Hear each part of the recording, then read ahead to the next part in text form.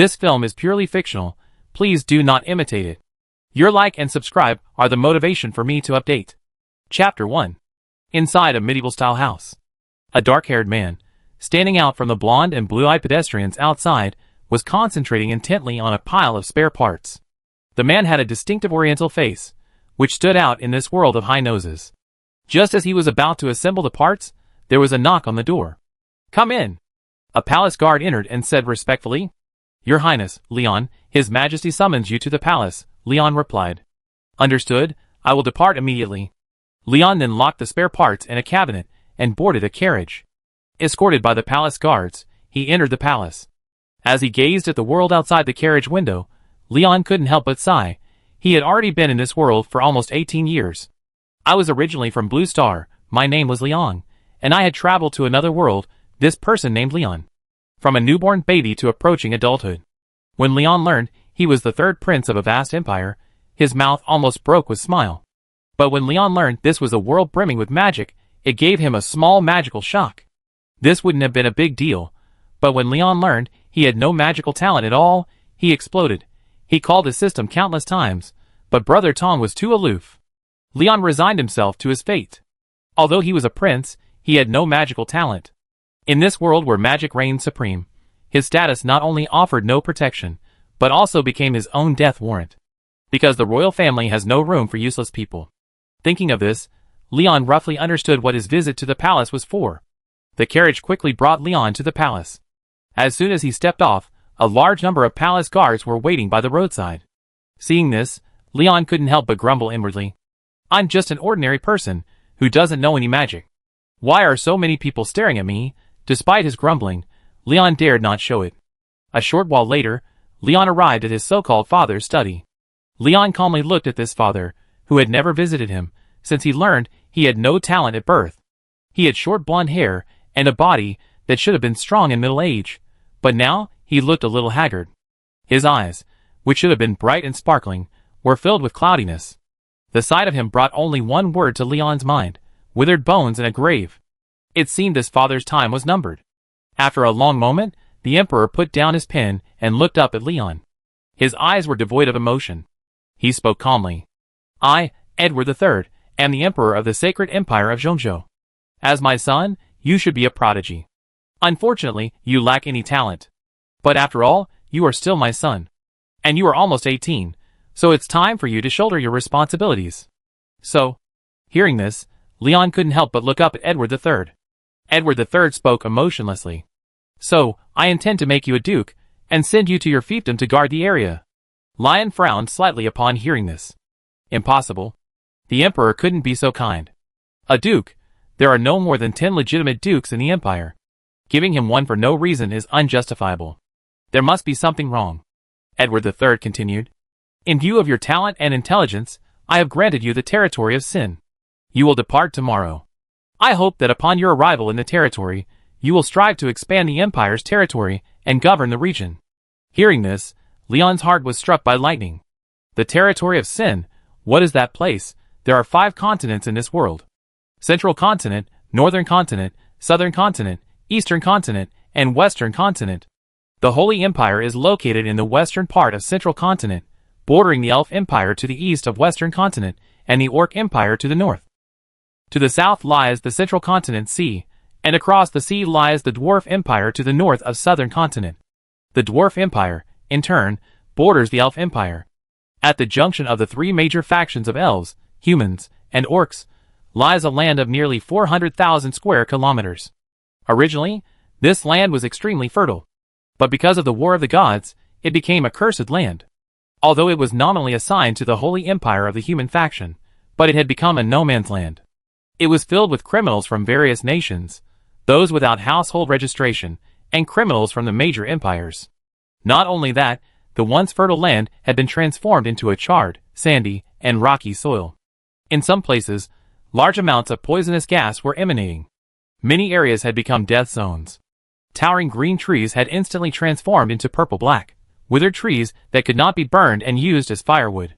The once clear river waters had lost their clarity, turning pitch black.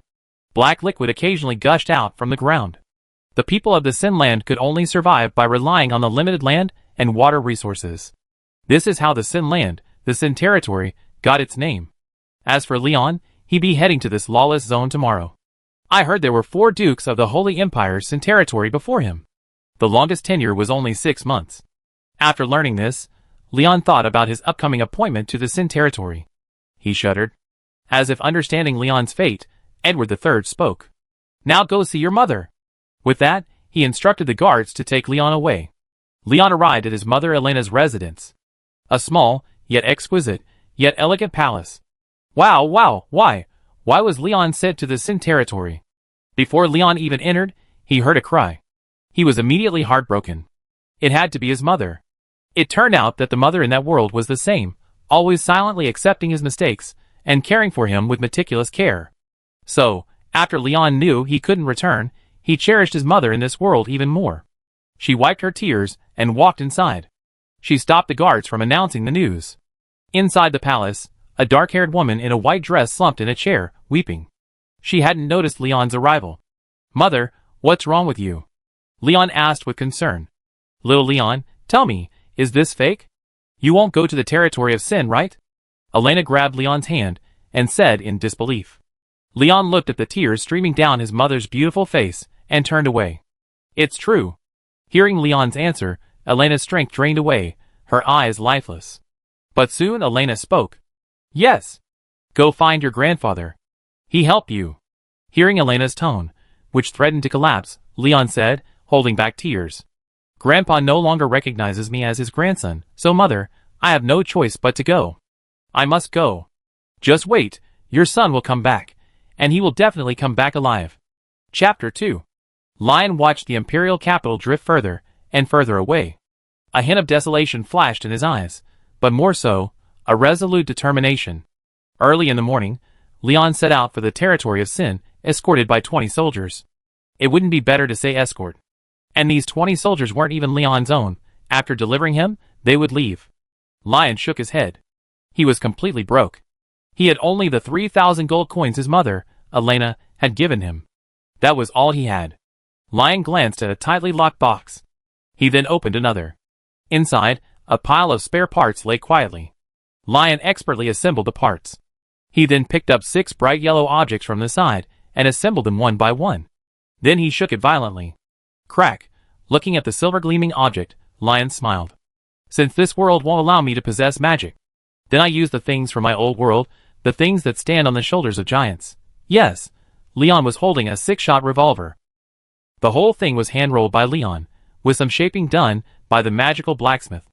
The ammunition was produced one by one, using a simple bullet-pressing machine that Leon had the magical blacksmith create. Smokeless gunpowder and other things weren't a problem for him. It was just the primer that took some time. As a military industry enthusiast, coupled with his mechanical engineering skills. And this world didn't regulate things like fulminate of mercury. Leon had spent over a decade, ever since he could write, preparing these things. Last night, in order to produce weapons economically and efficiently, Lion planned to use German 3-weapon stamping technology. Although Soviet weapons are more economical, compared to the reliable Soviet equipment, German equipment is Lion's current priority. This doesn't mean that Soviet weapons will not be considered, but the stamping technology Lion currently has only allows Lion to go the German route first. Thinking of this, Lion's eyes gradually cleared.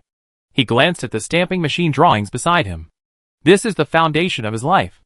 Now we just have to wait for the destination. Lion was gradually relaxing when a sarcastic voice came from outside the car. "Isn't this my dear brother? Why are you leaving for your fiefdom? I'm so reluctant to let you go," a gloomy blonde man said maliciously. Lion didn't answer, his face expressionless. Seeing Lion's expression, the man smiled and said, "All right, second brother wishes third brother a speedy grand dukehood."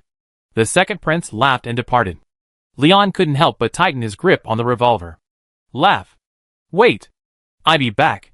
Leon took one last look at the imperial capital behind him, and also at the person he cared about most in the imperial capital, the Western Sacred Empire. After more than 10 days of travel, the convoy finally arrived at the Dukedom of Trace, the westernmost point of the Holy Empire. Further west lay the territory of Sin. Leon gazed at the dark mountains in the distance. He realized that this was the territory of Sin. A touch of sadness washed over him, but it was quickly replaced by a surge of pride. He would rise here. My Lord Duke, are you afraid? Just as Leon stared off into the distance, lost in thought, the knight escorting Leon spoke with alarm. He had to get Leon to the territory of sin. If Leon attempted to escape, he would stop him immediately. You're worrying too much. I haven't run all this way. Is there any need to run now? Lion smiled coldly. The knight commander said nothing after hearing this, silently stepping aside. Dusk gave way to night, which quickly passed. At dawn, Leon and his companions finally entered the territory of sin. As they advanced deeper, the once emerald green grass thinned, gradually transforming into black sand. Lion shuddered at the sight of the sand and stopped the carriage. He dismounted and grabbed a handful of the black sand. He examined it carefully, then burst into laughter. Ha ha ha! This isn't wasteland, it's coal, food for industry. But this coal seems to be tainted with impurities, otherwise it would have spontaneously combusted long ago. Watching Leon laugh at this wasteland, the knights escorting Leon couldn't help but feel a wave of fear. Is he crazy? Is Leon ignoring their surprised looks and asking, how much of this wasteland is there? The knight commander was puzzled, but he answered anyway. It's all over the place, even underground. Hearing the knight commander's answer, Leon appeared calm. In reality, a turbulent storm was brewing within him. Thinking of this, Leon's heart surged with emotion. He glanced over and froze. He froze. Running furiously, his hand trembled as he touched a pool of black liquid.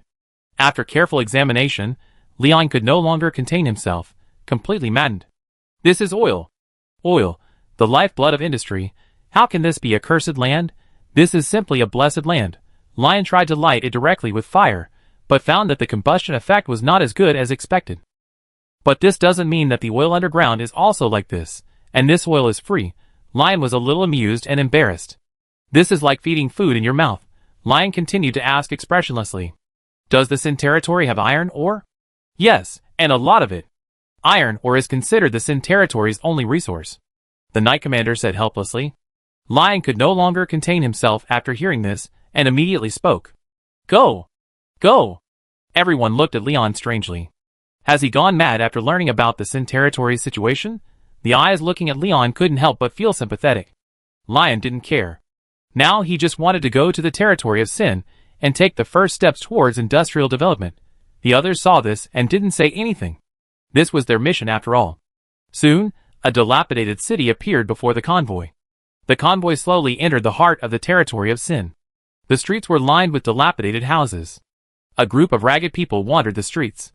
They were slovenly and unkempt, their gazes fixed on Lion's convoy. The Holy Empire's flag glared in their eyes. Many people immediately ran away in panic upon seeing Lion and his group. Many others looked at Lion and his group with curiosity. Lion, too, gazed at the city from the window. Poverty, filth, and chaos. But in their eyes, Lion saw something called stubbornness. This group of people was not exclusively human.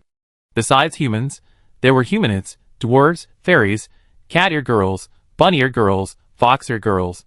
This truly stunned Leon, a well-educated young man. That's it? He looked away without blushing or beating his heart. Back in the imperial capital, Leon had never seen so many species.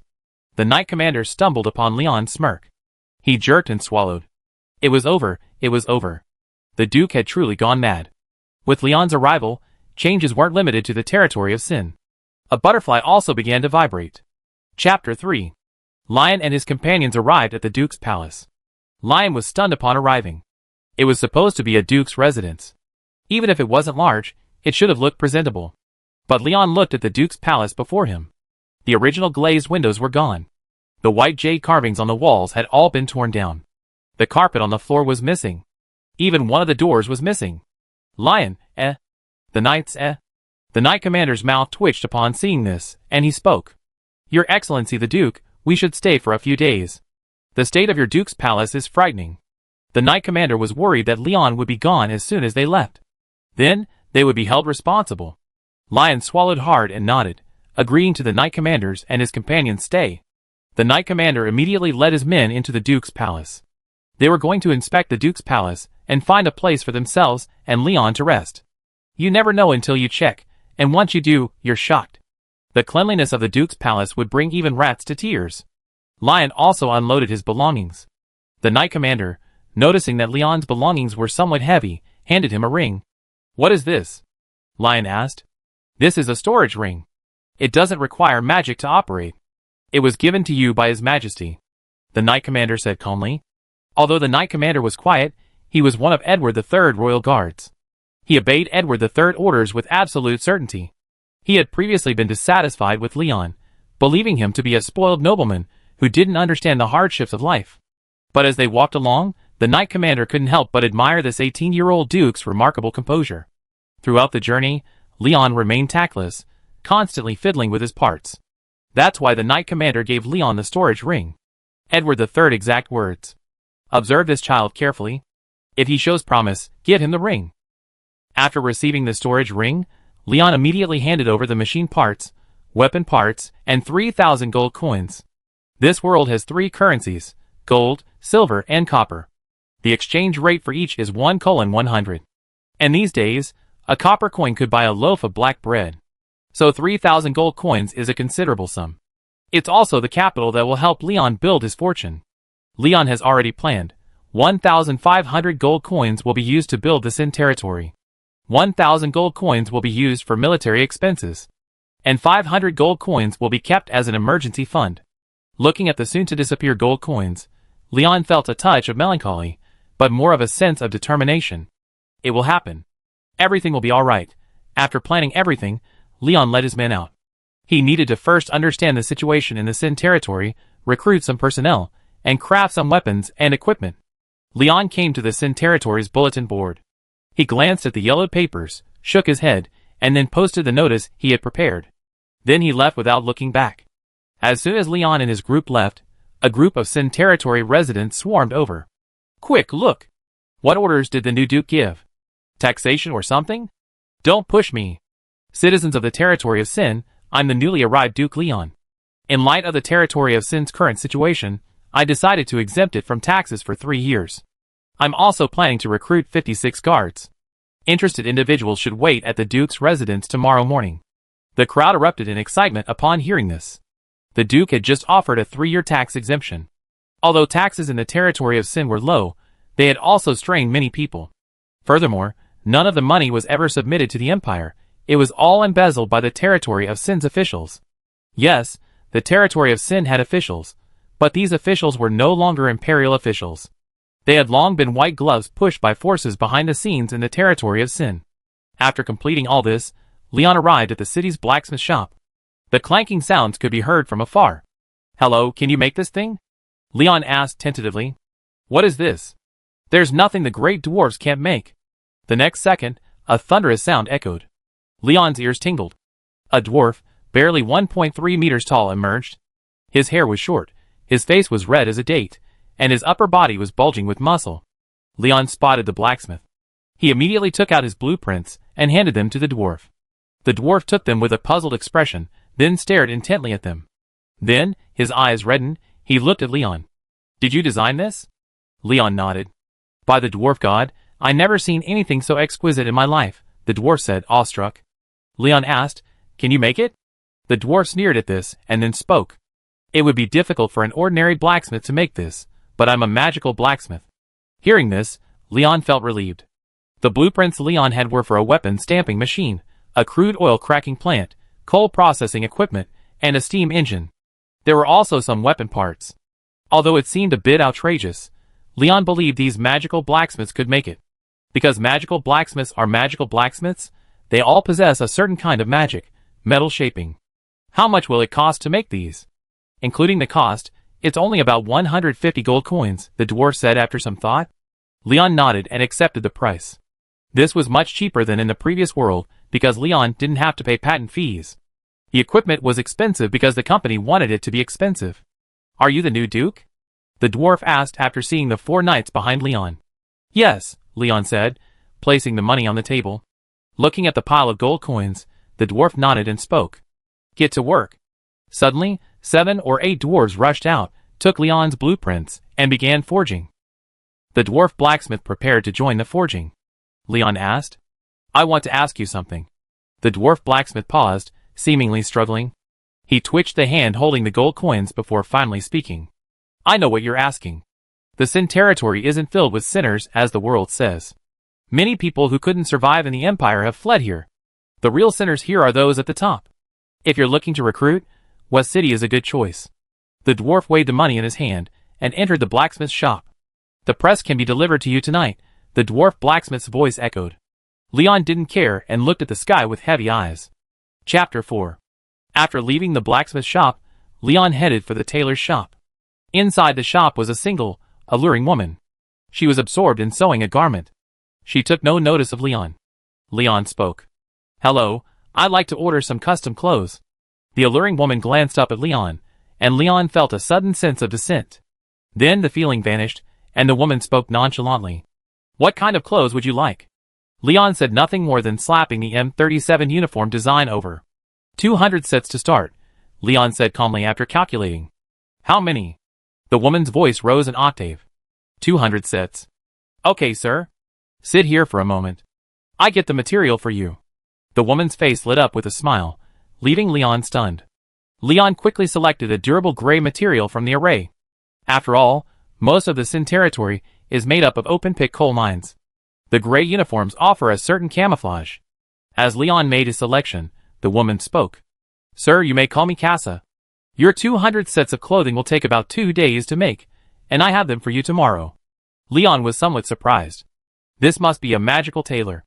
Otherwise, it would be impossible to create 200 sets of uniforms in just 2 days. This includes linings, jackets, pants, winter clothing, and boots.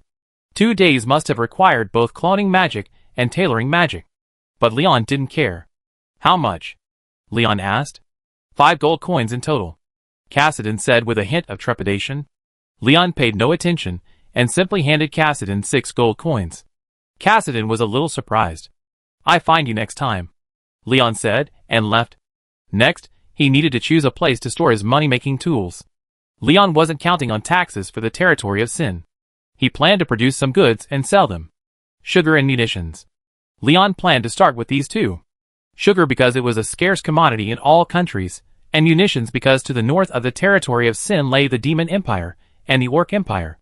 The proportion of demon and orc magicians was very low, but the average soldier was physically strong, equivalent to a second-level human knight. This world was divided into 2 main categories, magicians and knights. Magicians specialized in magic, while knights specialized in fighting spirit. Both realms were divided into levels 1 to 9. And Leon, neither magic nor fighting spirit was his forte. Leon was completely furious.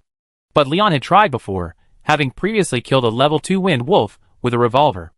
Although it took 2 shots to the head, Leon knew these weapons were highly sought after by the surrounding forces. Sugar was Leon's fastest growing source of income. A pound of yellowish white sugar could fetch 5 silver coins, and Leon's sugar could fetch at least 10.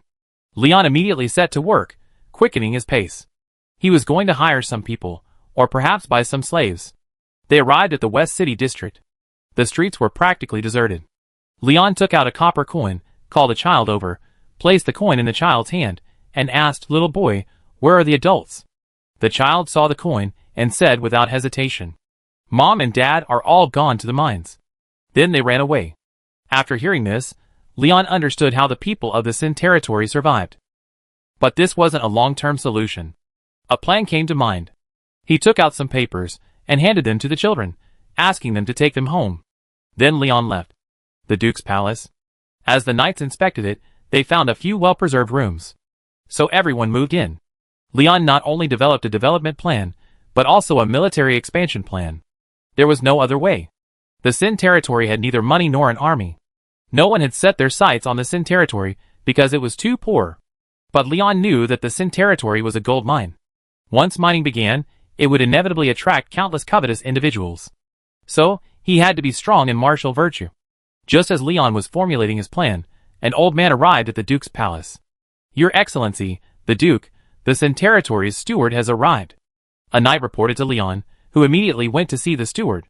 In the hall, as Leon entered, he saw a white-haired old man silently waiting for him. As soon as the old man saw Leon approaching, he immediately spoke respectfully. "Your Excellency, the Duke, I am Ryan, the Sin territory's steward. This is the basic information about the Sin territory." Ryan then took out a thick book and respectfully handed it to Leon. "Thank you for your hard work." Leon then began to read the information about the Sin territory. It was autumn in the Sin territory. Every autumn, Ryan would re-register the Sin Territory's situation. The Sin Territory's current population was 1.87 million. Last year, iron ore production was 100,000 tons. Tax revenue was only 1,642 gold coins. Sin City in the Sin Territory has a population of 420,000. Sin City is the city where Leon is currently staying.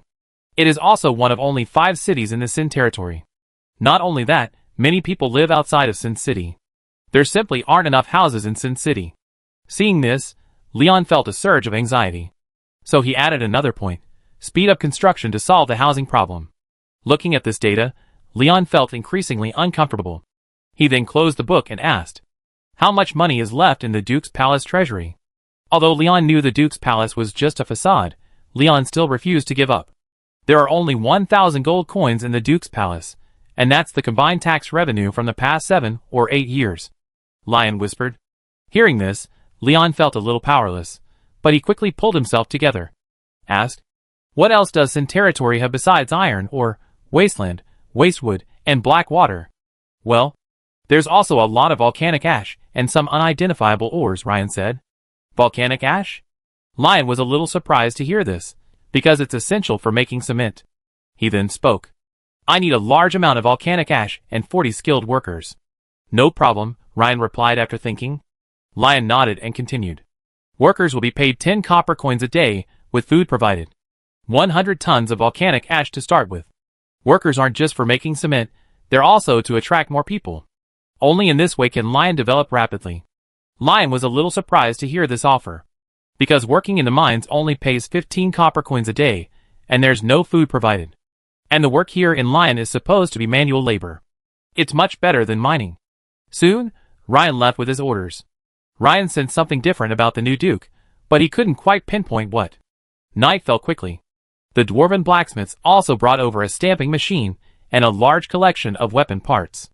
Chapter 5. Lion's eyes lit up when he saw the equipment. The equipment he had built had finally arrived. Most of the stamping machines were for civilian use, with only a few Lion intended for military use. Lion called 2 knights, gave them each a silver coin, and asked them to help make bullets. The bullet-making process was not difficult. First, the copper was machined into the cartridge case and bullet. Then the primer was installed, and the stabilizer and gunpowder were added. Finally, the bullet was loaded. Lion's replica was a fully automatic machine, but he had switched to magic-powered energy. In addition to the 3 currencies, there was another unusual currency, magic crystals. Each one stored a large amount of magic energy, equivalent to energy. Until the steam engine arrived, he could only burn magic crystals. As the bullets were being made, Lion also began to assemble the weapon. After a few operations, a long weapon appeared in his hands. The Kar-98K was one of the most famous bolt-action rifles of World War II. Leon had considered making a Mosin-Nagant or Early gun, but the 7.92 caliber made him feel more at ease. So Leon skipped the G98 and made the Kar-98K. Looking at this familiar weapon, Leon felt a little more at ease. The black handguard on the gun was made from scrap wood that Leon had a carpenter craft.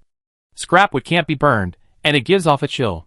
It's not suitable for building, but it's perfect for making weapons. Leon nodded with satisfaction. Then he placed the rifle in a nearby weapons box and continued assembling the next one. Lion ordered a total of 46 Type 98 Burmese shots and 8 MP40s. Actually, Lion preferred the PPSH-41 or PPSH. But then he thought about the PPSH's rate of fire, which was almost twice that of the MP40. Lion looked at the few bullets he had. Tears of resignation fell. Moreover, Lion's army had yet to acquire grenades or heavy firepower. Lion could only sigh. It will come, it will come. After a night of hard work, all 56 guns were assembled. A considerable amount of ammunition was also produced. 2,000 rounds of 7.92 by 57 mm IS ammunition. 800 rounds of 9 by 19 mm Luger ammunition. If it weren't for the lack of technology, Lion would have even considered using SS ammunition. Looking at the boxes of weapons and ammunition, Lion smiled. Okay, time to go recruit. In the courtyard of the Duke's Palace, a handful of young and strong men gathered, awaiting Leon's arrival. Leon's scalp tingled at the sight of such a small crowd. Leon counted, only 24 in total.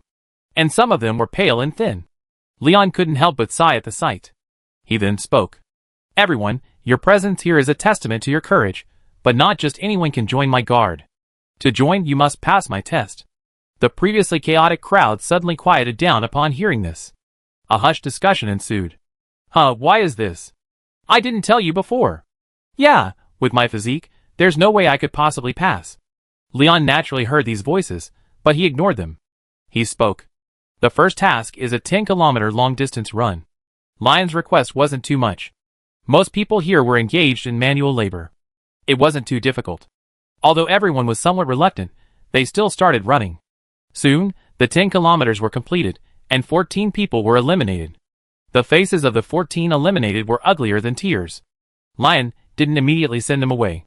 Instead, he gave each of them 20 copper coins, telling them to take care of themselves and come back next time. As the eliminated people left, Lion took a serious look at the 10 sturdy men before him. Their tanned faces were filled with determination. Lion nodded in satisfaction and turned to the Knight Commander, whispering, I have Ryan help me check these people's backgrounds later. The Knight Commander nodded. Lion also announced the morning's tasks. Stand at attention for 2 hours. Everyone was puzzled. What does standing at attention mean? Lion demonstrated it to them. Everyone understood what it meant. They couldn't help but smile a little. But their laughter soon faded. Lion looked at the people standing at attention, asked the Knight Commander to help watch, and then set out to find a factory. Finally, they cleared out a warehouse in the Duke's palace to use as a factory. At this time, Ryan also brought 40 workers. Lion asked quietly, Is their background clean? Ryan said affirmatively. Yes, I know where everyone lives. The people in your guard are also clean. Hearing Ryan's words, Leon felt relieved. He patted Ryan on the shoulder and said, Thank you for your hard work. Ryan was somewhat flattered. But Leon didn't care. Lion looked at the workers and decided to give them a little treat. Everyone, how much were you paid a day before? 10 coppers. Someone replied. Very good. I give you 20 coppers a day now, but I have only 2 requests. Lion said seriously after taking a look around. Everyone's eyes fixed on him. 20 coppers. More than anyone else working in the mines. First, don't leak anything here, or your families will be implicated. Second, don't cheat or do anything shady. I don't keep idle people here. After Leon made these 2 points, the men didn't complain, but nodded in agreement. Lion was very satisfied. He then taught them the cement-making method and had them sign a contract. At the same time, they swore an oath to the God of Light. Some still had a glimmer of hope. But after swearing an oath to the God of Light, they became obedient. This is a magical world. If you swear to a god, breaking it means your soul will be shattered. And the 8-hour work schedule gave them no reason to object. Lion also handed the factory over to Ryan, putting him in charge. When Ryan heard that Leon was handing the factory over to him, he immediately swore an oath. Lion felt relieved.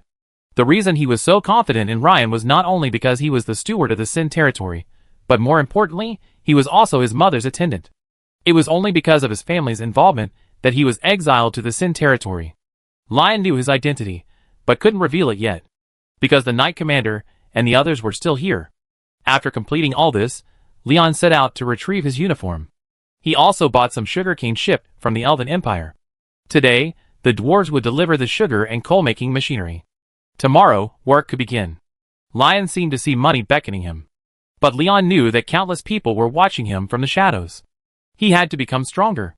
Chapter 6. Lion left with Cass's warm farewell.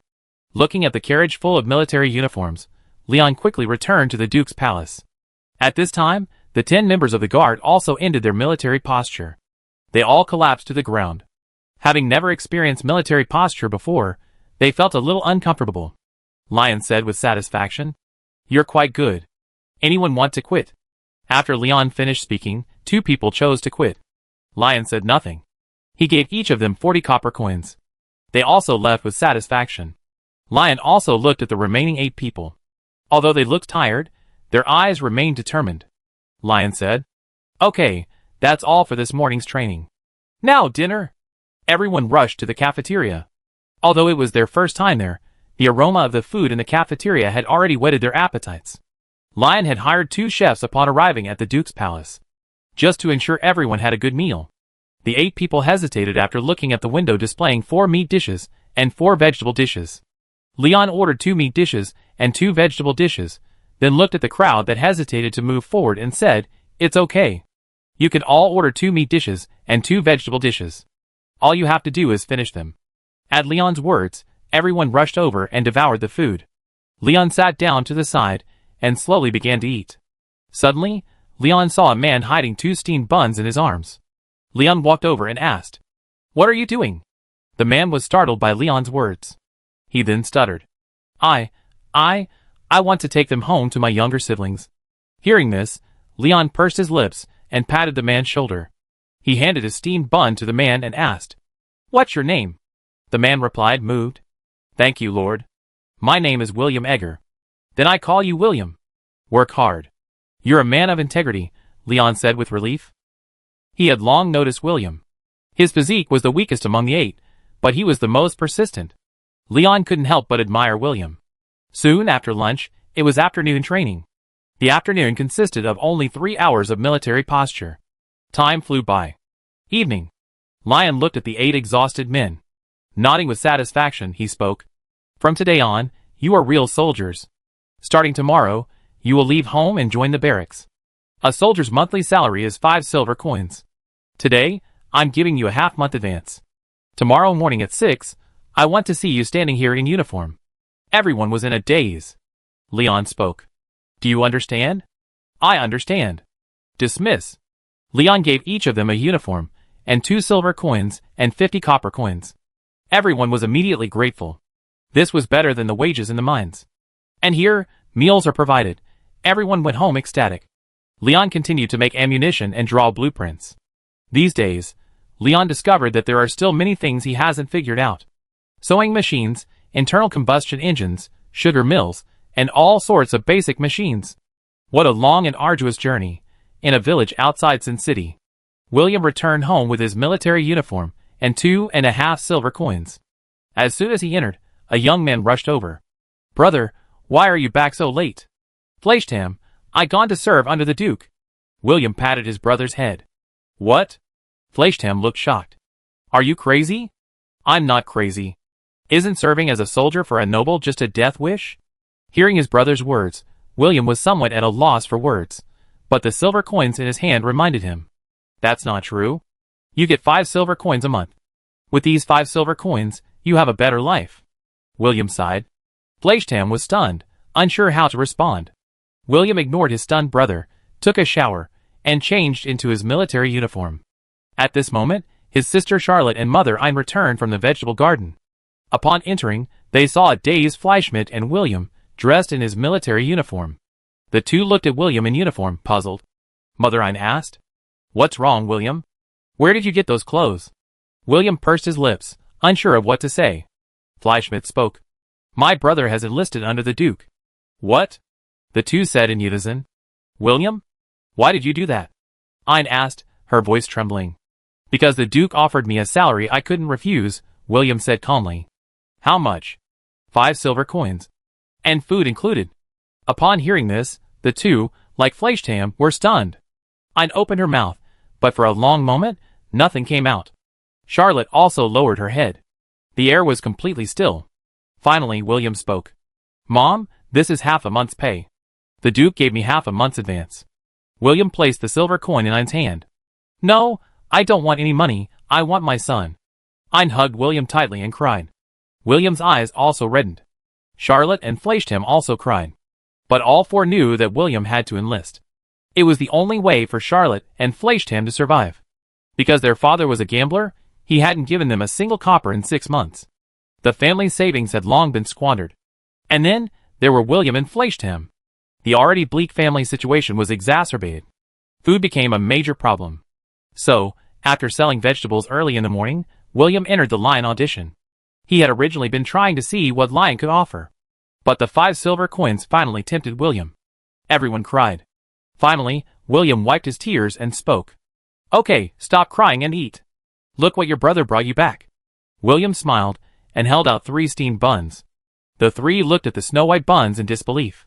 But William paid no attention, and each of them stuffed one into their mouths. Suddenly Charlotte smiled. But Charlotte couldn't stop her tears. Fleischtam also took a big bite of the bun. The childishness in his eyes had transformed into determination. Ein also began to eat, but continued to cry softly. The air was quiet. William knew they had agreed. I will definitely make it, I will, William thought to himself. What everyone doesn't know is that their decision today will bring them countless rewards in the future. Chapter 7. The next morning, early in the morning, Leon swatted away the crowing rooster. He struggled to get up. He hadn't slept until 2 or 3 the previous night. He had sorted out everyone's individual equipment and drawn up blueprints for all the equipment they needed. Upon arriving in the yard, the 8 men were already standing at attention. Leon nodded, very satisfied. He then distributed the individual equipment, aside from the rifles. Water bottles, lunch boxes, field stoves, first aid kits, field bandage jars, rucksacks, and engineer shovels. Leon hadn't prepared their gas masks yet. He also gave them the M35 steel helmets, freshly produced the previous night. For the next few days, everyone continued to practice standing at attention and marching. Leon had also expanded the army to 56 men. This was thanks to the spread of the 5 silver coin salary for William and his men. Hundreds of people came for the test every day. But Lion only managed to recruit 56 men. Nothing could be done. Lion had no plans for a major military expansion. The basic structure of the army had been completed. The army had been given a name, the National Defense Army. The military emblem was a silver, sideways dragon head. In the past few days, Lion's machinery had been ready, and the workforce had expanded to 500. Sugar production had begun. Weapons were now being produced on the assembly line. Coal processing had begun. Lion had also renovated the Duke's palace. At least the windows had been glassed. And the barracks had been built. Now Lion was starting to get back on track. Today, he planned to contact the merchants of the Sin territory. On the central street of the Sin territory, a stately 3-story building stood in the center. This was the building housing the Guilty Territory Chamber of Commerce. 90% of the Guilty Territory's wealth was controlled by those within it. Leon entered alone, leaving behind no knights or soldiers. In the hall, many merchants from other empires were whispering among themselves. Leon said nothing, simply going to the receptionist and saying, "I have sugar here. Do you accept it?" The receptionist was a little surprised. But when she took a closer look at Leon's face, her expression suddenly changed. "Sorry, we don't accept sugar." The receptionist seemed to be evasive. Leon understood everything. It seemed someone didn't want him to live. Leon took one last look at the Chamber of Commerce. He smiled, then left. On the way, Leon pondered what he should do. It seemed that going through the Chamber of Commerce wasn't going to work. So Leon planned to start a new business. Leon planned to find 1 or 2 merchants from other empires and sell the sugar through them. But now wasn't the right time, as Leon didn't have the financial resources. Leon stared blankly at the sugar and candy in his hands. Then, Leon felt something fragrant knock him over. Leon was stunned. He saw clearly what had knocked him over. A pair of fluffy, snow-white rabbit ears appeared before him. A white-haired, bunny-eared girl was hiding nearby. The bunny-eared girl happily ate the candy Leon had brought with him. Leon was a little confused. My goodness, are bandits this rampant these days? But why would such a beautiful bunny-eared girl be a bandit? Leon stared at the pair of red eyes that seemed to glow. He didn't know whether to laugh or cry. Is it really that delicious? But then he remembered that he was still being sat on by this bunny-eared girl, and he spoke weakly. Girl, can you get up for a moment? Suddenly, the bunny-eared girl, hearing Leon's words, perked up her ears and scurried away. But as he was about to leave, he felt reluctant to leave. Seeing the shy blush on the bunny-eared girl's stunning face, Leon forced himself to suppress a smile. He placed all the remaining candies in the bunny-eared girl's hands. The bunny-eared girl, looking delighted, skipped away. This made Leon suspicious. It seemed like the bunny-eared girl wasn't very clever. Never mind, my candies. Leon returned to the Duke's palace. At this time, the dwarf blacksmith also delivered the parts for the MG42. Leon had originally planned to make an MG45.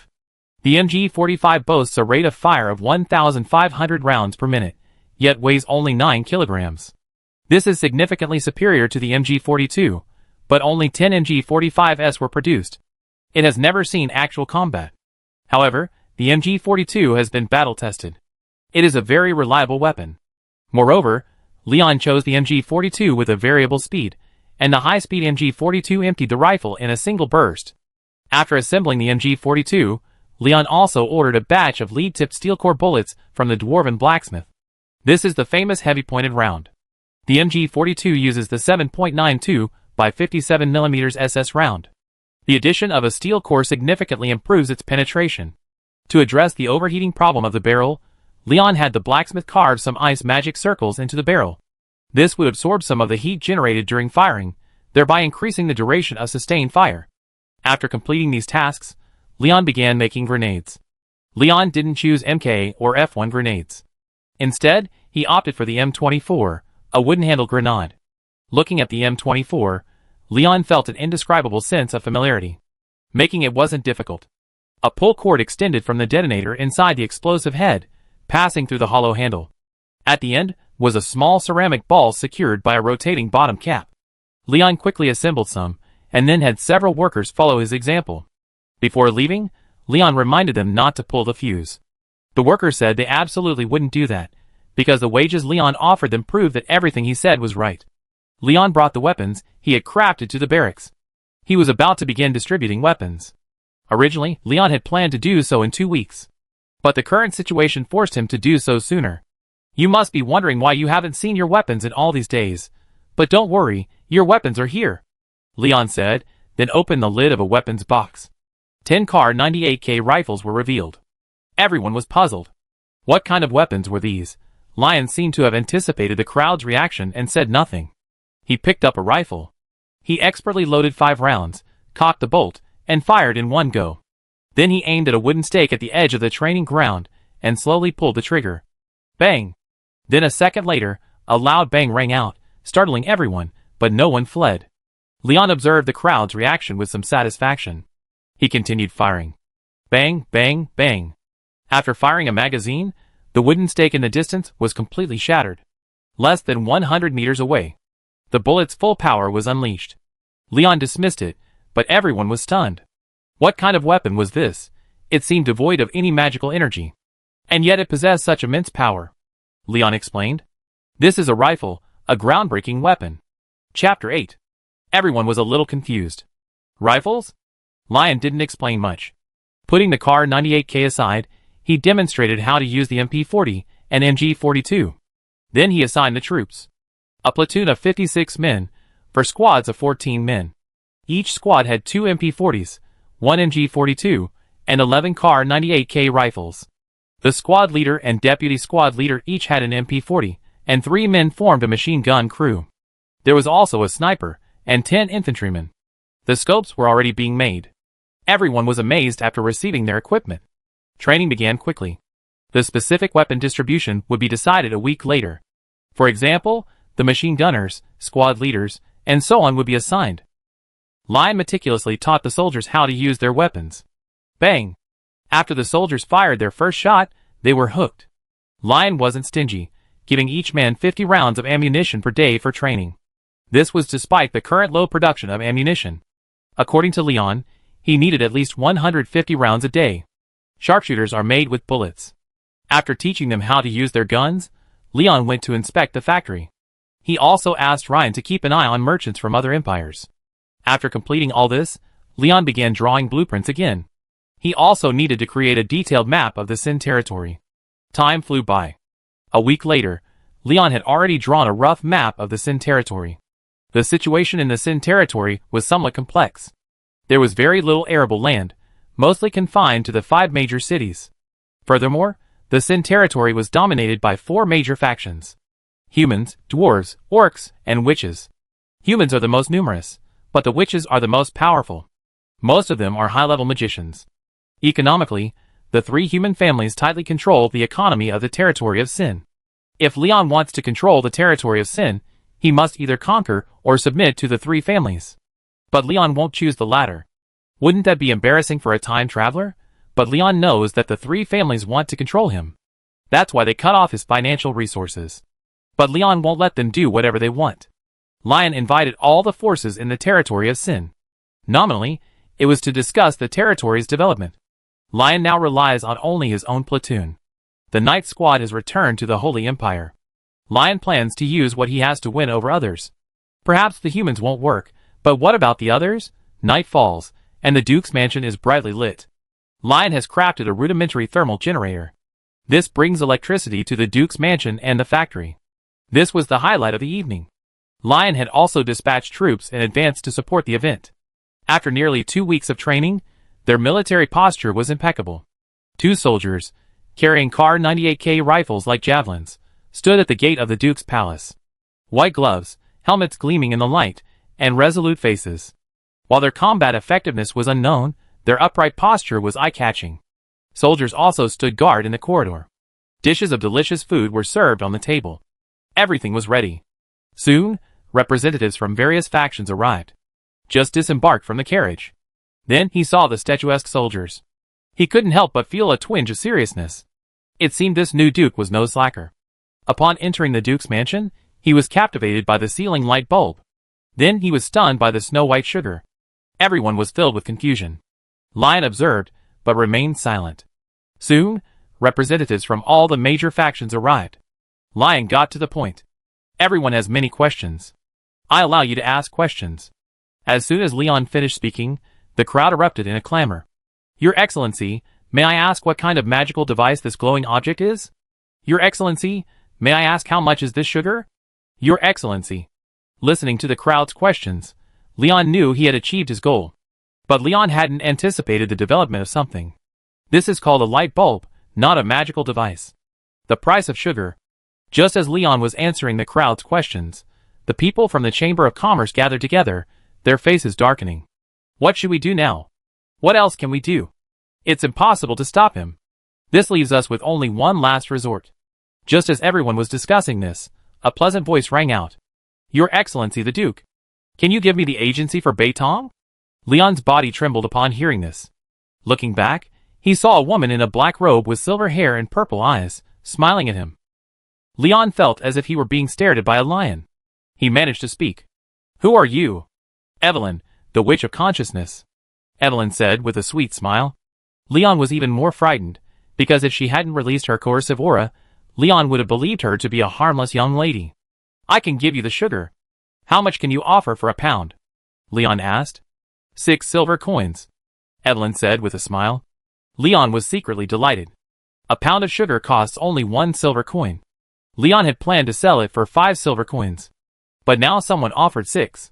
Leon pretended to be unmoved, speaking with a hint of difficulty. 6 silver coins. That's not much profit. Evelyn's smile froze as she heard this. Really? Feeling the gradually cooling air, Leon said immediately. Never mind. 6 silver coins. Consider it a friendship. Leon's face was etched with pain. Evelyn instantly withdrew her coercive aura and smiled. Very well, Your Excellency the Duke. From now on, you be my friend. Leon replied, his lips twitching. Okay, my good friend. So if you go along, you're friends, and if you don't, you die, right? Leon didn't dwell on it, because he already made a profit. At least, he stabilized the witch camp. No need to worry about money. Leon breathed a sigh of relief. Just then, the representative of the Chamber of Commerce spoke. Your Excellency the Duke, the Chamber of Commerce is willing to contribute 1,000 gold coins to build Sin City. Everyone's faces were filled with indescribable strangeness upon hearing this. Leon seemed to sense something was amiss, but he continued. Thank you for the Chamber of Commerce's contribution to the Sin territory. Evelyn snorted coldly. Humph. Don't think I don't know your little tricks.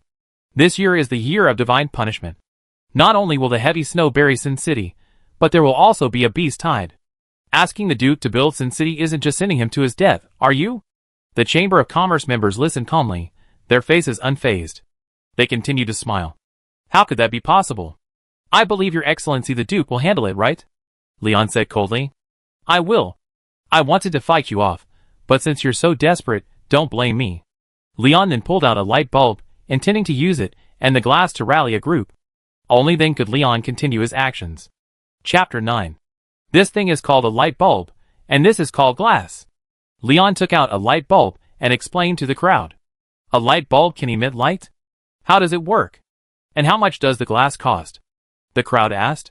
The light bulb works by using electricity to create an electric effect, which produces light. Leon explained carefully.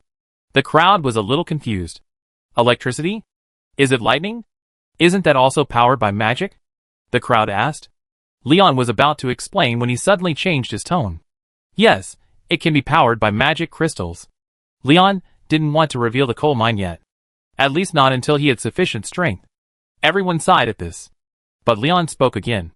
But a light bulb only costs 1 gold coin, several times cheaper than a magic lamp, and it consumes only half the energy. The crowd was shocked. Finally, after much competition, the orcs won the light bulb agency. So Leon began his final, crucial act. Glass. This world still uses colored glass. The appearance of glass was a dimensionality reduction attack. 1 square meter of glass only costs 1 silver coin. Hearing this, the crowd erupted in excitement, and the humans and dwarves were on the verge of a fight. They had already failed to secure the sugar and light bulbs, so they were determined to get the glass. Finally, under pressure from the humans, the dwarves compromised and ceded the glass agency to the humans. This thrilled the members of the Chamber of Commerce. Haha, with glass, here comes the opportunity to strike it rich. 1 silver coin apiece, how can you make a fortune? What a joke. Don't we get to decide the price? The banquet ended quickly. Irina stared at Leon with a lecherous look, making him look a little uneasy. The orc representative, a minotaur, was also very grateful to Leon. After seeing everyone off, Leon stopped the dwarf representative. He led him to his office. Your Excellency the Duke? What are you doing? The dwarf representative was puzzled. Leon spoke. I know you hate the Chamber of Commerce, and hate them for stealing your opportunity, but I have an opportunity that's even more suitable for you. What? Your Excellency the Duke. The dwarf representative's face was filled with gratitude. Ammunition, Leon whispered. He then pulled out his revolver and fired a shot at a wooden stake outside the window. Bang! The dwarf representative jumped in surprise, then froze for a second. Because the stake had a hole in it, and the dwarf didn't sense any magic from Leon, Lion slowly reloaded his revolver. The dwarf representative felt a little awkward, wanting to speak but too embarrassed to. Bang!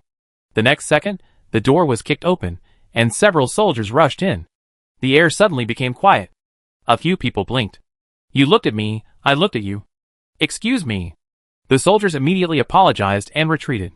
Thinking Leon was in trouble, they rushed forward without a second thought. Lion didn't blame them. He then continued talking to the dwarf. Did you notice just now? My soldiers are also holding weapons like this, and they're even more powerful.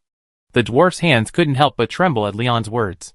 The dwarf must seize this opportunity. He must. Then he looked at Leon and said excitedly, Your Excellency, please cooperate with us. The dwarves will be your most loyal partners. Leon was a bit amused and embarrassed. He was so enthusiastic, he almost ate himself up. Leon then handed the weapon blueprint to the dwarf. It wasn't the manufacturing blueprint for the Kar 98K. It was the crudest M1888 rifle. Leon had even reduced the amount of gunpowder in the already weak round-nosed bullet. It was euphemistically called the export version. This delighted the dwarf representative immensely. Leon, seeing this, spoke up. What do you mean by the year of divine retribution? The dwarf representative immediately grew serious upon hearing this. The year of divine retribution is a special natural disaster that occurs after a certain period of time in the Sin territory. It will bring severe snowstorms and a wave of beasts. Leon asked thoughtfully. So how did you handle it in the past? Before? In previous years, we head south, taking refuge in the southern part of the Sin territory. But going south is a luxury for the rich, but for the poor. The dwarf trailed off. Lion, growing increasingly serious, asked, How long until the first snow? About 2 months. The dwarf representative paused, thinking. Lion sighed. I see. He then sent the dwarf representative away. After everyone left, Leon sat alone in his study. Unlighted, he sat in the darkness. After a long moment, Leon stood up. When the enemy comes, we must fight them. When the water comes, we must block it with earth. Isn't it just a heavy snow? Isn't it just a beast tide? If I can't overcome it, then what strength do I have to even think about returning home? Leon then turned on the light, pulled out a piece of paper, and wrote a few large characters. Autumn Defense Construction. He then began to write furiously. The night passed unnoticed. The next day, Leon was drowsy when Ryan called him awake. Sir? Sir? Several major factions have sent money. Lion opened his eyes. Bright sunlight streamed into the room. Ryan? What time is it? Lion said, and quickly went to wash up. Almost noon. Ryan whispered. Soon, Leon arrived in the hall. Looking at the several large boxes in the hall, Lion could finally show his skills. Seeing Leon arrive, the escort spoke. Your Excellency, this is half the gold coins. The other half, the balance, will be delivered once the goods arrive. Lion nodded, and the guards left.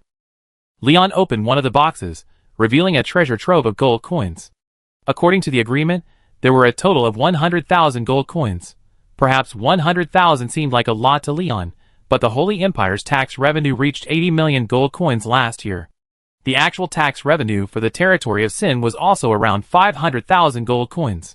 As for the missing gold coins, Leon would make them pay up sooner or later. Closing the box, Leon looked at his plans. Completing the winter defense plan alone would cost over 80,000 gold coins. Leon was going to conduct a field survey today to see how many people in Sin City were homeless. Leon was already planning to rebuild the city walls and produce Pak-40 anti-tank guns. This was to counter those overly powerful monsters. The monsters moved very quickly, and poor Leon couldn't provide cover fire. He could only rely on the anti-tank guns with extremely high muzzle velocity to kill the fast-moving monsters. But Leon was on the safe side. I'm still planning to build an SFH-18 howitzer to use it against powerful monsters. After all, Leon has a phobia about insufficient firepower. With this howitzer, Leon finally feels a little more at ease. These days, Leon has also assembled a bullet production line, and the weapons production line is almost complete. But Leon still wants Ryan to keep an eye out for talent in this area. After all, I can't carry the team by myself. Lion has also started building internal combustion engines. But the process is a bit difficult, so Leon will start with a steam engine. Let's just make do with it for now. Chapter 10. Dressed in military uniform, Leon arrived at the slums of Sin City's west side. This was where most of Sin City's homeless people gathered. Leon and his group stood out. Looking at the filthy slums, Leon realized that the strength of Sin territory required more than just a strong army. These people were the foundation of its strength. A strong nation is built on a strong people, and awakened people are the most powerful. Leon also learned from several stewards the number of people living in sheds and dilapidated buildings in the slums. A full 80,000. Leon was somewhat surprised by this number. But his eyes gradually grew colder. One-fifth of the people lacked shelter and food, and the money they earned each day was barely enough to keep themselves fed.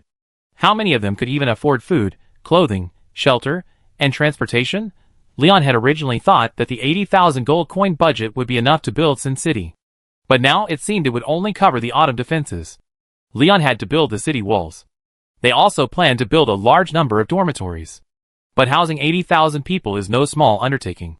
3 months was a bit rushed, but it had to be built. Unnoticed, dusk fell.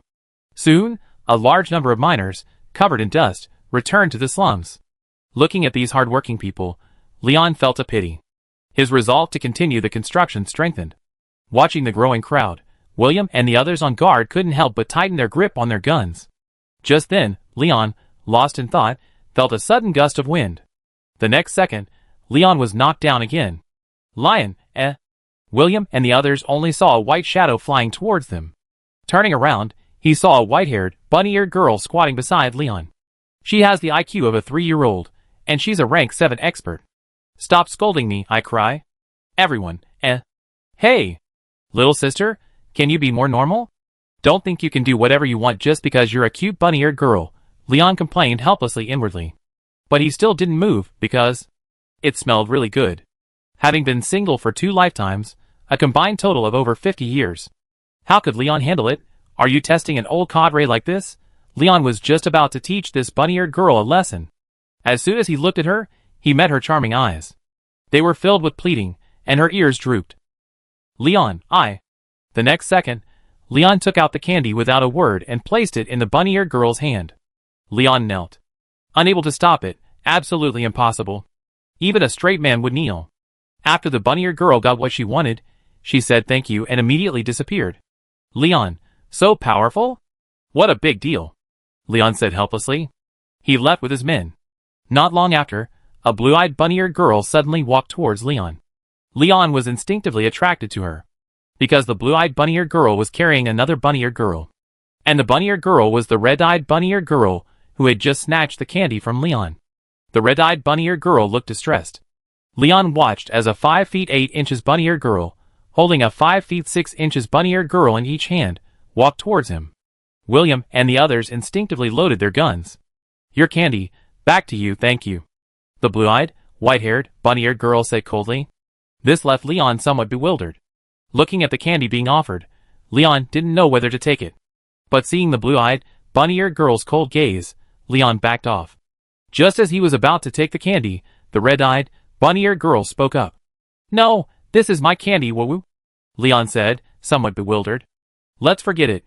This isn't worth much," the blue-eyed, bunny-eared girl said. "Yinxin, if you cry again, I throw you away." The red-eyed, bunny-eared girl stopped crying immediately after hearing this. She hugged the blue-eyed, bunny-eared girl tightly. No, it's just candy. I don't want it anymore." "Sister, don't want Yinxin." "Leon, Everyone, The blue-eyed, bunny-eared girl, The blue-eyed, bunny-eared girl patted Yinxin's head and said helplessly, "Sister, I can't afford you. How about I just sell you?" Yinxin, shock. Then she shook her head like a rattle. Leon suddenly had a plan. "I can give you money. Can you protect me?" Leon asked tentatively. The blue-eyed, bunny-eared girl said calmly, "My name is Shuangxing. If you can help everyone survive the year of divine punishment, I will naturally protect you." With that, she carried Yinxin away, leaving Yinxin to scramble. Watching the two depart, Leon was lost in other thoughts. It seems this road ahead won't be easy. Then Leon posted another notice. Recruiting soldiers. Lion plans to expand to 230 men, a company's strength. North of the city of Sin lies the Sin Forest. It's also the only forest in the territory of Sin. The beast tide also originated from the north. So Leon plans to manufacture 8 FAK-40 anti-tank guns and deploy them on the future city walls to the north. He also rushed to produce a large number of MG-42s. Most of the beast tide consists of Tier 1 and 2 monsters. IS rounds are sufficient to kill them, while SS heavy-pointed rounds can at least injure or kill Tier 3 monsters.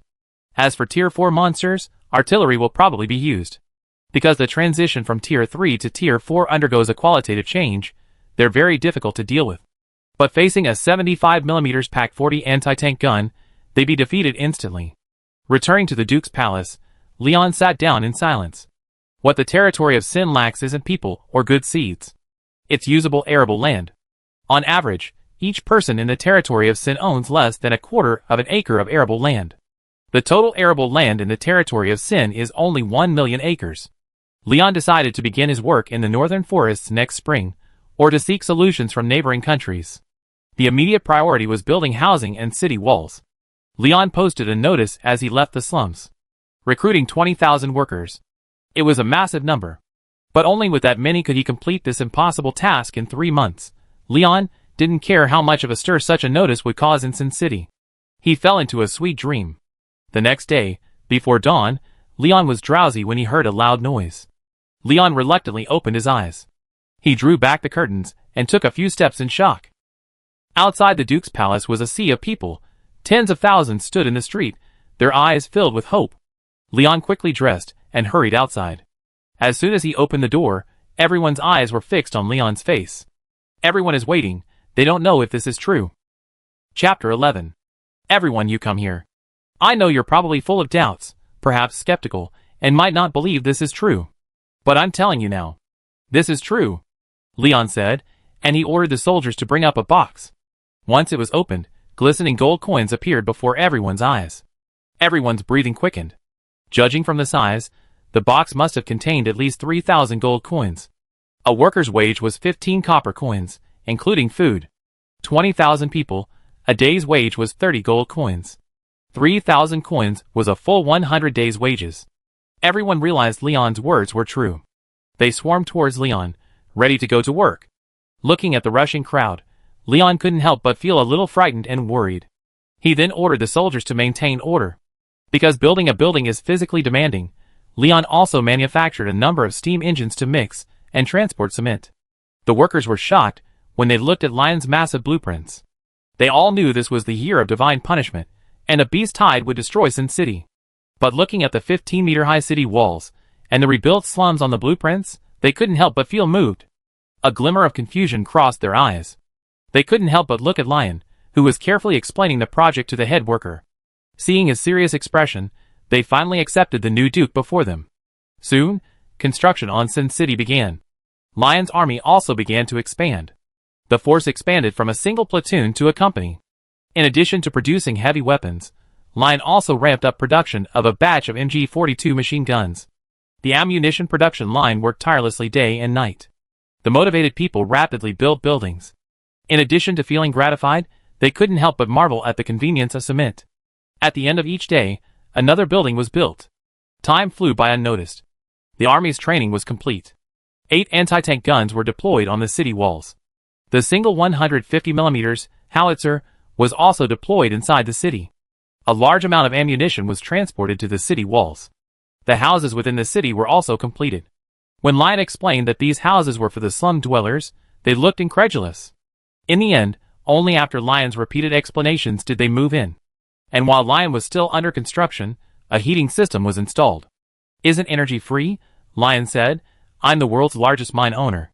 Coal? All you can do is produce it." 3 months flew by. Lion couldn't help but smile as he watched the increasingly prosperous Sin territory. People walked in groups of 2 or 3 on the streets. In the shops on both sides, the dazzling array of goods was eye-catching. The residents of the slums had also taken on a completely new look. From their initial slovenliness, after moving into their new homes, they couldn't help but pay attention to cleanliness. Although their clothes were still linen, their temperament had gone from dull at first to fuller and more vibrant now. It wasn't that they couldn't afford cotton clothes, nor was it that Lion couldn't make a spinning machine. But there's no cotton in the territory of Sin, and they don't even plant it in the fields. Lion plans to find a way to get some cotton seeds from the Elf Empire next spring. As for the land, the northern forest counts as territory of Sin, right? As a lord, it makes sense for me to rationally plan my territory, right? He. On the street, pedestrians looked at Leon, who was wearing a lewd smile, and couldn't help but distance themselves from him. Lion's face darkened. Just as Leon was about to leave, a little girl ran over. She looked at him with admiration. "Big brother, are you the Duke?" Looking at the little girl with a gleam in her eyes, Leon couldn't help but touch her head. He said with a smile, "Yes? What's wrong?" The little girl spun around happily, speaking incoherently. "Great. I met the Duke. Mom. Come quickly. Leon immediately covered the little girl's mouth and looked around warily. It couldn't be helped. The people in the slums now adored Leon. If they knew Leon was in the slums, they'd be surrounded. Leon whispered, "Little girl, don't tell anyone I'm here. I give you something delicious." The little girl nodded, and just as Leon was about to let go, she suddenly cried out, "Human traffickers. Watch out." Then, Leon felt himself flying. Then, dizzy, he slammed heavily to the ground. Leon rubbed his body, dazed, and climbed to his feet. Standing next to the little girl was a blonde woman. Leon was stunned. What stunned Leon wasn't the woman's stunning beauty, but her pointed ears. She was an elf.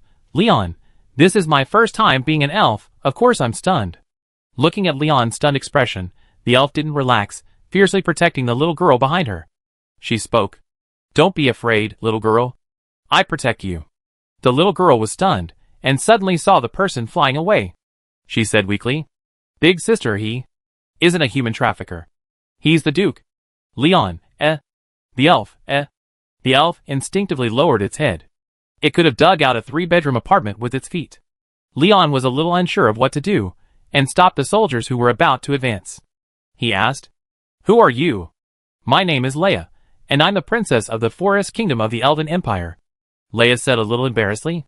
"Oh, Leia? Just a princess of the Forest Kingdom. Ah? Wait a minute." Lion didn't react at first, but suddenly his voice rose an octave. "You're a princess? Huh?" "Yes. What's wrong?" Lion said, bewildered. "Great, haha. My name is Leia. Nice to meet you." "That's not princess, that's fat." "Very good." Lion almost gave away his true intentions, and quickly corrected himself. "Fat sheep. Is this about to take off?" Lion then asked seriously. "So, may I ask Princess Leia, what brings you to the Sin territory?" Well, Lord Leia, I'm just passing through the Sin territory," Lion said a little awkwardly. "Lion, No, snowflakes fluttering." Looking at Leia's face of despair, Leia was at a loss. Then she asked, "Master Leon, are you all right?" Leon waved his hand, indicating he was fine. The fat sheep was gone. But Leia's next words sent Leon flying backwards. Chapter 12. Lord Leon, the divine punishment is imminent. I can't go back, Leia said somewhat weakly. She planned to stay in Leon for the winter. Leia, who had been discouraged, almost jumped up at this. All right, the tech grand slam is arranged, fat sheep." "Ugh. Your Highness, the territory of Sin will surely be an unforgettable place for you. Hee hee hee hee. Leia chuckled obscenely in his heart. Just as Leon was thinking about how to trick Leia, William came running over in a panic. Lord! This is bad? The Guild of Commerce is leaving the city of Sin. What? Leia was a little surprised, then realized the seriousness of the situation. He ordered, William, please take this elf back to the Duke's palace. I handle this matter, Leia said, and headed for the city gate. Soon, Leon saw the Guild of Commerce members stopped by soldiers at the gate. It looked like they were about to break through. A soldier nearby had already raised his Car 98K. Seeing this, Leon rushed to the city gate. He ordered the soldiers to lower their weapons. Then he asked calmly, Where are you going? Merryweather, the Chamber of Commerce president, stepped out and said with a smile, Your Excellency, the beast tide will arrive in winter, and even a 7th-rank great magician will perish. For the sake of my family, Your Excellency, can you understand that I am leaving with my family? Yes. Your Excellency, we are doing this for our families too. Hearing the shameless words, Leon's face darkened. I gave you glass so you could make money. It was also our last friendship as humans. I was planning to help you along, but now you strayed from the path you took. During the construction period, they incited people to leave, spread panic, and waited for an opportunity to drive up prices. After their plans were shattered, they tried to flee again. Leon wasn't so kind. One last question. Are you planning to abandon this place? Leon asked, his voice suppressed. Because they not only just left on their own, but also borrowed a lot of money, and took away a lot of food. This had caused prices in Sin City to be quite high, even though Leon had already stockpiled a large amount of food. But looking at the endless convoy, and the hypocritical excuses, Leon finally couldn't help it. How can you say that? Good birds choose their trees, and we already have glass. Bang! Ah! Merryweather, the Chamber of Commerce president, was speaking, but before he could finish, Leon grabbed the rifle of a nearby soldier and fired at him. The bullet pierced Merryweather's body, and he lay on the ground screaming. The rest of the caravan suddenly panicked. But Leon didn't give them a chance to escape. He immediately surrounded them. The convoy was protected by some magicians. But just as the magicians were about to cast spells, they were shot to pieces by the soldiers. Because low-level magicians aren't very strong physically. Rifle bullets can kill or injure low-level magicians. And these unprepared magicians were killed, as the magicians who were about to attack were killed. Everyone in the convoy fell silent. Merryweather's face was filled with disbelief. He didn't sense any magical power or fighting spirit from these people. They were just ordinary people. Leon ignored the stunned Merryweather. With a wave of his hand, he ordered his soldiers to seize the convoys. In short, the people could leave, but the food and money had to stay. This infuriated everyone. They all rebelled. Without another word, Leon drew his revolver from his waistband and fired 2 rounds into the air. Bang, bang. The crowd fell silent again. Leon didn't kill them all, but seemed to compromise. Give us enough food, and leave the money alone. Hearing Leon's words, everyone relaxed. They hurried away. The platoon leader nearby asked, Lord, we're just... Leon waved his hand. Seeing this, the platoon leader was at a loss for words. Just then, a snowflake drifted down from the sky. More and more followed. People on the street stopped and looked up at the snowflakes. Winter has arrived. Many people wore pessimistic expressions.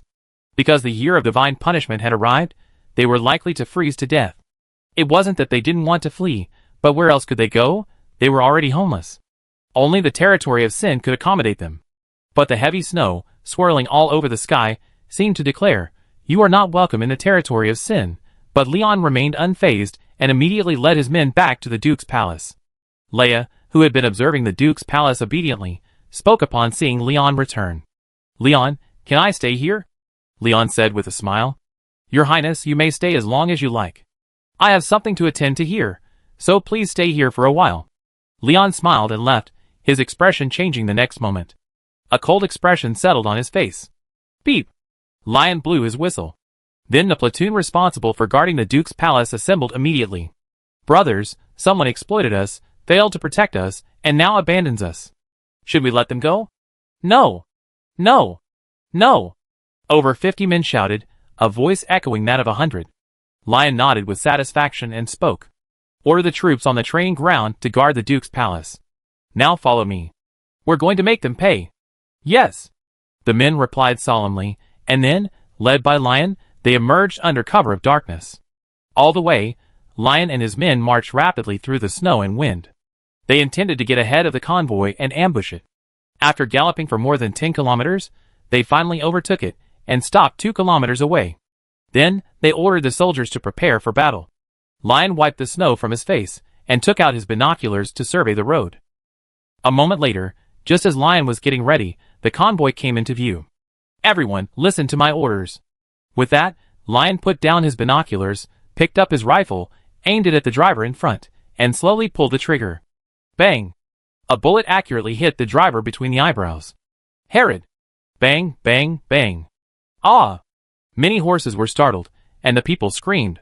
Merryweather, inside the carriage, couldn't help but curse at the gunshots. Damn Lion! He has no intention of letting us go. Just as they were about to counterattack, Lion's 4MG-42S roared. Swish! A dense stream of bullets, mixed with flares, flew towards the convoy. Many guards, who had just dismounted from the carriages, were instantly shattered. Even the people inside were not spared. This was a massacre. After a long moment, the gunfire stopped. Chapter 13. As gunfire rang out outside the city, other troops stationed within also received orders. Thoroughly investigate the families on the list.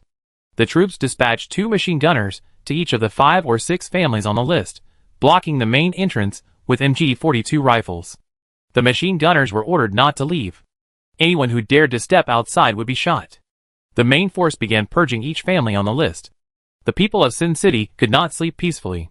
Ordinary people were unaware of what was happening, while those who knew feared it would affect them. As the purge progressed, the mansions of the families on the list were filled with wailing, sobbing, and cursing.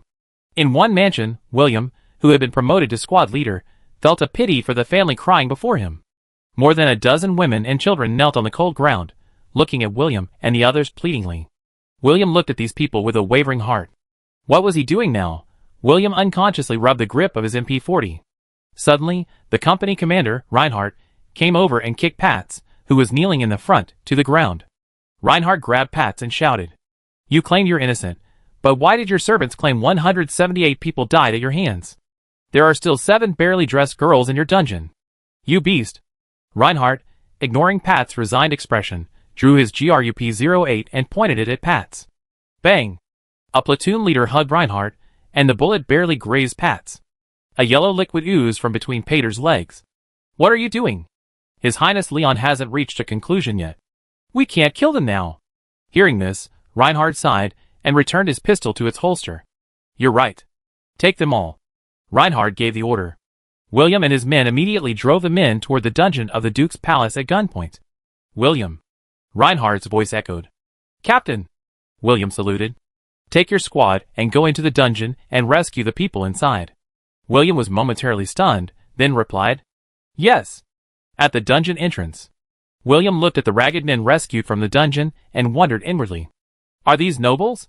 William and his men learned that most of these people were ordinary people, imprisoned and tortured to death because they had accidentally offended Paters and his men. Many teenage girls were also subjected to inhumane abuse. William unconsciously adjusted his helmet. Suddenly, he felt a chill on his neck. He touched it and found it was snow. Looking up, he saw a flurry of snowflakes falling from the sky. The divine punishment has begun, the Duke's mansion. Lion looked out the window at the snowy world, touched the 5-year development plan beside him, and muttered to himself. The real test is about to begin. In the guest room, Leia, who had never slept on such a soft bed, fell into a sweet dream. Deep within the imperial palace, a beautiful woman prayed continuously. God, please protect my child. Keep him safe and secure. Make sure he survives the winter of divine punishment. In the palace study, Edward III was reviewing reports from his ministers. A cardinal entered. Your Majesty, divine punishment has begun. Divine punishment has begun? How are the army's preparations? Edward III was slightly taken aback when he heard this, then asked. 200,000 imperial troops have arrived in the Duchy of Herod in the north. Once the winter of divine punishment is over, they will launch an attack on the Orc Empire. The cardinal said respectfully. Teacher, do you think I'm heartless? I sent my son to his death just to start a war. Edward III said with some disappointment. The cardinal knelt down the next moment. He knelt without saying a word, his head buried in his arms. After a long pause, Edward III spoke. Teacher, please leave. "Thank you, your majesty," the cardinal replied and respectfully withdrew. Edward III was left alone in the study. The Duke of Thunder's palace in the imperial capital. Duke Winter of Thunder was not only a duke, but also a marshal of the empire. Winter, who should have been resting, was instead saying goodbye to his family. He was heading to the northern border to command the imperial army. He was one of the few people who knew the inside story, and for the first time, he felt a genuine fear of Edward III. For his own ambition, he would even abandon his own children. Winster's heart palpitated. "Your Highness, don't blame us, blame your father." The next day, in the territory of Sin, the sun did not rise as usual. Instead, the entire territory of Sin was shrouded in darkness, as if it were night. In the Duke's mansion, Reinhardt was reporting to Leon on the results of the Great Purge. "Your Highness, 7 families in total have been seized, totaling 1.5 million gold coins, a large number of antiques, calligraphy, and paintings, and hundreds of properties." Lion was lost in thought as he listened to Reinhardt's report. 1.5 million. 1.5 million. This figure took Leon a while to recover from. The cost of training a rifleman is about 3 gold coins. 5 gold coins can train a machine gunner. Leon immediately allocated the 1.5 million gold coins. 900,000 for developing the Sin territory, 100,000 for education, 300,000 for industrial development, and 200,000 for reserve funds. Originally, Leon hadn't planned to allocate so much to military spending, but then he remembered the Orc Empire to the north. The divine retribution winter is a divine punishment for ordinary people, but for the Sin territory, it presents a golden opportunity for discovery. Coal and heating allow factories to operate even during the divine retribution winter. This massive investment will allow the Sin territory's industry to develop rapidly. After the divine winter of punishment passes, the territory of Sin might become a hot commodity for the Orc Empire. So military development must be prioritized. 300,000 gold coins in military funds is enough for Leon to expand his army by 50,000. And to bolster his army's combat effectiveness, Leon has already begun developing engines. After all, the territory of Sin is rich in coal and oil. As a time traveler, how could he be worthy of his predecessors on the streetlights if he didn't aggressively develop them? Heavy snow fell for days. The temperature dropped to minus 30 degrees Celsius. However, the people in the slums had already moved into their newly built concrete apartments. And the 24-hour heating brought their admiration for Leon to a peak. The factories also began recruiting more workers. To prevent snow from blocking traffic, Leon and his team dug tunnels between the apartments and between the factories while they were building them. This made commuting more convenient for workers. All the factories began operating at full capacity, with 3 shifts. The army also began a frenzied expansion, from a company to a regiment. Originally, Lion had planned to expand directly to a division, but according to Lion's 4-4 formation, a company already had 232 men. A battalion already had over 900 men, and a regiment around 3,000. According to Lion's formation, a division could reach 50,000 men. It wasn't that Lion didn't want to expand to 50,000, but the current economy of the Sin territory couldn't support such a large army. So, Lion planned to wait until the divine retribution winter was over before expanding to a brigade. At least enough to defend themselves against the Orc Empire advancing southward. Chapter 14. In the blink of an eye, half a month had passed since the arrival of divine punishment. Industrialization in the territory of Sin was in full swing. The main power source for factories was now steam engines. A large number of machine tools were being manufactured, and steel mills saw a surge in production due to the addition of coal. The military industry was developing most rapidly. Each soldier could already receive over 300 Mauser rifle rounds. An MG-42 had a reserve of over 5,000 rounds. Lion also equipped the soldiers with body armor. While body armor primarily protected against bullets, the ceramic and steel plates themselves could also protect against knife cuts and stabs. Thus, the cost of each soldier increased significantly, but Leon did not hesitate. A living soldier was far more valuable than 5 gold coins. Inside the Duke's palace, Leon observed the troops training in the heavy snow with a slight murmur. It was now over 30 degrees below zero. Although it was cold, a half-hour-to-hour march wasn't a big problem. Lion wasn't stingy, equipping each soldier with 2 sets of winter clothing, 2 sets of autumn clothing, 2 sets of lining, a military overcoat, 2 pairs of boots, an M35 steel helmet, and 2 military caps. This was issued to new recruits upon enlistment and reissued annually. This made many soldiers feel unrealistic, but when they received their clothing, they all exclaimed how kind Lion was to them. The food also amazed them. Back home, they used to only get 2 meals of black bread after a hard day's work. But now it was different. Every meal had meat. In the barracks, they had 3 meals a day, with at least 4 vegetables and an apple per meal. At first, they thought Leon was being taken advantage of, but later discovered the intense workload. However, seeing the abundant food, many of them silently gritted their teeth and persevered. Later, they gradually adapted to life in the barracks. However, they still had some concerns about training during the divine punishment winter. The cold temperatures would kill those close to them every year. The deaths during the divine punishment winter were inevitable. This year, they had also made preparations. Seeing everyone move into the apartment and its comprehensive facilities, their previously cold hearts melted. When they first heard Leon mention defending the country, they didn't understand what it meant. They thought it was just a slogan, but now, seeing the people living and working peacefully in the apartment, they finally understood the duty of a soldier. They must protect the people here. Thinking of this, they trained even harder. The Duke's mansion. Leon had just closed his plan and was about to take a sip of the hot coffee beside him. Is there tea in this world? Looks like we need to get on the agenda. I'm not used to this Western thing called coffee. While Lion was complaining, the door suddenly kicked open. Bang! Lion! Poof! Lion was startled, and the coffee in his mouth spurted out. Lion ignored the coffee on his clothes and quickly wiped it off the table. Many plans were splattered with coffee. Princess Leia? What are you doing? Lion glanced at the newcomer. Lion, why is that thing you call a factory always full of people working 24/7? Leia asked sternly. Princess Leia, this seems like our own business, doesn't it? I haven't even questioned you for barging in, and you're already questioning me? Leon was a little annoyed, as many of the drawings had been splattered with coffee. I'm sorry, I didn't mean to. I was just worried about the factory workers. Leia was a little flustered, clenching her hands nervously. Leon didn't question the matter and spoke. The workers work in 3 shifts. Each worker works a maximum of 8 hours, and then someone else takes over. I see. I'm sorry, Your Excellency Leia, I misunderstood. Leia understood immediately, and quickly apologized for her behavior. It's okay, I don't blame you. How is Your Highness living here? Leon shook his head and started the conversation. Very comfortable.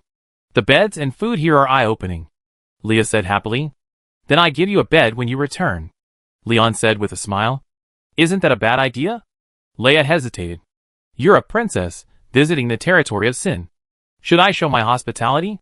It seems. Leia felt something strange about Leon's words, but she couldn't put her finger on it. At that moment, Leon looked at Leia with his eyes gleaming. You take in my bed now, and I let your entire country use it. He. Leia, who had just lowered her head in embarrassment, suddenly felt a chill. Looking up, she saw Leon, now in good spirits, poring over the plan with a serious expression. Sir Lion, I have a question. Why are your troops equipped with these strange, scrapwood weapons? I don't think they're very useful. Leia tried to change the subject. Strange? Not very useful? Leia almost burst out laughing when he heard that, but then he thought again. This might be a business opportunity. He then looked at Lion with burning eyes. Sir Lion? Leia was startled by Lion's gaze, a little frightened. Ahem, it's okay, Princess Lion. I lost my composure. I take you on a tour and explain these weapons to you. Leia then donned his military coat and hurriedly led Lion towards the barracks. As they left the Duke's palace, the cold wind pierced their faces like a knife. Leia instinctively shrank back. Leia, seeing this, also grabbed a military coat for Lion. The two soon arrived at the barracks. Leia found the soldiers training in the snow. I couldn't help but feel a sense of admiration, a bit lost in thought. Lion watched from the side, and he also learned that Leia was the princess of the Forest Elf Kingdom in the Elven Empire. The Elven Empire is made up of 7 kingdoms, housing 6 species of elves. The Forest Elf Kingdom directly borders the territory of Sin. So, maintaining good relations with the Forest Elf is crucial, at least for now. Because we need to get a batch of seeds from the Forest Elf Kingdom next spring. The territory of Sin has a very limited crop range, with only wheat as a base. Forget fruit trees, apples are still purchased from the major border cities of the Holy Empire. That's why Leon is so devoted to Leia. But Leia may or may not know Leon's thoughts. Who can say for sure? Well, Your Highness, their training is over. I take you to see what their weapons are capable of. Leon said. Yes, all right, Your Excellency Leon. Lion nodded like a little squirrel, looking a bit dazed. Snowflakes were still falling overhead. Lion looked at the stunned Leia and gave her a faint smile. Chapter 15. Your Excellency. With Leon's arrival, everyone immediately saluted him, even though he repeatedly emphasized that saluting wasn't necessary during training. As a good young man of the new era, Leon had originally intended to abolish this cumbersome etiquette, but after considering his current strength, he realized he simply wasn't strong enough to challenge the current social system. So, for now, Leon had simplified the etiquette. This was all Leon could do. Thank you for your hard work, warriors. How's the training going? Leon asked. Not hard, Your Excellency. We're currently training in low-temperature snow combat capabilities, replied Reinhardt, now promoted to captain. Reinhardt was a talent discovered by Leon. Originally, he was a centurion of the Holy Knights. During the 5th Western Expedition, he was framed by a noble for abusing civilians and exiled to the territory of Sin. It was Leon, the steward of the territory of Sin, who informed Leon of his plans to establish an army. In Leon's eyes, if a lord didn't value his army, even recruiting Reinhardt wouldn't be of any use. Yes, that's right. This is Princess Leia of the Forest Elf Kingdom. She wants to learn about our Mauser rifles, Leon said. In this world, the Kar 98K still has that name.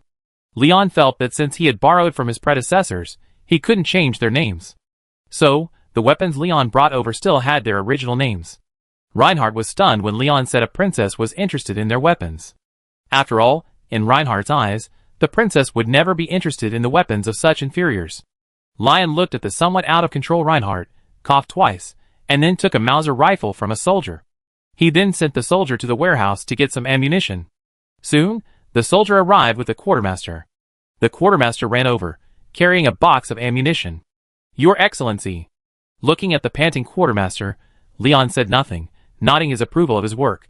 Currently, the government staff remained largely the same. Military logistics positions were mostly filled through Leon's recommendations. The quartermaster's abilities were barely adequate, but thankfully, he was diligent, so Leon didn't complain. But Leon had reached the limit of his tolerance for these corrupt officials in the government. When the winter of divine retribution was over, it would be the time for the Sin territory to be reborn from the ashes. Lion pulled a cardboard box from the ammunition box, tore it open, and poured out a large number of yellow bullets. Seeing this, the quartermaster immediately grabbed a nearby clip and helped Leon load the ammunition. Leon was a little confused, but she acquiesced. Although she hated flattery, it felt good to be flattered. So, before leaving, Leon planned to talk to the quartermaster and ask him to spend more time on his work. Soon, a dozen clips were loaded, and Leon loaded 5 rounds. He cocked the bolt and chambered the rifle in one smooth motion. My dear princess, please be careful now. This is not a firewood stick, Leon said, raising his gun and aiming it at the target 100 meters away. Bang! A loud noise echoed, and sawdust flew from the target 100 meters away. Is this a long-range weapon like a bow and arrow? Leia said thoughtfully. A bow and arrow could reach this distance. Long-range weapon? Leon was a little surprised. To him, a gun was just a gun, there was no distinction between near and far. I guess so. Then wouldn't a crossbow be more convenient? A bow and arrow could hit a target at a distance of 100 meters, right? Leia said. Because the elf's primary weapon was the bow and arrow, every elf was a master archer. Within 100 meters, no magic was needed. One could almost shoot blindfolded, and every arrow would hit the target. Within 300 meters, magic could be used to enhance the bow and arrow, allowing them to hit the target. Besides, Leon's weapon made a loud noise, while the bow and arrow did not, so Leia was not optimistic about the Mauser rifle. Leon said nothing. Just like the fire muskets of the Ming dynasty, many people at the time felt they were less effective than bows and arrows. So Leon understood Lei's perspective. He raised his gun again, aiming at the target 500 meters away. Bang! The bullet pierced the target again, shocking Leia. After all, it was 500 meters, and Leia had watched Leon insert that tiny object, and she was certain there wasn't a single trace of magical energy. A weapon wielded by an ordinary person could reach distances beyond the reach of many magical weapons. Leon watched the stunned Leia, his heart aching with laughter. Leon, I grasped the future. Princess, 500 meters isn't the maximum range of this weapon. Leon decided to give Leia another little shock. Sir Leon? What did you say? It can hit farther? Leia's breathing quickened. Yes, a sharpshooter can use it to hit a target at 800 meters, Leon said. To be honest, Leon was already quite satisfied with being able to hit a target at 500 meters, because at 500 meters, a target would be as small as a dot. Although the Kar 98K's sights were rated at 2,000 meters, its effective range was actually around 800 meters. After hearing Leon say this weapon could hit at 800 meters, Leia's eyes burned as she looked at him. I want it! I want it! Give it to me! Leia grabbed Leon's collar excitedly. Your Highness, calm down. Pay attention. You are a noble princess. Lion said fearfully. Calm down? How can you ask me to calm down? Give it to me now. I want it. Leia no longer cared about losing her composure. She envisioned the kingdom's revival. The forest elves' greatest disadvantage against the other 6 major elves is their numerical disadvantage. Currently, the forest elves have a population of only 3 million. The army number only 20,000, and most of them are low-level magicians. The military's combat effectiveness is generally low. In recent years, the forest elves' territory has been gradually encroached upon by the Demon Empire to the north and the Flower Elf Kingdom to the west. Leia's current mission is also to seek opportunities for the Forest Elf Kingdom. Originally, after returning empty-handed from the Holy Empire, Leia believed that being trapped in the Sin territory due to divine punishment was a bad thing. But now it seems that it is not such a bad thing. No problem, Your Highness, but these are our life-saving weapons, and they are a bit expensive, Leon said calmly. Expensive? How expensive can it be? Leia said. 1 gold coin for a handful, and 30 rounds of ammunition. 1 silver coin for 10 rounds of ammunition. Leon gritted his teeth. In reality, a Mauser rifle cost about 2.5 silver coins. Ammunition cost about 2 copper coins per round. The price of bullets had increased 5-fold, and the price of Mauser rifles had increased 40-fold. Leon was a little uneasy, but Leia's next words silenced him. It's so cheap, Leia exclaimed delightedly. Leon and the others, whose landlord's foolish child is this? Chapter 16. What's the matter? Here are 3,000 gold coins. First, give me 3,000 of these Mauser rifles. Leia, a little confused, then took out a gold voucher and handed it to Leon. Leon took the $3,000 voucher with a dazed look. Leon and the others, Suddenly, Leon realized and hurriedly shouted to Reinhardt. Why don't you bring up the MP40 and MG42 for our respected princess? Yes, Your Excellency the Duke. Reinhardt ignored him and immediately took the lead, bringing over an MP40. A soldier behind him trotted over, carrying an MG42. By the way, Your Highness, it's time to try out your weapon. Leon thoughtfully loaded the Mauser rifle in his hand and handed it to Leia. Your Highness, Leia, you should do this. Leon taught Leia how to use it step by step. All right, Your Excellency Lion, I feel ready, Leia said. Your aim. Bang. Before Lion could finish, Leia pulled the trigger. Leia was startled. Just as Lion was about to remind Leia to reload, he saw Leia reload with incredible fluidity and fire again. Bang. Bang. Bang. Bang. 4 shots in a row, without a single pause. Leia was stunned, as were the others. Your Highness Leia, is this your first time using a gun? Yes, Your Excellency Lion, it is my first time. Is there anything wrong? Leia leaned forward slightly, asking modestly. No, Your Highness's posture is perfect. Your Highness is very modest, Leon said pertinently. Okay, Your Highness Leon, what are these? Leia nodded, pointing to the MP40 and MG42 nearby. Your Highness, these are also guns, Leon explained. This is a submachine gun, this is a machine gun. Leia explained the 2 weapons. Leia was a little confused, and Leon realized there was no point in explaining more. He immediately picked up an MP40, released the safety, and aimed directly at the target 100 meters away, pulling the trigger. Duh. A few seconds passed, and all 32 9mm parabolic pistol rounds in the magazine were fired. Many targets in the distance were knocked down. Your Highness, Your Highness! What a powerful weapon! It can even fire continuously? Leia was astonished. She had just weighed it, and found that its weight wasn't much different from a Mauser rifle. But this weapon, called the MP40, could fire continuously. This made Leia marvel at the MP40's power. Lion shook his head and said, Your Highness, while the MP40 has a high rate of fire, its effective range is only 100 meters, a significant difference from the Mauser rifle. It can only provide close-range suppression and rapid-fire support during a charge.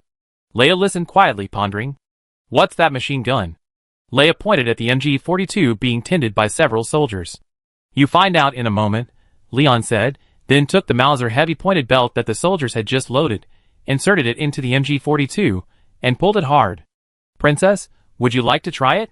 Leon asked, looking at Leia, who was staring at him eagerly. Thank you, Your Excellency Leon. Leia jumped for joy, then followed Leon's lead and dove into the snow. The aiming method is the same. Just aim and pull the trigger. Squeak. As soon as Leon finished speaking, Leia pulled the trigger, and a barrage of bullets, mixed with tracer rounds, shredded everything in its path. Ding!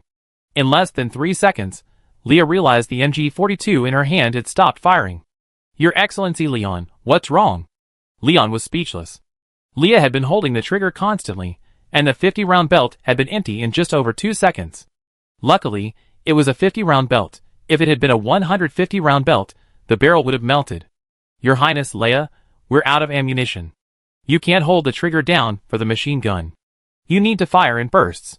Just press it once and release it, Leon said carefully. Okay, Your Highness. Leia nodded vigorously.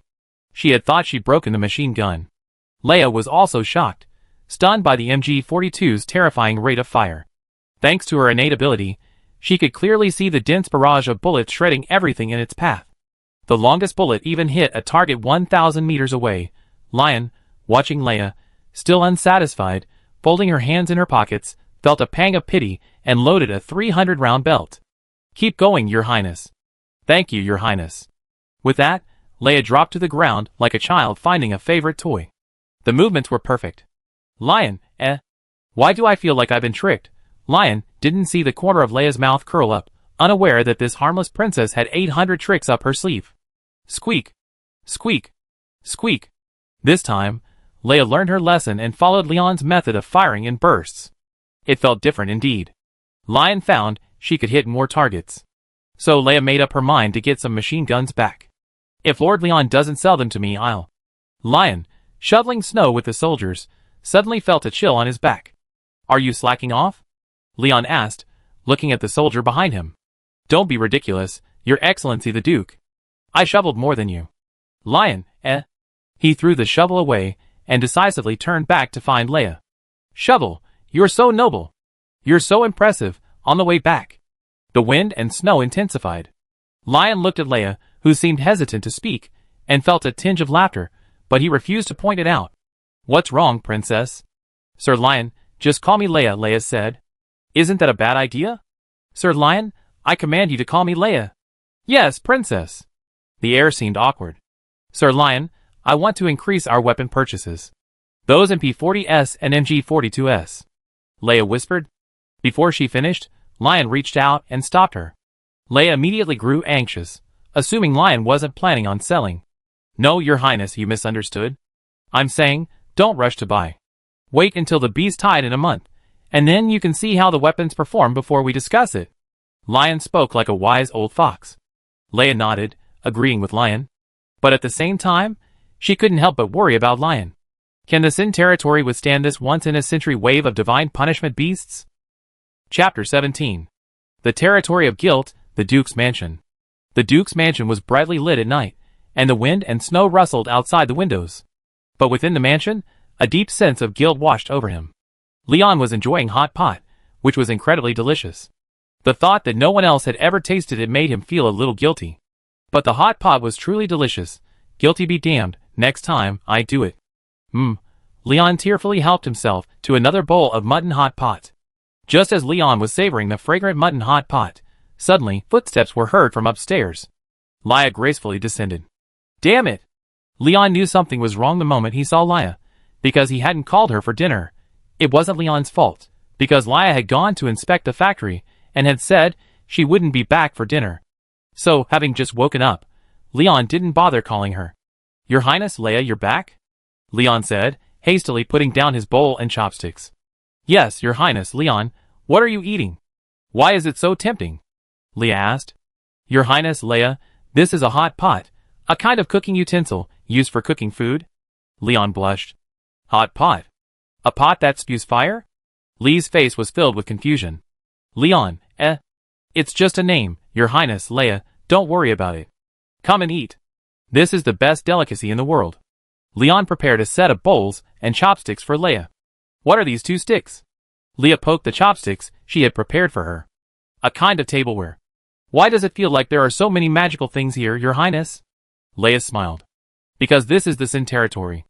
In the past, it was called the Sin territory. In the future, it will be reborn from the ashes. Leon spoke as he scooped up a large portion of mutton hot pot for Leia. Leia leaned forward slightly to express her gratitude. But the Sin territory is known as the God-forsaken land. Is there still hope? Leia asked, not moving her chopsticks. Leon was about to pick up a dish when his chopsticks paused in midair. After a long moment, Leon retracted his chopsticks and placed them on the table. He sat up straight and spoke. A God-forsaken land? What exactly is a god? If God exists, then how do we explain the countless displaced people within the empire? They pray daily, begging for God's protection, but where is that protection? If there is a God in this world, until he appears before me, I will not believe in him. I only believe in the guns in my hands, the steam engines in my factories, and the hard work of everyone. What use is a god? I want to make the people of the Sin territory live happy lives, not like they are now, living like rats on the street. Our destiny is in our own hands, not in the hands of some so-called god. Lion spoke with increasing fervor. Leia was stunned, for it was the first time she had heard such words. In her eyes, gods must be respected. But after hearing Lion's words today, Leia, who had originally believed in the elven god, began to waver. For so many years, the forest elves had paid the same annual tribute, yet they were growing weaker and weaker. Leia had doubts, but she found that everyone's devotion to the elven god remained undiminished. The Duke's mansion fell silent. The wind and snow continued to blow outside the window. The two soldiers standing guard at the door couldn't help but tear up when they heard Leon's words, and they gripped their guns tightly. Our destiny is in our own hands. After a long moment, Leon spoke. My apologies, Princess. I lost my composure. Come and try it. The hot pot is delicious. Leon smiled faintly. Leia lowered her head, then nodded and began to eat silently. But she didn't know how to use chopsticks. Leon said nothing and began to teach her step by step. Princess, you have to hold it like this.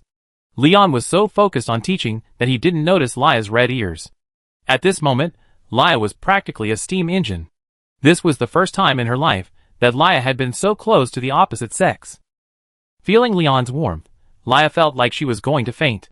Just as Leia was suffering, a soldier covered in snow rushed in.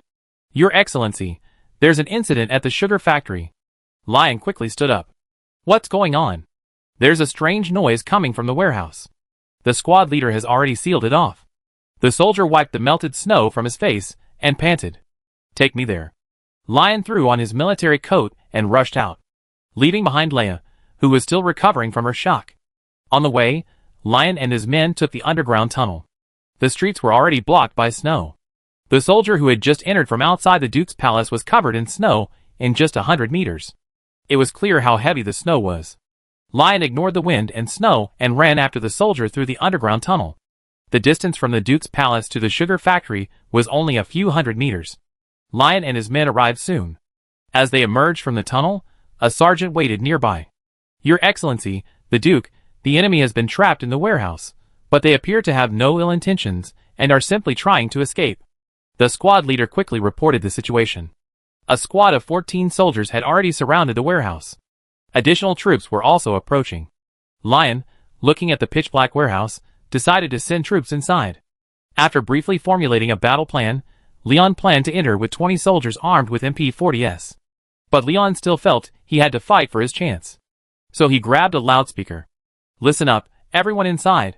After a classic greeting, Leon noticed no movement inside. He waved his hand for the soldiers to enter. After a quick search, the soldiers found no one. Lion then drew his M1919 rifle and entered. As soon as he entered, a dark figure rushed out. It tackled Leon to the ground. Leon suddenly smelled a scent and looked up to see a pair of long bunny ears and red pupils. As he moved, he felt something soft. Leon, eh? A glance exchanged, and both sides fell silent.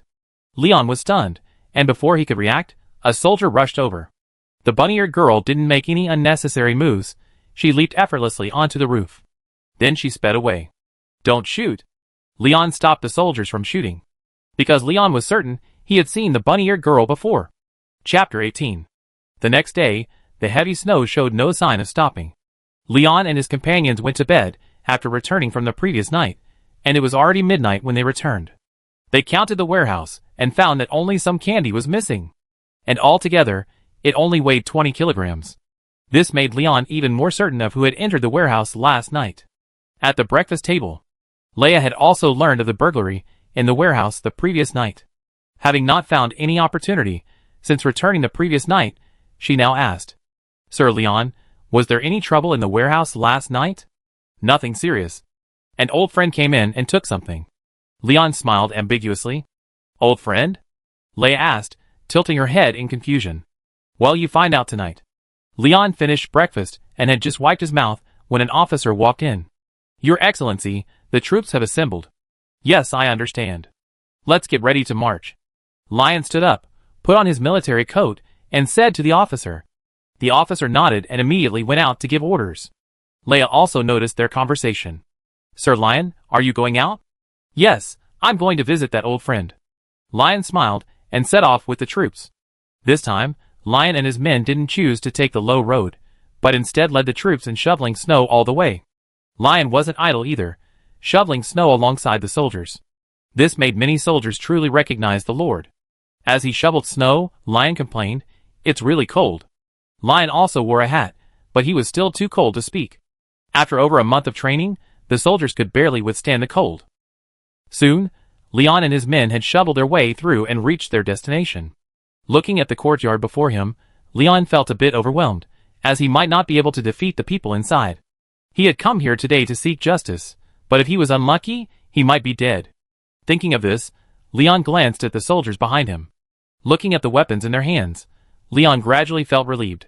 What's there to be afraid of? He's just a top-tier warrior, isn't he? Leon.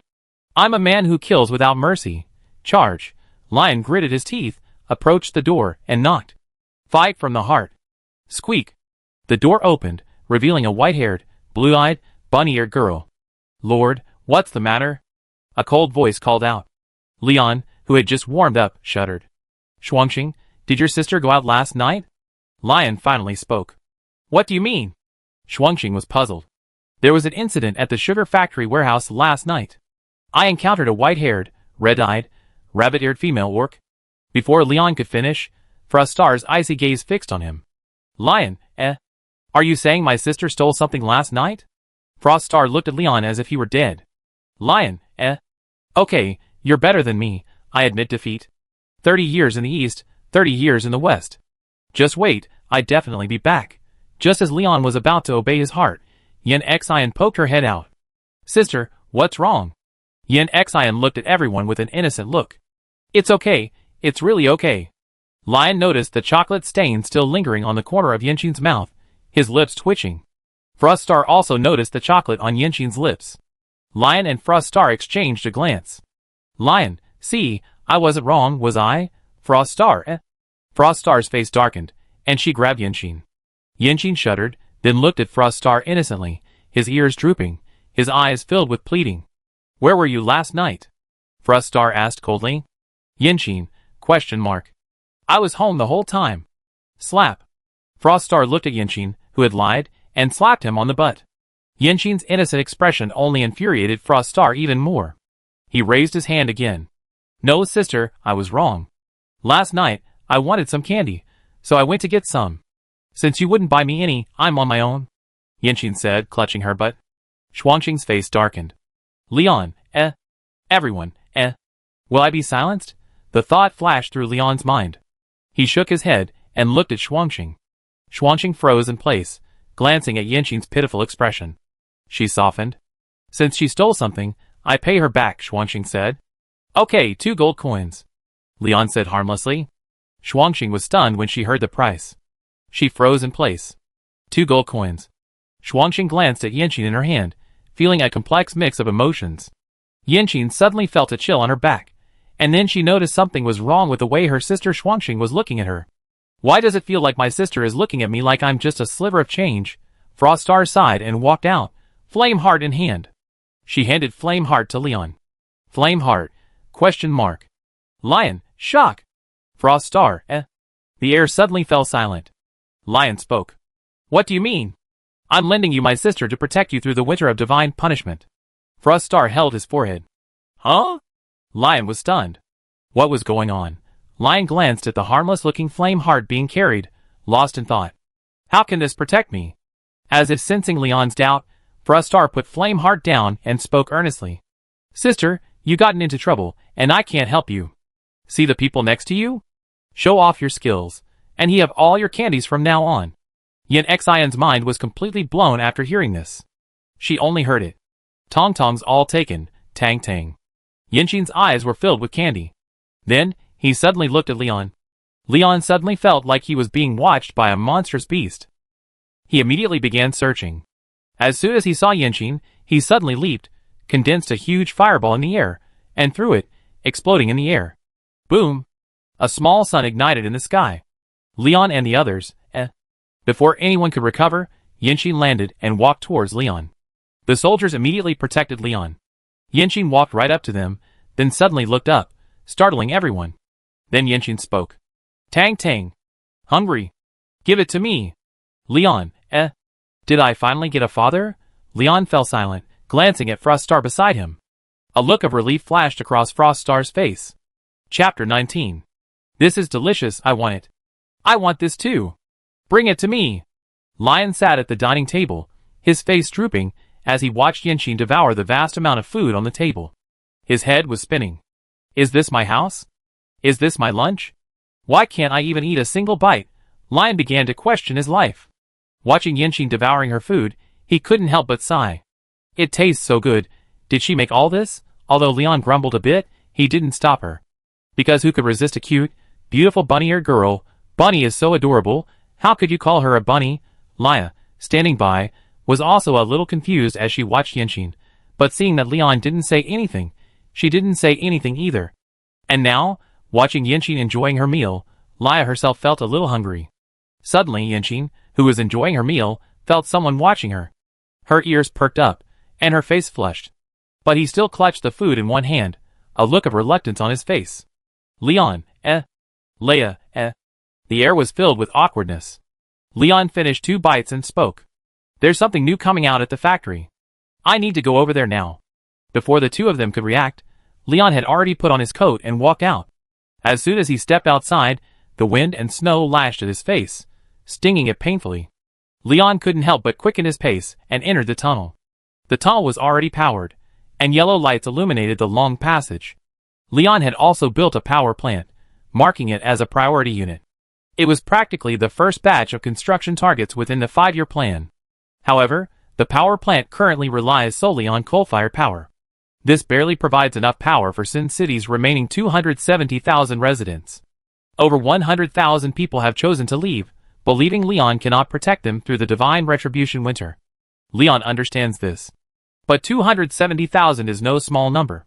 Thankfully, nearly 200,000 have moved into apartments. Warmth is guaranteed. The remaining 70,000, who are generally members of the petty bourgeoisie, have sturdy homes to live in, so Leon isn't worried. Today, news arrived from the factory, making Leon overjoyed. Leon has been nearly exhausted from shoveling snow these past few days, so he's planning to get a bulldozer. But tires and engines are a major problem. Thankfully, rubber is not scarce in this world. So the real problem lies with the engine. I had thought the sophisticated engine would stump these locals, but their speed astounded Leon. The magic blacksmith crafted the internal combustion engine in a matter of seconds, but the strength wasn't up to par.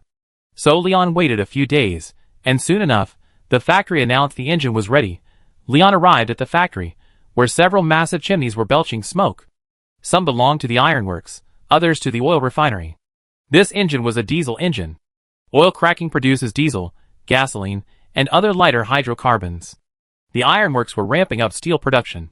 The arsenal was churning out weapons. And Leon had a plan. Leon entered the factory and arrived at the engine workshop. An engine lay quietly on the lathe. Lion sighed. The legacy of industry had grown even more. Lion hadn't chosen a gasoline internal combustion engine because diesel engines were more efficient. After their introduction, diesel engines were primarily supplied to the military. From cars to bulldozers, and even later, tanks, they all depended on diesel engines. So, having an engine was the first step. Lion looked at the engine with satisfaction. The magic blacksmith and workers beside him couldn't help but feel happy at seeing Leon's satisfaction. Lion then pulled out a blueprint.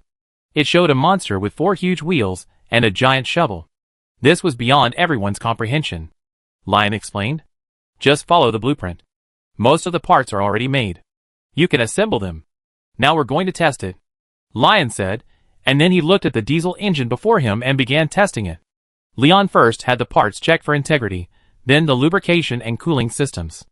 After completing all preparations, Leon ignited the engine. Boom! The noise instantly reverberated throughout the workshop, but Leon and his colleagues didn't notice it at all. This wasn't just Leon's dream, it was also the work of the workers. Good. Good. Good. Lion said 3 good S's in quick succession to express his happiness. It seemed like a mechanized unit wasn't far off. Leon's eagerness to build the engine wasn't just due to the snow shoveling. It was more due to the terrain of the Sin territory. The Sin territory had only a few hills. The majority was a flat, coal-covered plain. The Orc Empire to the north primarily employed wolf cavalry. In this flat Sin territory, without a mechanized force, it would be difficult to combat the fast-moving enemy. Although Leon knew that cavalry could hardly outperform machine guns, the lack of support kept him concerned. But the advent of the diesel engine gave Leon a shot in the arm. Looking at the working internal combustion engine, Leon had an idea. It seemed the railway wasn't built yet. Could armored trains be put on the agenda? For some reason, Leon had a persistent worry. His firepower was insufficient, so he was rushing to produce weapons and artillery. But it didn't ease his anxiety. Perhaps he'd feel more at ease once the tanks arrived. Leon then inspected the snow accumulation in the apartment building. He found that many residents had taken it upon themselves to shovel snow. However, the snow on the roads hadn't been cleared much. It would probably only last a few days before the snow completely blocked the roads. Leon calculated that the bulldozers could keep up, so he wasn't too worried. Leon also went to the apartment to see how everyone was doing. As soon as he entered the hallway, he saw groups of children playing. They had simply brought the snow inside, and were building snowmen in the hallway. The entire first floor hallway was covered with snowmen of all sizes. Leon was pleased. This proved that the children weren't hungry, because who would have the energy to build snowmen if they were hungry? Seeing Leon enter, the few children who had seen him immediately stood up and said, "Hello, Your Excellency the Duke." Leon patted their heads and asked how they were doing. The other children were still in shock, but seeing the soldiers following behind them, they realized that they were indeed facing the Lord who provided them with food and shelter. They all greeted Leon. Leon was at a loss for words, unable to respond. Some children, upon seeing Leon, hurried back to tell their families. Leon, am I famous? Chapter 20. Soon, the corridor was filled with civilians who came to greet Leon. The accompanying soldiers instinctively tightened their grip on their guns. There were so many people. Seeing the large number of people rushing toward him, Leon couldn't help but worry about a stampede. He hurriedly stopped them from coming. Fellow citizens, I'm here today simply to see how you're doing. There's no need to mobilize so many people. I visit each household. Everyone go home. Hearing Leon's words, everyone, though somewhat reluctant, went home. Leon breathed a sigh of relief. After all, if a stampede were caused by him, he'd feel guilty. The soldiers protecting Leon breathed even more sighs of relief. Just now, they were almost raising their guns, because Captain Reinhardt had repeatedly urged them to protect the Duke before leaving. Last night, the Duke was tackled, and he and his brothers had been reprimanded. Therefore, this time, we must be wary of anyone approaching the Duke. After everyone returned home, Leon called the apartment manager and inquired about the situation. He planned to visit the poorest households. Leon arrived at the door of a house on the second floor. This family was a family of 5. But they lived in a 2-bedroom, 2-living-room apartment. Although the apartment was free to move into, Leon still had some restrictions. The first year was free, and starting in the second year, monthly installments were paid based on the apartment's area. The total price of a 2-bedroom, 2-living-room apartment was 120 silver coins. A worker's monthly salary was around 10 silver coins. Each household could pay 1 silver coin per month, repaying the debt over 10 years. And it was rare for a household to have only one worker. It's basically charity. But many people still can't afford that 1 silver coin. Leon calmed himself and knocked on the door. Knock, knock, knock. Squeak. The door opened a tiny crack. A small head poked out. A pair of bright eyes surveyed the world beyond. "Hello, little sister. We're sent by the Duke to inquire about your family's situation," Leon said gently. The little girl looked at Leon's uniform, then at the soldiers following him. Her little mind raced. Mom said these older men in uniform are all good people. The little girl quickly made her judgment and opened the door. Big brother, Mom's sick. The apartment manager said the bills have to start next year, but we can't afford it. The little girl lowered her head as she spoke. Why? Leon asked, kneeling down and touching the little girl's head. He noticed her hair was dry and her complexion was sallow. Mom has been lying in bed for over a year. The pastor said she'd never be able to get out of bed again. The little girl couldn't stop crying as she spoke. What about your parents? Leon pulled a handkerchief from his pocket and gently wiped the girl's tears. Dad was taken away by an angel a few years ago, leaving Mom struggling to support the family. For the first time in years, someone was willing to listen to her family story. Finally, the little girl felt free to let out her emotions, pouring out. How old are you? Isn't there 5 people in your family? I'm 9, and I have an older brother, an older sister, and a younger brother, the little girl whispered. Where are your brothers? Leon asked. They're cleaning for the nobleman and won't be back until tonight. Your brother has a fever and is asleep, the little girl said. Cleaning for the nobleman? How much per day? 3 coppers per person per day, the little girl said, looking down. Leon nearly lost his temper when he heard this. How old are your brothers and sisters? My brother is 14, and my sister is 16. Leon sighed. What a long and arduous journey. Suddenly, Leon shuddered, remembering something, and asked hurriedly. You said your brother has a fever? And he's asleep? The little girl was a little confused, then nodded. Did you take any medicine? Or see a priest? Leon asked. No, I always gotten through fevers like this before. Besides, we don't have the money to hire a priest, the little girl whispered. Leon didn't think twice and immediately walked into the house. The apartment was very clean, and it was obvious that it was cleaned diligently. Leon asked, Which room is your brother in? The little girl led Leon and the others to a small compartment. This compartment was converted from a hallway. Leon didn't think much about it and walked in. As soon as he entered, he saw a little boy, barely breathing. Leon touched the boy's forehead and found it was extremely hot. Your brother's fever is so high, and you won't do anything? Leon said helplessly. The little girl was a little confused. According to the priest, a fever is a punishment from heaven, and one must rely on oneself, not others. For the first time, Leon felt so powerless in this world. Without saying anything, Leon took a fever-reducing pill from this world from the medic's medicine box and gave it to the little boy. The little girl was a little worried, but remembering what the soldiers had done in recent days, she knew they wouldn't harm her brother, so she didn't stop them. I come again tomorrow.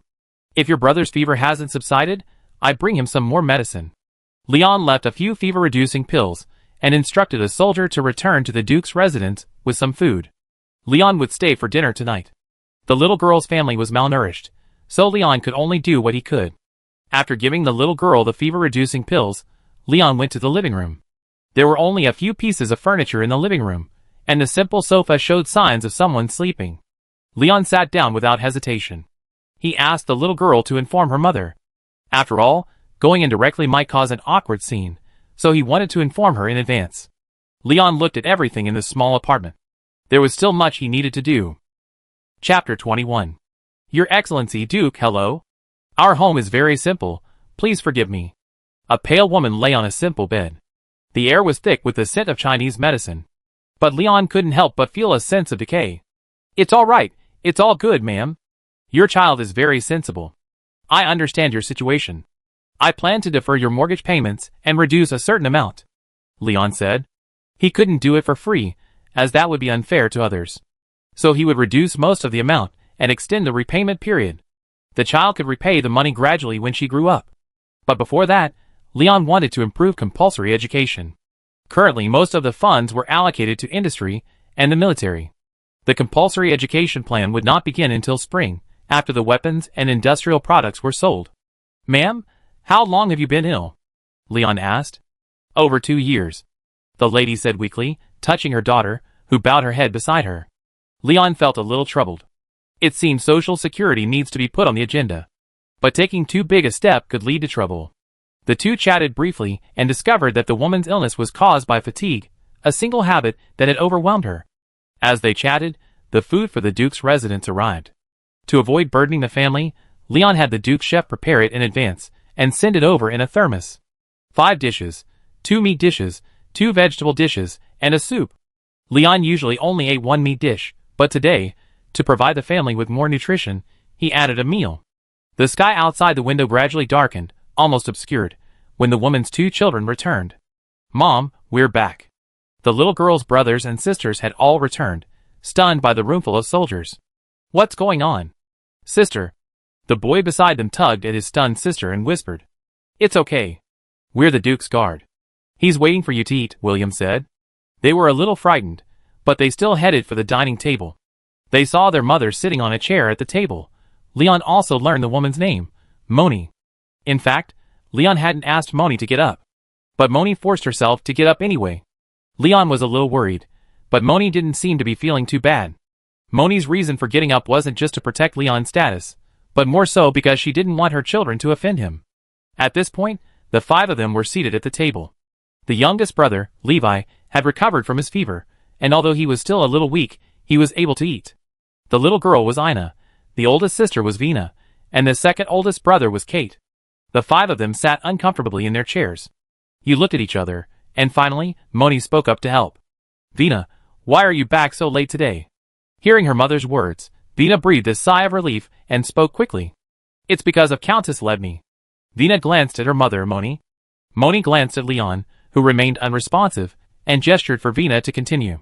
"Today, Countess Levny was furious because the temporary cleaner broke a vase. She beat the temporary cleaner to death. We were also forced to work overtime." Vina started to cry as she spoke. She was terrified that one day she too would make a mistake and never return. Lion listened, tightening his grip on his chopsticks. "Don't worry, eat quickly. This won't happen again," Leon assured her, picking up 2 chopsticks of scrambled eggs and tomatoes for Vina. "Don't just stand there. Eat quickly. It get cold if you don't." Lion smiled. But everyone could hear the silence in the air. Lion's calmness was terrifying. Everyone immediately picked up their chopsticks. On the other hand, William and the others, watching Leon's face darken, knew that the Duke was furious. As Leon ate, he wondered what he should do. The nobles of the Sin territory were a relic of history, most of them exiled from the Holy Empire. Anyone caught was either an earl or a marquis. The most difficult part of dealing with them was tampering with their influence. After all, they still had influence within the Holy Empire. Otherwise, their lives in the Sin territory wouldn't have been so comfortable. Leon fell silent. At least for now, he couldn't attack them. He still lacked the strength. He had to wait for the eagle to spread its wings, and everything would be fine. The meal was quickly finished, and Leon didn't linger for long. Everyone could see that Leon was in a heavy mood. Leon returned to the Duke's mansion and fell asleep. The next day, Leon suddenly felt something moving under the covers. Leon abruptly stood up, grabbed his M1911 rifle, and pointed it at the moving covers. "Who? Get out. If you don't come out, I shoot," Leon said calmly. The thing under the covers suddenly froze, and then a pair of snow-white rabbit ears popped out. "Leon?" ? Then a familiar face appeared. "Yin Xian? What are you doing in my bed?" Leon was stunned. Yin Xian peeked out, glanced at Leon with sleepy eyes, then fell back down, snoring. Hard. Leon's fist hardened. "This is my home. My food. My bed." Leon glanced at the snoring Yin Xian, and the thought of sharing a bed with someone of the opposite sex filled Leon's heart. Leon wept internally. "I'm not clean." Finally, Leon resigned himself to his fate. It wasn't because he couldn't defeat the opponent, but because he followed his heart. For the next few days, besides being daily astonished by this old man, Leon also chatted with Leia. Earth love is hard. These days have been relatively peaceful. The heavy snow in the Sin territory has continued to fall. A bulldozer has been manufactured and modified to become a snowplow. The main roads in the Sin territory remain open. The car factories also churned out a large number of vehicles, but most of them were heavy trucks. The rubber was sourced from the forests north of the Sin territory. It took some effort, but it was worth it. There are also some transport cards. Lion also plans to produce some motorcycles. They offer a very good value for money. But that has to wait until this winter is over. 7 days left. The winter of divine punishment will usher in its most terrifying moment. The snow will suddenly stop, and the beast tide will arrive. Most of the people in the other 4 of the Sin territories, 5 major cities, have chosen to flee to neighboring countries. Only Sin City remains rooted to this black earth. like a spark of light in the darkness. The future must be bright. Chapter 22. On the early morning of the 27th day of the divine winter of punishment, the heavy snow finally stopped. Just as everyone was sound asleep, the rally call sounded in the barracks next to the Duke's palace. Beep. In less than 5 minutes, over 3,200 fully armed soldiers had assembled. Clad in snow camouflage, crowned with gray M35 helmets, each holding their own weapon, their faces serious. Leon, now in uniform, appeared before everyone. Soldiers, today is a crucial day. Today, thousands of magical beasts will charge towards Sin City. We must protect our home. Behind us is our hard-earned home. We cannot and will not let the beast tide destroy our home.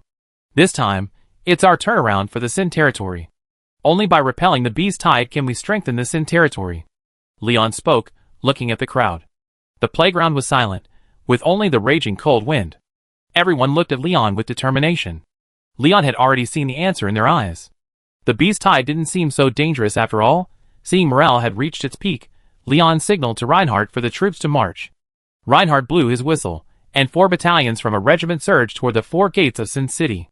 Leon had originally planned to use trucks to transport the soldiers to the city gates, but the snow was still deep, and there was a risk of the trucks overturning. So Leon gave up. Over 3,000 people, fully equipped, moved quickly through the city. The heavy thump of their boots startled many. Many were awakened by the noise of the troops. What's that noise? Many people opened their windows and looked out. A large number of soldiers were marching through the streets. Many also noticed that the heavy snow had stopped. They understood what these troops were going to do. Hopefully they can hold on. Yes, they will. Sin City had awakened after the army's departure. The soldiers scaled the city walls and established a defensive perimeter. An MG-42 was positioned every 20 meters, and the machine gunners were inspecting their supplies. The assistant gunner and another infantryman were carrying large quantities of ammunition up the walls. The remaining infantrymen were carrying hot water and pouring it on the walls, which instantly froze. A thick layer of ice armor enveloped the outer walls. This effectively slowed the monster's ascent. Not only that, Reinhardt had also brought a PaK-40 anti-tank gun up the walls. Because some monster bullets might not be able to penetrate the walls, the 75mm armor-piercing rounds would be enough to deal them a heavy blow. The city also had 150mm howitzers deployed. Originally, there were only 8 PaK-40 anti-tank guns and 1 SFH-18 howitzer. But Lion expanded production. In one fell swoop, 64 PaK-40 anti-tank guns and 16 SFH-18 howitzers were added. Each anti-tank gun was equipped with 3 rounds of ammunition, while the howitzers were equipped with 4 rounds. After the beast tide ended, Lion planned to equip each infantry squad with a small-caliber mortar. This would provide ample firepower, and Iron Fist was also ramping up production. Although it lacked the range of the bazooka, its one-shot, disposable nature made it a choice for Lion. The artillery was also undergoing final adjustments. A faint glimmer of dawn appeared on the distant horizon. Dawn had arrived, and the sun had risen. After completing the defensive lines on the city walls, Reinhardt and his troops began clearing the moat, which had long since been filled with snow. Seeing the sun rise, the soldiers quickened their pace. The city also became active. The nobles gathered at Duke Cadi's palace.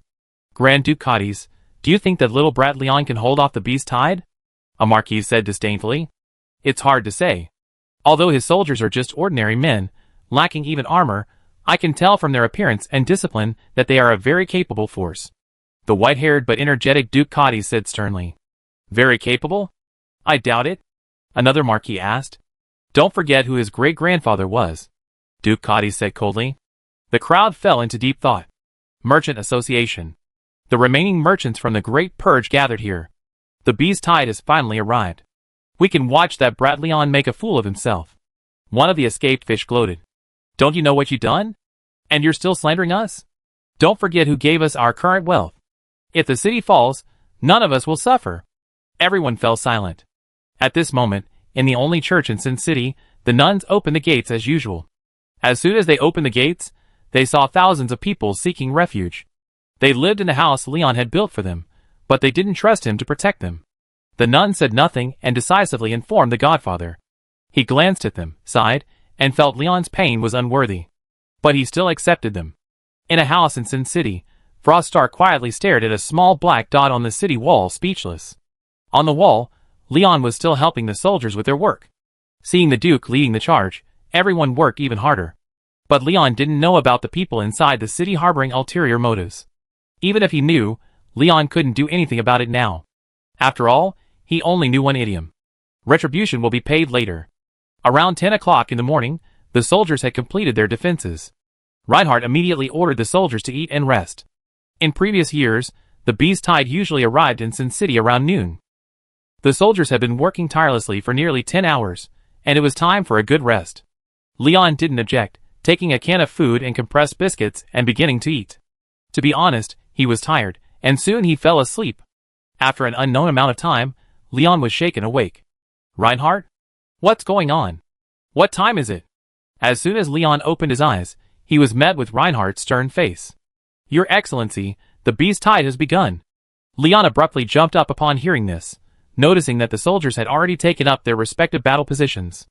Leon didn't hesitate, picking up his binoculars and observing. From the north of Sin City, a rumbling sound emanated. The movement of the Beast Tide army could be felt by Leon and his men from several kilometers away. Reinhardt immediately determined that this Beast Tide was the largest ever. At least 100,000 monsters, because previous Beast Tides at this distance hadn't made such a noise. So, after assessing the scale, Reinhardt looked at Leon with a serious expression. What's wrong? Could it be? Chapter 23. Looking at the dark line on the horizon, Leon knew the Beast Tide was finally approaching.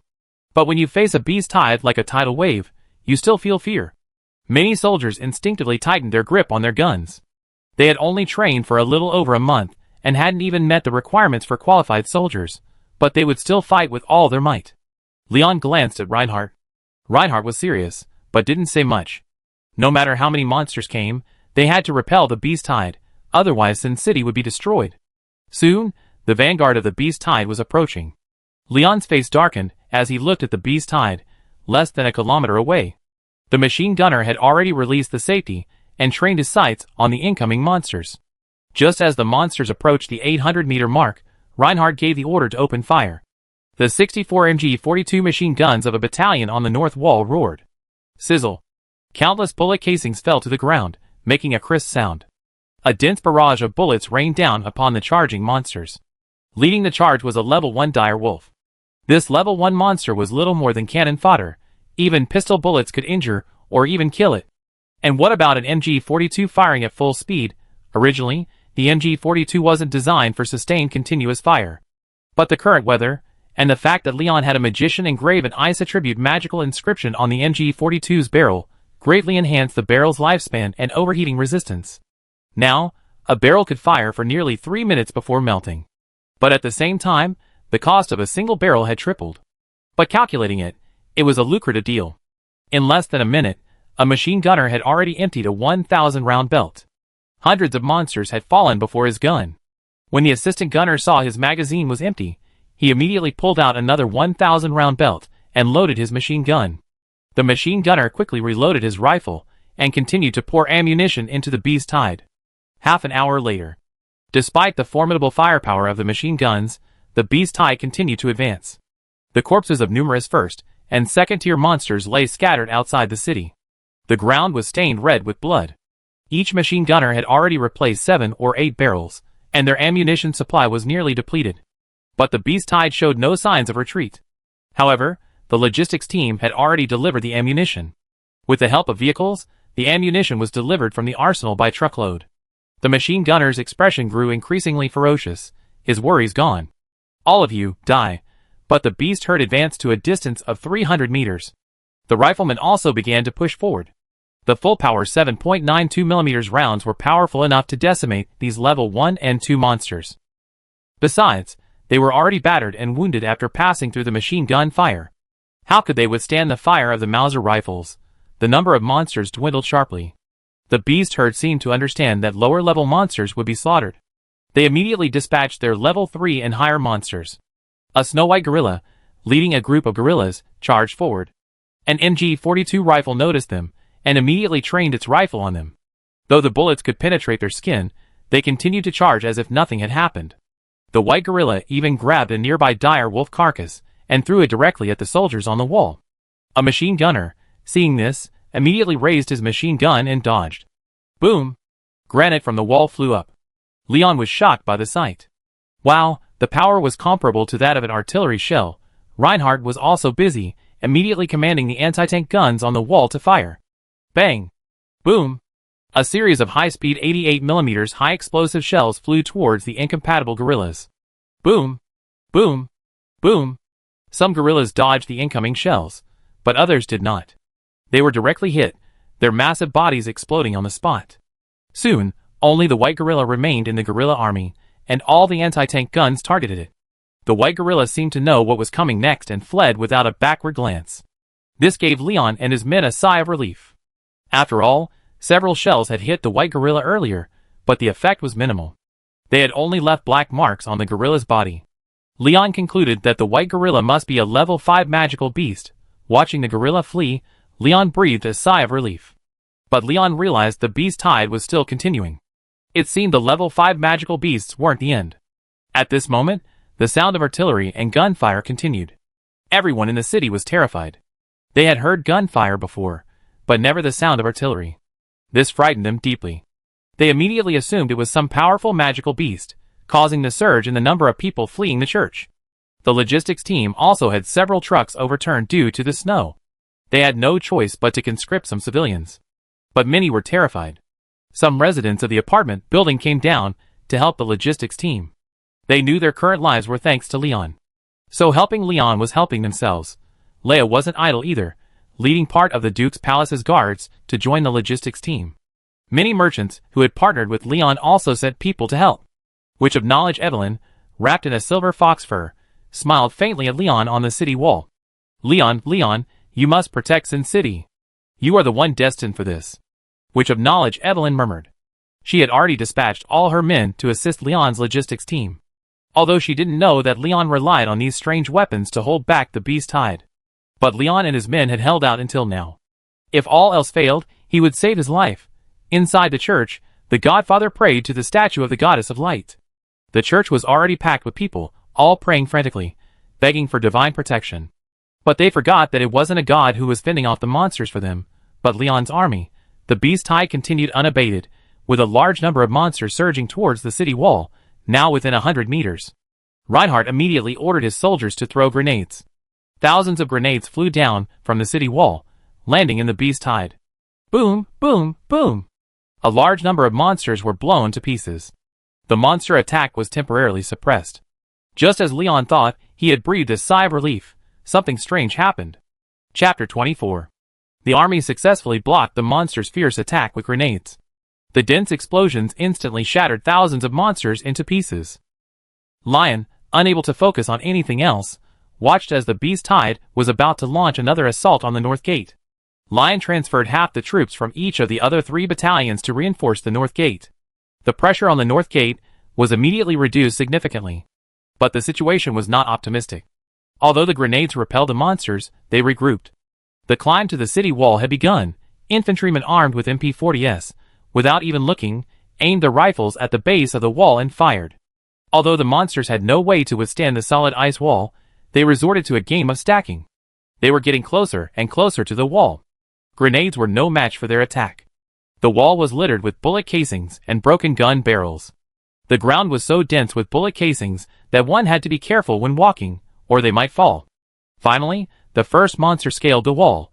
A soldier nearby had just killed a monster, his Mauser rifle still unloaded, when he saw another monster charging at him. He was utterly terrified. Am I going to die here? The next second, the entire monster burst into flames. Ouch! The monster cried out in pain. A soldier, carrying a large canister on his back and a flamethrower in hand, was seen unleashing a torrent of destruction. A fire dragon burst forth from his hand, charging at the ferocious monsters. The newly charged monsters felt the heat of the flames. The inflamed monsters scurried about. Many fell, while others were stabbed to death by the soldiers' bayonets. It also caused considerable casualties among the soldiers. Fire! Seeing the time was almost right, Leon gave the order to a messenger. The soldier hurriedly opened a nearby valve. A large amount of gasoline poured down from the city wall, dousing the monsters below. The soldiers near the city wall also began to retreat. Only one flamethrower charged forward alone. Before the monsters could react, the flamethrower ignited the gasoline. Boom! The ignition of the large amount of gasoline caused a violent explosion, sending flames soaring into the sky. The flamethrower was blown away by the powerful blast, but fortunately, he was not seriously injured. Many soldiers were also struck by the blast. The flames consumed tens of thousands of monsters. They fled frantically, but could they escape the gasoline so easily? The flames ignited half the sky. The people within the city were drawn to the massive explosion. Watching the burning sky, they listened to the screams of countless monsters. Everyone was stunned. "Your Excellency, the demonic leader has emerged," Reinhardt said, washing the dust off Leon's face with water. Leon quickly opened his eyes and said, "Take me there." The screams of the surrounding demonic beasts filled Leon with a chilling feeling. Overhead, heavy snow fell again. The snow swirls, and the fire burns, like a living hell. With the support of several soldiers, Leon braved the blazing fire and took out his binoculars. In the distance, a white tiger appeared. Leon could see the terrifying fluctuations of its magic. Materializing magic is generally only possible for 7th-tier demonic beasts. So, the white tiger before him was a 7th-tier demonic beast capable of destroying Sin City. Lion's heart sank, and he turned back to give orders. "Notify the heavy artillery. Prepare for fire coverage." As soon as Lion gave the order, the white tiger in the distance roared. Roar! Lion, far away on the city wall, felt a tingling in his ears. But he didn't care. The beast tide charged again. This time, the gorillas from before led the charge. They were at least level 3 monsters. There weren't many dire wolves left. This must be the last beast tide. Lion thought to himself. The monsters were making a final stand. Tens of thousands of level 3 and 4 monsters launched a final charge against Sin City. The soldiers on the city wall were a little frightened. Can we hold them off? Swish, swish, swish. Boom, boom. But just then, a dense roar came from overhead. Something seemed to fly overhead. Small black dots fell into the charging beast tide. The next second, explosions shattered everything at their impact points. A single 150mm howitzer shell would shatter everything within 20 meters, leaving no one alive within 50 meters, and still pack a powerful punch within 100 meters. The dense barrage of shells pelted the beast tide, shredding countless monsters. Many of the monsters began to retreat. But the white tigers in the rear kept forcing them forward. The square next to the church. 16 SFH-18 howitzers were stationed there. A company of over 200 men manned these massive cannons. The people inside the church, already terrified by the nearby artillery fire, fled in all directions. The Godfather could only reassure them that he would go out and check. Opening the door, he saw a company of soldiers manning these steel behemoths. Each shot was accompanied not only by a loud bang, but also by a vibration from the ground. The Godfather froze in place. This was the first time he had ever seen such a weapon. He was stunned as he watched the desperate soldiers. He had never seen soldiers fight so hard before. Not even the Pope's papal army could muster such devotion. He witnessed with his own eyes a soldier carrying a brass pillar fall. Without a second thought, he simply grabbed the pillar and ran. The Godfather could see the horrific wounds on his body. The Godfather returned to the church, closed the door, and surveyed the people inside. He silently returned to the statue of the Goddess of Light. "God, is he our salvation?" the Godfather asked earnestly. Alas, the statue did not respond. This wave of beasts couldn't even reach the city walls. They were ripped to pieces by the howitzers. However, a few escaped, and the machine gunners and riflemen were already waiting for them. After an unknown amount of time, the white tiger roared again. Roar! The monsters received the order to retreat, and the remaining ones, without a second thought, fled without a backward glance. Lion and the others breathed a sigh of relief. Many soldiers, ignoring the scorching walls, collapsed on the ground. The machine gunners' arms were numb. They lost count of how many monsters they had killed. They only knew to squeeze the trigger, then wait for the assistant gunner to reload, and change the barrel. These few movements, repeated over and over, like a machine. As the beast tide receded, Leon looked at the white tiger in the distance. The white tiger glanced at Leon, then left without a backward glance. Lion could no longer hold on, and sat down against a pillar. He soon fell asleep. It was at this moment that the heavy snow finally stopped. A ray of sunlight pierced through the clouds, catching Leon. Inside the city, shortly after the gunfire ceased, everyone emerged. They saw neither soldiers nor monsters. So, has the beast tide receded? This is the question on everyone's mind. Chapter 25. The sun set in the distance, dark clouds rarely hovering overhead. Soldiers were cleaning up the battlefield. Nearly 300,000 rounds of ammunition had been fired, and shell casings covered the city walls. Outside the city lay the corpses of monsters, a rough estimate of 80,000. There were pigs, bears, and wolves. Leon and his men planned to bring some of the carcasses back to use as food reserves, and to provide a snack for the people of Sin City. Hundreds of trucks drove out. Soldiers were searching the battlefield. Some monsters weren't dead, but lay half dead on the ground, ready to attack if a soldier approached. At first, some soldiers were injured, but the soldiers learned to follow up with a follow-up shot. Seeing a corpse, regardless of whether it was dead or alive, they would just shoot it in the head. As the soldiers cleared the area, cartloads of monster carcasses were pulled into the city. The people who had just finished clearing the snow along the streets were stunned by the scene. The machine gunners, and some of the wounded, had regrouped and returned to the city. Only a few riflemen remained, clearing the area outside. The wounded were taken to the hospital by bus for treatment. The remaining soldiers lined up and slowly descended the city walls. The civilians watched these dust-covered soldiers in silence. Many of them were acquaintances. Back then, they had mocked them, mocking them for going off to fight for Leon. But now, they were protecting them. William was marching with his squad. He was carrying the machine gunner's MG-42, whose hands were completely weakened by the shock. The road was lined with civilians, who had just emerged. William felt a little uncomfortable being stared at. He thought of his family. "Mom, I've finally grown up. I become a useful person," William thought to himself. He now received a monthly salary of 5 silver coins. And there would be a bonus this time. William had single-handedly held off 5 monsters in battle. His heroic deeds had been reported, and the reward would soon follow. William was already looking forward to his future life. He also became more determined to follow Leon. A little girl ran up to William, handed him a candy, then stole a glance at him before quickly running away. "Thank you for your hard work, big brother." William was stunned. He glanced at his men, who were also stunned. But before William could return the favor, the little girl had run away. The troops marched, and Leon also descended from the city wall. As soon as he reached the road, the people knelt down in unison. Leon was stunned by their actions. Looking at these people, Leon knew that among them were those who firmly followed him, those who despised him, and those who secretly stabbed him. But Leon knew that at this moment, Leon, his army, and the factory workers were the heroes. So Leon spoke. "Good afternoon, everyone. This is my first battle in the Sin territory. I don't know if I performed perfectly, but I did what I said I would. I said I would protect you, and I did. And what I'm going to do next is make our Sin territory stand up. I plan to establish a new government and remove the name Sin territory. We are human too. Why should we be labeled sinners? What flows in our hearts is not coldness, but hope for life. You might think I'm boasting, but from today on, you will be witnesses to my every word and action. I won't pursue the past, but if I catch you doing something in public again, don't blame me for using violence." Leon said this, and got into a nearby jeep.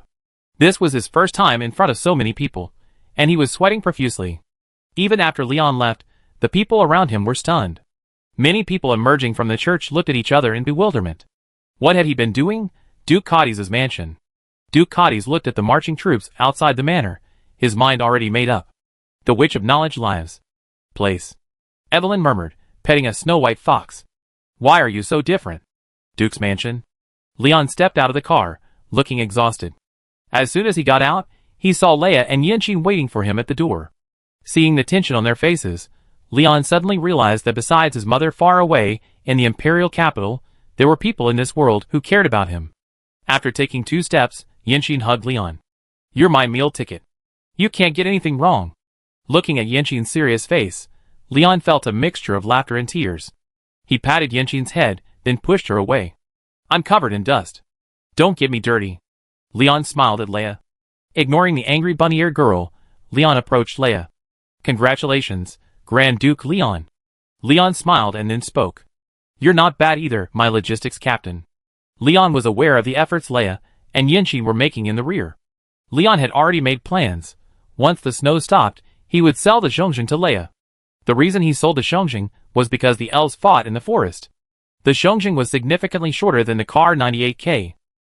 And the Zhongxing's performance was not to be underestimated. Watching the two chatting and laughing, Yinxin looked unhappy. Leon noticed this, so he prepared a gift for Yinxin. Leon didn't hesitate and ran straight into the bathroom. After showering, Leon came to the dining table. Yinxin looked unhappy. Looking at Yinxin, who was like a child, Leon almost couldn't hold back his laughter.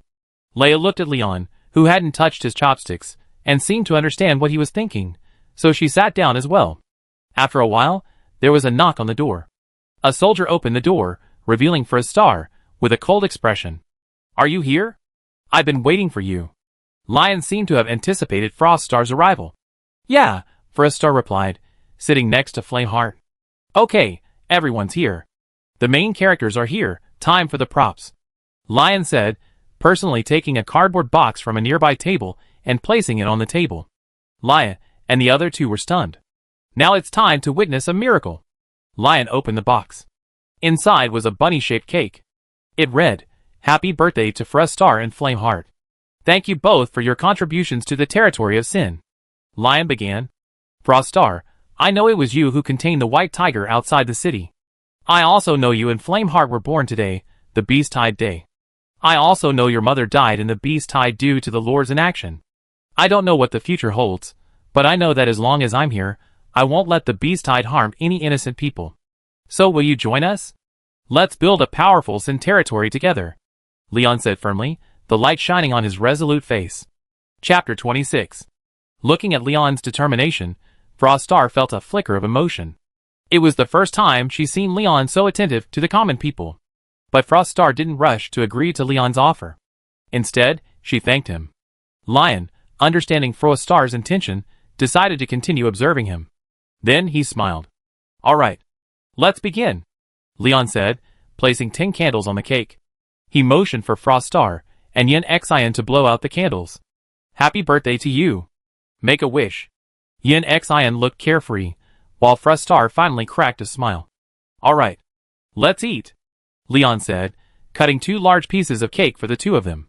There were no cakes in this world, but Leon had them created, and now they were sold in the territory of Sin. Frostar and the others had seen them before. Without further hesitation, they began to eat.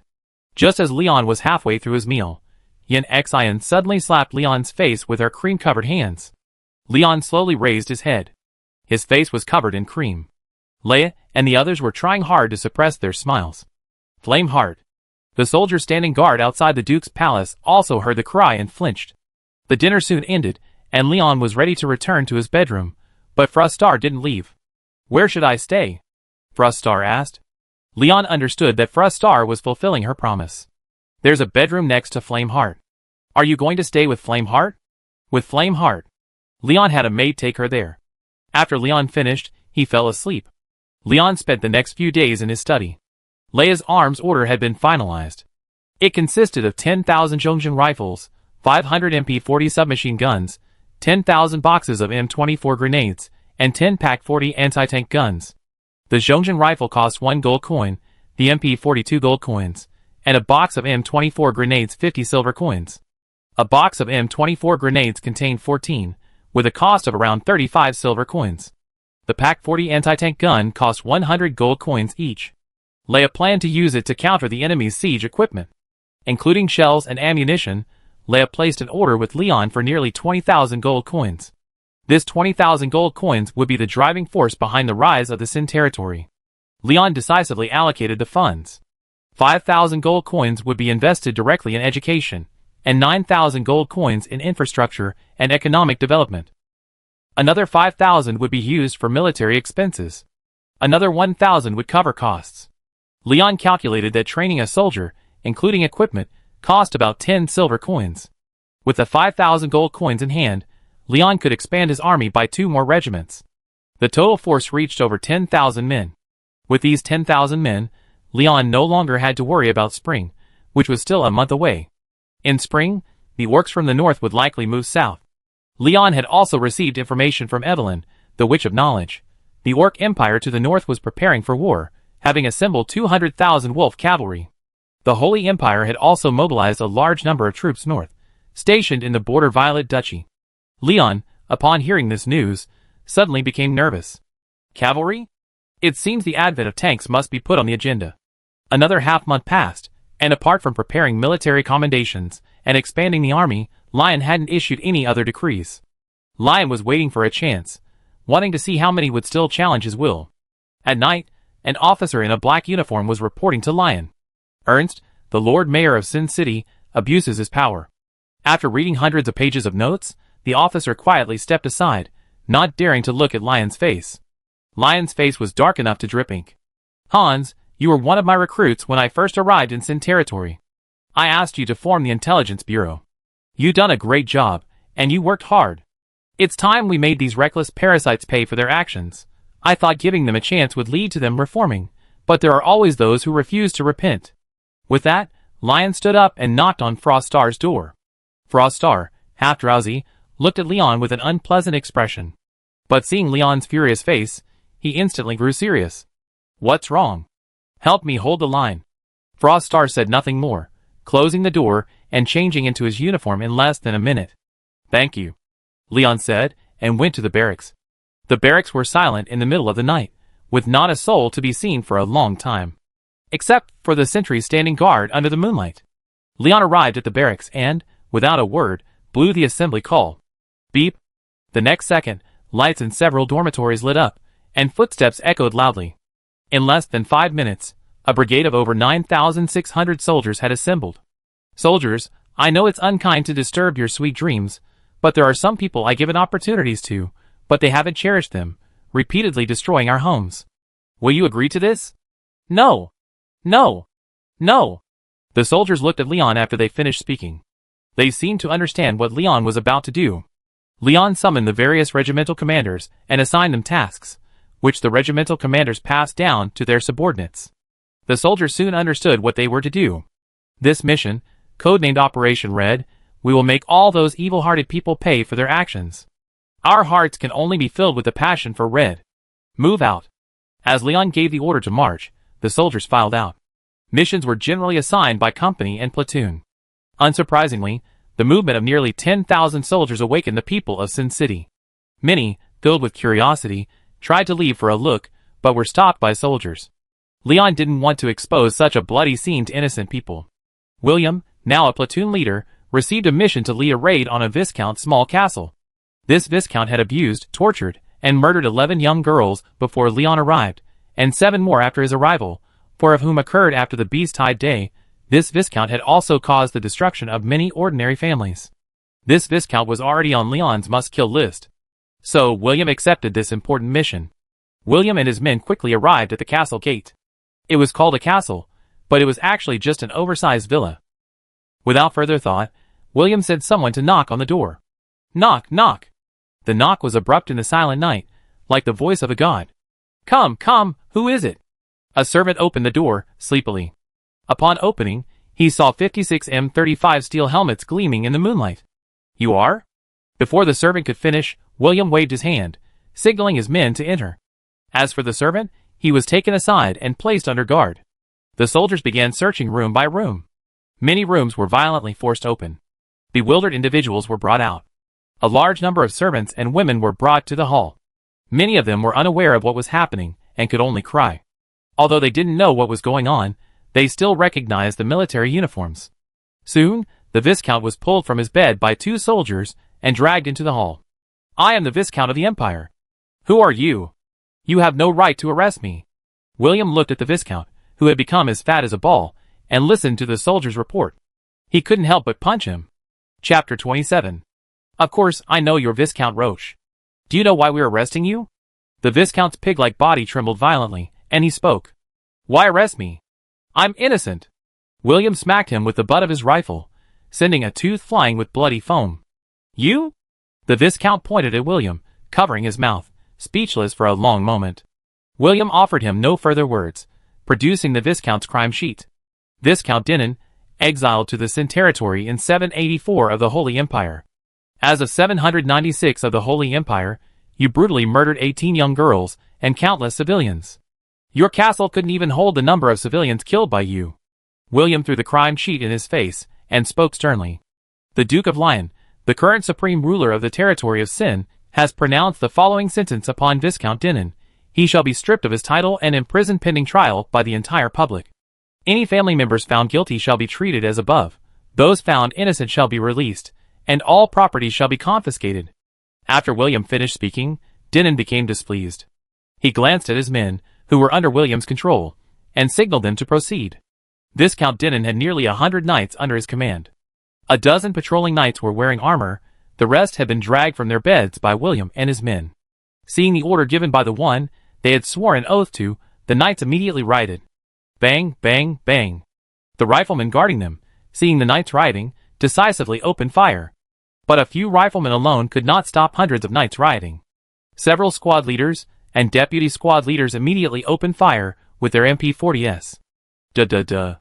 The machine gunner raised his MG42 and fired at the charging knights. Squeak. The next second, the knights, on the verge of breaking William's formation, fell like wheat being cut down. This scene shocked everyone outside. It was the first time Dinan and his men had ever seen such a terrifying weapon. Dinan was stunned to see his carefully trained men destroyed in a split second. The machine gunner immediately lowered his gun. Hip firing was still too much. William smacked Dinan with the butt of his rifle again. This time, Dinan resigned himself to his fate like a dead pig. William waved his hand, signaling them to be taken away. He also sent those rescued from this demonic den to the hospital. Many girls had been tortured beyond recognition by Dinan. They were already like this when William and his men found them. William and his men sealed the castle, and then led the troops back to the barracks. They were going back to hand over their mission. William and his troops had just reached an intersection when a dozen military trucks drove up. A company of soldiers jumped out. A captain spotted William and immediately stopped him. "Hello, Lieutenant. We received orders that the nobles will gather their men to attack the Duke's palace. I'm ordering your men to stay and assist us in fortifying the palace." "Understood. Can we use the trucks to transport our target?" William saluted and asked. "No problem." The captain nodded and immediately had the scoundrels loaded onto the trucks. He also arranged for the rescued men to be taken to the hospital. William and his men stayed behind to build defensive fortifications with the company. A number of chevaux de frise were unloaded from the wagons. As William and his men established their defenses, more troops began to gather at the crossroads. By the time William and his men were ready, a battalion of troops had already gathered at the crossroads. Lyon had already deployed 2 regiments near the Duke's palace to defend against the nobles' rebellion. Lyon had oversimplified the situation. The nobles had already planted troops within their ranks. As soon as they moved out, the nobles received the message. The nobles had assembled at least 20,000 soldiers. Of these 10,000, over 10,000 were cavalry. Lyon hadn't anticipated the nobles possessing such a large army. So, after securing some minor victories, he immediately dispatched 2 regiments to defend the Duke's palace, with 1 regiment guarding the 4 city gates. Tonight was destined to be turbulent. Inside a marquis's residence, a large number of noble lords in armor stared intently at the map on the table. They had already dispatched their entire army to attack the Duke's palace. They intended to achieve their goal in a single blow. They knew the formidable weapons in Leon's possession, but they were not a horde of beasts, focused solely on attacking in one direction. They planned to launch a simultaneous attack from all sides, catching Leon off guard. Over 20 marquises were optimistically awaiting Leon's death. One marquis spoke up. "What did Grand Duke Catus say?" "Grand Duke Catus is old. He is no longer the ruler of the Violet Duchy, nor is he the fearless war god of the north, who sent the orcs fleeing in panic." A count scoffed. They had invited Grand Duke Catus when they gathered, but he had refused. This infuriated them greatly. In Duke Catus's residence, in Grand Duke Catus's study, Grand Duke Catus watched the cavalry galloping down the street outside the window. Standing before the desk were Grand Duke Catus's son and daughter. They waited for Grand Duke Catus's words. A long pause. "They're trying to win you over too, right?" Catus's commanding voice echoed. The two exchanged glances and lowered their heads. "It's best if you don't get involved. If you do, go help our new Grand Duke and see if Lord Leon will let you go," Catus said helplessly. Catus's son, Redis, suddenly looked up at his father in disbelief. "Father? Help Leon?" Redis' face was filled with disbelief. Kellett, standing beside him, was also shocked. "I originally didn't believe he would rise, but now, seeing the weapons in their hands, I know the continent will be transformed. Perhaps even the way wars will be fought in the future will be changed because of him," Grand Duke Catus said earnestly. After hearing his father's instructions, the two men didn't hesitate. They assembled their respective armies, totaling 3,000 of the Empire's elite armored cavalry, and set out for the battlefield. Boom! The sound of hooves echoed in the distance. William and his men, guarding the intersection, could hear the thundering clatter and feel the terrifying vibrations from afar. The cavalry drew closer, and William and his men could even see the knight's armor gleaming in the moonlight. Ready! Fire! When the cavalry were within 100 meters of them, the battalion commander waved his hand and gave the order to fire. Bang! Bang! Duh! Duh! The dense sound of gunfire rang out, and the charging cavalry suddenly felt something hit their armor. Before they could even feel the impact, they fell to the ground with a blackout. The slaughter had begun. Chapter 28. The elite cavalry charged with unmatched momentum. But they fell to the muzzles of firearms. Bullets pierced the knight's fine armor, revealing to them that it wasn't the beast tide's weakness, but rather the weapon's excessive power. Many cavalrymen fell on the charge. The wailing of horses and the screams of men echoed through the night. Cease fire. The battalion commander ordered a ceasefire, needing to determine if any more enemies were approaching. But after a long period of no enemy sighting, the battalion commander sensed something was amiss. The fallen enemy numbered only a few hundred, but there were far more. Fire flares. The next second, several flares rose into the night sky, illuminating the pitch-black world. You never know until you see it, but you're startled. Thousands of infantrymen, stealthily taking advantage of the darkness, sidled along the snowdrifts and approached. Fire! Bang, bang, bang. The battalion commander gave the order to fire without hesitation. Thousands of infantrymen, realizing their whereabouts had been exposed, immediately rose and charged without a second thought. The rifle's rate of fire couldn't keep up with the enemy's charge. They were about to break into the defensive line when the MG-42 gunfire rang out. Swish. The next second, the dense infantry formation was devastated, and the enemy fell in droves. The machine gunner's expression grew increasingly ferocious. Damn it, you all won't stop, huh? You really need me to shoot you all right? A battalion of 64 MG-42 rifles tore through over 1,000 enemies. In less than a minute, not a single man was left standing under the guns. Cease fire. The battalion commander declared. The soldiers breathed a sigh of relief when they saw no more enemies. William also lowered his MP40. It seemed the situation was over. But then, William and his men heard another burst of intense gunfire in the distance. That night, the sound of gunfire echoed throughout Sin City. Everyone hid in their homes, afraid to leave. No one asked what was happening outside, only knowing that the soldiers guarding them were fighting. So, those fighting them must be their enemies. Many, kept awake all night by the noise, offered prayers for the soldiers, hoping they wouldn't get hurt. In the Duke's palace, in Leon's study, a huge map lay spread out on the enormous desk. Lion Reinhardt was staring at the map, pointing and commenting. Sir, the 1st and 2nd regiments have already routed the invading enemy.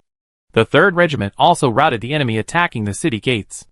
Approximately 6,000 defeated soldiers have retreated into the city. They have now begun clearing each street. Having cleared these few blocks, our preliminary assessment is that the enemy has retreated to the Noble District, seemingly intending to rely on the Noble District's castle to confront us. Also, Grand Duke Caddis of the Sin Territory has dispatched 3,000 of his Imperial Armored Cavalry to assist you. Listening to Reinhardt's report, Leon pondered over the map. Will this not harm the common people? And Grand Duke Caddis has sent cavalry to help us. After a long pause, Leon asked. The impact won't be significant. We've driven them back to the Noble District as quickly as possible. Grand Duke Caddis seems to be doing this to show his support for you. Reinhardt began. I remember Grand Duke Caddis was the ruler of the Violet Duchy, right? How did he get demoted to the Sin Territory? Leon began.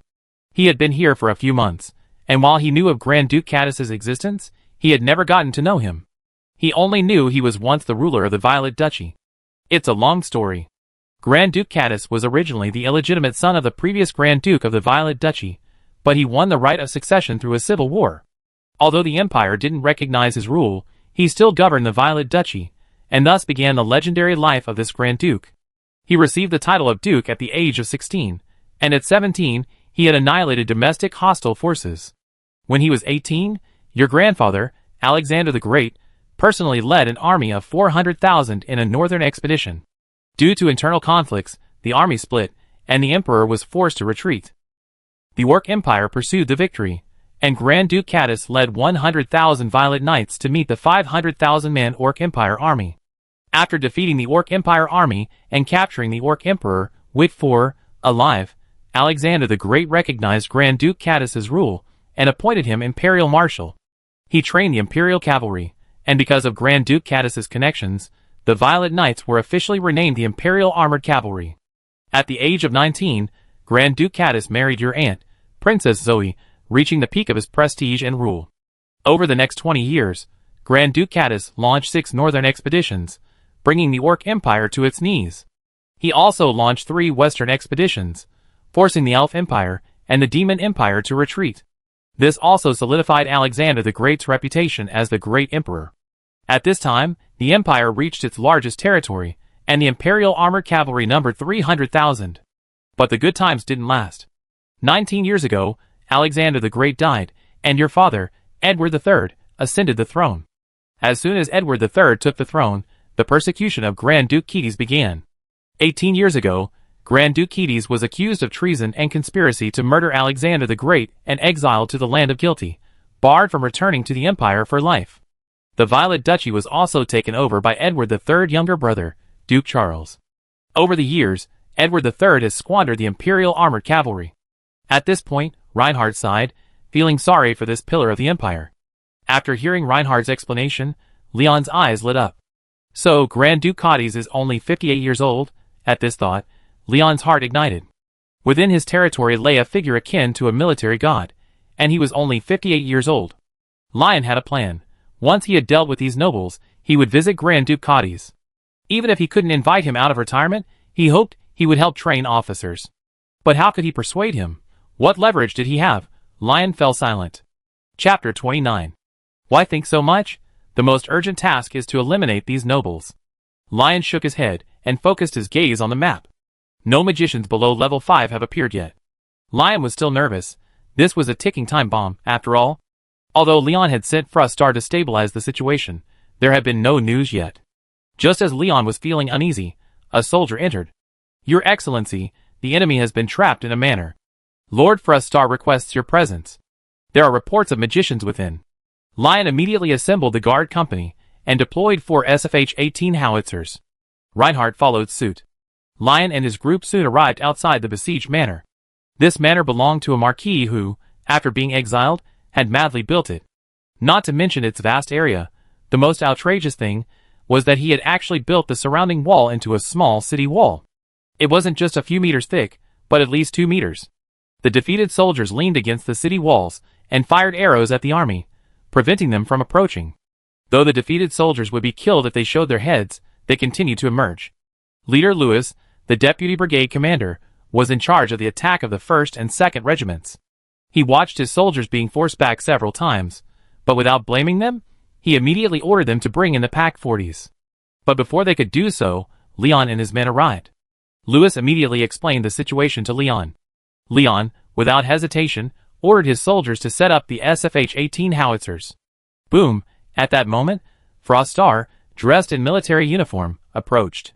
There were 10 magicians inside before, but now the magical fluctuations are incredibly strong. I suspect they're brewing forbidden magic. Listening to Frostar's account, Leon frowned. As expected of the rebels, there are no pushovers. Leon immediately ordered the 150mm howitzer to fire, blasting the city wall apart. Boom! Boom! Boom! The next second, the sturdy city wall was reduced to shattered smithereens. A company commander in charge of the frontline attack blew the signal whistle. A company of soldiers immediately charged towards the bombarded city wall. After the attack whistle sounded, the artillery began to extend its fire backwards, blocking the enemy reinforcements from the city wall. Before the enemy on the city wall could react to the aftermath of the artillery fire, they saw the soldiers approaching the wall. William was among them, leading his platoon in a rapid charge towards the gap. Machine guns from 2 other companies in the same battalion were providing fire support from the rear, suppressing the enemies on the wall. William reached the breach, but before he could climb up, a sharp arrow flew towards him. He instinctively stopped, and the arrow struck the open space in front of his toes. William reacted immediately, raising his MP40 and firing. The enemy, learning their lesson, quickly retreated. Machine gunners! William roared at the sight. A machine gunner, carrying an MG42, rushed over immediately, resting his rifle on a large section of the fallen wall and opening suppressive fire on the enemy at the breach. The other squad leaders were also not idle, grabbing their MP40s and joining the suppression. Squeak! Da-da-da!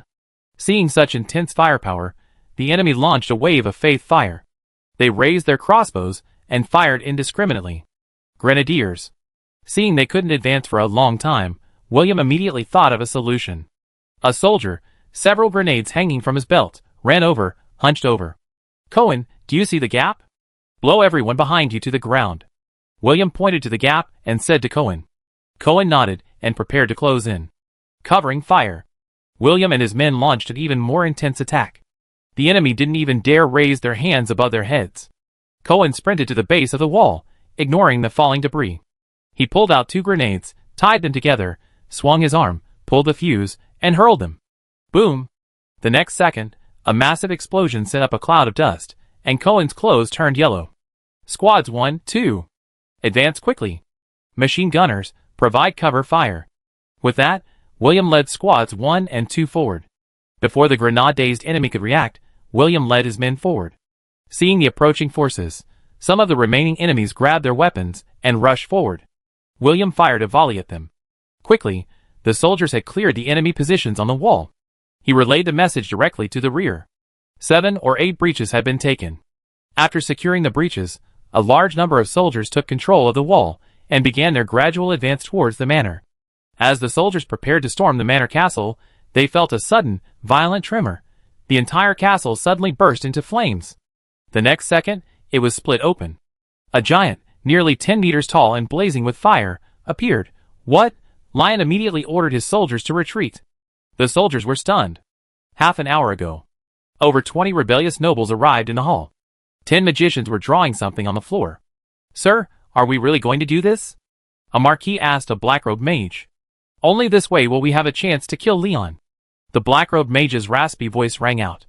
Why are we so obsessed with killing Leon? Because he will bring calamity to the Empire. The black-robed mage revealed his face. A human face, etched with purple magic patterns. Demon. A demon from the Northern Demon Empire. The nobles were startled, and many considered retreating. As if seeing through the noble, the black-robed mage spoke. Lord Satan's apostles demand blood, and you are the perfect sacrifice. The black-robed mage raised his hand, and countless tentacles flew out, trapping the nobles who were trying to escape. Then, before their terrified gazes, he slashed their throats one by one. The blood dyed the magic circle beneath red. Then, a demonic whisper rang out, likely driving ordinary people mad. Outer positions. Froststar suddenly sensed something and stared intently at the manor castle. Evelyn, the Witch of Consciousness, who was enjoying her beauty sleep, suddenly opened her eyes, as if sensing something, and burst into laughter. Interesting, Leon, you truly fascinate me more and more. The Duke of Cadiz' mansion. Just now, the usually aloof Grand Duke of Cadiz suddenly ordered his servants to bring out his armor. The beautiful Princess Zoe, standing nearby, stepped forward. That's right. Princess Zoe, nearly 60, still looks 30. Cadiz? What's wrong? Its lackeys are here, Cadiz said coldly. You mean? Chapter 30. Outside the manor. The artillery was frantically bombarding the castle, buying time for the allies to retreat. But the demon, standing over 10 meters tall, was no pushover. While the 150mm howitzer rounds disrupted the demon's movements and sent molten lava flying, the demon quickly recovered. The demon swung its great sword, shattering the castle into smithereens. Then it charged towards Leon. Lion was a bit confused. Why was it coming for me? There was no time to think. Lion wasn't sure if the demon was coming for him, but he still ran towards the noble's quarters, avoiding leading the demon into the civilian area. The army headed for the civilian area to evacuate the civilians. Even after the separation, the demon still pursued Leon. Oh my! It's really coming for me. The demon was about to catch up with Leon when Froststar attacked. Froststar flew up. Lion, This world is truly a magical world. There shouldn't be many people who can fly, right? Soon after Froststar took off, the church priest also took off. What? The Godfather is also a big shot? Froststar glanced at the priest, who nodded, then looked at the demon. The next second, they both attacked simultaneously. Froststar quickly sketched something in his hand, and then a mist of ice flew out of his hand. It flew towards the demon. The moment it reached the demon, a layer of ice instantly solidified on its body. The demon was frozen in place. Froststar then seemed to chant some kind of spell, and a large number of ice spears appeared beside him, each one piercing the demon's chest. But the demon was unfazed. It soon broke free, unsheathed its ice spear, and roared at Froststar. Roar! The Godfather also took action, summoning 12 knights of golden energy to charge at the demon. Though these knights were only 3 meters tall, a single blow from the demon's great sword would send them flying dozens of meters. But these knights, like invincible cockroaches, fell and rose again and again. This made Leon envious. Is this what a magician is like? Froststar had fended off a 7th level white tiger last time, but this time it was struggling. Could this demon be 8th or 9th level? Before Leon could think of anything, the demon unleashed its might, sweeping the knights away with a single sword strike, charging towards Leon. Leon had no other options but to hide. Froststar and the Godfather seemed unable to stop the demon. Their magic had minimal effect on it. The two exchanged glances, and in perfect sync, they cast their spells. A ball of frost gathered in Froststar's hand, while the Godfather beside him strengthened it. The demon seemed to sense something, and glanced at the two of them. The next second, Froststar launched a direct attack at the demon. Countless cones of ice shot out, each sharp and imbued with a radiant aura. The demon swung his sword, shattering some of the cones, but countless more struck the demon, causing its body to rapidly solidify. Soon, the demon transformed into a block of rock, the molten lava within its body having cooled. Seeing the demon stop, everyone breathed a sigh of relief. Froststar silently wiped the sweat from his sweat. This spell consumes a lot of energy, but of course, it's also incredibly powerful. The fact that an ice spike just missed and shattered a castle was evident. But at that moment, the demon stirred again. Its previously frozen body suddenly erupted in flames, then turned black, surging madly from the cracks. Then the demon broke free. I will be reborn from the ashes. Prepare to bear my wrath. The demon roared, slashing at Froststar and the other two with his sword. The Godfather raised his hand and cast an energy shield, sending the two flying. But they remained unharmed. After defeating the two, the demon charged at Leon. My God has commanded you to die. The demon roared as he charged. Lionheart, thank you. Just as the demon was about to reach Leon, the sound of something breaking through the air was heard. A knight in silver armor descended from the sky, using the force of his fall to strike the demon with a sword. The demon, seemingly sensing danger, raised his sword to block. But the knight's sword seemed to have a problem, slicing the demon's great sword in two. The demon hastily retreated. Are you also going to oppose the will of our God? The demon asked coldly, rather than charging blindly. No point in talking. I protect this child, the knight said. Leon finally noticed the knight's appearance. He was clad in silver armor. The armor was emblazoned with golden violet patterns. A silver violet flower was printed on the chest. What was this? Leon remembered hearing about this armor somewhere. Excellent. Those who oppose my God. I will destroy them one by one. The demon roared furiously, and the broken greatsword burst into flames again, transforming from a physical weapon into a magical one. With a fierce downward strike, the Violet Knight seemed to have anticipated the demon's move. He faced the challenge head-on, sending the greatsword careening away with a single blow. Then he soared above the demon's head. Golden runes flew from the sword, swirling around the knight. A terrifying surge of magical power erupted from the knight's body. The knight gazed coldly at the demon below. I will sentence you to death. Then, the knight's sword fell, severing the demon's head, its massive body instantly reduced to ash. Then the knight slowly descended before Leon. Leon was a little confused. He judged the knight before him to be a 9th-level magician. Knights are divided into two types, the most common knights, and then the one before him, magic knights who rely on magic to fight. They are the pillars of the empire. The knight before him made Leon weep with envy. If only he were one of our own. Never mind, let's go to sleep. Leon was about to thank the knight for his support. Before they could say anything, a portal appeared nearby. The sleepy-looking witch of consciousness, Evelyn, emerged. Hey! Isn't that Lord Leon? Not slain by the Apostle of Death? Evelyn teased. Leon, Evelyn didn't wait for Leon to speak, but glanced at the knight beside him. Isn't that the Violet Knight? What brings you out? Does your wife know? Evelyn asked casually. The knight silently tightened his grip on his sword. Chapter 31. But the Violet Knight ignored the loudmouthed witch. He approached Leon and spoke. When you were born, the gods gave you a hint, saying you would bring change to the continent, but also endless war. That's why your father treated you this way, but fate was predestined. You were destined to change the world. In observing you these past few days, I discovered that you and your great-grandfather are the same kind of people. You both care about the lowest commoners. The Violet Knight spoke, then lost himself in memories. My great-grandfather? Leon asked, somewhat surprised. He didn't even know who his great-grandfather was. Your great-grandfather, once a brave warrior and a holy knight. More than that, he was also my teacher. The Violet Knight removed his helmet, revealing his true face. Before Leon could react to his great-grandfather's identity, he saw the knight's true appearance. Grand Duke Caddis? Grand Duke Caddis's photo had long been on Leon's desk. When he saw clearly that the powerful knight before him was indeed Grand Duke Caddis, Leon was surprised. This world is insane. Before Leon could say anything, Grand Duke Caddis spoke up. This isn't the place to talk. Let's go to your Duke's mansion. Lion and his group returned to the Duke's mansion. Watching Caddis survey the mansion, Leon dared not breathe a word. This man was his great-grandfather's apprentice, and by generational standards, he was his grandfather's generation. Leon was also sweating profusely, as was Evelyn, who was following him. Before Leon could speak, Caddis, after taking a look around, spoke up. Lion, what I just said was just a simplified version of the prophecy. Listen carefully to the true prophecy. When the northern wolf stains the black earth with blood, demons will be reborn from it. Red flames will consume the continent. The knights of the church will pay the price. The empire will fall for its arrogance, and the people will usher in the dawn of light. Caddis finished speaking and looked at Leon. Lion was a little confused, but he memorized the words and would study them later. Seeing Leon pondering, Caddis pulled out a long black box. Lion, this is a legacy from your great-grandfather.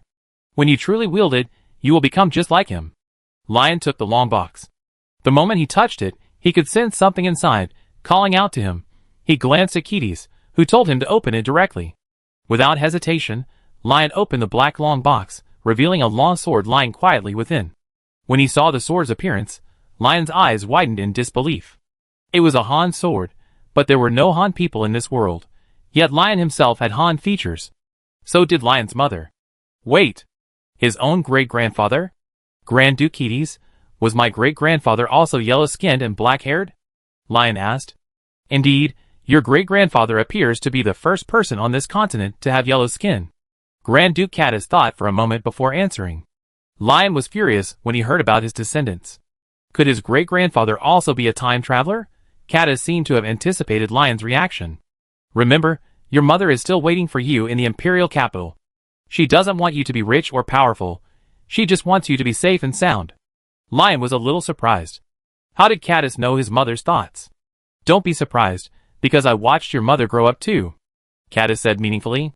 Lion, Okay, we're all acquaintances. Caddis lost his initial dignified demeanor, and looked at Lion with a kind expression. Just as Lion was about to draw his sword, Caddis stopped him. Now's not the time. Just then, Reinhardt arrived. Grand Duke Caddis, your excellency, all the rebels have been eliminated, all the law-breaking nobles have been apprehended, and all the corrupt officials have been apprehended.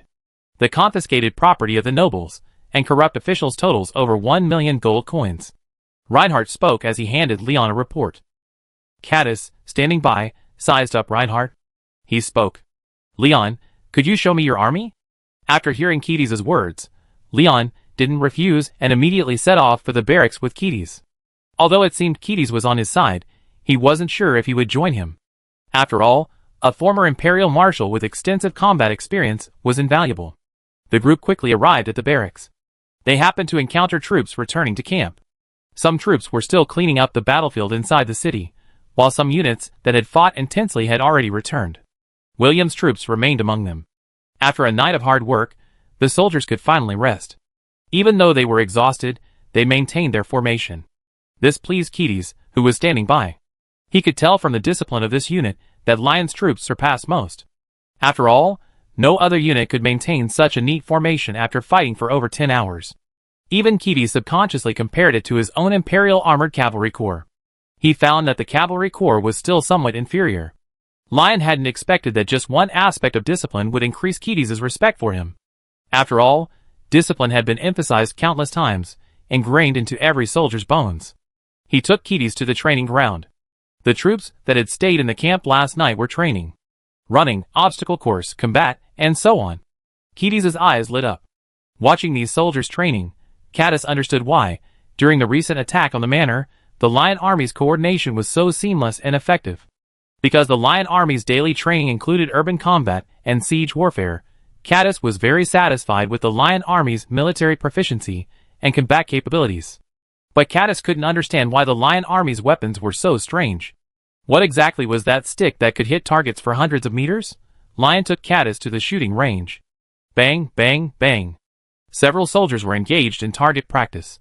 Seeing this, Caddis couldn't help but step forward and observe the weapons in the soldiers' hands. Chapter 32. The soldiers, intently aiming, didn't notice Caddis standing nearby. They only had eyes for the distant target. Ready! Go! Bang, bang, bang. The soldiers began their practice, soon firing off 5 rounds. They put away their weapons, stood up, and stood still. The instructor, noticing Leon and his companions, immediately saluted. Leon approached Grand Duke Caddis, not interrupting him as he was lost in thought. A storm was brewing in Grand Duke Caddis's mind. This weapon was even more powerful than imagined, and it didn't require magic to power it, and its range surpassed most current magical weapons. Grand Duke Caddis, regaining his composure, asked, "What is the production capacity of this weapon?" "If the arsenal operates at full capacity at its current scale, we can produce 20,000 per month." Leon replied after some thought. 20,000? Great! Great! Great! As expected of a descendant of the master. Caddis grabbed Leon's shoulders and exclaimed excitedly. It had been a long time since he lost his composure. He originally thought Leon, having been demoted here, would likely spend the rest of his life here. But now, it seemed Leon might be the one to finally take that position. "Leon, did you know your mother wrote me a letter the first day you arrived in the Sin territory?" Caddis regained his composure and spoke. "This?" Leon was a little surprised. "Guess what she said in the letter?" "She didn't ask me to help you. She just asked me to save your life," Caddis said. "So until just now, I only wanted to save your life, but after seeing this weapon, I changed my mind. If you can defeat the Orc Empire cavalry heading south, then I will do my utmost to join your side," Caddis said. Leon wasn't particularly pleased after hearing this, but rather worried. Because he heard something. The Orc Empire is about to march south. Grand Duke Caddis, how long will it take for the Orc Empire's army to arrive? How large will they be? Leon asked. The Orc Empire's vanguard has assembled from the capital, totaling 50,000 troops. Their goal is to capture the territory of Sin and attack the Violet Duchy of the Empire from the west and north. Historically, the fastest journey from the Orc Empire's capital to the territory of Sin is 7 days.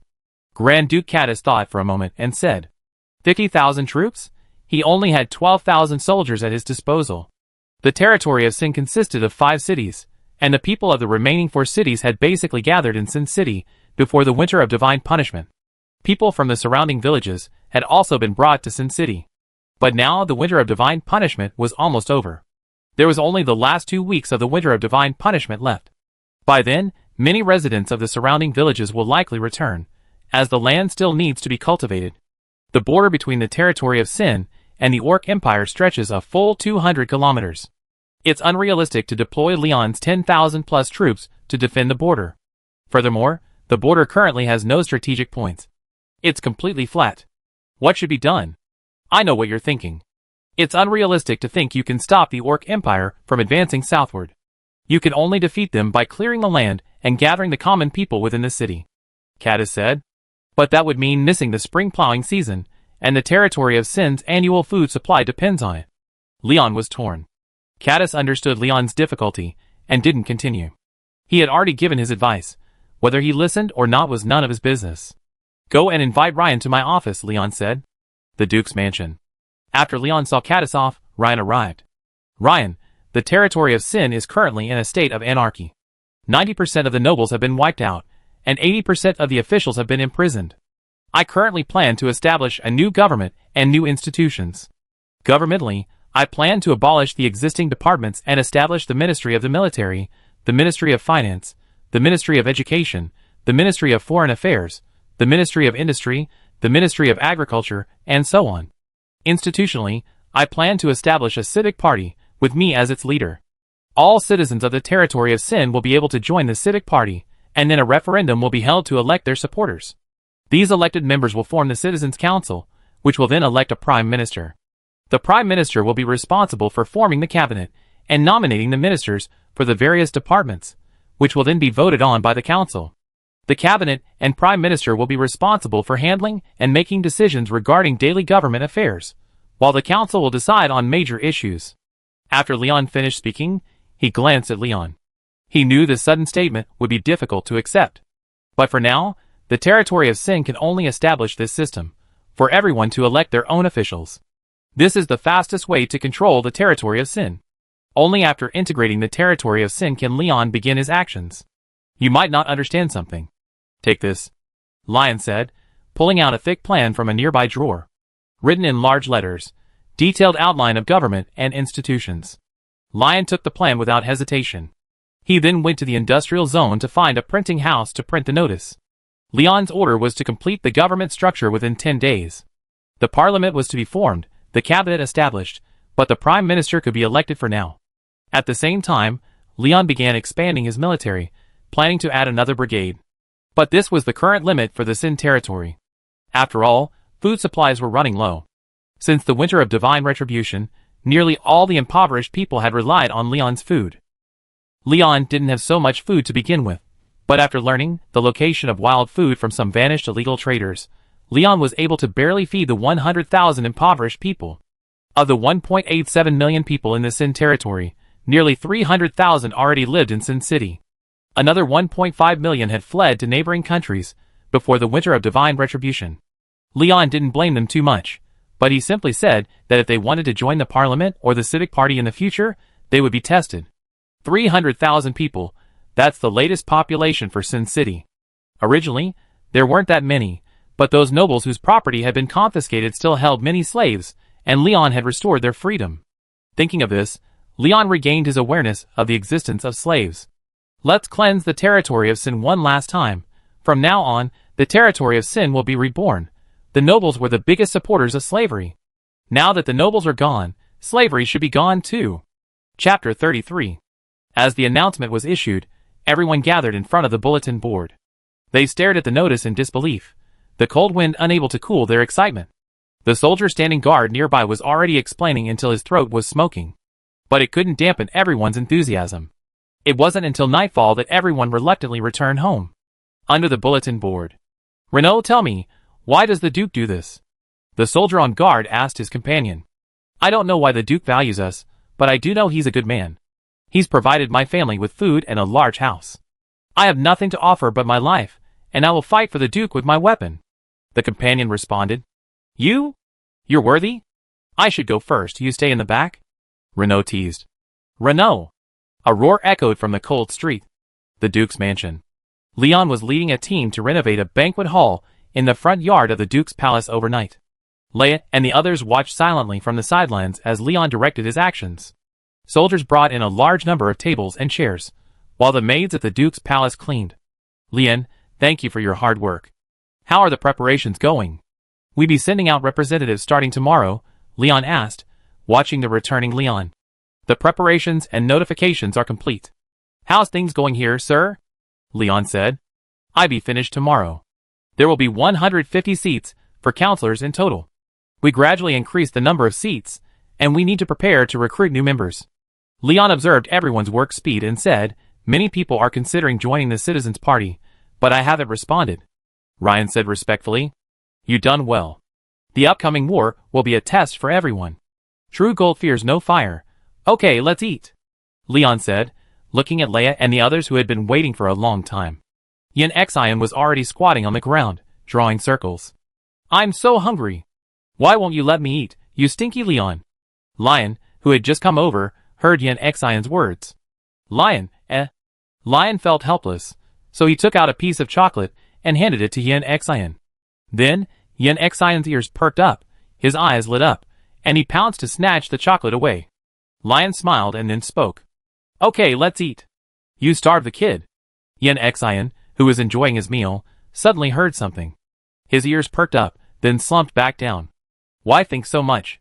Chocolate is still delicious. Leia smiled after hearing this. Only Xuanqing gave Yanqing a complicated look. She then went over and picked Yanqing up. It's time to eat, sister, Xuanqing said gently. Okay, sister. Yanqing tilted her head. This was the first time she heard her sister be so gentle. I can't figure it out, so I stopped thinking about it. It's giving me a headache. Better to just keep it simple, hee. At the dinner table, Lion saw Yanqing devouring everything, a familiar sight. After a few simple bites, Leon returned to his room and went to work. Industrialization, politics, education. There's still so much that's not perfected. There's a long way to go. Late at night, Leon glanced at the factory clock on the wall. It was already 12 o'clock. Leon put on his coat and walked into the yard. It wasn't snowing tonight, so he decided to take a walk to relax. Looking up, he saw the bright white moon. Wait! Why is there someone? Leon finally saw clearly that it was Froststar sitting on the roof. Froststar seemed to have noticed Leon and jumped down. Silently, she was trapped in front of Leon. Good evening, Leon said. Yeah, Froststar replied indifferently. Wait! Leon stopped Froststar as she was about to return to her room. Froststar turned around and looked at Leon with a puzzled look. Can you tell me the story of your sister Yen Xian? Leon asked. Sure. After a long moment, Froststar spoke. Leon brought 2 small stools and set one aside for Froststar. Froststar sat down. Actually, I'm largely responsible for Yen Xian's situation, Froststar said guiltily. What's wrong? Leon asked quietly, as if listening. 20 years ago, during the winter of divine punishment, my mother died, and I also had a fever. Yen Xian didn't have a fever, so she braved the snow and went out to find a solution.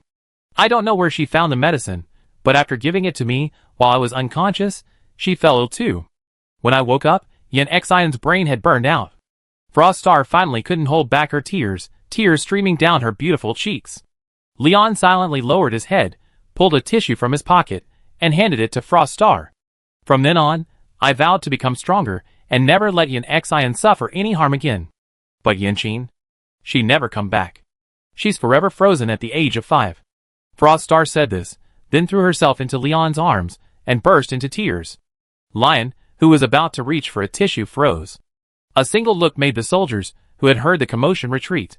He just silently held Froststar. He quietly waited for Froststar to vent. How many people like Froststar and Yanqing are there in this world?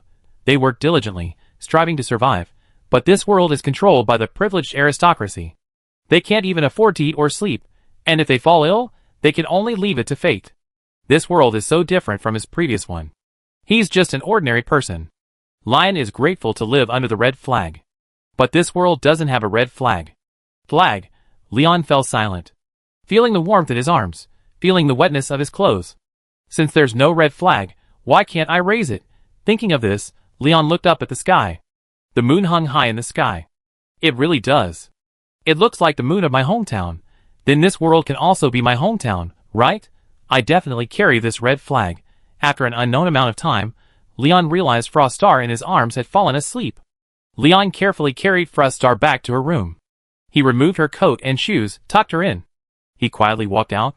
But Leon didn't see Froststar's eyes slightly open as he left. Leon returned to his room and wrote 4 large characters on a blank piece of paper. Agrarian Revolution. Chapter 34. A few days later, in the final days of the divine winter of punishment, north of the territory of Sin lay the vast Orc Empire. The majority of the orcs in the Orc Empire were beast-like orcs. Another minority were half-orcs. Half-orcs had always been looked down upon by the orcs. They believed they insulted the great wolf god. Nearly 10 million half-orcs were oppressed and exploited by the Orc Empire's people, with 1 million even driven to lands near the territory of Sin. This land continued the barrenness of the territory of Sin. 1 million half-orcs struggled on this land of less than 20,000 square kilometers. Many half-orcs felt unfortunate for being half-orcs. That day, an envoy from the Orc Empire's emperor arrived. The envoy was from the empire's most noble race, the werewolves. Upon arriving in the Orc territory, the envoy spoke directly. Great Wolf God, His Majesty the Emperor is about to march.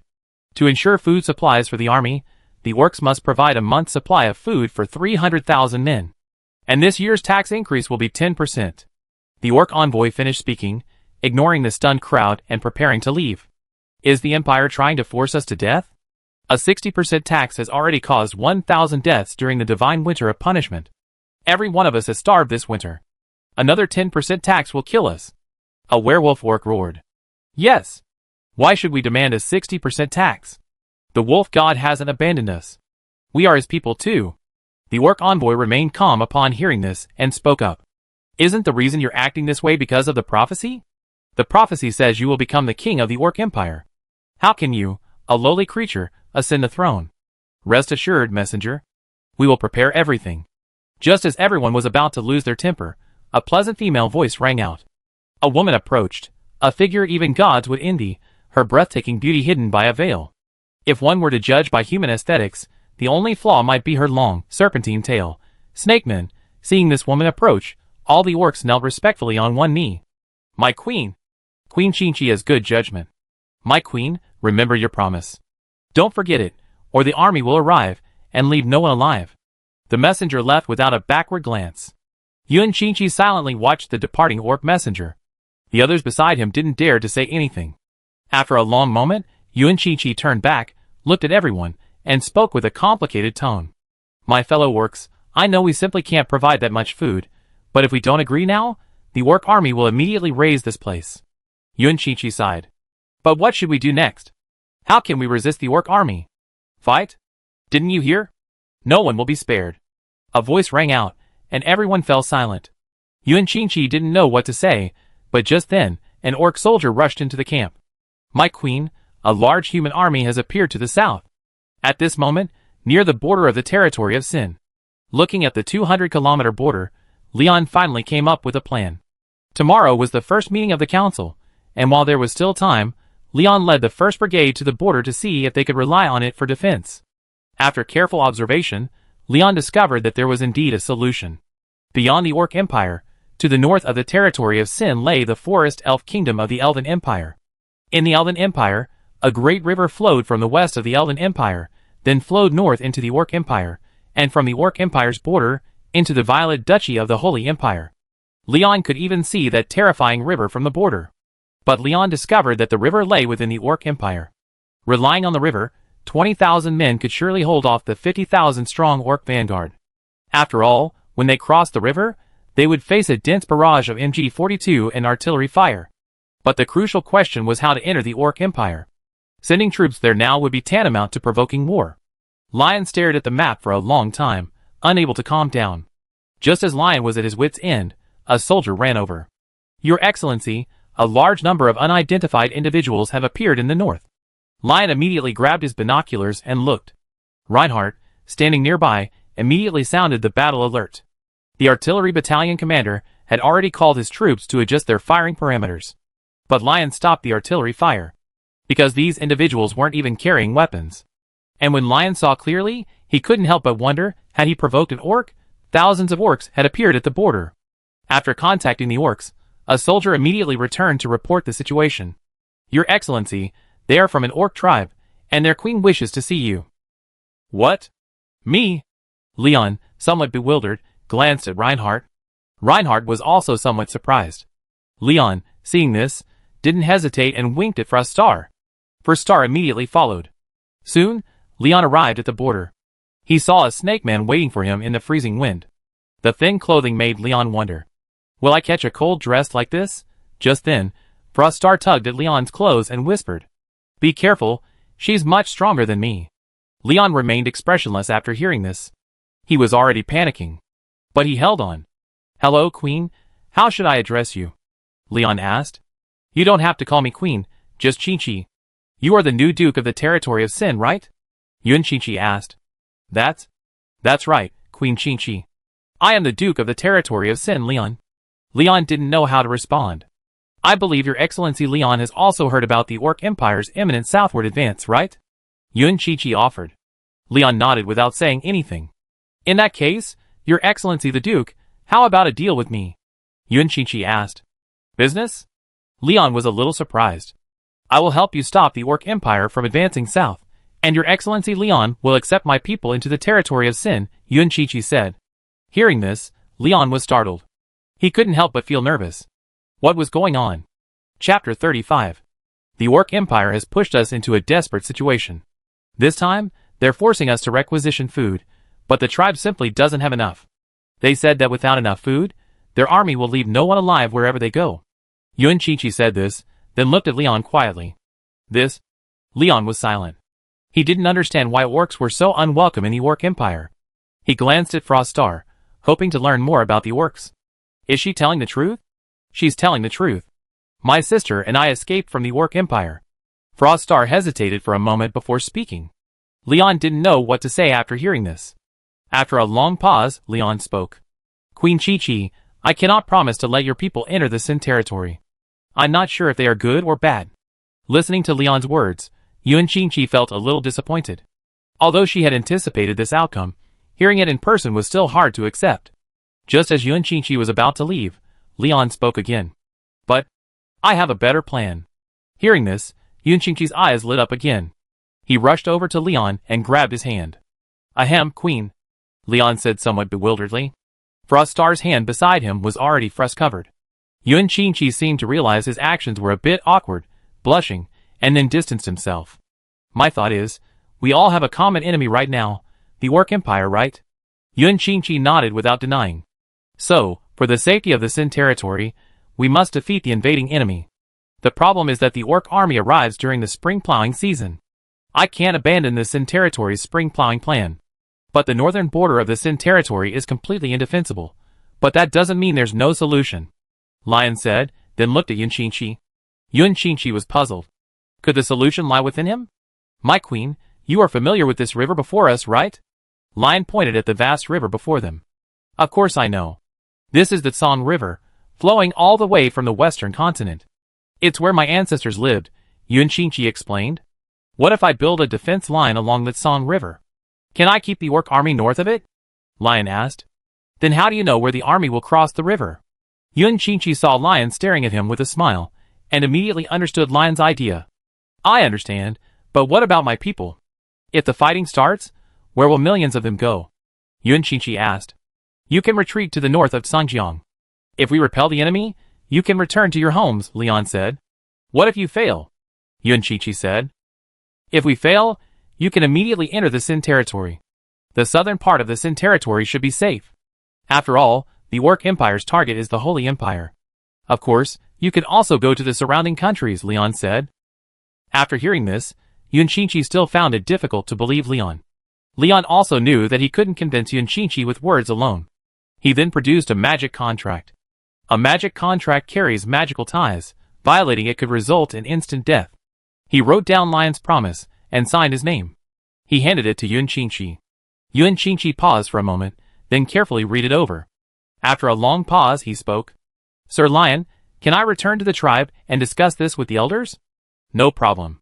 I demonstrate the strength of the territory of Sin to Her Majesty the Queen later. Lion smiled. Yuan Chi remained silent, still concerned about Lion and his men's strength. My queen, where is the Orc army most likely to cross the river? Lion asked. I know. Although the Song River is long, there are only 2 places north of the territory of Sin where crossings are possible. Yuan Chi pointed to 2 distant locations. Leon's mouth twitched. My queen! I don't have magic, I can't see through things. He immediately pulled out a map and spread it out on a table brought nearby. Queen Chi, which 2 places did you just mention? Yuan Chi leaned over, slightly startled by the precise map. He then pointed out 2 locations. Leon immediately circled them with a pen. Did you draw this map? Yuan Chi had never seen such a precise map before. Yes, I drew this map when I was in the imperial capital. It took me 10 years to complete, using all my personal savings. Leon then called over Reinhardt. Reinhardt, take the engineering battalion and conduct reconnaissance work on these 2 locations immediately. I remember there's a floating bridge here. Although the map says it's 3 meters wide, we should still go and confirm it. Understood. Reinhardt set off immediately. Your Majesty, you don't mind my men going to survey, right? No problem. Yuan Chi, standing by, quietly gazed at Lion's map. So this world is so vast. The Orcish Holy Empire alone is vastly larger than his own tribal territory. He still wanted to lead his people in rebellion. But the territory of Sin isn't that big. Why would they dare challenge the Orcish Empire? Thinking of this, Yuan Chi asked. Aren't you worried about losing this war? Losing? Of course I'm afraid, but what good is it if we don't fight? Falling behind means being beaten. Rather than living in constant fear in the territory of Sin, it's better to fight here with real weapons, and make those who would invade us pay with blood. Besides, our home is behind us. As the saying goes, it's hard to leave your homeland. Lion continued to stare at the map, confirming the feasibility of his plan. Yuan Chi fell silent after hearing this. After studying the map for a moment, Leon noticed Yuan Chi was silent, so he decided to lighten the mood. And I think if we can hold off the Orc army, they retreat quickly. Why do you say that? because the territory of Sin isn't their target. Their goal is to capture the territory of Sin, and then attack the Violet Duchy from both sides. If we can hold off this army, the Orc Empire's two-pronged attack will fail, Leon said after analyzing the situation. Yuan Qingqi didn't hesitate after hearing this, because what Leon said was very likely true. Well, Queen Qingqi, do you mind if we come to your house for a visit? We can confirm the contract, and there's something I hope your majesty will agree to. Oh, and your majesty, don't worry about my army, it'd be waiting at the border. Leon smiled. What do you want me to do? Yuan Qingqi was a little surprised. Chapter 36. Yuan Qingqi brought Leon and Shuangxing to her tribe. From afar, the tent stretched for over 10 kilometers, scattered in layers. A few wisps of smoke drifted from inside. Leon felt instantly transported back to primitive times. There wasn't a single brick house in sight. Yuan Qingqi led Leon inside. As soon as he entered, Leon was captivated by the people inside. He saw countless beast-eared women walking around the tribe. Wow, this is a paradise for Furue lovers. These beast-eared women were holding lunch boxes, probably for their companions who were hurting. Although Yuan Qingqi's tribe was adjacent to the Sin territory, the hardest hit by the divine winter of punishment was in the Sin territory. And the lowest temperature in Yuan Qingqi's tribe was only a few degrees below zero. Yet many people still froze to death. Not far north of Yuan Qingqi's tribe was the famous Songyun grassland of the Orc Empire. Yuan Qingqi led the two towards the large tent in the center. Along the way, many orcs spotted Leon, the human. They were discussing privately. Human? Why is a human here? It seems the queen brought him back. What is the queen planning? Leon also heard the orcs' discussion, but remained silent, knowing Yuan Qingqi would surely tell them later. Leon and the others arrived at the tent, and Yuan Qingqi immediately notified the elders. Although Yuan Qingqi had already signed the contract, he still had to inform the elders. Soon, cursing voices could be heard from outside the tent. What? An alliance with the Lord of Sin? The queen is foolish. Yes. What kind of fighting power can those old, weak, and sick people in the territory of Sin have? Leon heard their words before they even entered, but his expression remained unchanged. Yuan Qingqi glanced at Leon and, noticing no change in his demeanor, breathed a sigh of relief. The next second, a dozen orcs walked in from outside the tent. As soon as they entered, their gazes locked on Leon. Human, I heard you're a duke. A half-werewolf said. My name is Leon. If you're referring to the Grand Duke of the territory of Sin, then I am. Leon said calmly. Human. How on earth did you manage to bewitch the queen? A half-snake asked. Leon picked up the thermos he was carrying, took a sip, and spoke slowly. Bewitched?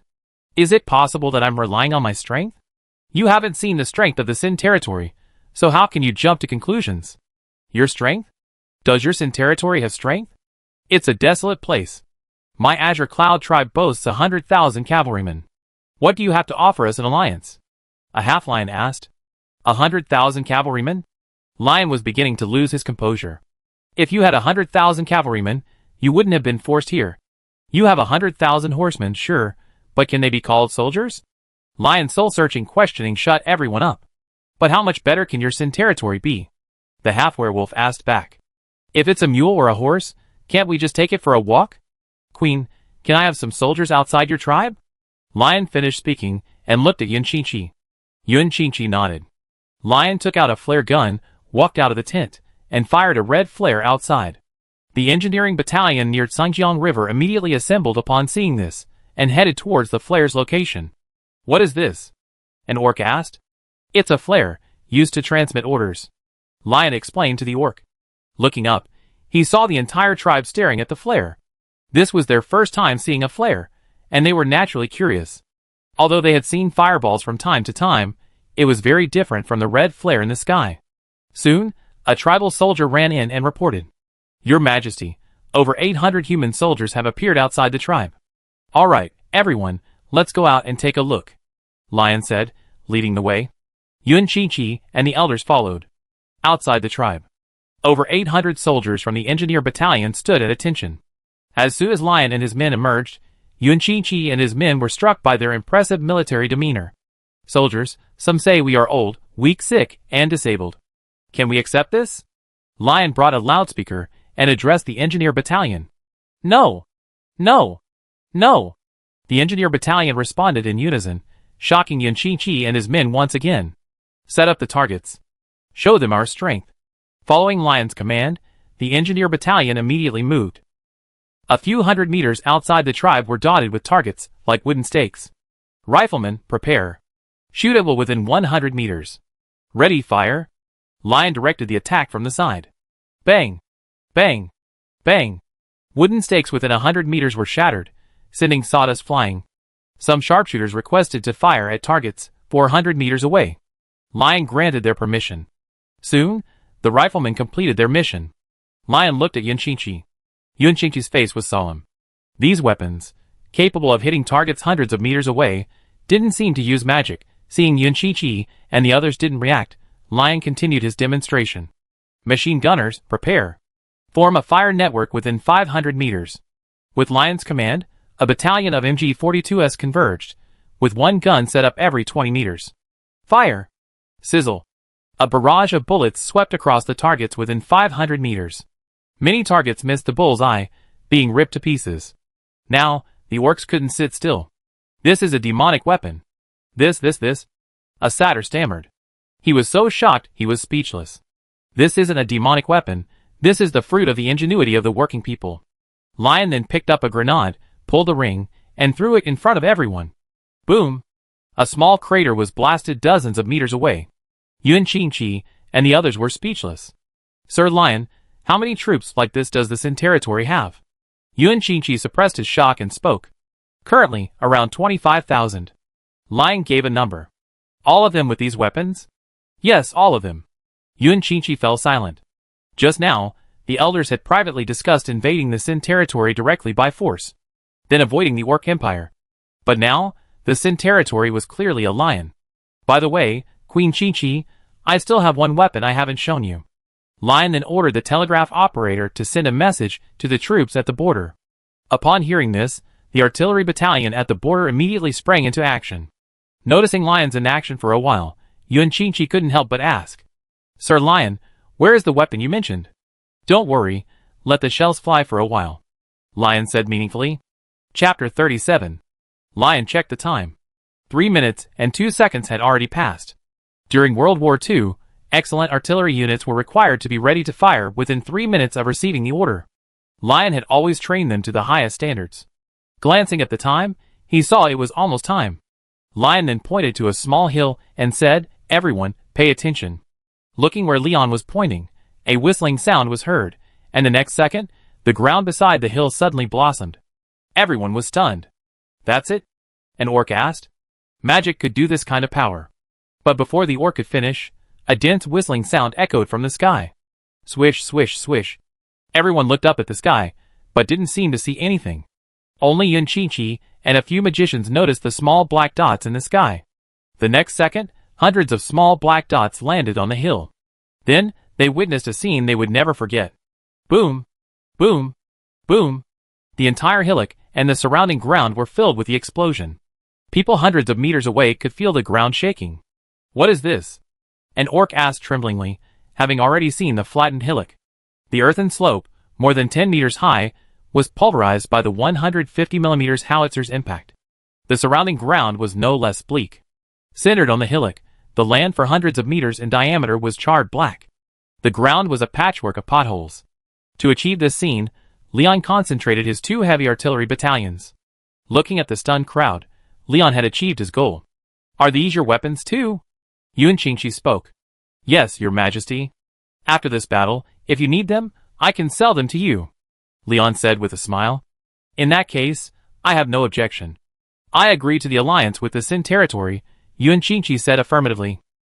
The other orcs didn't object either, having fully grasped the Sin territory's strength. By the way, your majesty, the orc army will also have high-level magicians, right? I hope you can help me intercept them. After all, we in the Sin territory are just ordinary people. This is what I want to ask of you, Leon said, observing. He wasn't sure if Yunchinchi would agree. After all, it was Leon's army that was bleeding in the front this time.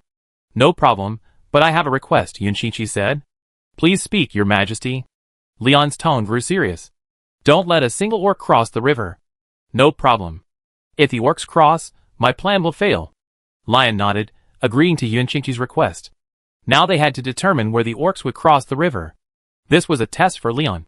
This was also Leon's first time commanding so many people, and even with Reinhardt's assistance, he was still a little nervous. Lion declined Yun Qingqi's offer to stay for dinner. He also needed to inspect the terrain at the 2 crossing points and build fortifications accordingly. Lion quickly inspected both crossing points. The river at crossing point number 1 was narrower, but the current was faster. The river at crossing point number 2 was 3 times wider than the previous crossing point. However, the current was not as turbulent, it appeared quite calm. The bridge at crossing point number 1 was a stone bridge. The bridge at crossing point number 2 was a floating bridge. However, Leon had already tied explosives under the bridge. Blowing up the bridge was Leon's last resort. After observing for a long time, Leon finally settled on a defense plan.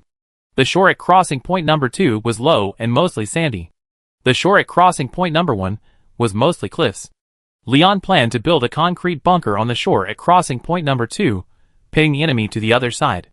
After completing all this, Leon left the engineering battalion behind and returned to the Sin territory. Tomorrow was the day for the Citizens' Assembly. Leon had to be prepared tonight. In a few days, the people of the Sin territory had already elected 108 councillors. Leon was somewhat bewildered by the list, but he accepted the result, because he saw several familiar names. Grand Duke Caddis, Witch of Knowledge Evelyn, Butler Ryan, and Godfather Dirac. Leon could accept Caddis and Ryan, but how did the Witch and Godfather get in? But could they really have? Leon shook his head. Since everyone had chosen them, so be it. Thinking of this, Leon felt a wave of drowsiness. He fell asleep in the chair without realizing it. A moment later, the door opened. Froststar brought a blanket and covered Leon with it. After covering him, Froststar didn't rush to leave. Instead, she quietly looked at Leon, a barely perceptible smile on her face. After a while, Froststar quietly left. As soon as they left the house, they saw Leia, also holding a blanket. The two of them exchanged glances. The air froze. Froststar? You? Leia asked uncertainly. I covered Leon with the blanket, Froststar said expressionlessly. Leia, Seeing this, Leia said nothing and silently turned back to her room. She glanced at Yunqing, who was still soundly asleep. Sugar, sugar. So sweet. Woo. Don't take my candy. Yunqing was talking in his sleep again. Leia couldn't help but feel relieved. Sometimes it's so nice to be carefree. As Leia turned around, Yunqing's ears twitched, and then he went back to sleep. The next day, Leon awoke drowsily and looked at the sky outside. Oh my God! What time is it? Lion jumped up from his chair. Then he saw the blanket covering him and hesitated for a moment. But before he could think about it, he glanced at the time. It was already 10 o'clock. The Citizens' Assembly would begin promptly at 12 o'clock. Leon hurried downstairs. Breakfast was already prepared. After washing up, he grabbed 2 steamed buns and ate them. He needed to eat more at noon. There was another meeting later. Even in his previous life, holding a general meeting was a terrifying thing. You never knew how long it would last. At 11 o'clock, Leon had already arrived at the temporary conference room. The new administrative building was already under construction, but it would take several months. So, for now, they had to find a room in the Duke's palace in Lion to convert. Leon arrived at the gate. Many council members were entering. There were ordinary people, workers, businessmen, people from all walks of life. The crowd erupted in excitement at the sight of Leon. Many gathered around him. Leon greeted them one by one. This, however, exhausted Froststar, who had to be vigilant against those with malicious intentions. The soldiers guarding the conference hall, upon witnessing this, silently placed their hands on their guns. Chapter 38. Thankfully, Leon encountered no danger. After all, the unrest in the Sin territory had been largely eliminated. Lion waited backstage. This was his first time speaking on stage. Lion would be lying if he said he wasn't nervous. Froststar, standing by, seemed to notice Leon's nervousness and seemed to be suppressing a smile. Lion, how about you come? Dong. Dong. Dong. Finally, the clock struck 12. Lion pushed open the door and walked out. In the council chamber, the previously noisy crowd suddenly quieted. Lion took a seat and sat down. He glanced at the council members present. Some wore washed-out clothes, while others were brand new. After seeing this, Leon already accepted the job for Ryan. These council members came from all walks of life, representing all classes. Everyone looked at Leon in silence, waiting for Leon to speak. Everyone, good afternoon. It's a joy to be sitting here together today. Today is also a very important day.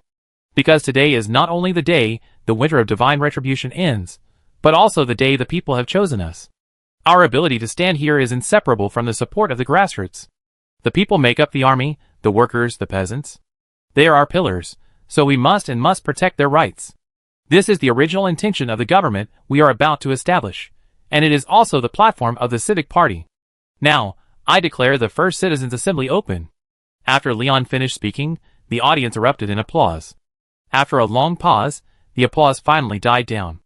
Leon also pulled out a thick stack of papers. He took a sip of water. In view of the current situation in the Sin territory, I propose the following 8 motions. First, establish a cabinet. Second, elect ministers for each department. Third, place military leadership in the hands of the leader of the Civic Party. Fourth, abolish slavery. 5. Enact a law protecting the rights of the people. 6th, implement land reform. 7th, establish a new government. 8th, establish a law protecting the rights of women. Leon glanced at the silent counselors and spoke. The details of the motion are on your desks. After reading them, you can offer your opinions. Then, the only sound in the parliament was the rustling of pages. Many people felt their scalps tingle as they read the motion, which stretched over 100 pages. To accommodate the less educated counselors, Leon assigned each of them a literate translator. He also highlighted the key points of the motion. Many counselors were overwhelmed by the motion. Some frowned, some smiled, and some looked furious. Over an hour passed. What do you think, everyone? Leon asked, taking a sip of water. Many of the counselors elected from the working class and peasantry were visibly pleased. On the other hand, some of the noble counselors had a grim look on their faces. Okay, everyone, please share your opinions. As soon as Leon finished speaking, a noble counselor stood up. Your Excellency, the abolition of slavery has already had a significant impact on us. Land reform is a death sentence. If your Excellency wants to eliminate us nobles, just say so. After this counselor spoke, the other noble counselors, and some landowners and merchants began to protest. Lion glanced around at them. He noticed that more than half of the counselors expressed opposition. But this was already within Lion's expectations. He knew not to take too big a step. So he had already devised a plan. Since you say land reform will cost you your lives, then you must agree to abolish slavery, right? Lion said, smiling as he looked at the noble counselors. The noble counselors seemed to think Lion had given in, so they decided to escalate the situation. No! We propose expanding slavery. An elderly noble counselor spoke up. He had been aloof until a large number of nobles pushed him out. The moment they heard about the abolition of slavery and land reform. As old nobles with deeply ingrained ideas, they would have cried foul if Lion had touched their money, let alone something that shook their foundations. So they immediately expressed their opposition. Seeing this, Lion realized that he had been too kind to these capitalist nobles. He had given them far too many positions, to the point where they didn't know what their true role was. Leon silently placed an M1911 rifle on the table. Since you won't accept the dignity I offered you, then I help you achieve it. I can give up on land reform, but slavery must be abolished. Leon laid out his bottom line. He intended to boil the frog in slow water, dealing with these nobles before carrying out the land revolution. If he used forceful measures against these nobles now, problems would inevitably arise in the upcoming war against the orcs. No one knew what these nobles would do. After hearing Leon's words, everyone was speechless for a moment. They sensed Leon's unyielding attitude. They also saw the rage in the eyes of the civilian counselors, ready to tear him apart. Finally, the nobles compromised, but then they began to stir up trouble again. They demanded that one of their nobles be appointed minister. Lion had anticipated this. So, as soon as they spoke, Leon produced the documents he had prepared. Appoint Ryan as Prime Minister, Grand Duke Caddis as Minister of the Armed Forces, Irina as Minister of Commerce, the dwarf blacksmith Lute as Minister of Industry, and the human Moni as Minister of Education. Lion eloquently read off the names of many people. But only one noble was included, and that was Grand Duke Caddis, a man related to Leon. While the nobles knew Caddis supported Leon, they were unaware of the relationship between Caddis and Leon. Lion reflected on his plan and then looked at Caddis. He worried that Caddis would hinder his plans, but Caddis didn't object and instead tacitly accepted Lion's appointment. After confirming the cabinet members, Lion began voting to approve the Citizens' Rights Protection Act. As expected, all the civilian councilors voted in favor. Even some merchants voted in favor. Although the nobles opposed it, they couldn't overcome the power of numbers. The Citizens' Rights Protection Act would take effect in a month. No military leader dared to raise any objections, as everyone knew Lyon had built the army. Anyone who dared to challenge the command would likely be seen in the mines outside the city the next day. As the sun was setting, the Women's Rights Protection Act passed as expected. Although many civilian counselors were puzzled as to why women's status needed to be elevated, Lyon could only reason with them, explaining the meaning of women hold up half the sky. Finally, thanks to Lyon's unremitting efforts, the bill passed with a majority. Next came the most crucial motion, the formation of a new government. Chapter 39. I now nominate this Sin territory as the Great Yin Duchy. Abolish all laws of the original Sin territory, and replace them with the temporary laws of the Great Yin Duchy. After the war is over, we will improve and reform the laws. After saying this, Lyon glanced at everyone. Everyone was a little surprised, but there was no objection. Instead, they were eager to try. The so-called temporary laws were essentially the laws of the Honghan period, copied verbatim, with some modern laws added to them. This set of laws is perfectly suited for the current Sin territory. Soon, under Lyon's strong control, the parliament passed all bills except the land reform bill, and set the date for the founding of the nation. Just 3 days after repelling the Orc Empire's army. In the distance, the sun set. The civilian counselors left, each beaming with joy. They were going to tell everyone about the day's events and the new laws. It looked like Sin City was destined to be ablaze with lights tonight. Lyon also returned to the Duke's mansion. The Duke's mansion was filled with servants. "What's going on?" Lyon asked. "Thank you, Your Excellency." The next second, the servants all began to express their gratitude. Lyon was puzzled. "Thank you, Your Excellency, for abolishing slavery.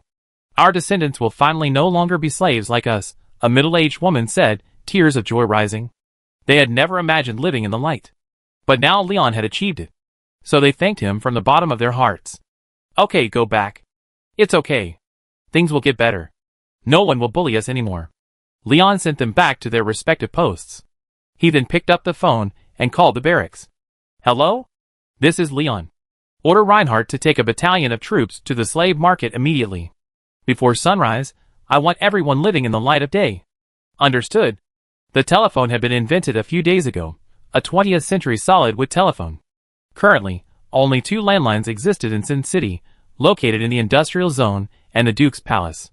The rest were in the barracks. They had been transferred to the battalion headquarters. Radio research and development was also on the agenda. Lyon was already planning to develop the BC-611D, the radio used by the U.S. military in World War II. With this, troops could communicate with each other and greatly improve their coordination. The telephone had its drawbacks too. After all, buried telephone lines were easily traced. The latest engine had a power of nearly 700 horsepower. Lyon's plan was about to become a reality. After all, what boy could resist the torrent of steel? The construction of the railway into Yin was also on the agenda. Lyon planned to first complete the railway from Sin City to the northern border. The construction team had already set out. But Lyon was building the highway first. The distance from Sin City to the northern border was less than 100 kilometers. Seeing all the plans on track, Lyon breathed a sigh of relief. Then it was time to wait. Meanwhile, the slave market. The divine retribution winter had finally passed, and the slave traders had pulled the stinking slaves from their cellars. They immediately began to sell them. Traditionally, the noble's daily pleasure was to buy slaves. Many slave traders displayed the beautiful slaves they had treasured for 3 months. Most of them had been kidnapped or sold by their families. So their eyes had long since lost their luster. But today, instead of receiving a visit from a noble, the slave traders heard the clatter of military boots. Bang, bang, bang.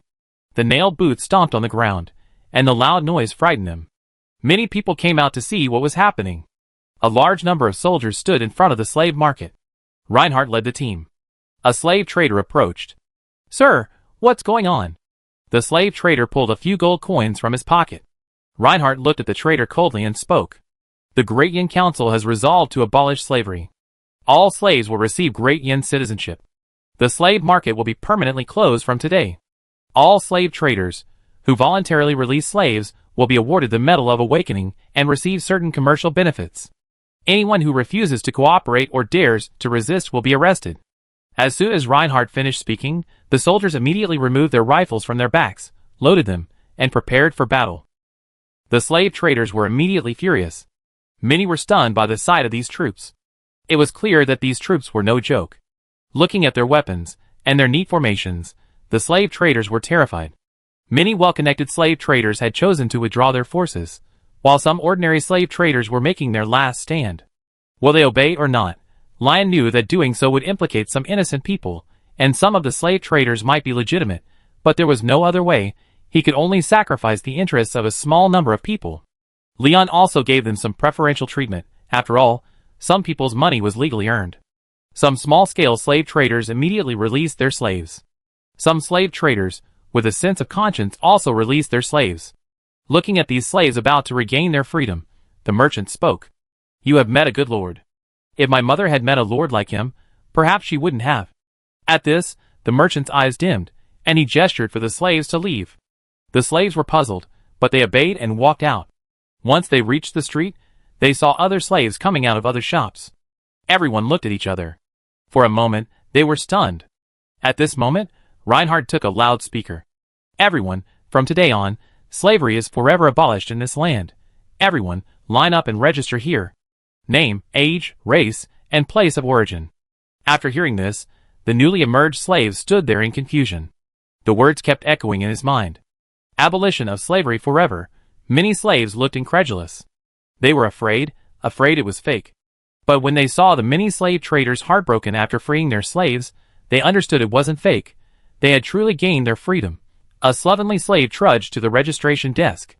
The person in charge of registration was a literate platoon leader. He immediately asked, "Go ahead. What do you need? Are you feeling unwell?" The slave was stunned. It was the first time he had been questioned in this way. "So this is how people live," the platoon leader, bewildered by the stunned slave, asked anyway. "Name? Age? Race? Where are you from?" The slave finally realized. "My name is Gudry." Chapter 40. At the gate of Sin City, Leon watched Leia board an elven carriage. Just as the carriage was about to start, Leia jumped down and hugged Leon. "You must survive. Take care of yourself. I'm waiting." Before Leia could finish her words, she was pulled away by the elven female guard. Watching Leia's carriage depart, Leon opened his mouth, but ultimately said nothing. Thinking back to the past few months together, eating together every day, sometimes shoveling snow together, and telling jokes to himself when he was tired. For some reason, Leon felt a strange sadness at the thought of Leia's departure. Leon shook his head, wiping away the tears that threatened to burst. Now is not the time for sentimentality. Hundreds of thousands of people in Great Yin are still waiting for me to lead them to rise. Leon returned to the Duke's mansion. Just then, Reinhardt arrived with a lieutenant colonel. "What's going on? Has the Orc Empire dispatched?" Leon asked. The lieutenant colonel before him was Naldo, the director of the Military Intelligence Bureau, whom he had secretly cultivated. At the end of the Winter of Divine Punishment, Naldo had dispatched several Orc intelligence agents from the territory of Sin to the Orc Empire to gather information. "Yes, leader, for some unknown reason, the Orc Empire has increased its troop numbers. A total of 100,000 orcs are advancing towards the territory of Sin," Naldo reported solemnly. Upon hearing this, Leon immediately walked over to a nearby map and began to examine it. "Also, based on the information from our men and Queen Chi-Chi, we can confirm that the Orc army will cross the river from crossing point number 2. Naldo continued. Lion glanced at the second crossing point. "A 100,000 strong Orc army, that's not just 50,000. 50,000 could overwhelm a mountain, let alone a 100,000 strong army that could block out the sun and cover the sky." Lion thought of this and immediately asked, "Has the Imperial City heard the news? Will they support us?" Naldo and Reinhardt exchanged a glance and silently lowered their heads. Lion sighed. "As expected, everything depends on oneself. How is the production of weapons and equipment at the arsenal going?" Lion decided to rely on himself. "The guns have been produced, and all the soldiers are armed." "How is the artillery production going?" Lion asked. "Currently, nearly 150 mm howitzers, 180 105 mm field guns, and 240 mm heavy guns have been produced. According to the military's firepower configuration, an infantry brigade consists of 4 regiments, 1 mechanized infantry regiment, 2 infantry regiments, and 1 artillery regiment. The artillery regiment comprises 1 heavy artillery battalion, 2 artillery battalions, and 1 mechanized infantry battalion. The Heavy Artillery Battalion has a total of 24 150mm howitzers and two 240mm heavy guns, while the Artillery Battalion has 48 105mm field guns. In addition, each platoon is equipped with a 50mm mortar. Hearing this, Leon felt a little more confident. The enemy was also flesh and blood. Any ordinary person would be torn apart by the metal storm. How's production going at the car factory? The car factory has already produced over 500 troop carriers, 500 transport vehicles, and 200 tractors. Also, the Panzer IV project is nearing completion, and the tank will soon be ready for production. Upon hearing this, Leon shook his head. The Army's mechanization capabilities are still a bit lacking. They must be accelerated. In a war in a magical world, if firepower is evenly matched, the only competition is speed. After the formation of the new government, Dayin prospered. Looking out the window at the brightly lit Sin City, Leon finally felt a sense of pride. Unconsciously, Leon arrived at Leia's room. Looking at the empty room, Leon was lost in thought. Suddenly, Leon spotted a letter on the table. Leon picked it up. It was addressed to Leon himself. Leon, I'm sorry, I have to go back. I suddenly realized I don't want to leave because this place is so much more interesting than the Cold Palace.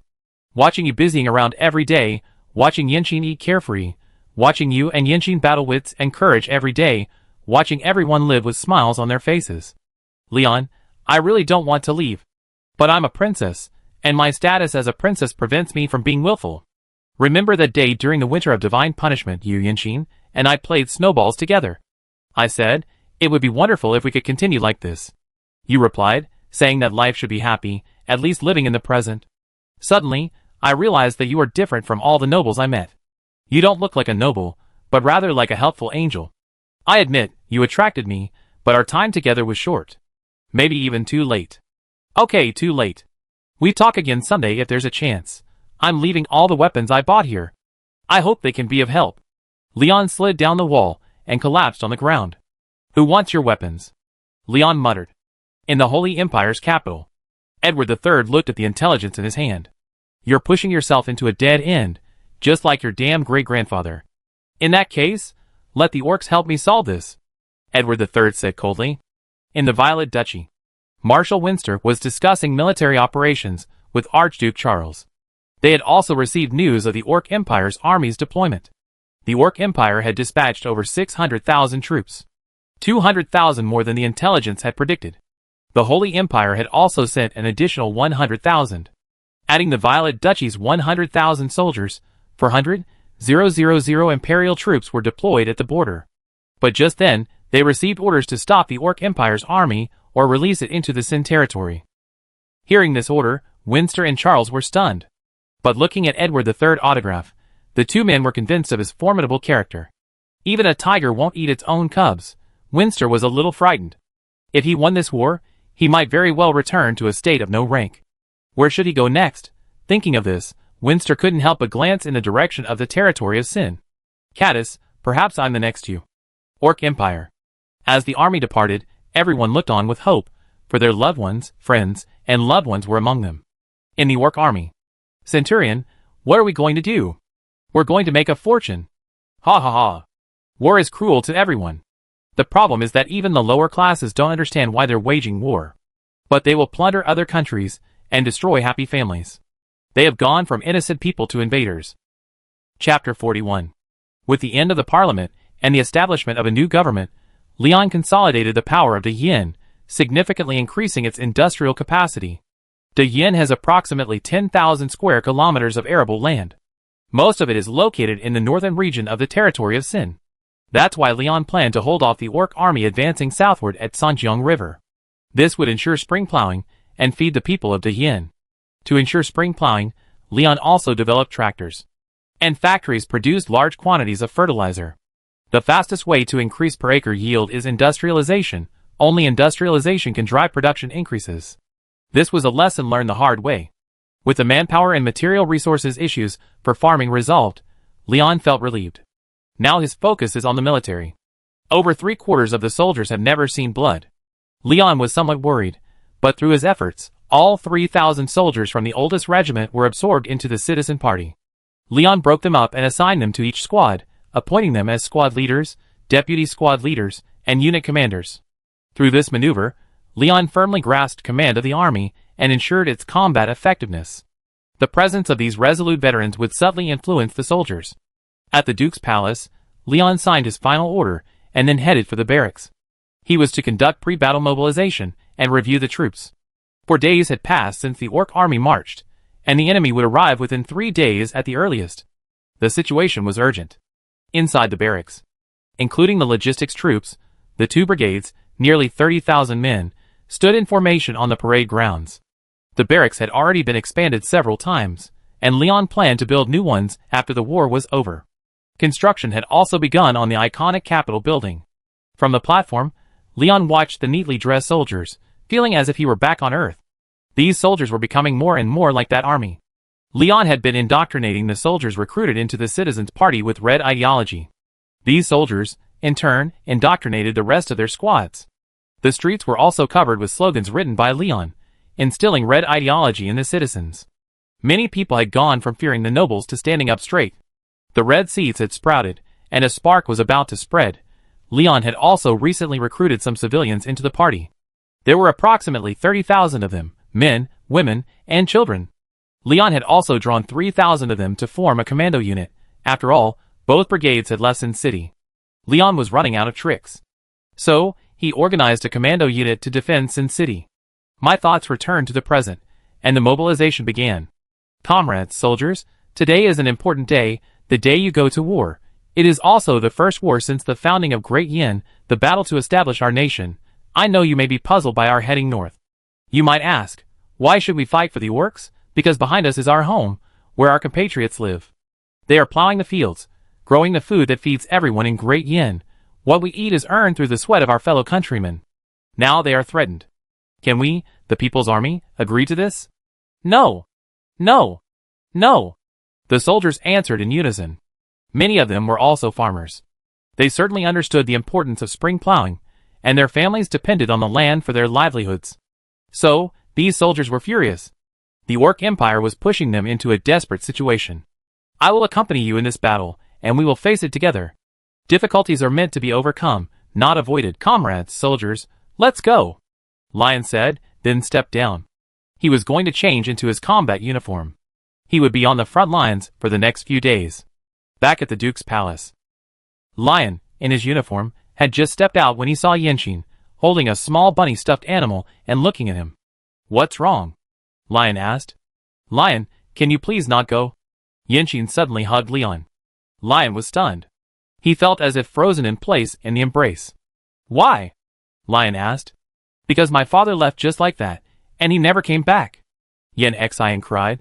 In the 2 months she spent at the Duke's mansion, she experienced a warmth she never felt in years. Leon, who indulged and cared for her, Leia, who shielded her, and her sister, who finally smiled. She was truly terrified, worried that Leon would never come back. Because her father had also died fighting against the Orc Empire. So, Yen Xian harbored a deep fear of the Orc Empire. Okay, don't worry. Your sister will go with me. She protect me. Aren't you worried about your sister? Leon said, stroking Yen Xian's head in comfort. Is this what it's like to have a giant baby at home? Really? Really? Let's make a promise. Okay, make a promise. Leon was at a loss for words. Make a promise. Is that okay now? Can you let me go? Leon smiled. Yinxin turned her head away proudly. Leon smiled, but said nothing. Just as Leon was about to leave, Yinxin grabbed his hand again. Here's yours. This is my favorite bunny. It definitely protect you, Yinxin said, handing the fluffy white bunny stuffed animal to Leon. Leon carefully took the stuffed animal. If I remember correctly, Leia had sewn it for Yinxin. He carefully hung the bunny on his chest. Can you rest assured now? Leon asked. Yeah. Yinxin ran off. Leon touched his nose and set off. In Sin City, many people shed tears as they watched the troops marching. They were marching to protect themselves. Lord Lion is a true lord. At this moment, Lion was sitting in a jeep. The jeep wasn't very fast, only about 30 or 40 miles per kilometer, but at Lion's request, its off-road capabilities were much better than those of the troop carrier. The troop carrier could literally send people flying. Along the way, watching the people coming to see him off, Lion felt deeply satisfied. Everything he had done was worth it. Inside the barracks, the line was long, and some troops hadn't yet departed. William, watching as men board the troop carrier, suddenly saw his mother and 3 younger siblings looking at him at the barracks gate. William reported the situation to the company commander without a word, and the commander told him to go say goodbye to his family. Getting the order, William ran out the gate like a flash. "Mother!" William had barely begun to speak when his mother embraced him, followed by his younger brother and sister. The 4 of them remained hugging each other, the scene seemingly frozen. Chapter 42. Take care of yourself. Mother spoke for a long time, and William just hugged her and the others. "Goodbye, Mother." "Goodbye, brother and sister." Fleischtam, protect Mother and your sister. With that, William turned and left. He didn't want to see his mother cry, and he didn't want her to see him cry either. William. "Let's go!" Just then, the company commander's order arrived, and William loaded his troops onto the bus. William's unit belonged to the 2nd Company, 1st Battalion, 1st Regiment, 1st Infantry Brigade of the Great Yin Army. The 1st Regiment of the 1st Brigade was a mechanized infantry regiment. The entire regiment was traveling by transport truck. Sin City was 360 kilometers from the border as the crow flies. The transport truck only took 6 hours to travel by cement road. Leon quickly deployed 2 infantry regiments and 2 artillery regiments to Xinjiang. This was primarily to prevent surprise attacks from the Orc Empire. No one could guarantee that a small force wouldn't suddenly attack Xinjiang. Leon also planned to set an ambush on the other side of the Xinjiang River, destroy part of the Orc Empire's forces. A few hours later, Leon and 2 mechanized infantry regiments arrived near Xinjiang River. This terrified the Orcs helping to build fortifications near Xinjiang River. They saw countless steel behemoths charging towards them. Just as they were getting extremely nervous, the behemoths stopped, and familiar Great Yin soldiers descended from them. The Xinjiang River defense line was basically complete. In addition to deep trenches, there were machine gun emplacements every 50 meters. Each machine gun emplacement housed an M2 heavy machine gun. Although the Laogan Ma lacked the terrifying rate of fire of the MG42, its power and range made Leon choose it without hesitation. Just as Lion was surveying the defenses with satisfaction, Yuan Qingqi arrived. Yuan Qingqi had received reports from her tribe about a massive steel beast. Upon arriving, she saw soldiers disembarking. Looking at the transport trucks, Yuan Qingqi realized the massive steel beasts her tribe was referring to were brought by Lion. "Queen Qingqi, long time no see. The Orc Empire is about to launch an offensive. How is your tribe preparing?" Lion asked. "Sir Lion, 2/3 of the tribe has already relocated to the other side of the Song River, and a further portion is evacuating in an orderly manner." Yuan Qingqi explained the current situation. "Hurry! The Orcs will probably be here in a few days," Lion said, somewhat worriedly. "By the way, do you know the Orc army's marching route?" Lion suddenly asked. "I know roughly. The Orc Empire has only 2 routes south to the territory of Sin. One route is currently being used by the Demon Empire to attack the Elf Empire. So, all the Orcs have only one way to go." Yuan Qingqi pondered for a moment before speaking slowly. "Where is it?" Lion asked anxiously, pulling out a map. "Here, the Orc Empire will pass through the Great Emperor City, then the Yuming tribe, and then through the southern forest sea to reach the Sanyan grassland." Yuan Qingqi explained carefully. Lion and Reinhard beside him stared at the map, analyzing it. "Senior Carl, what do you think?" Lion struggled to come up with a plan. After all, he himself had never been a commander, so as a leader, he consulted others when he was undecided. As Lion spoke, a white-haired old man, missing an eye, stepped out. Although his hair had turned white, his sturdy frame spoke volumes about age and strength, and the scars on his face only added a touch of majesty. "We can set up an ambush at the exit of the southern forest sea. It's a fortified site called the North Wind Valley. The North Wind Valley is nearly 3 kilometers long, with its narrowest point less than 50 meters. The valley walls on either side are incredibly solid, with slopes exceeding 60 degrees. It's also the remains of the Empire's North Wind Pass. After the Empire's fall, the pass was demolished by the Orc Empire, becoming the present-day North Wind Valley. If properly executed, at least 10,000 Orcs could be annihilated in the North Wind Valley." Carl then looked at Leon. "Okay. No problem. Let's get ready to go." Leon made the final decision. Opportunities are fleeting. Every opportunity must be seized. Carl smiled too. It seemed this lord was an enlightened one. Carl was a talent Leon had borrowed from Ketis. As for how long, it was unknown. Carl was a vassal knight of Catus. Although he had been stripped of his fiefdom along with Catus, he remained loyal to Catus. Karl was already in his 50s. Leon had gone to Cadiz to request him, because neither Leon nor Reinhardt had experience facing orcs, and Karl was a former captain of the Violet Knights. Karl had fought with Cadiz extensively, making him at least SS rank, if not SSS rank. So Leon shamelessly asked for him, and immediately appointed him as a combat staff officer. After this battle, once Karl had become familiar with the firearms unit, Leon planned to appoint him as commander of the 2nd Brigade. After all, it's easy to get 1,000 soldiers, but it's hard to find a good general. Reinhardt immediately assembled his troops upon hearing Leon's order. Leon planned to send 2 mechanized infantry regiments to the North Wind Valley. The straight-line distance from Sangjiang to the North Wind Valley was only 200 kilometers. After the 2 regiments completed their ambush, they could quickly return to Sangjiang. After much deliberation, Leon decided to follow the troops. Although there might be danger, Leon had to face war if he wanted to be a good commander. As a leader, Leon must learn to remain calm in times of crisis. And here was a perfect opportunity. But both Karl and Reinhardt were deeply reluctant, because Leon was not Cadiz. Cadiz was a magic knight, while Leon was just an ordinary man. Finally, Leon set out with Frost Star and Cloud Blue Chi as bodyguards. This convinced Karl and Reinhardt. The 2 infantry regiments set out in the afternoon and arrived in the North Wind Valley at dawn. Leon had overestimated the Orc Empire's roads. Especially after the thaw, the ground was incredibly soft and wet. The muddy roads made the mechanized troops miserable. Fortunately, Leon and his men arrived, but the timeline was not optimistic. The Orc army could arrive as early as the day after tomorrow. The engineers took advantage of the night to plant explosives at the entrance and exit of North Wind Valley. Leon planned to trap the enemy in a trap. The remaining soldiers, after hiding their transport trucks, headed to the hills on either side to prepare. The 2 regiments combined had over 500 MG-42s, positioned every 100 meters. The intense firepower was enough to shred any creature that entered the valley. The food was ready, awaiting the guests from afar. Chapter 43. To prevent the orcs from entering and quickly dispatching them, Leon equipped each soldier with several grenades. There were also some bundled cluster grenades. Enough for them to survive. After spending a day high above the valley, at dusk the next day, the orc army finally arrived. To avoid detection, Leon and his men had been eating compressed biscuits for the past few days. The gray uniforms blended perfectly into the rock face, making them inconspicuous from a distance. The Orc Empire's vanguard force numbered approximately 15,000 men. Because Karl spotted 3 Legion flags through his telescope.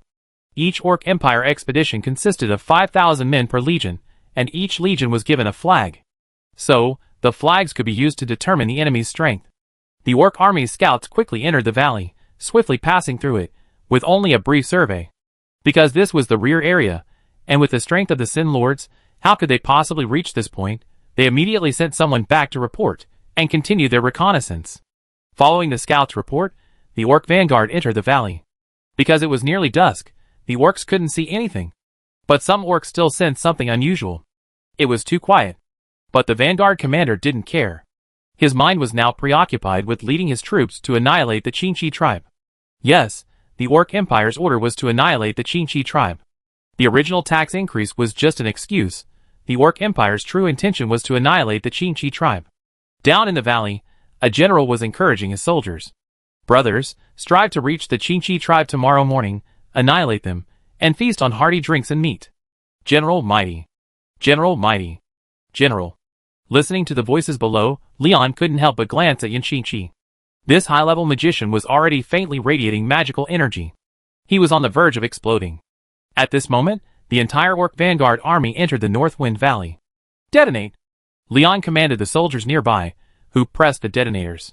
Boom! Boom! Boom! The next second, a violent explosion erupted at the entrance to the North Wind Valley, instantly crumbling the rock walls on both sides. Debris blocked the entrance. The Orc army immediately panicked. Shouts, fear, and uneasiness filled the ranks. Hold still. The vanguard commander began, but before he could finish, Leon ordered his troops to attack. Fire! Da-da-da. Bang! Bang! Bang! Sizzle. A barrage of over 500 MG-42s poured down their ammunition like crazy. Over 5,098K rifles shredded the Orc soldiers' armor, piercing their sturdy bodies, killing them instantly. Countless grenades were hurled. In less than half a minute, half the Orc army was wiped out.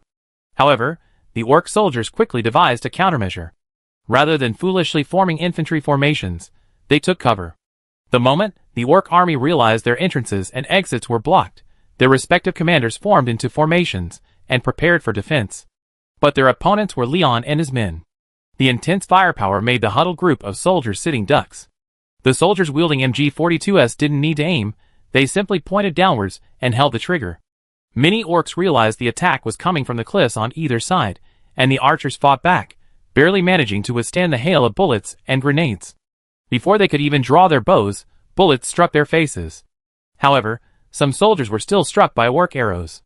They were carried down by medics for treatment. Seeing this, the orc commander immediately channeled his magical power to prepare for a counterattack.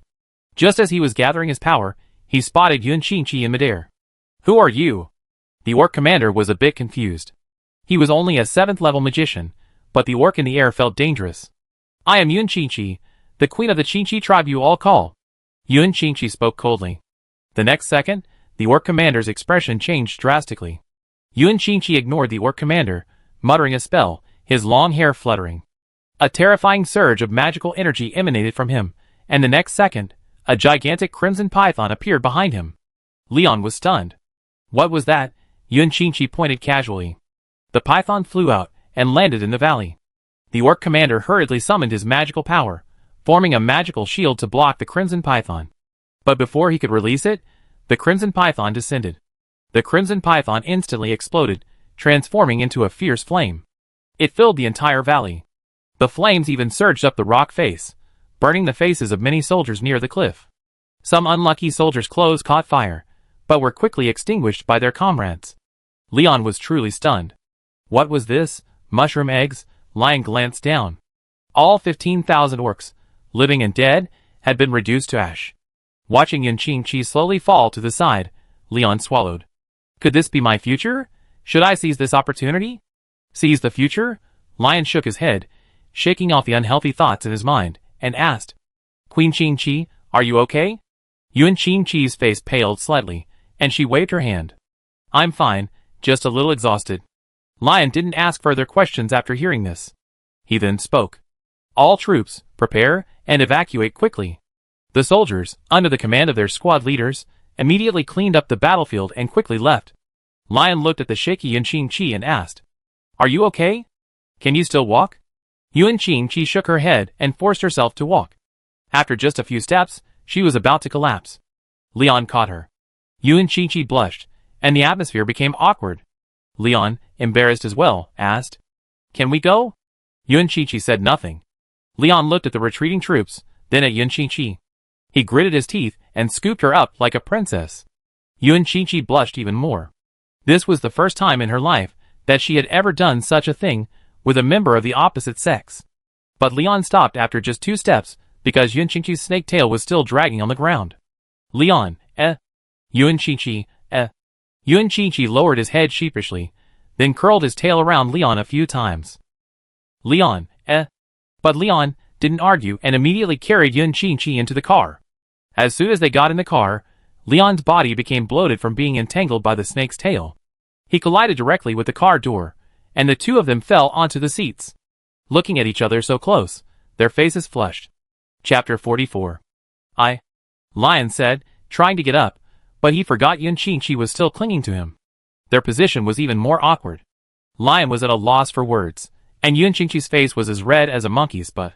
But Leon struggled to get up, and the two of them were awkward all the way. Under the cover of night, the 2 mechanized infantry regiments returned safely to Xinjiang. The Orc vanguard army was burned to ashes. The Orc army behind them had learned of the incident, but due to the darkness, they dared not take any risks. So, they did not pursue Leon and his men. After returning to their position, Yun Qingqi fled quickly. Lion didn't pay much attention, he needed to catch up on his sleep, and the soldiers from the 2 regiments also fell asleep upon returning. Soon, Leon fell asleep. "Lion, wake up, Leon!" A gentle and familiar voice rang out. "Mother, let me sleep a little longer." Leon said unconsciously from his bed, then slid a little deeper. "Wait!" Leon sat up suddenly. He found himself in the imperial palace. He looked in disbelief at the source of the voice. A woman sat beside the bed, looking at him tenderly. Her eyes were filled with doting. "Mother!" Leon hugged his mother. Mother, how are you? Are you eating well? Are you? Before Leon could finish his question, the once bright world suddenly went dark. A sense of unease settled over Leon. Leon instinctively reached for his waist, but couldn't find his pistol. He also realized he was wearing a prince's uniform, not a military uniform. Was this a dream? The next second, his mother reacted, grabbing Leon's shoulders and saying with reluctance, Leon, run. They come and kill you. Remember. Run. Before his mother could finish her words, she was suddenly dragged into darkness by a shadow. Mother! Leon leaped from the bed and sprinted towards where his mother had been abducted. The shadow retreated.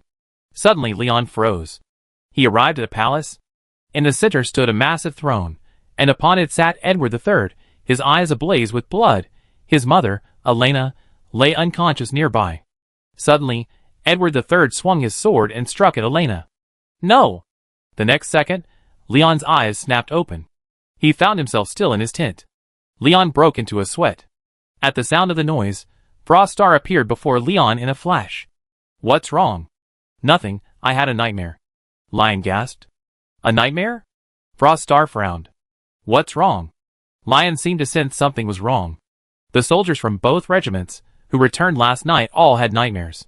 Froststar said. What? Hearing this, Leon could no longer sit still and rushed out. Many of the soldiers looked grim, clearly disturbed by nightmares. Lion's expression grew grave. Is this a curse from the orc army? Just as Leon was beginning to question his fate, someone from the Chinchi tribe arrived.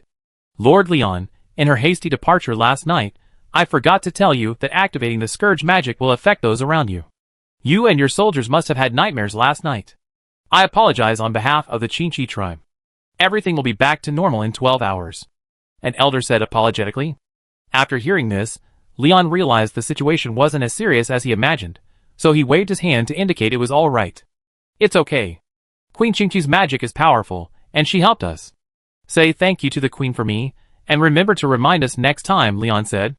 The elders of the Chinchi tribe breathed a sigh of relief upon hearing this, and then left. He still had to return to report to Yun Chinchi. Regarding the soldiers' nightmares, Leon ordered them to rest. Leon himself headed for the front lines. In the trenches on the front lines, the soldiers of the 3rd Regiment of the 1st Infantry Brigade of De Yin were stationed in the trenches. They were responsible for intercepting any incoming enemies. No enemy had been sighted yet. Aside from the necessary spotters and machine gunners, the rest of the soldiers were chatting in the trenches. Squad leader, do you think we can repel the orcs? A young soldier asked. He was a new recruit recruited within the past 2 weeks, and had little understanding of the army Lion had assembled. He still had a casual understanding. The squad leader was a veteran of the 1st Infantry Regiment. After joining the citizen party, he was separated and assigned to this new squad. Looking at the new recruits, each filled with anxiety, the squad leader recalled the contents of the small notebook given by Lord Lion and spoke. Victory will inevitably be ours, because the people are on our side. We have their support, while the Orc Empire is rife with racial conflict. How can we possibly unite? The squad leader spoke intently, and the soldiers listened. No one noticed Lion standing nearby. Lion watched the citizen party member providing support to the soldiers with great satisfaction. With such party members around, the soldiers' morale can be quickly shaped. A strong army can be built in a short period of time. The purpose of doing so is also to prevent certain individuals from interfering within the military. An army loyal to the people is unshakable. This is Leon's confidence. A soldier suddenly spotted Leon and immediately stood up and saluted. Leader. With this call, the front lines erupted in chaos. Many soldiers crawled out of the trenches. Where is the leader? Really the leader? Lion responded one by one. To save time, Leon didn't let the soldiers call him Duke or something like that. He had originally intended to call him Commander-in-Chief, but Leon had to maintain some dignity. He wasn't some military genius. So he called him Leader. Everyone was happy to call him Leader, because they had heard from these civic party veterans that a leader led the people to prosperity. So, they just kept calling him Leader. Okay, moral blackmail, huh? After being discovered, Leon stopped sneaking around and carefully inspected the front lines. Although the 3rd Regiment consisted mostly of new recruits, their faces already revealed their iron will. The only thing their precious swords needed was the tempering of blood. Everything was ready. Leon and his men were on full alert, awaiting the arrival of the remaining 80,000 orcs. Chapter 45. After a day of waiting, On the third morning, the frontline observer finally spotted the banners of the orc army. Over 80,000 orcs obscured the sky, looking from afar like a black tide surging in. The observer immediately sounded the battle alarm. Machine gunners immediately took up their positions, and riflemen checked their weapons and equipment. The artillery regiment received orders and prepared for the bombardment. Leon and his men at the headquarters had already focused their attention on this battle. This was an orc army of over 80,000. Total annihilation was impossible, but how many could be annihilated would determine the future status of Diyin. The orc army seemed to have discovered the strange position constructed by Leon and his men. Yutalu, the orc commander, immediately halted his troops. He glanced at the lone pontoon bridge on the river, then at the position several thousand meters across. Yutalu sensed something unusual. After observing for a while, he ordered 2 centurions to conduct reconnaissance. 2 sentries, mounted on giant wolves, rushed to the other side at high speed. However, upon reaching the other side, they fell into a horse trap. The Qing-Chi tribe's archers and spearmen immediately slaughtered them. Lion's army remained motionless, quietly clutching their firearms. They had only one chance, or rather, Lion and his men had to eliminate a large number of the enemy at once. Only in this way could they kill more of the enemy before they could react. Otherwise, by the time the orcs reacted, their formation would have become loose, and the effectiveness of their firearms would be greatly reduced. The orc commander, Yutalu, observed the 2 sentries that had been annihilated. After a moment's reflection, Yutalu immediately ordered the dispatch of 20,000 infantry. With the waving of the command flag, 20,000 orc light infantry marched out. As the infantry moved out, several hundred black-robed orcs emerged from the orc army. The black-robed orcs walked in front of the infantry and began casting a spell on the surging Sangjiang River. The surging Sangjiang River gradually froze. A 2-kilometer-long stretch of ice appeared on the Sangjiang River surface, stretching all the way to the other bank. Snap! An orc light infantryman stepped on it, making a crisp sound. The orc light infantryman's equipment was simple. Besides an iron sword, they had only leather armor and an orc empire standard iron helmet.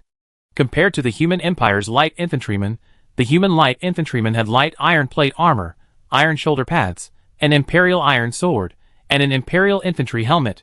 Their protection was far superior to that of the orc light infantryman. But the orcs had one advantage: their numbers. On the Song River, 20,000 orc light infantry launched a direct charge. Roar! 20,000 orcs launched an attack from the opposite bank. Lion saw clearly that the orc army was charging across the ice, and couldn't help but marvel at the magician's power. This was ice that had withstood a charge of 20,000 men. Lion marveled at its strength. But despite his admiration, he still wanted to keep them all here. The orc army charged frantically. Soon, they had crossed 2/3 of the ice. They were less than 100 meters away from their position. 70 meters. 50 meters. 30 meters. Fire! The few orcs at the forefront of the orc army could already see the entire position. Wait, why do those rat holes across the way look like humans? Wait. Humans? The orcs had barely conceived this thought when they saw flames erupt from the opposing position. Squeak! Bang! Da-da-da! The next second, the orcs fell like wheat being cut. As they fell, they heard the sound of gunfire they had never heard before. What is this? This was the thought running through the minds of countless orcs, but no one was destined to answer them, for they had already departed this world. As the humans went on a killing spree, both half-orcs and orcs stood stunned. What terrifying weapon was this? Yutalu, the commander-in-chief of the Orc Empire, immediately ordered his troops to retreat. But it wasn't that easy. The orcs in front, overwhelmed, tried to retreat. The orcs in the middle, unaware of the situation, continued charging. The orcs in the back, having heard the order to retreat, were also retreating. The orcs in front collided with those in the middle. This created a golden opportunity for the Great Yin army. The MG-42S mercilessly harvested the lives of the orc soldiers. Eula's heart bled as he watched. In less than 5 minutes, there was no longer a single orc soldier standing on the frozen surface of the Sangjiang River.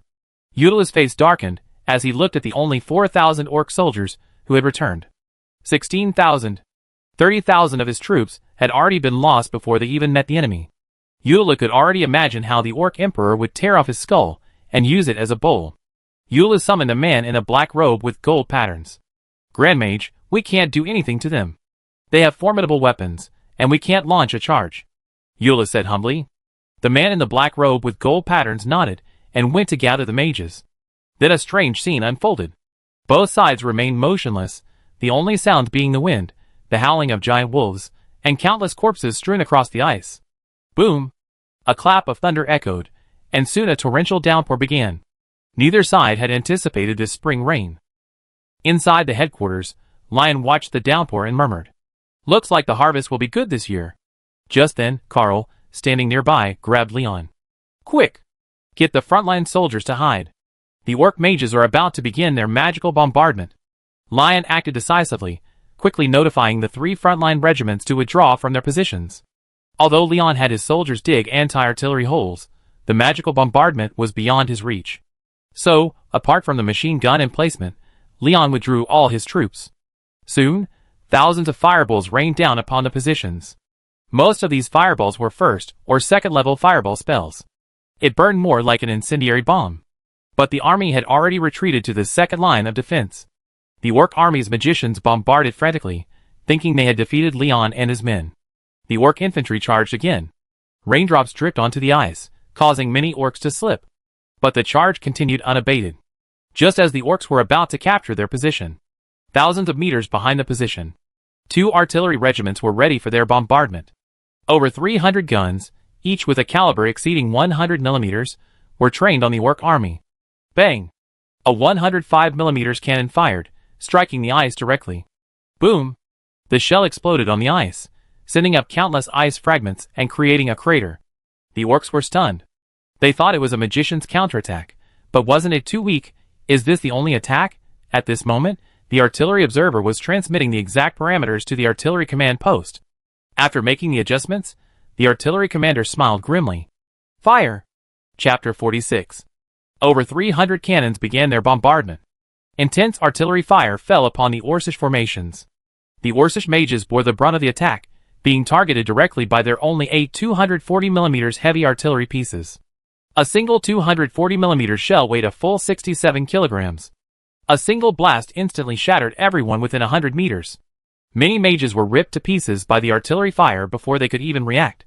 Over 1,000 mages were wiped out in one blow. The mages, realizing they were being targeted, quickly retreated. At the same time, some mid-level mages immediately cast defensive spells to protect the lower-level mages. As for the Orcish soldiers, they were no longer their targets. Their current thinking was that the enemy mages would inevitably become exhausted after their assault, and now was the time to strike back. But they were now filled with confusion. Why was there no magical fluctuation in the attack launched by the opposing magician? Or was it that the enemy wasn't a magician at all? The orc commander Udaloo, upon seeing his army under attack, immediately ordered his troops to disperse, pinning his hopes on the charging troops. If they could capture the position, they could wipe out the traitors of the Chi-Chi tribe and the humans of the Sin territory. They wouldn't have to face punishment from the Orc Empire. But Leon and his men were determined not to let them succeed. The moment the bombardment began, the troops regrouped towards the first line of defense. As soon as the troops entered the trenches, they were practically face to face with the orc soldiers. The two sides were less than 10 meters apart. The soldiers could practically see the orcs' ferocious expressions and their yellowed teeth. The soldiers immediately raised their rifles and opened fire. As the orcs closed in, the Mauser rifle shortcomings became apparent. The rate of fire couldn't keep up with the orcs' charge. The machine gunner had the assistant gunner half kneel and rested his rifle on him.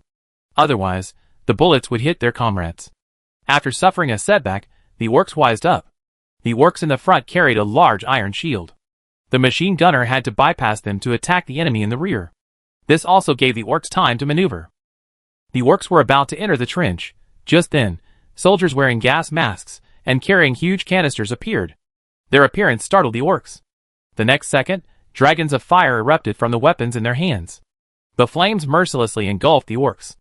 Ah! I'm on fire. Help me! Many orcs planned to rush forward in the flames, believing that rain would extinguish the flames. The problem was, this wasn't just any fire, it was gasoline. Rainwater couldn't extinguish it, unless they jumped directly into the water. The flamethrowers pushed back the orc army that was about to charge into the trench. Shieldbearers instinctively let go of their shields due to the heat, and were then engulfed mercilessly by the flames. Some of the burning soldiers instinctively saw water, but tragically found themselves on the ice. The water was so close, yet they couldn't jump in. The orc archers, on the other hand, had no room to maneuver. After finally getting within range and drawing their bows, they were ripped apart by a hail of MG-42 bullets. The orc shield bearers tried to protect them, but their heavy shields had been sent to the front. How could their mostly wooden shields possibly withstand the onslaught? Yula looked at the troops being pushed back, then at the vast army fleeing in all directions after being blasted by artillery fire.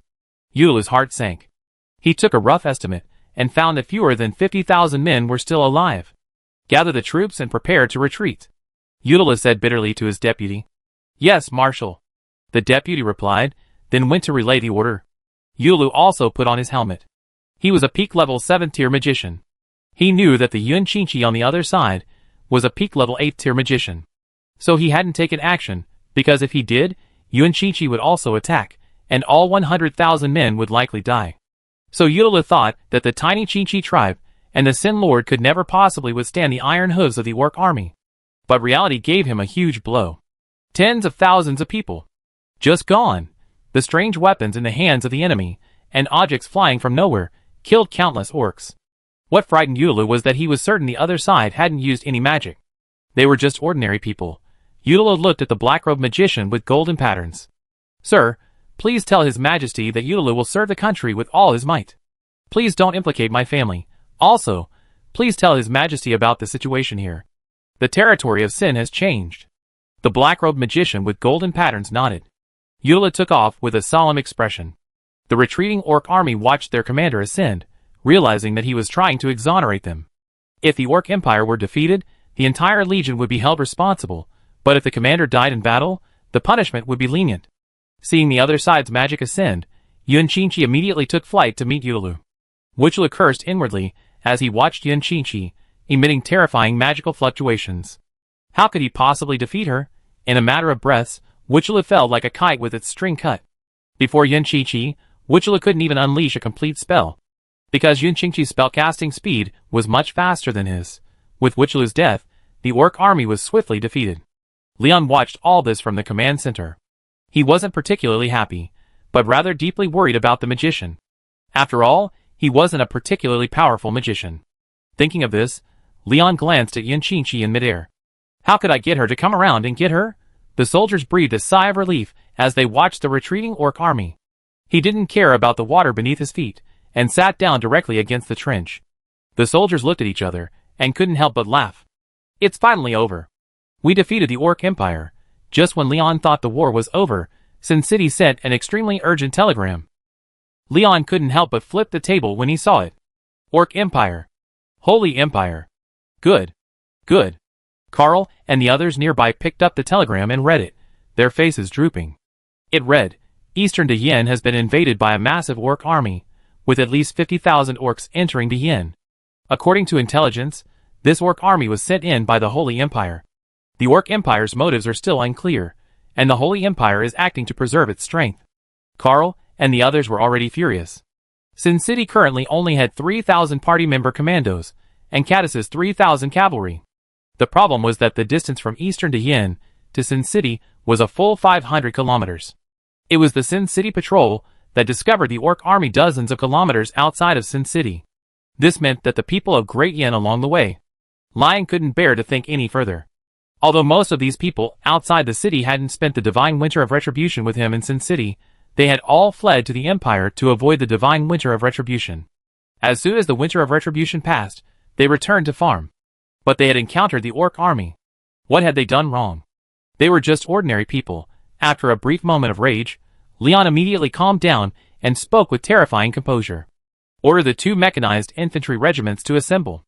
Let's drive these orcs out. I make them pay with blood. Chapter 47. In Sin City, Grand Duke Cadis braved the rain as he watched the orc army assembling outside. When Cadis saw the enemy's golden banner, he cursed the Holy Empire's border troops inwardly. This was a royal banner. This meant that the 50,000 orcs before him were the orc empire's elite troops.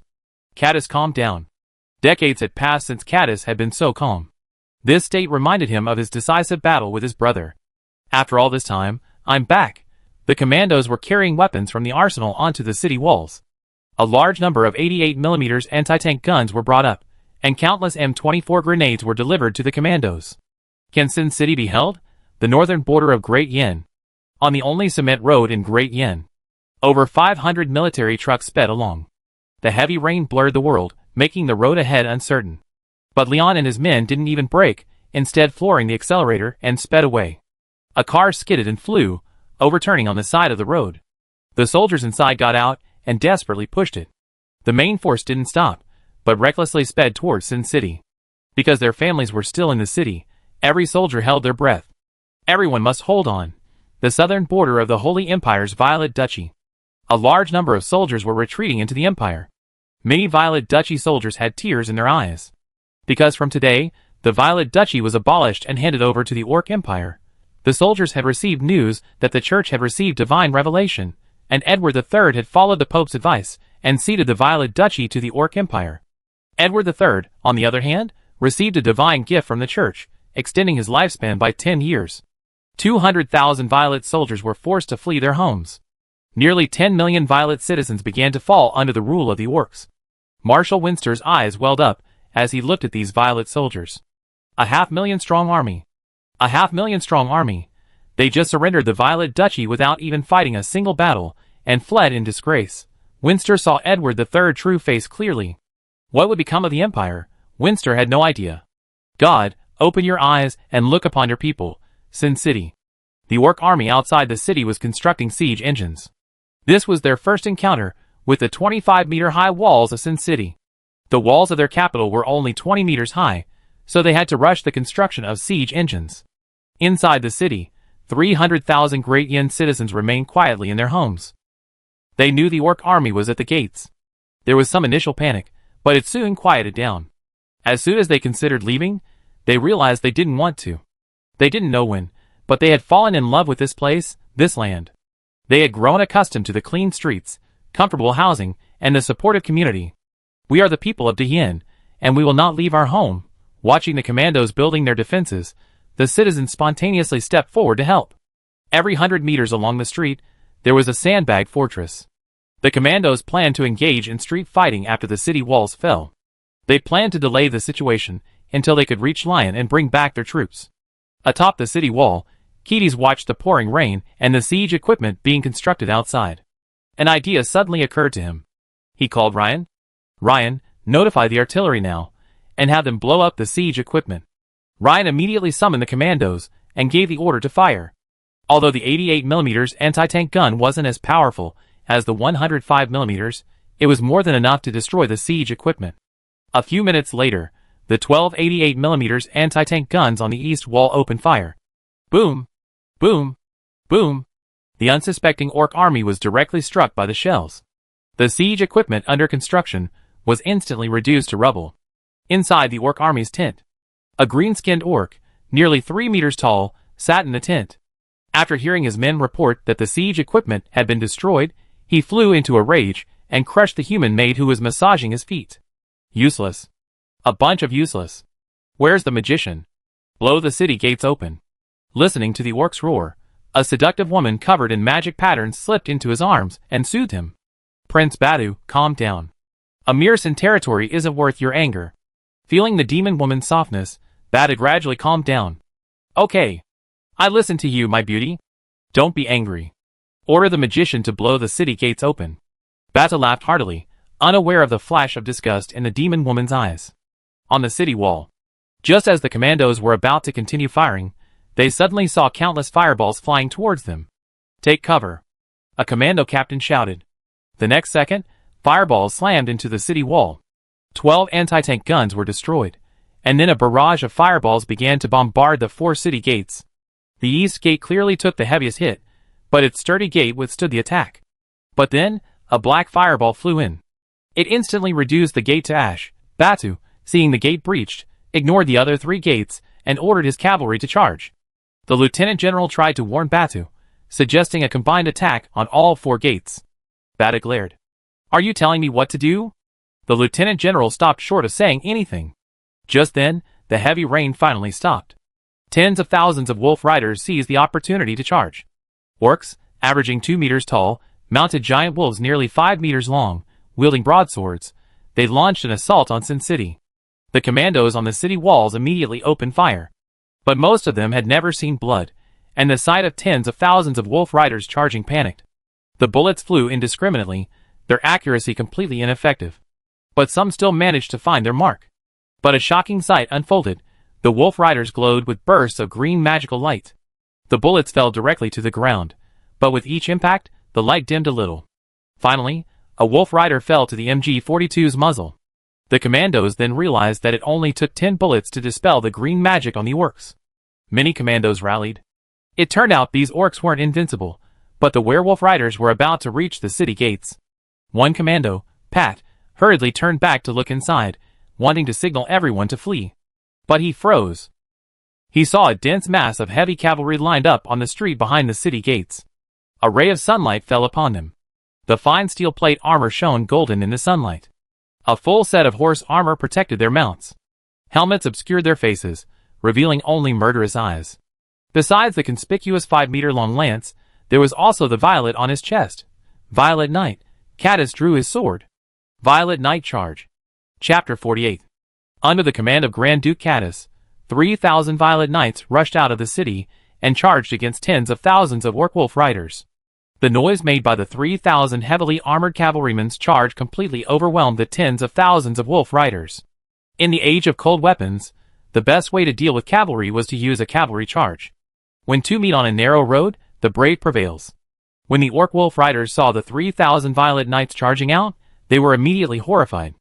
For they remembered the fear they once felt at the mercy of the Violet Knights. The wolf riders panicked slightly upon seeing the Violet Knights, but they still accelerated, charging towards them. The two sides collided just outside the city. The 3,000 Violet Knights formed a diamond formation and cut through the wolf riders. Some wolf riders attempted to stop the Violet Knights, but were instead caught by the Violet Knights' raised lances. But the knights did not stop and continued their charge. After piercing the wolf cavalry, the Violet Knights didn't turn back to continue their charge, but instead charged toward the main orc army. This was intended to disrupt the orc army and delay their advance. Seeing the Violet Knights attacking the orc center, the wolf knights immediately rushed to support. Orc spearmen also emerged from the orc center, seemingly intent on stopping the Violet Knights. Facing the spearmen, the Violet Knights didn't slow down at all. They rested their lances on the grooves of their horse armor and removed their crossbows from their backs. They fired directly at the spearmen. After several rounds of fire, the original 3,000 spearmen were mostly killed or wounded. They couldn't even form a complete formation. The orc archers returned fire. Arrows couldn't penetrate plate armor, let alone the chain mail beneath it. But by then, the Violet Knights had already approached. They sheathed their crossbows and raised their lances. The orc spearmen immediately raised their weapons and barricades. The effect was minimal. The Violet Knights easily broke through the defensive line and charged directly into the infantry formations preparing to attack the city. After dispersing the attacking forces, the Violet Knights immediately rushed towards the city gates. The wolf riders immediately met them. The two sides clashed again. A large number of bodies fell to the ground. Finally, the Violet Knights returned to the city gates. The Violet Knights commander glanced at the knights behind him. Of the 3,000-man force, only a little over 2,000 had returned. This was the last of Grand Duke Caddis's forces. A Violet Knight's equipment was worth hundreds of gold coins. This charge cost them 100,000 gold coins. But Caddis showed no remorse. The cavalry had completed their mission, now it was Leon's turn. Inside Sin City, the commandos received Leon's authorization. They proceeded to the arsenal and pulled out heavy artillery. This was originally intended for the next military expansion. Although it had been produced, it had never been used, so they were no longer needed. This was a life of misery. The weapons and equipment of 2 artillery regiments were pulled out. The commandos were limited in number, so they simply picked the larger calibers. All the 150mm howitzers were pulled out, along with 8 240mm K3 cannons. A regiment only had 2 guns to begin with. Leon had a slight fear of insufficient firepower. An artillery regiment directly deployed 4 guns. Including their stockpile, over 60 150mm howitzers and 8 240mm K3 cannons launched their artillery barrage directly at the orc army preparing to charge outside the city. No need to bother with test firing, they just opened fire. A hit was a win. Swish, swish, swish. A dense whistling sound echoed throughout Sin City, and everyone prayed. Praying for the army to repel the orcs? They truly didn't want to lose their homes. Outside the city. What's that noise? Many orcs instinctively looked up. They saw dozens of small black dots falling into the army. The next second, the orc next to whom the black dot landed suddenly felt black. Instantly blown to pieces. The entire orc army was thrown into chaos. After hearing the noise, Bata left the tent and saw orc soldiers fleeing in all directions. "What are you panicking about?" Bata had just finished speaking when a 240K3 cannon shell landed nearby. Boom! The violent explosion left Bata stunned. What was this? Why was it so powerful? This couldn't possibly be magic, could it? Bata's tiny mind was filled with questions. After a brief pause, he immediately reacted. "Order the magicians to return fire." He gave the order immediately. Just as the magicians were about to fire, a second round of artillery fire arrived. It instantly blew away the newly assembled magicians. "Be confident. Their massive attack will soon cease due to mana depletion. Let's wait," a magician commander soothed. The other magicians agreed. But they had never seen a cannon before, so this was their only assumption. "Cannon, I be tired. Even if I am, I still have 105 to take over." Invincible. 2 hours later. The magicians were stunned. The bombardment had lasted 2 hours. To avoid the bombardment, the orc army had been dispersed to the point where it could no longer be dispersed. Although the Sin Lord's attacks had clearly weakened, their endurance frightened the orcs. They could see 2 hours of continuous, high-intensity attacks. No one's magic power could sustain them much. And the detectors didn't detect any high-level magicians. So, these 2 hours of attacks were entirely the work of the Sin Lord. How had the Sin Lord become so powerful? Before they could finish their thoughts, the bombardment finally stopped. The orcs breathed a sigh of relief. But the next moment, their laughter was gone. Because the Violet Knights charged again. This time, there were only 1,000 Violet Knights, all carefully selected. Taking advantage of the orcs' scattered positions, they moved forward to kill as many isolated small groups as possible. When the orcs saw the Violet Knights charging again, the army, already on the verge of collapse, quickly disintegrated. The Violet Knights divided into 10 sentries, frantically mowing down small orc groups of 100 or so men. With no numerical advantage, infantry versus cavalry, light armor versus heavy armor. The outcome was sealed. Watching the Violet Knights approach the general's tent, Bata's Royal Guard commander immediately assembled several thousand men, preparing to stop the Violet Knights. But the Violet Knights stopped 200 meters away. They stared at the orcs, then all struck the ground with their rifle butts. The gravel ground suddenly made a thud. Batu immediately realized they were provoking him. Before Bata could react, the Violet Knights turned and fled. Batu was furious and immediately assembled his troops, preparing to launch an attack. But just then, the bombardment began again. Bata then realized he had been tricked again. Chapter 49. With the onset of the bombardment, the newly assembled orc army suffered another devastating blow. The orc army dispersed once again. But by this time, the dispersion was no longer effective. After several rounds of bombardment, only 20,000 of the 50,000 orcs were still alive. Many of them were wounded. Most of the remaining 30,000 were reduced to ash, with the remaining ones lying on the ground with missing limbs. They watched helplessly as their lives slipped away. The remaining wolf riders could only comfort their mounts and force their way into a confrontation with the Violet Knights. How could light cavalry possibly defeat the heavy cavalry? The only outcome was being slain by a single shot. The commandos on the city wall never stopped firing. Many MG-42s had already had more than a dozen barrels replaced. But they continued to work, because the orcs refused to retreat. After an unknown amount of time, the bombardment became increasingly sparse, and the impact points became increasingly distant. The orc army was routed and fled in panic. If they stayed any longer, they would be killed. At first, Batu was able to hold back the collapse, but after a 240K3 cannon shell landed near him and witnessed its terrifying power, Batu chose to retreat. The army, having received the order to retreat, fled madly. Batu also saw the weapons used by the commandos.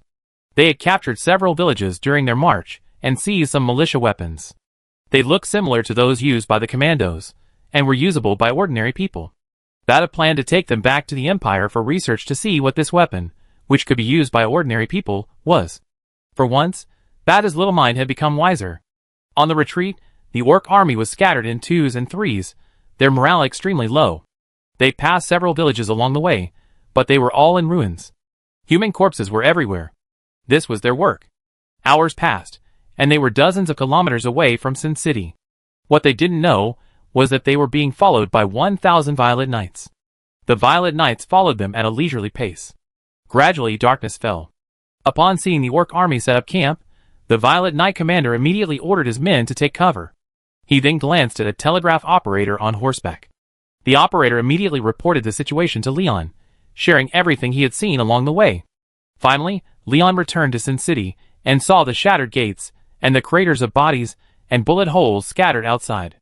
Leon knew that Sin City had been through a great battle. But now was not the time to stop. Just as Leon was about to order his troops into the city for supplies, the telegraph operator ran over, breathlessly handing Leon a telegram. Leon took the telegram with confusion, and after reading it, he nearly fainted. Although he had guessed at the devastation the orcs had inflicted, when he learned the truth, Leon lost his composure. Where the orcs went, no one was spared, and all humans were tortured to death. Some were hacked to pieces by the orcs, women were tortured to death, and children were boiled. Even pregnant women were spared. A mother saw herself disemboweled, her unborn baby thrown to the ground by the orcs. Leon was furious. These orcs are beasts. Leon handed the telegram to the others. The others were also seething with rage after reading this. Leon exerted himself to control himself and calmly issued his orders. Send 2 mechanized infantry regiments into the city for supplies, and then reemerge in 2 hours. Leon would corner these 20,000 orcs within the Great Flame before dawn. I will not be a human being until I destroy them. In order to save time, the mechanized infantry regiments had not brought their artillery. But now things were different. Leon directly brought out the artillery from Sin City. To make the orcs live a living hell, Leon even brought out the sealed white phosphorus bombs and chlorine gas. No one will have an easy time today. 2 hours later, 6,000 Great Flame soldiers were ready for battle. They hadn't slept more than 4 hours since the start of the war. But they had no regrets, especially after hearing that they were now pursuing the orc army. Every one of them was like a shot of steroids, their eyes blazing with fighting spirit. Seeing this, Leon didn't waste any time and immediately announced the departure. The distance of dozens of kilometers was covered in the blink of an eye. Lion and his men witnessed scenes that left a lasting impression on them. Lion ordered the commandos to collect the bodies of the tragically fallen. But Lion and his men had more important matters to attend to. Lion did not launch a direct attack. Instead, he ordered an infantry regiment to circle around and block the orc army's retreat. After carefully constructing their positions, it was already 4 o'clock in the morning. Lion glanced at the quiet orc camp and called the artillery unit. Since the artillery had been brought from Sin City, and this was a pursuit mission, Lion brought 2,100 5mm howitzers. However, he carried over 2,000 rounds of white phosphorus and 500 rounds of chlorine gas. Most of the chlorine gas bombs were mortar shells. The bombardment will begin in 10 minutes, Lion said coldly. Understood. 10 minutes later, Leon suddenly heard a whistling sound and looked toward the orc camp. Boom! Boom! Boom! White phosphorus bombs fell one after another into the orc camp, the explosions scattering the white phosphorus in a dazzling display like fireworks. The burning white phosphorus ignited everything. Many tents were burned. The orcs awoke from their sleep to see the burning camp. They hurried out to put out the fire, but the white phosphorus bombardment continued. The orcs who emerged were faced with a second round of white phosphorus bombs. Swish, swish, swish. Boom, boom, boom. The orcs instinctively ducked to avoid the whistling sound, a lesson learned from the bombing of Sin City. But this time, they hadn't expected white phosphorus. As the white phosphorus bombs exploded, the orcs suddenly realized the fire had been significantly reduced this time. Before they could rejoice, they were horrified to discover they were on fire, but no matter what they did, they couldn't put it out. Some magicians tried to extinguish the flames with water elementals, but to no avail. They could only use ice magic to freeze their arms. Ordinary orcs weren't so lucky, they were burned alive. Batu was startled awake, and immediately witnessed this scene. The third round of artillery fire was about to arrive. The orc magicians immediately used magic to intercept the falling shells. This was a new method they had developed after the bombing. Although inefficient, it was still effective. But they had forgotten that they still had chlorine gas. Dozens of chlorine gas bombs flew into the camp. The magicians intercepted them, but found they didn't explode. So they ignored them. But the next moment, their laughter died. Chapter 50.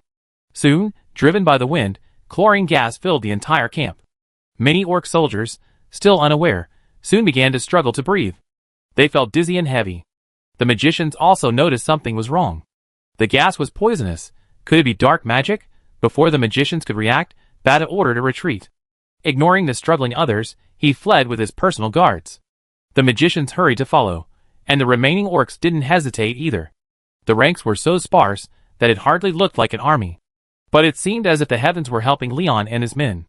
Even the wind blew eastward. The chlorine gas followed the orcs along the way. But before the orcs could get far, they saw countless evil spirits. Each of them wore a strange mask with a pair of hollow eyes. Ghosts. Someone uttered this, and the entire group went into a frenzy. Their already fragile morale was shattered by this shock. The next second, before the orcs could flee, the demons pulled the trigger. Yes, these demons were just Yin soldiers wearing gas masks. But the orcs, delirious from inhaling chlorine gas, mistook them for demons. The orcs had no time to react before the bullets flew in.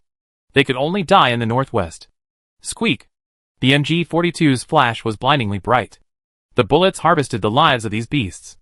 The orcs emerged, bruised and burnt, and after inhaling chlorine gas, they faced the intercepting Yin soldiers. The orc soldiers finally broke down. After being bombarded from outside Sin City, they had been able to regroup. But now, they could no longer hold out. They had fought for so long, yet hadn't even sighted the enemy, and only a few thousand men remained. They were afraid, the fearless orcs finally afraid. Ignoring their commander's orders, they fled in all directions. Could they survive by simply running away? I didn't know how long it took. Dawn finally arrived. The entire camp had been reduced to ash. A large number of orc corpses lay on the ground. At the headquarters. Leader, about 1,000 orcs have escaped, and the rest have been eliminated. We captured nearly 6,000 prisoners, a battalion commander reported. 1,000 more? Leon pondered. Leave one battalion to guard the prisoners, and everyone get in the vehicles. We continue the pursuit. I want the orcs to be terrified by the mere mention of our names. Either they won't fight, or I knock them down with one punch. Leon made up his mind. On the retreat, Batu wore clothes he found from who knows where. His once regal robes had vanished into thin air. He was accompanied only by nearly 1,000 wolf cavalrymen. He had abandoned the mages to who knows where. Some were killed in the chaos, others by the orcs themselves. Of course, most were captured. After all, mages value their lives, and upon seeing their commander leave, they immediately surrendered. For just a few bucks a month, why risk your life? They were also deeply annoyed with Batu, who had been making them work in vain, unable to stop the Sin Lord's offensive. Though they had offered their own ideas, the conceited Batu refused to listen. He had disrupted the magicians' deployment several times. The magicians were already complaining to him. Batu and his companions had been running for several hours, their wolf mounts already panting. They had covered nearly 150 kilometers, and were less than 50 kilometers from the border. Just as Batu was about to take a break, there was a sudden roar. Then a troop transport truck flew out from the side. The MG-42 mounted on it opened fire, scaring Batu and his companions, who were just about to rest, half to death. Run! It was unknown who said it, but the next moment everyone was fleeing, leaving Batu behind. Seeing his personal guards flee, Batu didn't hesitate and ran straight for the border. The wolf, carrying Batu, was frantically squeezing the wolf, which had to accelerate furiously. The wolf was practically rolling its eyes. Both sides were engaged in the final struggle. Lion's men were nearly at their limit, having not slept a wink in a day and a night. The orcs on the other side weren't much better off, having also barely rested for a day. But Lion and his men's morale was rising, each determined to make these orcs pay. The two sides continued their pursuit, approaching the border. Lion grew nervous. Because they were about to leave the Great Yin territory, he didn't know if the enemy would have reinforcements. Finally, the border came into view. But Lion and his men were about to catch up. The next moment, Lion and his men were stunned.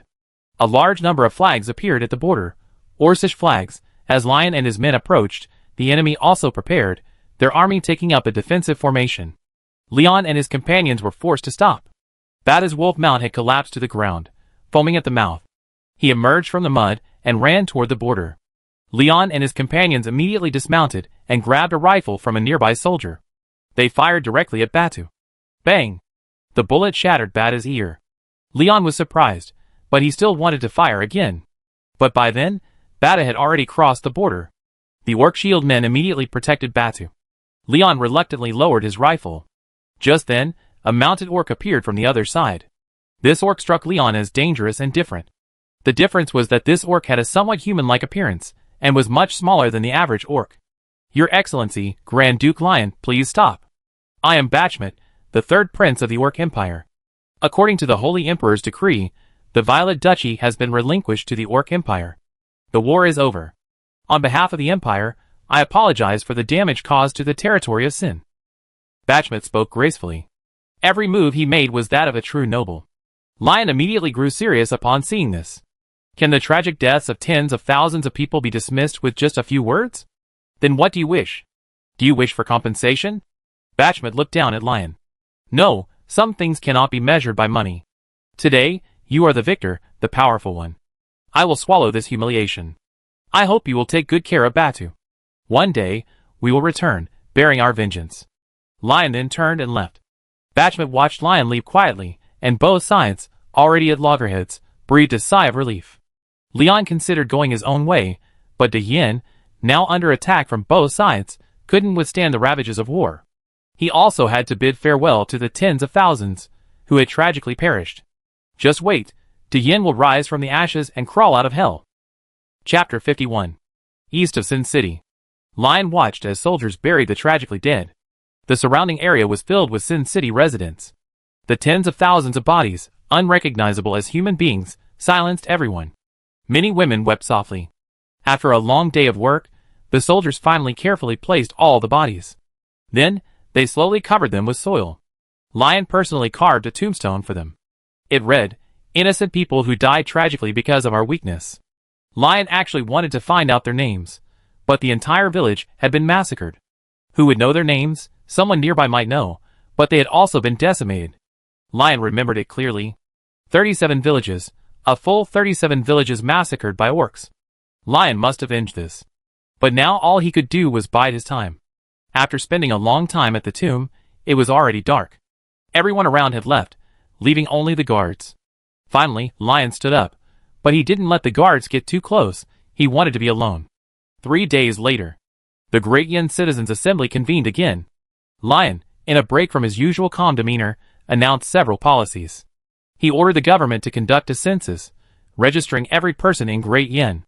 Second, he formally established the Great Yin National Defense Army. Lion was appointed Marshal, Reinhardt as Commander-in-Chief, and Caddis as Chief of Staff.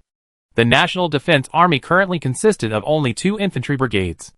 Lion planned to establish 4 armored divisions, 1 mountain infantry division, and 1 mechanized infantry division within 3 years. These 6 divisions would have a combined strength of over 300,000 men.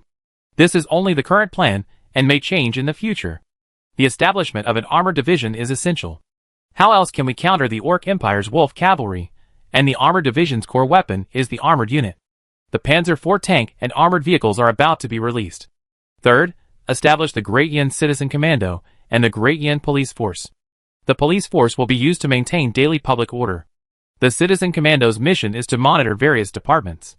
The public's eyes are sharp. Fourth, formulate a 3-year plan. Within 3 years, the Great Yin Railway must complete 2 horizontal and 2 vertical sections, as well as a ring railway around the Great Yin Railway, forming the Great Yin Railway network. Highway construction must also be prioritized, with all planned routes constructed as 4-lane concrete or asphalt roads. Armored units can reach any location in the Sin territory within a day.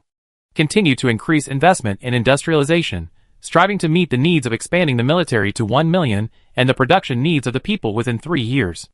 Education and agriculture should be integrated. Compulsory education should be implemented within 1 year. Within 1 year, reclaim more than half of the noble land through various means. Within 3 years, all land in De Yin must be state-owned. Open up some non-critical technologies, strengthen cooperation with the people, and attract external capital. Within 1 year, De Yin's industrial products must be exported to all surrounding countries. Fifth, officially declare the establishment of De Yin, and establish the De Yin People's Principality effective immediately. The national flag will be red with a yellow dragon head in the center. The National Defense Army flag will be a silver dragon head, with a sideways pattern on a red background. A silver dragon head will be printed on the side of the M35 helmet. In addition, accept refugees from the Violet Principality to increase the population. Lion spoke a great deal, but the Citizens' Council raised no objections. Instead, they showed strong support. Because both nobles and commoners witnessed the orcs approaching the city, and the power of industrialization. With their artillery, they had defeated the orc army. They had even pursued the orcs to the border. This made them admire Leon even more, and strengthened their resolve to follow him. With the conclusion of the Citizens' Council, Dime was officially established. The national flag was raised over Sin City that very day. People smiled. Finally, it was no longer the Sin territory. The name had symbolized shame, and they had finally shed it. With the establishment of Dian, news of its founding, and the repulse of the orc army spread rapidly to neighboring countries. The Forest Elf Kingdom. Inside a palace entirely white, embellished with gold and emerald green, a voluptuous female elf sat on the throne, listening to her subordinates' reports. What? You said Sin? Dian repelled the Orc Empire's attack? The Elf Queen exclaimed in disbelief. Yes, your majesty. Great Yan's 20,000 troops defeated a combined 150,000 orc army. A conservative estimate puts the number at over 100,000. The elven soldier said solemnly. What were Great Yan's casualties? Great Yan's casualties. Less than 200. The soldier said somewhat uncomfortably. How many? The elven queen was restless. The soldier lowered his head. That's impossible. Invite Princess Leia. The elven queen muttered, then realized what was happening. In the Holy Empire's capital, Edward III, his face flushed with irritation, heard about Great Yan's victory. As expected of my son. He's got guts. Edward III laughed heartily. Winster and the others who knew the situation were silent. Come here. Lion has been meritorious in resisting the enemy. I recognize the legitimacy of the Great Yan Duchy and allow it to establish its own army. All the people of the Violet Duchy will belong to the Great Yan. Edward III was very pleased with this statement. Winster and the others' expressions were amazed upon hearing this. What's the difference between this reward and no reward at all? But no one dared to speak. So, the only sound in the hall was Edward III's laughter. Orc Empire. Waste. A bunch of waste. Orc Emperor Baromir was furious. The ministers also bowed their heads. Bata knelt on the ground, silent, his head buried in the ground. Baromir looked at Batu with dismay, but he didn't blame him too much. After all, the 100,000-man army in the north had been defeated. Batu's 50,000 men had at least reached the city of Sin. It seems this great flame is worth another try. After a long pause, Baromir spoke. The surrounding nations knew of the great flame's achievements. And they knew of their strange weapons. Other thoughts arose. South of the territory of Sin, there was a vast ocean. Across the ocean lay the southern continent. The southern continent was almost entirely the territory of the Dwarf Empire. The northern principality of the Dwarf Empire. Regesser, the Dwarf King of the North, listened to his men's report and then looked at the weapon just presented by the dwarf craftsman. If Leon were here, he would surely recognize it as a musket. Great flame. Looks like another nation on the continent is about to make a mark. Regesser muttered. Great flame Sin City. It's done. It's done. Inside the arsenal, a researcher ran out, roaring like a madman. Chapter 52. As the researcher ran out like crazy, everyone's eyes instinctively turned to the researcher, who was holding a gun barrel with an excited look on his face. A researcher, unaware of the true situation, walked over and said, What are you doing? What's going on? Isn't this just an MG42 barrel? As soon as the researcher took the barrel, he noticed something unusual. This. As soon as the researcher took it, he noticed the magical inscription engraved on the barrel. What is this? The other researchers gathered around. Ahem. The first researcher coughed twice and spoke seriously. This could transform the MG42's combat effectiveness. The original MG42 barrel was made of high-quality steel, which would overheat and melt after less than 20 seconds of continuous firing. To solve this problem, I used magical steel with ice properties. While this magical steel costs about 3 times as much as high-quality steel, a barrel made of this magical steel can sustain continuous firing for over a minute. And to increase its lifespan, I engraved several magical inscriptions on it to enhance its heat resistance. With all this done, the MG42 can theoretically fire continuously for over a minute and a half. And within that minute and a half, it can fire at least 1,500 rounds. The researcher finished, looking at everyone. Many other researchers, upon seeing this researcher craft this hybrid of magic and industry, began to have their own ideas. Then why not do this? Use the energy storage crystal to store some magic power, then release the magic power in the crystal through the conversion array, activate a more powerful absorption array to absorb the magic power in the air, and then convert the magic power in the air into bullets in the gun barrel. This way, the machine gunner and the assistant gunner wouldn't have to carry large amounts of ammunition. In addition, to increase efficiency, the barrel's heat could even be converted into mana. After hearing the researcher's words, everyone fell silent, and then began their research. The supervisor nearby reported this to Leon. After learning this, Leon was completely excited. As expected, the power of the masses is great. People always improve what they already have. Leon immediately ordered a 20% salary increase for the researcher. And Leon would visit the factory tomorrow. Right now, the most important thing for Yin is industrial development. If Yin wants to rise again, industry is paramount. Leon stared out the window for a long time, then glanced back at the blueprints of the armored train and the railway gun on the table. These two weapons were the product of Leon's long deliberation and his decision to create them. Because during this war, Leon discovered the magicians were incredibly powerful, and it would be difficult to suppress them with firepower relying solely on firearms. Although large-caliber artillery was already being rushed into production, even 240mm guns were slightly inferior to the magicians. So Leon could only focus on 600mm, or even 800mm railway guns. Perhaps only this caliber could soothe Leon's fear of insufficient firepower. The armored trains were designed to provide ready support to any location in Yin once the railway network was fully developed. It could even be used to attack other locations. After all, our predecessors had already concluded this. Those who love war will perish, those who forget war will be in danger. We must always be vigilant against war, and always be prepared. Just as Leon was lost in thought, the door suddenly opened. A pair of furry bunny ears slithered in first, followed by a flash of white, and then a bunny-eared girl appeared before Leon. Leon, Yinxin looked at Leon silently. What's wrong? Leon patted Yinxin's head and said, I miss ya. Hearing Yinxin's words, Leon fell silent, then spoke firmly again. In a few days, when I'm done with this, I take you to see her and deliver the weapon she bought. Leon said, rubbing Yinxin's head again. There's no way around it. Patting someone's head is addictive. After all, who could resist a cute bunny-eared girl? The next day, Lion, dressed in military uniform, arrived at the arsenal.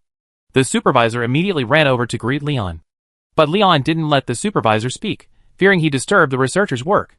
Then, led by the supervisor, he began to inspect the arsenal. The supervisor carefully explained the factory's production capacity to Lion. Besides the basic Mauser rifles, MP40 submachine guns, and MG42 machine guns, the arsenal's artillery manufacturing capacity has increased several times. They are currently attempting to mass-produce the 240mm K3 cannon. The K3 cannon is a valuable weapon, whether for siege or defense. And its range maximizes its value.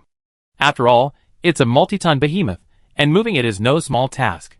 Even the 8 K3 cannons used by Lion's troops in the northern part of Yin were shipped there 2 or 3 days in advance by Lion. Otherwise, there would likely be a shortage of vehicles.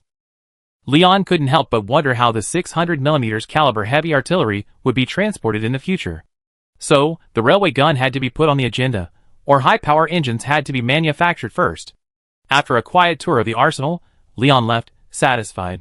Currently, the workers and researchers at the arsenal were working with great enthusiasm. So Leon wasn't worried about anything. He was instead thinking about how to design some equipment that would benefit Yin. Steam engines and oil refineries had already been built, but Yin's land was full of open-air oil wells. It might even be possible to dig up oil with just a few shovels. This was boundless wealth, but it could also be the source of endless disaster. So Yin must possess absolute military power to protect itself and its wealth. Just as Leon was thinking, a dragon's roar suddenly echoed from the sky. Looking up, Leon saw a black dragon swooping down. The Sin City garrison immediately responded, and many soldiers returned fire. But the effect was minimal. The bullets struck the black dragon, creating only a few sparks and causing little damage. Leon's guards immediately secured him. However, the black dragon didn't come for him. Instead, it flew into a residential area, snatched up a young girl, and soared into the sky. The girl's mother lay weeping on the ground. Leon immediately ordered 2 soldiers on motorcycles to follow the black dragon. What exactly did this black dragon want? Leon couldn't understand the black dragon's intentions, but he blamed himself for not considering the Great Flame's air defense capabilities. We couldn't let our guard down any longer. Chapter 53. A few days passed. The black dragon had abducted a young girl, and the entire city of Sin was in an uproar. Many people worried that the black dragon would return. Lion personally visited the abducted girl's mother to offer his condolences. The soldiers Lion had dispatched also brought back information. The black dragon was entrenched in a lair, and the soldiers didn't dare venture too far, leaving one soldier to watch the lair. Another soldier returned with the news. After confirming the lair's location, Lion didn't act immediately. He knew that an adult black dragon was at least level 8. While this black dragon wasn't as large as an adult, Its strength was likely at the peak of level 7. Currently, De Yin only had 2 high-level fighters, Caddis and Frustar. And Caddis had been in seclusion for the past few days. So Lion couldn't let Frustar take any risks. Just as Lion was struggling, someone informed him that Yun Qingqi had arrived. Lion immediately tidied himself up and met Yun Qingqi in the hall. Yun Qingqi had brought only 2 attendants with him this time. They were dressed in formal attire, resembling aristocratic attire. Lion immediately understood that Yun Qingqi had something important to discuss with him. He grew even more serious. "Leader Lion? Is that the right way to address you?" Yun Qingqi asked uncertainly. "It's all right, Queen. Just call me Lion." "Okay, Lion. I won't beat around the bush. I'm here hoping to buy some weapons from you," Yun Qingqi said directly. Lion's eyes lit up at that. "I wonder how much Miss Qingqi plans to buy." De Yin Arms guarantees one-stop service, including after-sales service, repairs, training, and instant delivery. Listening to Leon's endless stream of talk, Yun Qingqi was stunned. A flicker of shyness crossed her face when she heard Leon call her young lady, and even her snake tail shuddered. Then, with an awkward smile, she asked, "Sir Leon, do you have any weapons for sale?" "Miss Qingqi, all the equipment currently worn by the Great Yin Defense Army soldiers is for sale," Leon assured, patting her chest. "Is it one of those long staffs that doesn't require magic power?" Yun Qingqi asked. "Yes, but it's not called a long staff. It's called a gun, a rifle, a machine gun, a submachine gun," Leon said. "So how much does it cost?" Yun Qingqi finally got to the point. "The price." Leon suddenly gave a meaningful smile and looked at Yun Qingqi. Seeing Leon looking at him strangely, Yun Qingqi couldn't help but grow nervous. Though outwardly calm, his heart was raging like a steam engine, his tail stirring restlessly. Leon held out 5 fingers. "What? So much?" Yun Qingqi thought Leon was offering 5 gold coins. She immediately became anxious, abandoning her queenly demeanor. She grabbed Leon's hand, pleading, her queenly image instantly crumbling. "Leon, what are you doing, you witch? Let me go! Are you testing a veteran like me with this?" Looking at Yun Qingqi, whose eyes were about to water, Leon finally relented. He held out 4 fingers. "No less. Any less and I'd be left with nothing." Leon finally settled on 4 silver coins. A Mauser rifle costs about 2.5 silver coins. Selling it to the Elf Kingdom costs 1 gold coin, while selling it to the Orcs costs 4 silver coins. This is due to the Orcs' geographical location. The Orcs are located on the border of Great Yin, and they and Leon share a common enemy, the Orc Empire. Selling it to the Orcs at nearly cost price is intended to arm them, thereby forming a significant force to contain the Orc Empire and share the pressure. In the Forest Elf Kingdom, Leon only received 1 gold coin. This wasn't just because they had money, but more importantly, they hoped to boost sales. After all, with just over 10,000 guns, it wasn't enough for one kingdom alone, so other kingdoms would naturally inquire. Lion might then lower the price, but profiting from these kingdoms was undeniable. After all, Great Yan's biggest need right now was money. Because of this lack of funds, Leon's conscription hadn't even begun yet. Lion was even planning to borrow money from Caddis. The arrival of Yun Qingqi, however, offered Leon a glimmer of hope. "Do you want more?" Yun Qingqi looked at Leon, held up 4 fingers, and lowered his head. "Queen, no less. Any less, and we won't be able to eat." Leon groaned bitterly. In reality, Leon's bottom line was 3 silver coins. But what good merchant wouldn't want to make more? After all, the Orcs weren't that poor. If they were, they would have been annihilated by the Orc Empire over the decades. How could they have survived until now? "Qingqi, I can give you that amount, but you have to agree to one condition." Leon held up 3 fingers with a look of heartache, then looked at Yun Qingqi with a fiery look. "What condition?" Yun Qingqi felt a little uncomfortable under Leon's fiery gaze, and silently lowered his head, not daring to meet Leon's gaze. "I want you." Before Leon could finish, Yun Qingqi suddenly stood up and whispered softly. "I promise you." Leon froze in his tracks. "You agreed already? I haven't even said it yet." "Now?" Yun Qingqi asked. Leon thought for a moment and said, "Now." Leon planned to take Yun Qingqi with him and head to the Black Dragon's lair. He would rescue the girl, alive or dead. Yun Qingqi, standing opposite him, didn't understand Leon's intentions at all. Yun Qingqi lowered his head and spoke nervously in a low voice. "Okay. You do it or..." "Me? Of course you do it. Do you still expect me to do it?" Leon was stunned. What was going on? "You want me to fight the Black Dragon? Isn't this like an old man eating arsenic? When Yuan Qingqi heard this, his entire body erupted in smoke like a steam engine. His beautiful face flushed bright red. Okay. Then Yuan Qingqi's massive tail swept Leon up. Leon? ? Leon's brain was fuming. Then he watched Yuan Qingqi approach, shyly unbuttoning his clothes, then looking at Leon with a flushed face. Leon, shock! Wait! Were we chatting across servers? A few minutes later. The two, having figured it out, were plunged into an awkward silence. Yuan Qingqi was so embarrassed he could have dug a 3-bedroom apartment out of it with his tail. So you always thought I sold it to you for 3 gold coins? Leon asked, shocked. Yuan Qingqi whispered, then lowered his head. Leon held his forehead. But you wouldn't misinterpret my meaning so much. Leon was shocked by Yuan Qingqi's behavior. I heard from my tribe that your human nobles like to toy with snake people women. Yuan Qingqi whispered. Leon, ? Are all people in this world so rebellious? Chapter 54. Dayin Western Forest. This forest is lush with greenery, and it's also the only forest in Dayin. The rest of the forest has been reduced to waste. Outside the western forest, a battalion of soldiers is gathering. Lion has already invited Yuan Qingqi over. Yuan Qingqi's face still has an unnatural blush.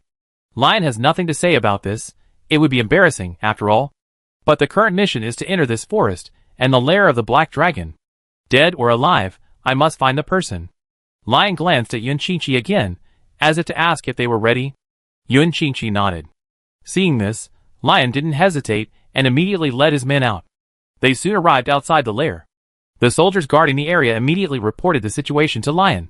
Since returning to its lair, the Black Dragon has gone out twice in the past few days, both to forage, and each time it returns, it always brings back some food. Listening to the soldier's description, Leon was certain the girl was safe. Why else would the Black Dragon bring food back? But Leon didn't dwell on it, and immediately led Yuan Qingqi inside. The other soldiers followed with flashlights. The Black Dragon's lair was dark, with the occasional sound of dripping water. The chilly wind blew out from the cave, making Leon and the others, dressed in their winter clothes, feel a hint of cold. After about 3 minutes of walking, they came to a corner. Yuan Qingqi suddenly turned and said to Leon, "The lair is up ahead. The Black Dragon should be inside. The girl should still be alive. I can sense her." After hearing this, Leon didn't interfere with Yuan Qingqi. He simply nodded, signaling him to continue. Finally rounding the corner, Leon was stunned by the next scene. A Black Dragon lay sleeping on a mountain of gold coins. The Black Dragon had curled itself up, revealing a young girl sleeping peacefully in its arms. What shocked Leon wasn't just the girl's life, but the sheer mountain of gold coins. A conservative estimate put the total at least 1 million gold coins. This left Leon stunned. Are all dragons so wealthy? Although black dragons are notoriously greedy, how could there possibly be so many gold coins? Leon glanced at the coins on the mountain. He discovered they were all Holy Empire gold coins. This further perplexed Leon. But before Leon could think, the Black Dragon moved. As if sensing Leon and his companion's arrival, it instantly awakened, its golden eyes fixed on Leon and his companions. Roar! Without hesitation, it launched an attack on Leon and his companions. The Yuan Qingqi, observing this, adopted a defensive stance. But the next second, the girl spoke. "Sister, hey, you don't." The next second, the Black Dragon did a 180-degree turn in midair and landed back beside the girl. It stared intently at Leon and the others. "Sister, hey, you, they're good people. The leader must be looking for me," the girl soothed. Leon seemed to notice something strange and stepped forward to ask, "Ivana, do you know this Black Dragon?" Or, "Yes. Leader, I know Sister Heyu. When I was little, I went to play in the forest and got into danger. Sister Heyu saved me. Since then, I've been visiting her whenever I have time," Ivana said, glancing at the Black Dragon. The Black Dragon nuzzled Ivana. "What do you mean we misunderstood? She's a good dragon?" Leon asked, somewhat bewildered. Heyu raised his head proudly after hearing this. "Leon, so why were you taken away this time?" Leon asked, wanting to know the reason. "Because my mother wants me to marry someone I don't like," Ivana said with some sadness. Then, Heyu seemed to understand that Leon was going to take Ivana away, and glared at Leon and the others. "Leon, isn't that what brothers do? Don't worry, I talked to your mother. You can choose someone you like." Leon sighed and said. Leon had forgotten one thing these days. He hadn't been strengthening education about freedom of marriage. Originally, Leon had planned to put this matter on hold for a while. After all, most of the current propaganda slogans were about promoting the interests of the people and how to protect them. Freedom of marriage wasn't a priority. But after this incident, Leon felt it was still necessary. After hearing this, Ivana gradually brightened up, then reluctantly looked at Hayu. Sister, I'm leaving. Seeing this, Hayu stepped between them. Human! You are not allowed to take Ivana. The black dragon spoke, its childish voice nearly snapping Leon's lips. Leon was at a loss for words, but then his mind raced. Wait, is it possible to take this black dragon back? Then, with gleaming eyes, Leon looked at the black dragon and the golden mountain beneath his feet. I have a half-baked idea. He. Miss Kuroba, you don't want to be separated from Ivana, do you? Hayu suddenly raised his head and looked around, because he had just felt a chill on his back. Hayu hesitated when he heard Leon's words. Human, what do you want me to do? Hayu said hesitantly. Go back to Sin City with Ivana. Sin City will be your new home from now on, and you can protect Ivana at all times. Isn't that great? Leon looked at her with shining eyes. Hayu looked at Leon, then at Ivana. Finally, gritted his teeth and spoke. Human! I promise you. After hearing Kuroba's agreement, Leon almost jumped for joy. But he held back, because he had a bigger plan. Miss Kuroba, with your physique, it seems you can quickly bankrupt Ivana's family, right? Leon said. Hayu was startled upon hearing this, and immediately lowered his head. How about this? You come stay in my Duke's mansion. I cover your food and lodging, but Miss Hayu has to pay for it. Leon then looked at the mountain of gold beneath his feet. Finally, the real purpose was revealed. Ugh! Human! No! Don't try to take my little money. Hayu was immediately anxious. Then, in a flash of black light, a young dragon lady appeared before him. She had a pair of small black horns, waist-length hair, golden eyes, and stood about 1.2 meters tall, dressed in a black princess dress. Oh my god, this is a lowly. Our country has a complete system of punishment. Before Leon could recall the past, Hayu interrupted him. You filthy human. Kneel down. Leon, Leon's face was filled with black lines. Are you threatening me? Threatening? A small-time human. I don't even bother talking to a small-time human. Hayu said with his hands on his hips, a look of arrogance on his face. See? Big sister, if you don't pay me some compensation for your emotional distress today, I have her beat you into a slime. Leon squatted in front of Hayu, pointing at Yunqing Qi. He looked like a perverted uncle threatening a little girl. Chapter 55. Looking at the ferocious Leon, the inexperienced Hayu was frightened. She feared Leon would separate her from Ivana. Besides, Ivana's marriage still required Leon's help, and as a dragon, it was difficult for her to interfere in Ivana's family affairs. And it seemed that Yunqing Qi was not someone to be trifled with, as you could sense the terrifying magical fluctuations emanating from it. So, after careful consideration, Hayu decided. You small-time human. Can I give you a gold coin? Hayu looked at Leon with a pained expression, then reached out her small hand and placed a gold coin in Leon's hand. Leon, Looking at the gold coin in her hand, Leon's defenses were about to break. Seeing Hayu's unyielding attitude, Leon decided to use his trump card. He took out a piece of cake and placed it in front of Hayu. Hayu, who had been wearing a proud expression, instantly fixed his gaze on Leon's hand. Leon handed the cake to Hayu. Hayu looked at the cake, then at Leon, swallowing uncontrollably. Eat it, Leon said. Hayu ignored him and ate it in one gulp. Leon was stunned. How could such a large piece of cake fit into his tiny mouth? But that wasn't Leon's concern, because after finishing his meal, Hayu looked at him with a look of unsatisfied satisfaction. At that moment, Leon knew his plan had succeeded. Follow me to the Duke's palace, and you can eat it every day. And it's only 1 gold coin each, so you can buy a lot. Leon whispered in Hayu's ear like a demon. Hayu glanced at his belongings and swallowed again. Finally, she bowed her head. You scumbag. I'm going to eat this every day from now on. Hayu, hands on her hips, walked over to Leon and said, looking up. Okay. Leon patted Hayu's head, but Hayu instinctively dodged. After a while, Leon left a company of soldiers to guard the lair. Then the others returned to Sin City. On the way, Hayu was curious about the cars and other novel things. Because, in her impression, humans didn't travel that way. So she said something that made Leon fall into deep thought. Are you human? Leon, ? Children speak without restraint. Children speak without restraint. Leon comforted himself like this. What child would start with a bombshell? How old are you? Leon tried to change the subject. You scumbag human. Remember to call me master? I'm 997 years old. Hey, you turned his head away. Leon couldn't help but twitch his lips. How could a dragon that's almost 1,000 years old still talk like a child? Yuan Qingqi seemed to understand Leon's thoughts. Then, he spoke. Dragons generally enter adolescence at 1,000 years old. Under 1,000 years old, they're still in toddlerhood. Huh? So you little dragon is still a child? Leon teased. You jerk. Don't call me a kid. The next second, Yu flew into a rage, punching the car door. Leon, But Leon wasn't the least bit scared. Instead, he said, Miss Yu, if you break a door, won't you have to pay 10,000 gold coins? Yu's fury instantly flared. No. I didn't break it. I fix it for you. With a gentle wave of her hand, Yu sent the car door flying back. Then, foolishly, she began to piece it together.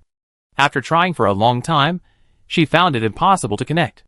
Furious, she simply crushed the car door into a small steel ball. Then, she hid it in her palm, looking at Leon with a smile. But Leon didn't let her cuteness trick him off. Instead, he acted like a creepy old man. Little boy, listen to me from now on, or I make you pay for it every day. Yu finally bowed his head. You puny human, I listen to you from now on. Seeing this, Leon let Yu go. After all, Leon simply wanted to keep Yu in Yin. Or perhaps, Leon simply needed Yu to protect Yin. He didn't necessarily want her fortune, but he had a clue where Yu's fortune came from. Leon had guessed it. A young black dragon couldn't possibly have accumulated such wealth. Then there's only one possibility. These gold coins were originally in this cave. So, after returning, Leon will thoroughly question Black Feather. And while he's at it, Leon will also visit Caddis. For thousands of years, a legend has been circulating in the Holy Empire. The Holy Empire's founding emperor, Dreens, once led the Holy Empire's army to conquer the entire continent. He left behind 5 treasures. 4 of these have been discovered. The final treasure remains, buried beneath the present-day Great Yin. For thousands of years, people in Great Yin have searched for this treasure, but to no avail. But Emperor Dreens left behind a ballad. When all the tribes gathered under the red banner, an iron eagle streaked across the sky, and iron horses galloped across the ground. When ordinary people once again become the masters of this continent, the treasure belonging to the gods will naturally appear. This ballad has been passed down to this day, yet no one has been able to explain it. However, Leon seemed to realize that it was no mere ballad. It was a prophecy. Leon couldn't help but feel a certain awe for the gods of this world. The iron eagles streaking across the sky, aren't they airplanes? The iron horses galloping across the ground, could they be cars, tanks, or trains?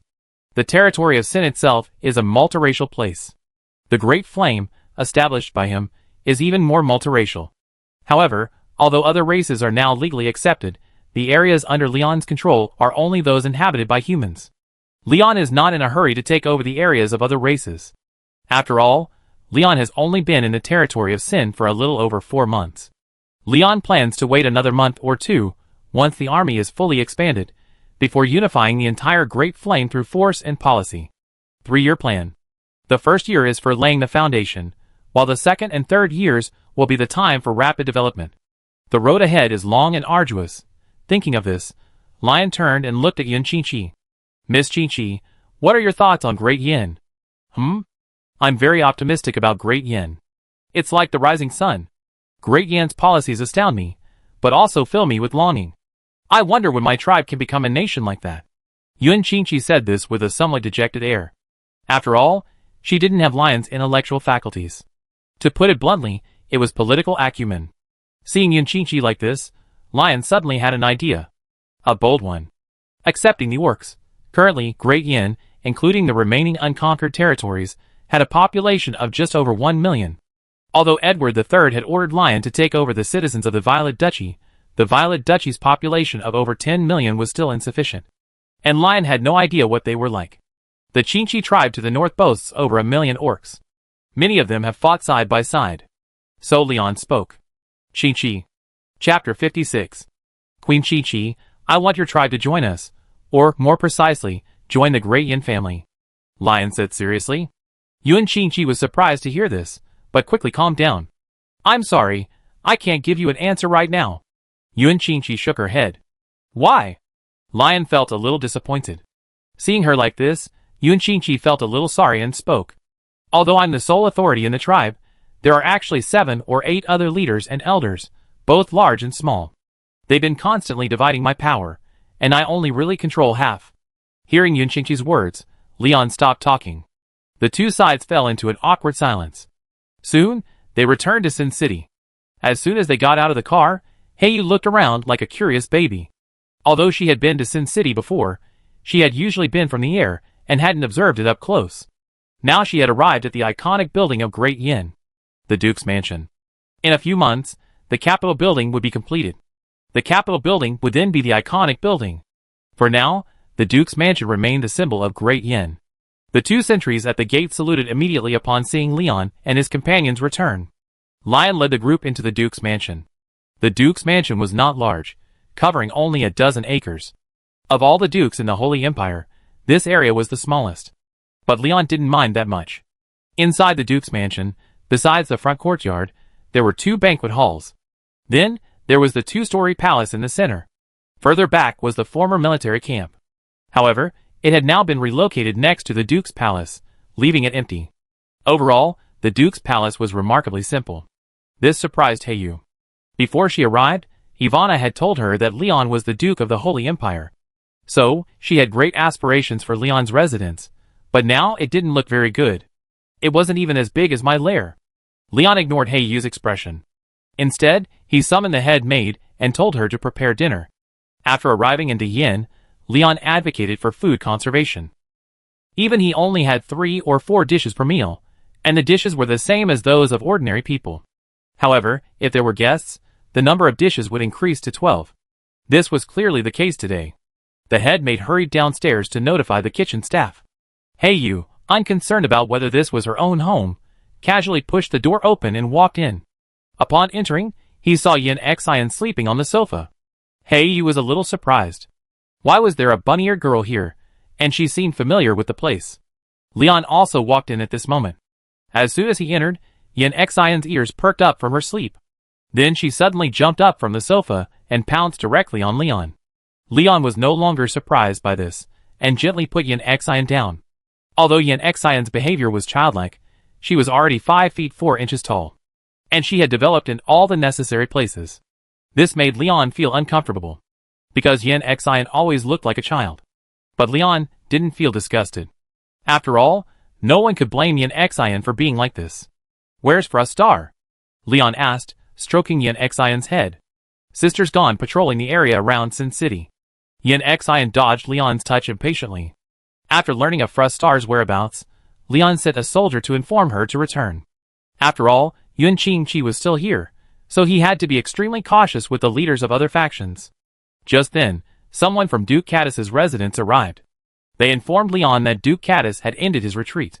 Upon hearing this, Leon immediately replied to the servants at Duke Caddis's residence, hoping that Duke Caddis would attend the banquet that evening. After notifying Caddis, Leon suddenly remembered someone he hadn't informed. That person was the most powerful person in Sin City, and even in Great Yin. Evelyn, the Witch of Consciousness. But it seemed Evelyn didn't enjoy crowds. Since the last message, Leon hadn't seen Evelyn, the Witch of Consciousness. Even at the Citizens' Assembly, Evelyn only sent a representative to attend temporarily in her place. It wasn't certain whether Evelyn would attend this time, but Leon still needed to give her an invitation. Soon, the invitations were sent out. That evening, the Duke's mansion was brightly lit. The Duke's mansion was bustling with activity today. Besides Leon, Yanqing Shuangxing, and the others, there were also Yuan Qingqi and Heiyu. Even Ivana, Leon had kept her.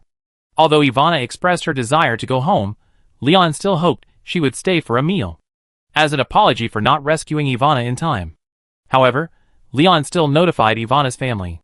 Time passed, but Caddis and Evelyn still hadn't arrived, and it wasn't time for dinner yet. A war without gunpowder had already begun. A few side dishes were served on the table, and the greedy Yin Xian, as usual, ate them. This infuriated Heiyu. Because Heiyu thought the side dishes were hers, I want to eat them all for myself. So, she and Yin Xian started fighting. Embodying 2 gluttons, They devoured the side dishes at a whirlwind. Leon couldn't help but twitch his lips. Had I done something wrong? Did I invite another old man back? Or perhaps a super glutton? Leon fell into deep thought. For a few brief seconds, Leon's thoughts reached the atmosphere. But the next second, Leon was brought back to reality. Because Caddis had arrived. Caddis was dressed in a gorgeous duke's garb, and he was holding his wife, Princess Zoe, by the arm. Princess Zoe had blonde hair and wore a white princess dress, her beautiful face showing no trace of age. The two of them looked like a pair of immortal lovers. Leon hurriedly stood up to greet the two and watched them sit down. The two also noticed Yanchi and nodded in greeting. Then Leon and Caddis went to a side hall to chat, discussing the course of the war. Heyu and Yanchi were still devouring their food. Zoe, standing nearby, looked at them with the warmth of a mother. Yanchi and Heyu both noticed Zoe's gaze. Yet Yanchi paid no attention. Heyu, however, began to falter. His face flushed, and his hands tugged restlessly at his skirt. This amused Zoe. It had been a long time since she had seen her children. Since her children had grown up, she couldn't help but pay attention to Heyu.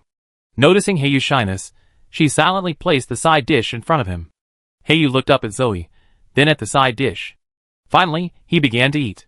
Smells so good. Hee, how could the food of human scum be so delicious? Zoe saw Heyu smirking and smiled too. Just as these women were enjoying a heartwarming moment, Caddis and Leon were completely serious. Chapter 57. You done well. You've finally shown the qualities of a qualified leader, Caddis said. In this war, whether it was the initial preparations, the subsequent pursuit, or the border operations, Leon fully demonstrated the qualities of a qualified leader. Caddis finally recognized Leon. He then asked Leon to take out the Han sword that had been left here. This item was left by your great-grandfather, and it's also for you. Now that you passed the test, you must be prepared to inherit it, Caddis said seriously, then opened the box and pulled out a silver long sword. Leon had always wondered, where did this Han sword come from? He then looked at Caddis. Caddis said, this was forged by your great-grandfather, the previous hero, a hero who defeated demons and orcs. This sword is stained with the blood of countless demons, and today, I will hand it over to you. You must carry it on, Caddis said, stepping forward. Lion. This sword is called Mountain and River. Are you willing to hold it in your hands and bring compassion to all living beings? Caddis said. Lion knelt on one knee. I do. Although Leon didn't know the true purpose of this sword, it was his great-grandfather's sword, a sword that slew aliens. It was worth kneeling down for. And wasn't what Caddis was talking about exactly what he was doing? Second hero, Leon. Take the sword. Caddis handed it over. Lion took the Mountain and River sword without hesitation. The next second, a flash of lightning streaked across the sky outside the window, and a loud thunder boomed. The moment Leon met him, he felt an inexplicable sense of familiarity. But Leon was more concerned with what Caddis said. The second hero? Leon asked. Yes, the second hero. Your great-grandfather became the first hero 1,000 years ago, Caddis said. Wait, 1,000 years ago? He's my great-grandfather? Leon was confused. Over 1,000 years? Is that the maximum human lifespan? Seeing Leon's confusion, Caddis began to explain. Your great-grandfather drank the water from the fountain of life, which allowed him to live for over 1,000 years. In his final 100 years, he left behind descendants and took me as his apprentice. Caddis spoke slowly, recalling the past. After listening to Caddis's words, Leon understood the whole story. But that wasn't the only thing that puzzled Leon. If my great-grandfather was a hero, then why isn't his name written in the book? And I don't even know his name. Listening to Leon's question, Caddis fell silent. After a long pause, he slowly spoke. Your great-grandfather was the first hero. His name was Kuenberg. The reason he was erased from the books despite his remarkable achievements is that he advocated for equality for all, put it into action, and achieved considerable success. However, he infringed upon the interests of many, causing all his efforts to fall short, leaving him depressed and frustrated. In other words, what your great-grandfather did is what you are doing now. As Caddis finished speaking, another thunderclap boomed outside the window. Lion's back was soaked with sweat. He understood everything as Caddis explained. His great-grandfather was likely a time traveler too, and he tried to pull off the same trick. But he failed. Even powerful warriors had failed. So could someone like him, someone who didn't even know a shred of magic, succeed? Lion fell silent. Then he remembered what he said when he left the imperial capital. I definitely come back. Yes, I definitely come back. So why should I be afraid? Perhaps from the beginning, Lion had been aiming for some accomplishment, but today, Lion realized it wasn't all about achievement. Because there were so many people watching him, waiting for him. He was no longer alone. Everyone in the Duke's mansion, everyone in Great Yin, and even his mother in the distant imperial capital. Lion took a deep breath and raised his head again. Caddis saw the determination in Lion's eyes. Okay, time to go out. Someone's waiting outside. Caddis smiled. Just now, Caddis had noticed the Witch of Knowledge arriving at the Duke's mansion. Lion seemed to guess who Caddis was referring to, and hurried out. But upon exiting, he was met with a startling sight. He saw the once unruly Heiyu, now docile and obedient in the arms of the Witch of Knowledge, Evelyn, instantly transformed into a lady. Lion was puzzled, his small head brimming with confusion. Evelyn smiled at Leon as she saw him emerge. Isn't this our hero? Hearing this, Leon was once again shocked. Lion, is that so? Are you curious about how I knew this? Don't worry, I wasn't eavesdropping. Don't forget my nickname. I'm the Witch of Knowledge. There's nothing in this world I don't know. Evelyn, the Witch of Knowledge, smiled. Lion calmed down after hearing this. But soon, Leon looked at Evelyn with some excitement. Since Evelyn knows all this, can I use it to prevent war? Evelyn held her forehead. What are you thinking? I'm not omnipotent. The Empire is capable of defending against witches. Lion's plan was shattered by Evelyn's words. But soon, Leon recovered. He then looked at the obedient Heiyu. Evelyn explained. I watched Heiyu grow up. I even breastfed her when she was a few years old. Evelyn stroked Heiyu's head, and Heiyu seemed to enjoy it. Lion understood why Heiyu had been so obedient since Evelyn's arrival. But the next moment, Leon's smile died down. Heiyu is able to come here, you little brat. Evelyn suddenly stared at Leon meaningfully. Leon instantly felt like a hedgehog with its hair standing on end. It's over. It's over. A creepy old man was caught abducting a silly, cute little girl by her parents, but Evelyn had no intention of pursuing the matter. Instead, she murmured, Is this fate? Well, it's better to stay here. Then Evelyn looked at Leon. From now on, she'd be in your care. She's very strong, but I don't want you to use her without any emotion. Don't let her suffer any injustice. If she suffers any injustice, do you think I destroy your Duke's mansion? Listening to Evelyn's words, Leon fell into deep thought. Heiyu seemed to know Evelyn was backing him up, and looked at Leon with pride.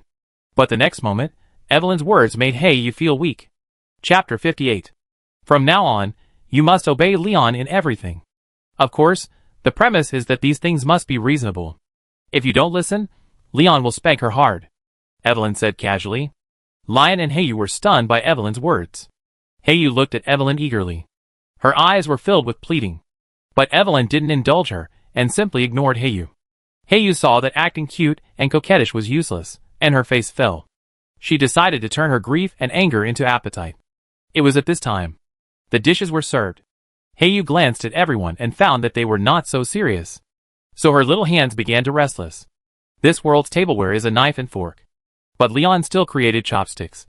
Our ancestors' things can't be thrown away. And under Leon's deduction, the entire Sin City has begun using chopsticks. Heiyu saw that everyone except him, and Yun Qing was using chopsticks, and he immediately grew nervous. However, Leon had already prepared knives and forks for them. So everyone began to eat. Heiyu, however, always managed to amuse everyone. Although Yin Xian was a bit childish, no one said much. In contrast, Princess Zoe's eyes welled up when she learned of Yin Xian's plight, and she told Yin Xian to come visit her when she had time. Everyone was in perfect harmony. The dinner ended in a joyful atmosphere.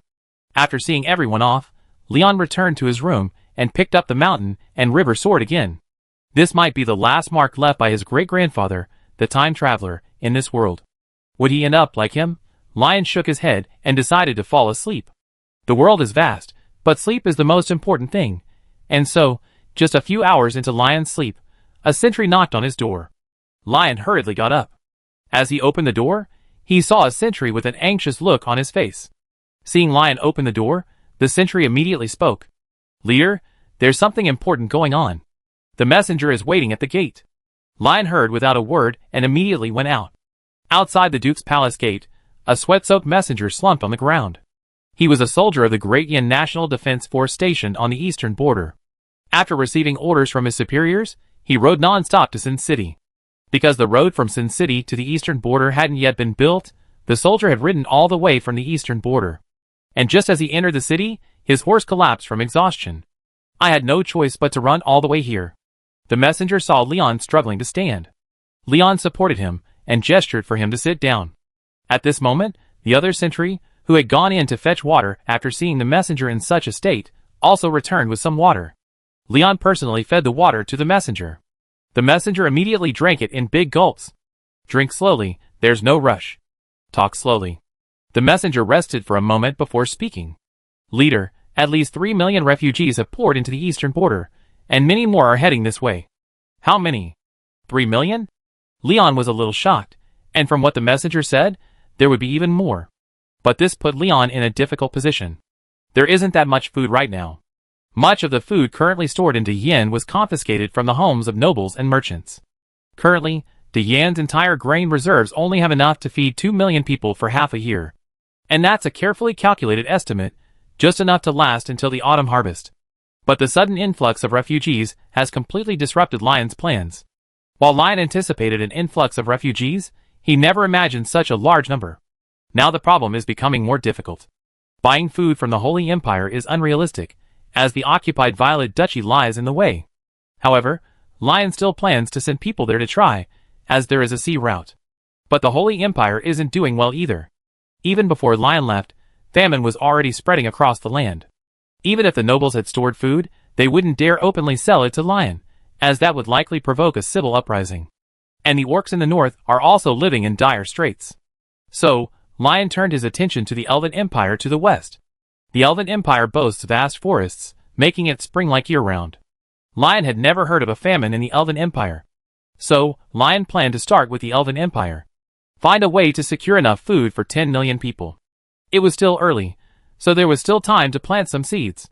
Lion calculated that if all the arable land in Diyan were cultivated, it would barely be enough to sustain 10 million people for a year. But Lion hadn't unified Diyan yet. So, this was a problem. But no matter how difficult it was, Lion had to save all these refugees. For no reason. They had been forced to leave their homes. If he didn't do something, it would betray the original purpose of the founding of Great Yin. We must let everyone live in the sunshine. So Leon returned to his study. He ordered the commanders on the eastern border to accept the refugees. He also opened the granaries and released food. He also recruited these refugees, having them build roads and cultivate the land along the way. After doing all this, Leon called the military camp again. Li Yong planned to send 3 regiments south to negotiate first. If the negotiations failed, he would unify southern Great Yin by force. Southern Great Yin had only one city, Nanchuan, and it was close to the southern coast. And Leon had sufficient confidence for this southward march. He was the Duke of the Sin territory, and had the legal right to rule it. When Great Yin was founded, the people in the small towns in the north and east supported it. The eastern part supported it because Leon had rescued the east, and the north supported it because he had fought a battle on the border. As for the west and south, the combined population was approximately 400,000. The south had the largest population. That's why Leon sent 3 regiments south. Leon himself led 1 regiment westward. There were 2 large cities in the west, but the population was small. Most of the inhabitants were half-elves and some exiled elves. And because of Leon's new policies, they were also beginning to seek contact with Great Flame. So Leon didn't bring many troops. The next day, early in the morning, Leon notified the factory to load a large number of handicrafts onto the trucks. The arsenal also loaded all the weapons ordered by Princess Leia. The 3 regiments had already headed south last night. This trip, on his part, was essentially a friendly visit. So Leon brought a large amount of sugar, glass, perfume, alcohol. Hopefully, this journey would be peaceful. To ensure Leon's safety, Leon took Black Feather and Frost Star with him, and Flame Heart also got on the truck. Because Leon had promised her he would take her to see Leia. Originally, Leon had planned to leave for a star in Sin City. But Kitties offered to take charge of the Sin territory. Reassured, Leon set out with his large force. Leon had no idea what the outcome of this trip would be. Chapter 59. A team of over 3,000 men set off in a mighty procession. It was inevitable that they would attract attention along the way. So Leon directly launched a banner, intending to visit the western towns, and pay a friendly visit to the Forest Elf Kingdom. There were many villages along the western route. However, Leon left most of them alone, leaving only the yen leaflets. He promoted to Yan's palaces. The local nobles headed west to Fallen Li City. They seemed to be planning to gather together for a dialogue with Leon. Leon agreed. But Leon's propaganda continued unabated. He, let's go! Let's go! While you're gone, I rob your house. He. Looking at Leon with a lewd smile, Hey, you spoke. You filthy human. Pervert. What are you thinking? Hey, you then kicked Leon in the face. Leon, are you polite? Leon grabbed Hey, you with one hand. Hey, you refused to give in and struggled in the air. You jerk. Let me go! Leon's face was etched with rage. He gave Hey, you a slap. Hey, you instantly became subdued, crouching down with her hands covering her head. Whoa! You're bullying me. Leon, Did they get out of hand? Leon tried to comfort her, but the next second he leaped from his seat. Flying dragon ride. The next second, Leon grabbed Hey, you midair. Hey, you, caught again, looked at Leon awkwardly. You jerk. I said. I was careless. Do you believe me? What do you think? Leon smiled a fatherly smile. Then he raised his hand. Pa! You jerk. How dare you hit me? Pa! You jerk. Pa! You jerk. Pa! No, I was wrong. Stop hitting me. What? Looking at the submissive Hey, you, Leon finally stopped. Sure enough, it was the old-fashioned way. What to do when a child doesn't obey? Just a beating. What? You say a beating doesn't work? Then another one. Time passed, and the convoy soon arrived at Luoya City. It was evening. Leon planned to stay the night and visit the nobles of Western Great Yin. Most of the nobles had gathered in Luoya City. As soon as Leon arrived, the nobles of Luoya City invited Leon to a banquet. Leon set off with Shuangxing. Soon, Leon arrived at a magnificent banquet hall. Leon couldn't help but marvel at the banquet hall. This hall combined the aesthetics of both humans and elves. The exquisiteness of human architecture, combined with the exquisite elven decorations, gave Leon a refreshing feeling. But despite his admiration, business was paramount. Upon entering the hall, he was greeted by 2 rows of beautiful elves standing on either side. Their radiant thighs made Leon's eyes hurt. What? You're testing an old cadre with this?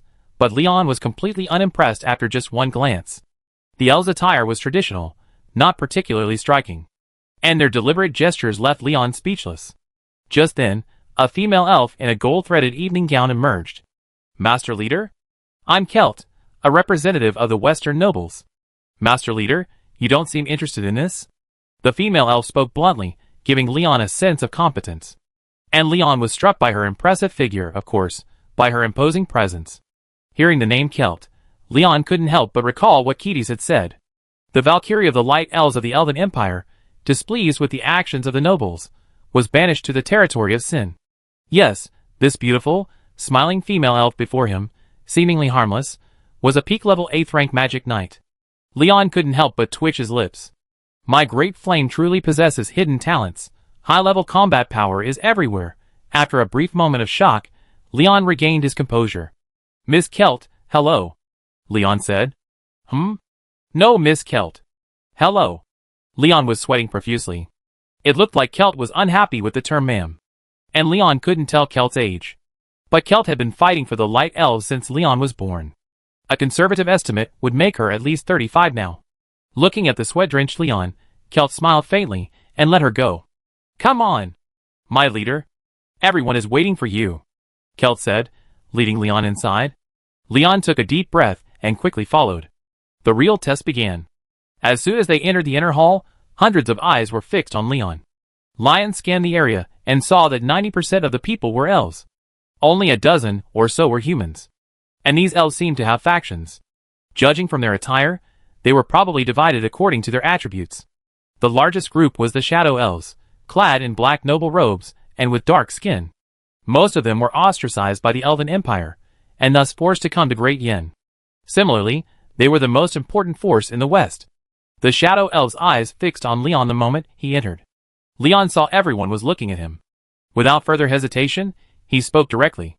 I believe you all know that I now rule this land, and the territory of Sin has been renamed the Great Yin Republic. All of us here are citizens of this nation. Yet, as members of Great Yin, you did not express your views when the nation was founded. So, my main purpose for coming here today is to ask for your opinions. Are you for Great Yin or against it? As Leon finished speaking, he felt the air fall silent. Everyone was silent. You looked at me, then I looked at you. Kelp spoke first. I wholeheartedly support the establishment of Great Flame, but I like to know what Great Flame can offer us, Kelp said. Great Flame can offer you a stable environment. You, your family, and your friends will no longer have to wander the land. We can proudly tell others we are Great Flame people, or rather, Great Flame exists to allow more people to survive, Leon said. Hearing this, Kelp nodded. But the next moment, an elf spoke up. It seems we can still live comfortably without Great Flame, right? And your policies don't seem very friendly to the nobles? Lion looked at the elf who spoke. With fiery red hair, he must be a fire elf. Listening to the fire elf's words, Leon spoke. You are of the fire elf clan, right? The elf nodded. Lion smiled. Very good, I was right. He straightened his collar and took a sip of water. Chapter 60. As far as I know, your fire elf kingdom has been destroyed by the water elf kingdom, right? Lion slashed directly at the fire elf's aorta. The fire elf instantly became anxious. Duke Lion, you are insulting our fire elf clan. Lion waved his hand. I don't have time for your nonsense right now. I just want to ask, what was the reason for the destruction of your fire elf kingdom? Hearing Lion's words, the fire elf immediately spoke. It's because the army wasn't strong enough. Not strong enough. Then why wasn't the army strong enough? Not strong enough? Lion continued. It must be because those lowly people didn't give their all. The fire elf said indignantly. What makes you say they didn't give it their all? I don't know whether they did or not, but I do know they shouldered their responsibilities, and fought for the fire elf kingdom to the bitter end. And you, the fire elves, you nobles, you call yourselves upright, yet you treat the common people like slaves. You never treated your fellow commoners kindly. They sacrificed everything for the country, and you're just sitting back and reaping the benefits. They're bleeding, while you're indulging in romantic pleasures. There's a reason for the nation's demise. If you continue like this, indifferent, no country will accept you. Leon practically roared as he finished his words. Because these people had crossed his line. They treated ordinary people like non-humans. In his previous life, Leon had been an ordinary person, and he experienced the hardships of human survival. And this world is even worse. That's why Leon cares so much about them. Not for any reason, but because he, too, was once one of them. It was then, and it's still now. Listening to Leon's roar, everyone present was stunned. Many fell into deep thought after hearing Leon's words, wondering why they were here. Others were completely broken by Leon's words. Some suppressed their anger, while others pointed their finger at Leon and lashed out. Leon didn't continue his conversation with the barking men. Instead, he spoke directly. Everyone present, Yin will reclaim most of your land, but we will pay you. And this land belongs to the state, to the people to cultivate, not to me. Yin belongs to everyone. Yin doesn't need feudal customs, but blood and loyalty. After Leon finished speaking, he looked around. The expressions on everyone's faces were truly captivating. Leon said nothing to the others. Yin didn't need to be timid about them. Death or survival. The decision was theirs. I hope to have your answer tomorrow morning, Leon said, and then he left. He returned to the camp outside the city. Luoya City was one of the few cities in Yin with a large amount of arable land. Leon had already made a plan along the way. If he could capture Luoya City would likely account for half of Yin's grain production. After returning to the base, Leon immediately ordered his soldiers to quickly replenish their energy and prepare for battle. Having just slapped them in the face at the banquet, they're bound to make a move. But Leon had a trick up his sleeve. Every member of the infantry regiment arriving this time was equipped with an MP40 submachine gun. And Leon also had a rabbit and a stupid dragon. Intelligence reported that Fallen Leaf City had a maximum of 20,000 troops. And they were spread across the west. The army within Fallen Leaf City was no more than. Quickly time passed, and midnight fell. Leon sat in the command center, staring at the map, already thinking about how to build a road to Fallen Leaf City. But just then, as he was about to drink some water, Leon suddenly saw his own strange shadow. Besides his own shadow, there was another one. Someone. Without a word, Leon grabbed the weapon on the table, turned around, and fired. Bang! Leon, that's all you got. A Mauser rifle can't kill me. Ah! Leon turned and pulled the trigger, simultaneously seeing who was coming. It was a shadow elf. The shadow elf seemed to have anticipated Leon's use of a gun. So he prepared in advance. But the next moment, his laughter vanished. The armor plates that once protected his vitals were now riddled with holes. The shadow elf collapsed before he could finish his words. To his death, He never understood how Leon had managed to pierce his armor. Scared me to death. Lion panted heavily, setting aside his now-dead Winchester 1887 trench rifle. That's right. Leon was holding a shotgun. And to increase its lethality, Leon had placed a large number of magic crystals inside. One shot destroyed the gun. The power was unimaginable. Magic crystals are a naturally occurring mineral that stores magical energy. Magic crystal deposits are rare within the Great Flame. Otherwise, the Great Flame would have been divided up long ago. After hearing the gunshots, Froststar rushed over almost instantly. Upon arrival, she saw the lifeless Shadow Elf. "Lion? Are you okay?" Froststar asked. "Nothing serious, just a little scary," Leon said after recovering. "Imagine your enemy, dead for 10 years, crawling out of his grave. Wouldn't you be terrified?" But just then, a burst of gunfire erupted outside. "Looks like they started," Leon said sternly. He then left the tent. The perimeter of the camp was littered with corpses. These were the first enemies to attack after hearing Leon's shots. As expected, they were completely surrounded by the Great Flame soldiers ambushing outside. But before anyone could rest for a few seconds, the second round of attacks began. This time, the enemy surged from all directions surrounding the camp.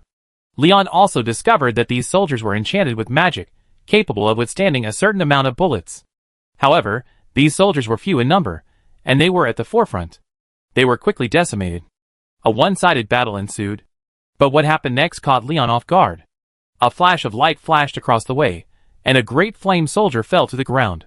The Great Flame soldier reacted immediately and began a ruthless attack. But what puzzled Leon was what weapons they were using.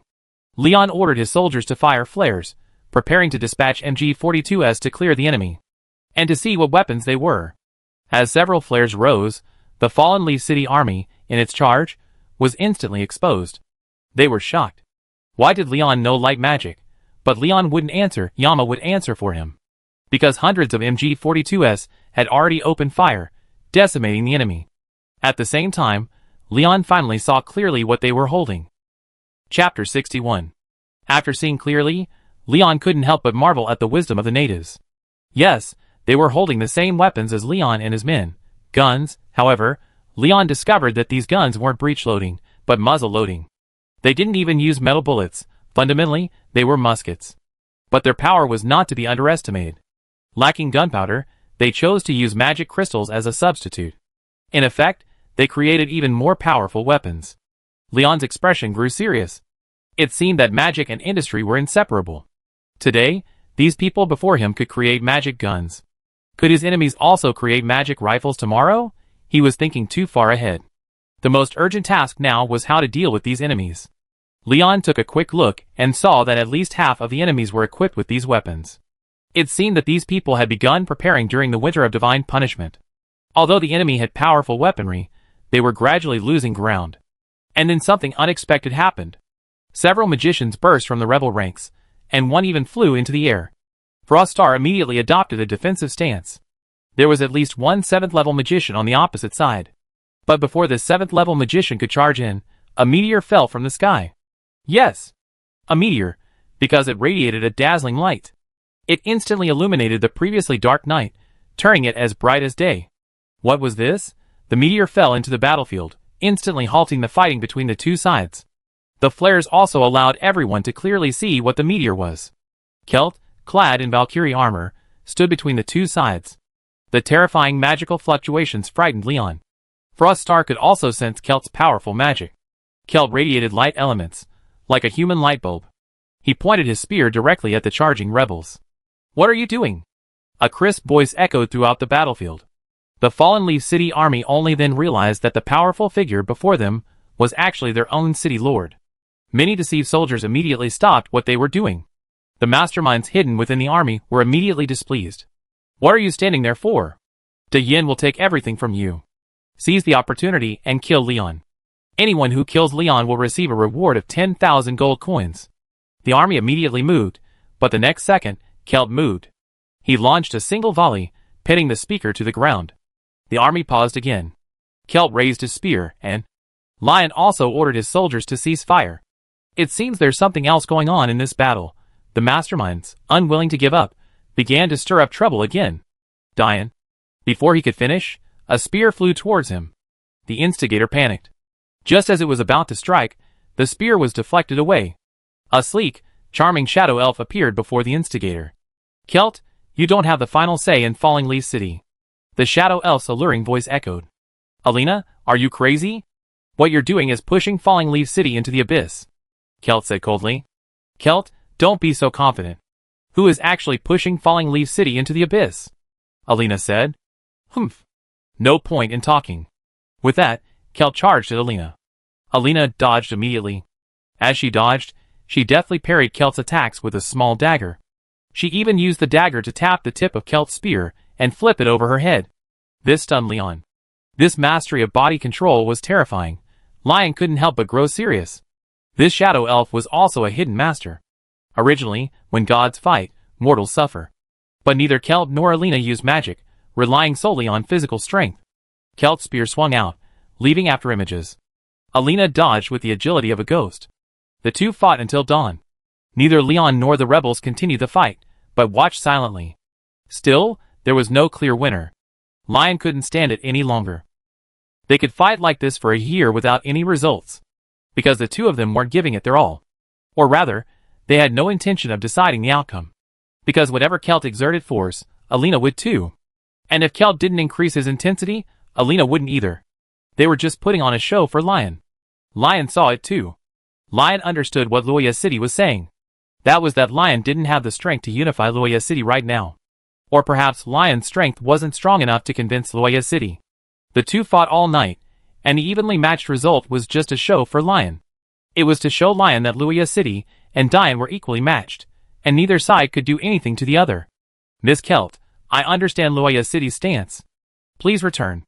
I can leave it alone for now, but please treat the civilians of Loya City with kindness. Farming must continue. Leon chose a compromise. Dian lacked the funds to expand its military, and it wasn't wise to antagonize Loya City right now. Furthermore, Loya City had already stated that as long as you, Leon, had sufficient strength, they would obey you. So Leon no longer hesitated. He still needed to go to the Elf Empire to earn development funds for Dian. Leon woke Heiyu from his sleep. Human? Why couldn't I wake up last night? Heiyu asked, puzzled. Because you were drugged, Leon said calmly. When Leon returned last night, he found Heiyu unconscious. After confirming that Heiyu was fine, Leon knew something was wrong. So he played along. Leon wasn't worried that the people of Loya City would kill him. The cost of killing him was simply too high. Besides Cadus's wrath, there was also the Holy Empire's invasion. After all, Leon was still the Duke of the Holy Empire. He was the face of the Empire. Death would bring countless troubles to Loya City. What? They dared to drug me, Heiyu said, leaping from the bed and about to rush out. Heiyu was lifted up by the collar. Heiyu struggled to break free from Leon. Leon spoke. Never mind all this. We still have to get to the Elf Empire. If you behave yourself, I give you cake. What? Cake? At the mention of cake, Heiyu's eyes lit up. He didn't care about revenge and clung to Leon. Leon had no choice but to carry Heiyu into the car. The convoy continued its journey. In the rearview mirror, Leon saw Celtic and Elena waving goodbye.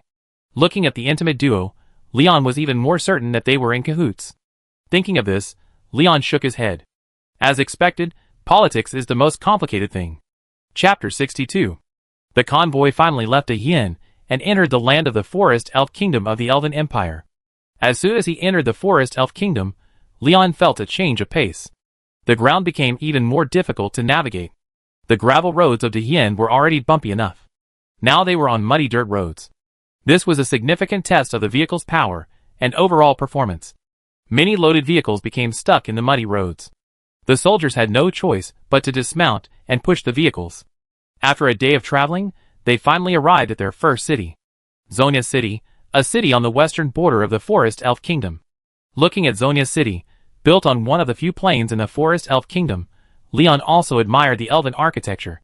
He discovered that the biggest difference between elven and human architecture was refinement. If humans can build breathtaking and magnificent buildings, then elves can build buildings that will truly amaze the eyes. The city of Zonia before them was beige, its walls pieced together in sections. Yet it remained beautiful. Zonia's soldiers had also spotted Leon and his convoy. They immediately summoned the city lord. A female noblewoman in green gold light armor appeared. Lord. What's going on? Nasaido was confused. The messenger had just interrupted her afternoon tea, telling her that a large number of unidentified people had appeared. Nasaido, no longer concerned about her sweet afternoon tea, flew directly to the city wall. Lord, look. The soldier pointed. Outside the city, she saw a large number of cars parked. This was her first time seeing a car, and she had no idea what one was. But watching the soldiers descend from above, Nasaido realized this was a form of transportation. Just as Nasaido and his men watched from the city wall, Leon dismounted and approached. I am Leon, leader of the Great Flame. 3 days ago, I sent a request to the Forest Elf Kingdom. I believe Zonia City has received the order from the Forest Elf Queen, right? Leon said, looking up from the city walls. Only after Nasaido took a closer look at Leon's appearance did he realize he was human. He immediately remembered the order that arrived last night, to receive visitors from the Great Flame. The Great Flame delegation would soon arrive in Zonia City. But Nasaido still asked, how do you prove you're a Great Flame delegation? Leon produced a pair of earrings left by Leia. Nasaido, after examining them, immediately let them go. Because these earrings were only worn by the royal family of the Forest Elf Kingdom. And only a few princesses possessed them. By producing them, their identities could be confirmed. In recent years, the only princess to travel abroad was Princess Leia, who traveled east. Leon left most of his troops outside the city. He entered with only one company, bringing 10 carts of goods. The elves in the city were somewhat surprised by Leon and his men's arrival. Because Leon was human, in the elven world, humans were as rare as giant pandas. But Leon noticed a hint of fatigue on the faces of these elves. Something seemed to be amiss in the Forest Elf Kingdom. But this didn't bother Leon. Leon had already set up his stall. After asking the elven soldiers, Leon found out where he could display his wares. Sugar cloth. It took up a vast area. This caused some concern among the elves who were watching. Some brave elves came forward and inquired about the prices of some items. A professionally trained salesperson immediately explained the items. Leon noticed that women were the most common people on the street, and most of those buying were women. Leon also remembered that the elves were a matriarchal society. He then asked the elves what they bought the most. He found that the female elves bought silk and cotton clothing the most. The next most popular items were perfume and cosmetics, and then sugar. When a noble female elf learned that a pound of sugar was only 6 silver coins, she almost bought all the sugar. Thankfully, each person could only purchase 10 pounds. The noble female elf could only order her servants to buy 10 pounds each. Then she left. Leon continued to observe. The people of Zonia City didn't seem very eager to buy. Why exactly? Unable to figure it out, Leon headed to an intelligence center. Tavern. As night fell, the tavern bustled with activity. As soon as Leon entered, the elves' gazes focused on him. What are you all looking at me for? Under the gazes of the crowd, Leon ordered a glass of water and sat down. Yes, I, the leader of Great Yin, the most honorable and legitimate Duke of the Holy Empire, Leon. I don't drink. Soon after Leon sat down, a drunken female elf approached. Huh? Human? What are you doing here? Are you trying to play with me, your sister? The female elf, barely able to walk, teased Leon as she sat down in front of him. Leon downed the boiled water in his hand, and then threw out 5 silver coins. Beautiful elf lady, I'd like to inquire about the kingdom's recent situation. What do you want? Who are you? The female elf suddenly regained consciousness. I'm a merchant from Dian, Leon said. Dian? Merchant? Are you one of those humans who came today? The female elf asked. Yes, Leon said. Merchant? Merchants aren't like you. Merchants don't sit up straight. Well, since you're here to visit, you find out about this sooner or later, and this can't be concealed for much longer. The female elf sighed. Leon then grew serious. The Demon Empire and the Elf Empire to the north have gone to war. The Forest Elf Kingdom has been invaded by the Demon Empire. Now the northern border is ablaze, and we're at a disadvantage. The female elf gave a wry smile, and took a few swigs of wine. Leon spoke. Thank you. Then he took out 5 more silver coins, placed them on the table, and left. Can light infantry win against cavalry? Leon shook his head, his mind already forming its own conclusion. But Leon saw a glimmer of opportunity. Whether De Yang could rapidly develop depended on this one opportunity. At 8 or 9 in the evening, Leon ordered his soldiers to pack up their wares and retreat outside the city. Naziato arrived. The blonde female elf smiled at Leon. Your Excellency the Duke, would you honor me with a stay at my humble abode? Lion was a little surprised, but quickly calmed down. After a brief moment of reflection, he spoke. Diplomacy is no joke. If Miss Nasiato intends to purchase goods, she should keep an eye on your queen. With that, Leon turned and left. There was only one possible reason Nasiato had come to him. She had her eye on Diane's wares, and Leon would not relent until he met the queen of the forest elves. Nasiato looked at Leon with satisfaction as he left, saying, "Good night, Your Excellency the Duke." Leon actually left faster. After Leon left, Nasiato whispered, "It seems the queen was right. This man is truly unique." Chapter 63. The next day, inside the camp, the soldiers were eating breakfast. Breakfast consisted of steamed cornbread and fried dough sticks prepared by the kitchen staff. Leon ate nearby. The soldiers had grown accustomed to the situation. Many soldiers greeted Leon cordially. Some soldiers inquired about Diane's future plans, and some asked about future new equipment. After all, many of them had guarded the arsenal before, so they were eager to get their hands on the massive equipment within. "Don't worry, it'll be soon. When we return this time, the new equipment will be distributed to the troops," Leon replied. Only with money can the arsenal achieve large-scale production. While eating, Leon reoptimized the army's expansion plan. In the first year, at least 2 divisions should be established. If conditions permit, 1 more division should be added.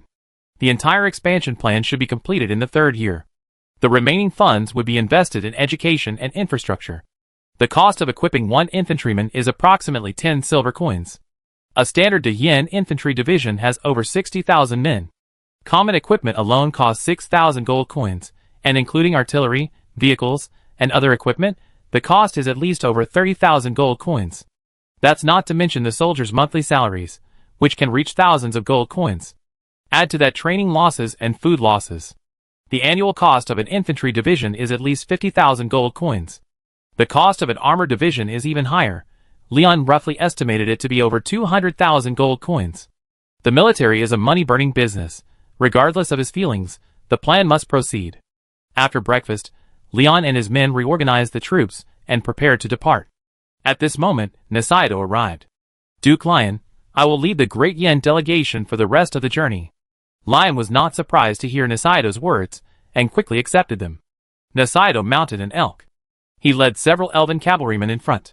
Lion and his companions followed. After 2 days and 2 nights, Lion and his companions finally arrived at the capital of the Forest Elf Kingdom, Nasus. As Lion and his companions emerged from the forest, they saw this vast city. After 2 days and 2 nights of wandering through the woods, Lion's eyes were filled with green. The muddy road had made Lion's face pale. It was too difficult. But fortunately, they had reached their destination. Beside them, Yu suddenly ran out, running across the plains, releasing stress and chasing butterflies. Lion ignored her. She was just a child. She would come back when she was tired. Nasus was a large city. Nasiato had learned that it was home to at least 1.5 million elves. Lion could see that Nasiato wasn't exaggerating. The city walls seemed insignificant compared to the city's size. As soon as the group emerged from the forest, they saw large dragonfly-like creatures take flight from Nasus and fly towards Leon. Lion was curious. Nasiato explained. "These are the kingdom's air forces, the Blue Zither Knights." "Such large dragonflies?" Lion was puzzled. "Yes, these are the largest dragonflies on the continent, and they are unique to the Elven Empire. There are 100,000 Blue Zither Knights in the entire Elven Empire," Nasiato said proudly. Lion's attention immediately turned to seriousness. 100,000 air units. That's a massive force. A dozen Junqi Knights circled above Lion and his men, circling several times before returning to Nasu City. Lion and his men reached the city gates, preparing to enter. Nasiato returned with news. Her Majesty is preparing a military review to prepare for the upcoming all-out war. "So they're fighting again?" Lion smiled bitterly. Lion had learned the details of the war from Nasiato over the past 2 days, finding it to be a minor skirmish. Both sides had intended to cease such friction. But now the fighting had begun. Such is the unpredictable nature of politics. Since this was the case, Diane was likely to wade into this mess. After all, the Forest Elf Kingdom lay just west of Diane. If the demons had defeated the Forest Elf Kingdom, Diane would be their next target. Lion led a battalion of soldiers into the city.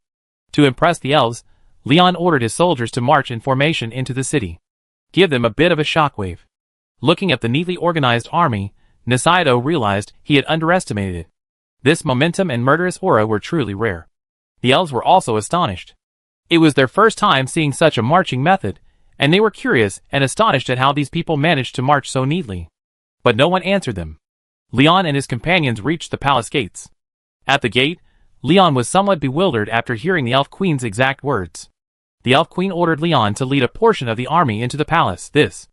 Lion was a bit confused, but then he realized what was happening. They wanted to see the strength of the Great Yin army. In that case, let's show off our strength. The group then entered the palace. Meanwhile, they sent people to bring the goods into the palace. Lion, dressed in military uniform, waited outside the palace under the guidance of Nisaido. As soon as they arrived outside the palace, they heard an argument inside. Your Majesty, I thought this war couldn't be fought. Your Majesty, we must fight. The demons are going too far. Your Majesty, we can't fight. The kingdom can't withstand the demons' iron horns. Your Majesty. Listening to the argument in the palace, both Leon and Nisaido were somewhat surprised. Lion looked at Nisaido uncertainly. Nisaido shook her head, indicating she didn't know. It seems this situation is not only murky, but also very complicated. But just as the argument was in full swing, a female guard nearby caught the Elf Queen's eye and spoke up. Duke Leon of Great Yin enters the palace. Lion heard and walked in. As soon as he entered, hundreds of eyes focused on him. Lion walked in with his head held high and his chest puffed out. Your Majesty. Lion saluted. The Elf Queen, Zanina, smiled faintly. Duke Leon has come to visit. I'm sorry for not welcoming you. What is the purpose of your visit, Your Excellency? Lion said, looking at Zanina. To seek cooperation, a mutually beneficial and win-win situation. Lion also noticed Leia beside Zanina. Leia saw Leon looking at her and smiled slightly, her eyes filled with unconcealable joy. Lion smiled inwardly, but remained expressionless on the surface. Human! This isn't the place for you. Go back to your sinful territory. A female elf said. Seeking cooperation? What kind of cooperation? Zanina spoke, stopping the female elf, her eyes filled with amusement. The Forest Elf Kingdom has abundant food, and Great Flame possesses something unique in this world. Leon remained calm, unfazed. Oh! That makes me interested, Zanina said, her initial solemnity gone, and the hall suddenly relaxed. Chapter 64. Without a word, Leon had all the goods he had brought up. Hundreds of items were displayed in the hall. Zanina continued to watch Leon quietly, seemingly uninterested in his possession. Leon opened a box, revealing a treasure trove of white sugar. The elves continued to watch Leon's performance in silence. Leon nodded. Okay, that's how it's done, eh? Leia wanted to step forward, but was stopped by a female guard. Seeing the elves treating him this way, Leon said nothing and ordered the soldiers to open all the boxes. A dazzling array of items suddenly appeared before the elves. Gorgeous clothes, beautiful perfumes, and colorful glass. The elves were immediately excited, and many were about to touch them. But just then, Leon closed the box again. Human! What are you doing? A female elf saw she was about to receive a magnificent robe, but the box was closed. Instantly feeling insulted, she pointed at Leon and started yelling. Leon smiled, then ignored the female elf and spoke. Your Majesty, I like to ask, is Dayen a vassal state of the Forest Elf Kingdom? The elves were silent. If this is how the Forest Elf Kingdom treats its guests, then the Forest Elf Kingdom will never become prosperous, Leon said, glancing at the other elves. Since the Forest Elf Kingdom is unwilling to cooperate, I believe the Light Elf Kingdom or the Elf Empire would be interested in these things. Your Majesty, take your leave. Leon finished his words and prepared to leave. Hearing Leon's words, the elves couldn't sit still anymore and immediately tried to persuade Leon to stay, all looking at Zanina. Your Excellency, the Forest Elf Kingdom is willing to cooperate, but could you please show us what goodies it has? Zanina said, then glanced at the frustrated elven ministers. Weren't you so proud just now? You practically put a knife to my neck. What's wrong now? Do you need me to persuade you to stay? The elves instinctively lowered their heads. Leon saw this and glanced at Zanina, and the two exchanged glances. Nisaido, standing nearby, saw that Leon was using him to help Zanina discipline her elves. After all, with war imminent, if the Forest Elf Kingdom remained divided, the consequences would be devastating. After hearing this, Leon immediately showed Zanina everything he had. Zanina stared at 3 items, sugar, silk, and glass. Without a word, Zanina announced her agreement to cooperate. These 3 items would spur the Forest Elf Kingdom to announce its partnership with Dayen. Not to mention the other items. Seeing that Zanina seemed only interested in these 3 items, Leon became concerned about the Forest Elf Kingdom's transaction amount. So Leon brought out his ultimate weapon. Compared to these items, arms were the fastest way to make money. Leon spoke. Your Majesty, please follow me. The weapons Diane brings will surely satisfy your Majesty. Zanina glanced at Leia, who nodded affirmatively, and then pointed to the silver-plated P08 Leon had given her. Zanina understood what Leon was talking about and immediately stood up, heading for the square outside the hall. In the square outside the hall, two armies were clashing. The Elven guards, seeing the Great Yin army standing taller than javelins, were eager to challenge them to a duel. Then, both sides stood in the sun. Although it was spring, the scorching sun was still unbearable after a long time. Half an hour passed, and some of the Elven guards were already trembling. They had never experienced such training before. Their instructors had only trained them in combat techniques. Who could have imagined encountering such a strange group today? Finally, one of the elves couldn't hold on, and collapsed to the ground. The Great Yin army remained motionless. This scene was witnessed by Zanina and her group, who had just left the palace. Zanina's face was a little embarrassed. Everyone arrived in the square. The Elven guards immediately saluted. Salute. Leon gave the order. The Great Yin soldier saluted immediately. Then he ordered the soldiers to set up targets, and dispatched men to unload the ammunition from the vehicles. The soldiers brought in several boxes. Leon opened the first one. 10 Zhongjin rifles lay quietly inside. The Forest Elf Kingdom was entirely forested, so the longer Kar 98K rifles were less effective, while the shorter Zhongjin rifles were just right. Leon picked up a rifle and expertly inspected it. Then he took a clip and loaded 5 bullets.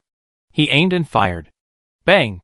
The nearby elves were startled, and then they saw the target, covered in flying wood chips. Leon handed the rifle to Zanina. He then briefly taught her how to shoot.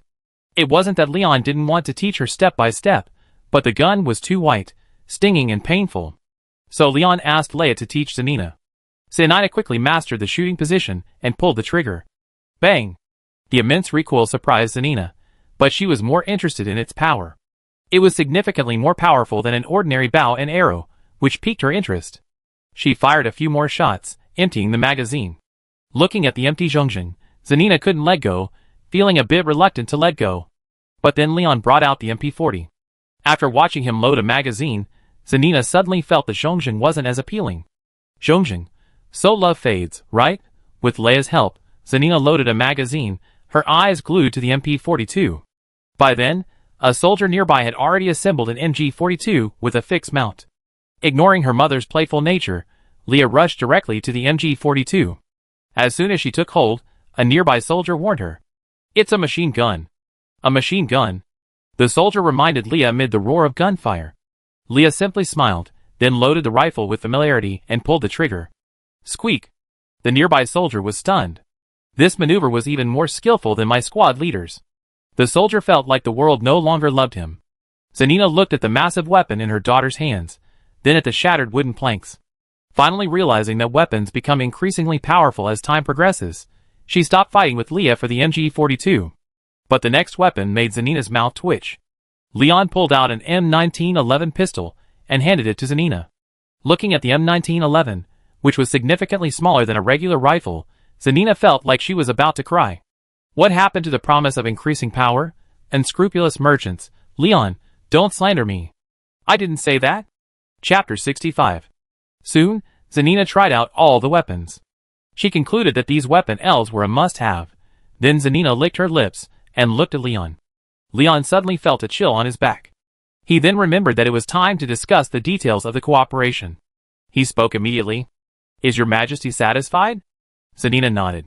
In that case, let's discuss the specific price, Leon said, his eyes shining. Zanina agreed. Everyone returned to the palace. Duke Leon, what is the price of these things? Zanina asked.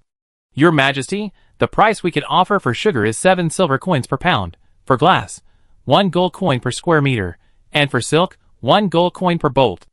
As for weapons, a Zhongjin rifle costs 1 gold coin and comes with 160 rounds of ammunition, each costing 4 copper coins. An MP40 costs 3 gold coins and comes with 6 magazines, each costing 3 copper coins. An MG42 costs 20 gold coins and comes with 600 rounds of ammunition, each costing 5 copper coins. Rifle ammunition can be used in the MG42, but it's not recommended, as the latter is significantly more powerful. M24 grenades cost 2 silver coins each. After Leon finished speaking, he looked at Zanina, awaiting her response. Zanina's expression darkened. This price was within her acceptable range.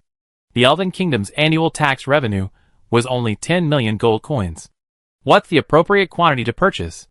By the way, Your Majesty, Princess Leia last purchased 10,000 Zhongjin rifles, 500 MP40 submachine guns, and 10,000 boxes of M24 grenades from me. I brought them along as well. Leon smiled, like a profiteer, but he didn't bring out his anti-tank gun. It wasn't the right time yet. Soon, Zanina withdrew from the court, telling Leon to spend a few days in Nasus. She needed to discuss matters with the ministers. Leon didn't stop, but led his soldiers out of the palace. As he left, he saw Leia standing nearby. Leia's blonde hair shone golden in the sunlight.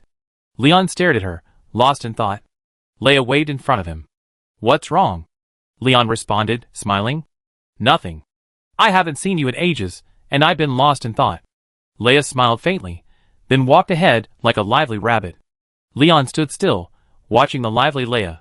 Leia, running out, suddenly noticed that Leon hadn't caught up, and turned back in confusion. "What are you still standing there for? Why don't you go shopping with me?" Lion hurriedly followed. While walking, Leon suddenly realized he seemed to have forgotten something. Inside the camp, Yenqin suddenly sneezed. "Who's been talking about me, Bunny?"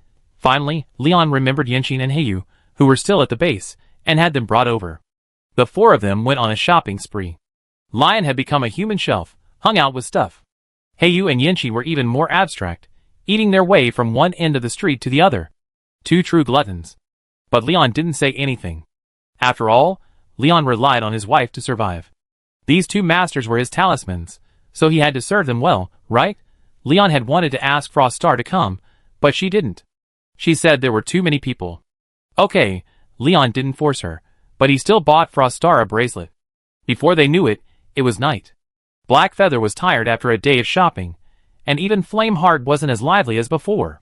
"Okay, Leon, I should go home now. See you tomorrow." Leia smiled. "See you tomorrow." Lion waved goodbye, then carried the sleeping Blackfeather on his back, and returned to the base with Flameheart. So ended a wonderful day. Leon hadn't felt this relaxed since the war began. A few days passed, and every day, Leia would ask Leon out shopping. Leon enjoyed it. But today, Leon received a message from Zanina, informing him that the results of the discussion were in. Leon then entered the palace. He saw Zanina handing him the order. 100,000 Zhongjin rifles, 10,000 MP40 submachine guns, 1,000 MG42 machine guns, 20 million rounds of ammunition, and 100,000 M24 grenades. The weapons trade alone totaled 160,000 gold coins, and that was just the first order. And 20 million rounds of ammunition wouldn't last long. Adding sugar, silk, glass, a large number of basic items, and most importantly, cement, the transaction amount reached 1 million gold coins. 1 gold coin was worth 10,000 copper coins. Converted into yuan, that's about 10 yuan. 1 gold coin was equivalent to 100,000 yuan, and 1 million gold coins was equivalent to 100 billion yuan. This sum was arguably the key to the rise of Great Yin. Leon was speechless. He almost wanted to hug Zanina. This beautiful elf queen was truly amazing. Originally, Leon had thought he could only get 500,000 gold coins from the Forest Elf Kingdom. But now, that had doubled. The 3-year plan would accelerate. The day when the Yin would rise to power was not far off. Afterward, Leon and Zanina agreed to deliver the weapons within 6 months. The remaining items must be delivered within a year. Zanina paid a 40% deposit, another 20% after the weapons arrived, and the final 40% to Leon at the end of the year. With this 40% deposit, Leon planned to expand an armored brigade and reinvest the rest of the funds in construction. Leon also purchased 400 million kilograms of grain from the Forest Elf Kingdom, enough to sustain 10 million people for 6 months. Those 400 million kilograms of grain cost Leon 50,000 gold coins, but it was all worth it. With the people, there will be money. There will be money. A few days later, Leon left with a great flame convoy. The people of the Forest Elf Kingdom had also learned of the existence of such a nation to the east. Seeing their handsome uniforms and neat formations, many elves exclaimed in admiration. Leon smiled all the way back. Blackfeather, standing by, thought Leon had lost his mind. He cursed. "Human scum. Are you crazy? All you can do is smile like an idiot. Leon continued to smile, his mind now preoccupied with railgun armored units. The Iron Torrent was a man's ultimate dream. Leon couldn't resist its allure. Finally, after another bumpy journey, Leon returned to Great Flame. The first thing he did upon returning to Great Flame was to run the factory at full speed and begin construction. It was time to overtake. Leon also established compulsory education and forced all children in Great Flame to attend school. Of course, it was free, and even the food was free. He did this simply because he was worried that malnutrition would affect the children. These children are the future of Dahien. In addition, Lion has established a military academy to train a new generation of instructors. Many people saw the notice announcing the military academy's enrollment. A noodle shop waiter stared at it for a long time, unable to recover. Chapter 66. Gudry. Stop looking. Get to work. A place like a military academy is no place for a waiter like you. The boss's irritable voice echoed from behind. Gudry could only sigh and put away his dishes. But just then, a Wehrmacht officer approached. Boss, give me a bowl of beef noodles. Gudry stared at the officer's captain rank for a long moment, unable to recover. What are you doing, Gudry? Get to work. The boss nearly lost his temper as he watched Gudry, once again lost in thought. Gudry hurriedly handed the noodles to the officer. His eyes were still fixed on the recruitment notice. Brother, are you interested in the military? The officer glanced in Gudry's direction and saw the prominent notice. Well, but I don't know if I can get in, Gudry said with a hint of disappointment. How would you know if you don't go? My name is William. Before the winter of divine punishment, I was a man starving every day, yet now I'm standing before you in uniform, aren't I? William slurped his noodles and spoke slowly. But I'm a slave. Slaves? Do they even exist in Great Yen? Upon hearing this, William immediately drew his gun. Gudry hurriedly stopped William. Sir, I'm talking about my past, my origins. I used to be a slave. Before, I was a slave, but that doesn't guarantee the future. The little red book the leader gave us says, do your best, leave the rest to fate. You haven't even gone, so how can you know the outcome? Even if you don't pass the exam, you can still join the army and defend our Great Yen. The military expansion is coming soon, and now is a great opportunity to join. William finished his noodles. He then handed the boss 3 copper coins. Finally, he patted Gudry on the shoulder. Believe in yourself, you can do it. Watching William depart, Gudry's mind echoed with the previous conversation. Do your best, and leave the rest to fate. I made up my mind. Gudry walked towards the boss. After a while, Gudry emerged with a relaxed expression and headed towards the military academy's admissions office. Just as the academy began enrolling, production at the factory began in full swing. Today was an incredibly important day. The entire military had gathered at the arsenal. Leon, Reinhardt, Caddis, Carl. All gathered at the factory. They were going to witness history today. After a long wait, the roar of engines finally reached them. The next second, a gray painted steel behemoth and a dark green painted steel behemoth rushed out of the factory. Everyone was stunned upon seeing the steel behemoths. Then they were captivated. It was the famous Panzer IV and its beloved T-34. It wasn't that Lion didn't want to manufacture Panther and Tiger tanks. It was that the smelting technology wasn't mature enough to produce high-strength carbon steel. And the engine power couldn't be increased for the time being. Whatever was produced would be a hollow shell. The tank drivers were also nervous. After all, in front of the leader, it would be a lie to say they weren't nervous. But they still had to stay calm. Watching the tanks running around the factory, Lion was very satisfied. He then asked, is the tank ready for off-road combat? Of course. The supervisor said affirmatively. Lion then said, whether it's a mule or a horse, take it for a walk. Everyone immediately boarded their vehicles and left the city. Along the way, the appearance of 2 tanks shocked the people of Dahien. What is this? This was the unanimous thought on everyone's mind. But Lion hadn't yet responded. The main gun of the Panzer IV had a 75mm caliber. The T-34 built by Lion was a 76mm, but the caliber had been changed to 75mm to accommodate the Panzer IV's ammunition. Soon, Lion and his group arrived at the training ground outside the city. The training ground had already been set up with obstacles and targets. Now it was time to demonstrate the 2 tanks' prowess. Watching the tanks effortlessly cross trenches, charge through muddy fields, and blast through targets, Caddis and the others couldn't take their eyes off the 2 tanks. Their eyes were filled with desire. Finally, both tanks were tested, and the overall evaluation showed that the T-34's performance was superior to the Panzer IV. Lion accepted this outcome. After all, in his previous life, the T-34 was superior to the other two tanks. However, Lion still produced the Panzer IV. After all, he couldn't sell the powerful T-34 in the future, so he had to make do with the Panzer IV. Everyone returned to the city with agitated hearts. Carl even grabbed Lion and asked when the armored unit would be formed. Armored brigade? It consisted of 1 tank regiment, 1 armored regiment, 1 mechanized infantry regiment, and 1 artillery regiment. The tank regiment consisted of 4 battalions, 1 heavy tank battalion, 2 tank battalions, and 1 motorized battalion. The tank regiment was expected to be equipped with 64 heavy tanks, 168 medium tanks, and 24 self-propelled artillery. Heavy tanks and self-propelled artillery haven't arrived yet, but they will soon. The armored regiment's configuration is similar to that of the armored brigade, except for the number of personnel. The mechanized infantry regiment has been strengthened. In addition to the 3 infantry battalions, there is also an artillery regiment. Each battalion is equipped with 32 SDKFZ 251 half-track armored vehicles. This greatly increases the firepower of the mechanized infantry battalions. Each battalion is also equipped with 2 additional SDKFZ 251 half-track armored vehicles equipped with PAR 40 anti-tank guns. This improves rapid support capabilities. The artillery regiment's configuration remains unchanged, but the number of tractors has been increased. This ensures that the artillery can keep up with the armored brigade's rapid advance. The Sin City of Great Yin was in an uproar, with people discussing the steel behemoth that had appeared today. However, the official did not come forward to explain. Instead, they allowed the public to discuss it. This stimulated public interest in the military. Leon's focus now shifted to the military academy. A few days later, the academy began recruiting. After rigorous selection, only 200 qualified freshmen remained on the training grounds. Leon also recruited 200 junior officers from the army for further training. After all, junior officers were the core strength of the army. Training them was imperative.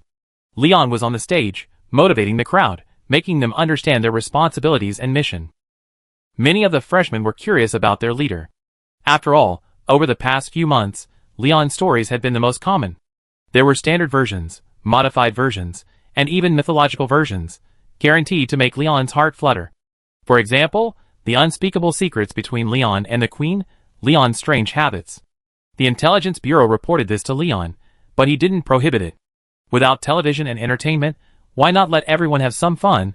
The people needed to relax, so let them be, as long as they contributed to the development of Dehien. William, who was in the audience, was listening to Leon's chicken soup for the soul. He glanced over casually, and saw an acquaintance. Chapter 67. Brother, you're here after all.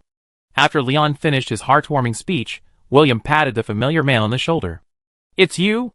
Guthrie turned and spotted the officer he met at the noodle shop that day. Yes, it's me. My name is William. What's your name, brother? William smiled and extended his hand. My name is Guthrie. Guthrie immediately shook William's hand. Have you decided which branch you join? William asked. I haven't decided yet. Artillery, infantry, motorized vehicles, scouts. So many branches, I can't keep up. Guthrie smiled wryly. So what are your views on war? Or, if you were given an army, how would you fight? William asked seriously. Give me an army? Then I gather superior forces, attack a single point, and end the battle at lightning speed. Because I'm a slave, or more accurately, I was sold from the Violet Duchy. I know the profound impact war has on ordinary people. If I were a commander, I'd do my utmost to achieve a swift victory. Guthrie thought for a moment and said, Then can we call this tactic blitzkrieg? William said, stroking his chin and thinking for a moment. Blitzkrieg? What a great name! Guthrie was instantly excited at the name. But have you ever considered the magnitude of the impact on both sides if your blitzkrieg plan fails? William asked. That? Guthrie lowered his head. Okay, don't be upset. You're just a freshman, not a qualified general yet. I'm sure you give us the answer later. William smiled and hugged Guthrie. So what branch did you choose? Guthrie asked. Me? What else could I choose? I'm a die-hard mechanized infantryman. William smiled wryly. I spent months training with nothing but infantry. Switching jobs was out of the question. Then I choose infantry. Guthrie began. No, I recommend this. William pointed to the armored corps on the form. Armored corps? Guthrie began. Yes, The regimental commander told me that our infantrymen will soon receive new equipment, something like a half-track. And the leader is already forming an armored corps. I heard one armored division has the equipment of 4 infantry divisions. Based on the new equipment, I suspect armored corps is best suited for your blitzkrieg. William said seriously. Okay. Guthrie thought for a moment, convinced that William made sense. So he filled in the armored corps. If Leon were here and heard their conversation, he'd definitely suspect they were also time travelers. The person in charge watched as Guthrie filled in the armored corps class. He couldn't help but look at him with a strange expression, because so far, only 3 people had filled in the armored corps class. And the other 2 had already switched majors. Are you sure about this? The person in charge kindly reminded him. I'm sure. Dudley didn't know why he had to be so sure, but he had a feeling. If he didn't choose, he would regret it. The person in charge stamped his name. And so, the wheels of fate began to turn. 6 months passed in a flash. 10 million Violet refugees had also been assimilated into the Great Flame. Great Yin has been completely transformed. With the exception of the western part, the rest of Great Yin is under Lion's control. No war has broken out in the south, as Lion's glorious military record has led the southern part to obey Lion and join Great Yin. Sin City has expanded. Its area has tripled. Nearly 2 million people live in this city. Asphalt streets are lined with 5- and 6-story buildings. In the center of the new Sin City stands the tallest building in Great Yin, the capital. The capital has 9 floors. A giant 5-pointed star adorns its summit. The city is bustling with workers and students commuting to get off work. Outside, the fields are filled with galloping harvesters. Watching the golden wheat being loaded onto trucks, the farmers of Great Yin smile heartily. Finally, they no longer have to worry about starvation. The army has also expanded. An armor brigade and an infantry division have been fully staffed. The army has also been equipped with field hospitals. Hospitals have also been established throughout Great Yin. They also trained a large number of doctors and nurses. What? You say there's no one to provide clinical care for doctors? And there are also drug clinical trials. Lion had already thought about it. Those orc captives, worse than animals, had finally made a small contribution to the Yin. Most of the Yan's children were enrolled in school. For a few who needed special circumstances, Lion also found a way to get textbooks. Inside the factory, the last tank was being assembled.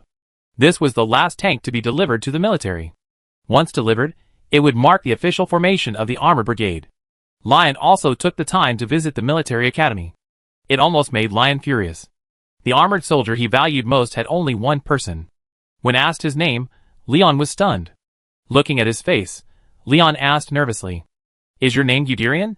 "Leader, my name is Guderian." "Do you have any brothers?" "No." After double-checking, Leon confirmed that this wasn't the man. But after hearing Guderian's thoughts, Leon was stunned again. This was clearly the man.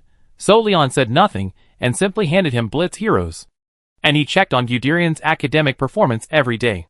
To train armored troops, Leon simply assigned some infantry officers to the armored corps. Infantrymen are soldiers, and armored men are soldiers too. Just rounding up, not long after classes started, the armored corps members met their significant others. Looking at the steel behemoths parked on the training grounds, they fell in love with them without hesitation. The other majors wept with envy. The 2 who transferred out couldn't help but lean against the wall and cry, "Oh my God! How? But the Yin has changed so much." The only thing that remained unchanged was Lion's Duke's palace. It was still the same size, still only had 12 maids, and still only Lion, 2 gluttons, and a giant iceberg. Many people suggested expanding the Duke's palace, but Lion refused. What a joke. It's already this big, and you still want to expand? You want me to need to use the bathroom in the middle of the night, and end up not being able to make it and pooping in my pants, right? A bunch of traitors. The problem is, this bunch of traitors has grown to over 100,000 people. Yes, they are the Citizen Party. They constantly complain about Lion's poor living conditions, making everyone in Dian think he's starving to death. Damn it, but Leon didn't blame her. Instead, he secretly rejoiced. As the Yin prospered, the lives of its people gradually stabilized. But just then, a letter interrupted Leon's peace. It was from Leia, a farewell letter. Leon stared at the words, unable to recover for a long time. "Lion, long time no see. Why haven't you come to play with me? Damn, I seem to have forgotten you're also the leader of a nation. Well, I'm writing to you this time because I'm leaving. The Demon Empire has breached the northern border, and the Demon Army is about to march south. The kingdom accepted the Demon Empire's marriage proposal in exchange for a truce. But the bride? Okay, enough of that. Leon, take care of yourself. I really miss the days in Yin, the days without worries. I miss shoveling snow with you, playing with Yin Xian, and eating hot pot with everyone. Remember? The first time I heard about hot pot, I thought it was a pot that spewed fire, and you all laughed for a long time. But this time, I really want to hear your laughter again. Goodbye, Leon. If there's a next life, I hope to come to the Yin and be a happy person. Seeing this, the letter slipped from Leon's hands. After a long moment, Leon walked over to the map. Looking at the territory occupied by the demons, and thinking of Leia's marriage, a terrifying thought came to Leon's mind. The demon is trying to annex the Forest Elf Kingdom. Chapter 68. Lion gazed calmly at the enormous map on his desk. According to the intelligence agency's merchant spy planted in the Forest Elf Kingdom, even before the situation described in this letter, the Demon Empire had already conquered nearly 1/3 of the Forest Elf Kingdom's territory. This was after 100,000 elven troops had acquired great flame weapons and equipment, and after suffering 40,000 casualties, nearly 300,000 demon vanguard troops were held outside the Hillary Fortress, the gateway to the central Forest Elf Kingdom. Hillary Fortress was the Elf Kingdom's last line of defense in the north. If it fell, the entire central and southern regions would be exposed. To defend Hillary Fortress, the Forest Elf Kingdom concentrated the remaining 60,000 elves equipped with great flame equipment and 100,000 ordinary elves at Hillary Fortress, intending to make a desperate attempt to keep the demon army outside the fortress. To ensure the army could hold out, Lion provided 20 PaK-40 anti-tank guns without hesitation to help the elves destroy the siege equipment. The Forest Elf Kingdom also purchased nearly 100,000 gold coins worth of ammunition from Leon. Originally, Leon believed the demons could not capture Fort Hillary. But now, the reality is that Fort Hillary has fallen. Leia was forced into marriage. But would the demons abandon their attack just because of a marriage? The answer is impossible. Now, the Forest Elf Kingdom is like an irresistible beauty to the Demon Empire. The Demon Empire is within easy reach. The reason for staging a marriage is simply to paralyze the Forest Elf Kingdom. Then, they can annex it as quickly as possible. But did the Demon Empire ask to Yin before taking this action? Let's not even mention that you're nearly destroying my #1 brother. After you annex the Forest Elf Kingdom, your next target will surely be the neighboring Yin. So, considering all the above, Leon decided to send troops. At the very least, the demons must be driven back, or kept within the Forest Elf Kingdom. Leia must also be saved. For no reason, a woman who marries a demon orc will suffer misfortune. As a friend, Leon didn't want to see the kind-hearted Leia go away like this. So, having come to his senses, Leon immediately summoned senior military officials. Inside the capital, in the military meeting room, Leon shared the latest developments and his thoughts. Caddis looked serious, Carl was contemplating, and Reinhardt looked submissive. After a long moment of deliberation, after repeated deductions, Caddis spoke. Lion, I agree with your plan. We must send troops, and we must deploy elite forces to crush the demon army in one fell swoop. Carl nodded upon hearing this. Lion did not deny Caddis's words, and immediately spoke. Order the Great Yin 1st Armor Brigade, along with the Infantry Division's Artillery Brigade, to march immediately and deploy at the border. The 1st Brigade of the Great Yin 1st Infantry Division will march north to defend the Great Yin northern border. The 2nd Brigade will immediately advance east to defend against the orcs in the east. The 3rd Brigade will secure Sin City. Lion spoke and glanced at everyone. Everyone silently nodded in agreement. Carl then spoke. Should we discuss this with the Imperial capital? Carl's words startled everyone. A silence followed. Lion spoke again. Then I trouble Grand Duke Caddis to use magic to communicate with the Imperial capital and see if they agree. What if they don't agree? Reinhardt asked. If they don't agree, then De Yin is no longer a principality. Leon said coldly, then order the army to march. The army received the order to move out early in the morning. William and Gudry were still eating noodles at the noodle shop when William's soldiers ran over. Captain, the regimental commander orders you to return to your unit. The army is marching immediately, the soldier said breathlessly. The others eating noodles in the noodle shop were surprised. The army is marching? What's going on? Another war? William then threw 3 copper coins on the table, put on his hat, and rushed out. Gudry was a little confused. But soon, Gudry was no longer confused. Because the military academy had sounded the call to assemble, Gudry also threw down 3 copper coins and rushed out. As soon as he entered the military academy, the director grabbed Gudry and said, "Change into your uniforms now. I commemorate you armored soldiers right away." Gudley's face darkened upon hearing this, but he quickly changed into his uniform. Over 20 armored students stood on the parade grounds, alongside students from other departments, though half the number was smaller than usual, as the officer cadets had returned to their units. Leon arrived shortly after. He then personally commemorated these 20-odd armored students. Most of the 20-odd students were second lieutenants and first lieutenants, with only 2 captains. Finally, Leon came before Gudley. He addressed the group. "Gudley, in just 6 months, you achieved top marks in theoretical knowledge, and top marks in cross-country running, exercise command, and professional skills. Due to the current special circumstances, we can only allow you to graduate early and contribute to the yin." In recognition of Gudley's exceptional academic performance, he is hereby appointed acting commander of the 1st Heavy Tank Battalion, 1st Regiment, 1st Armored Brigade of Dian. Everyone was excited upon hearing this. It wasn't just Gudley's rank, but more importantly, the fact that he would command the Heavy Tank Battalion. Lion had still built the Tiger tank, but there are only 32 of them so far, less than half the standard. But the current situation didn't demand so much.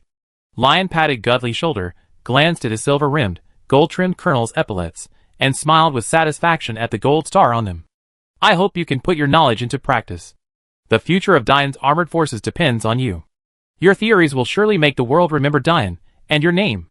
Gudley immediately saluted. On returned the salute. "Armored troops, attack!"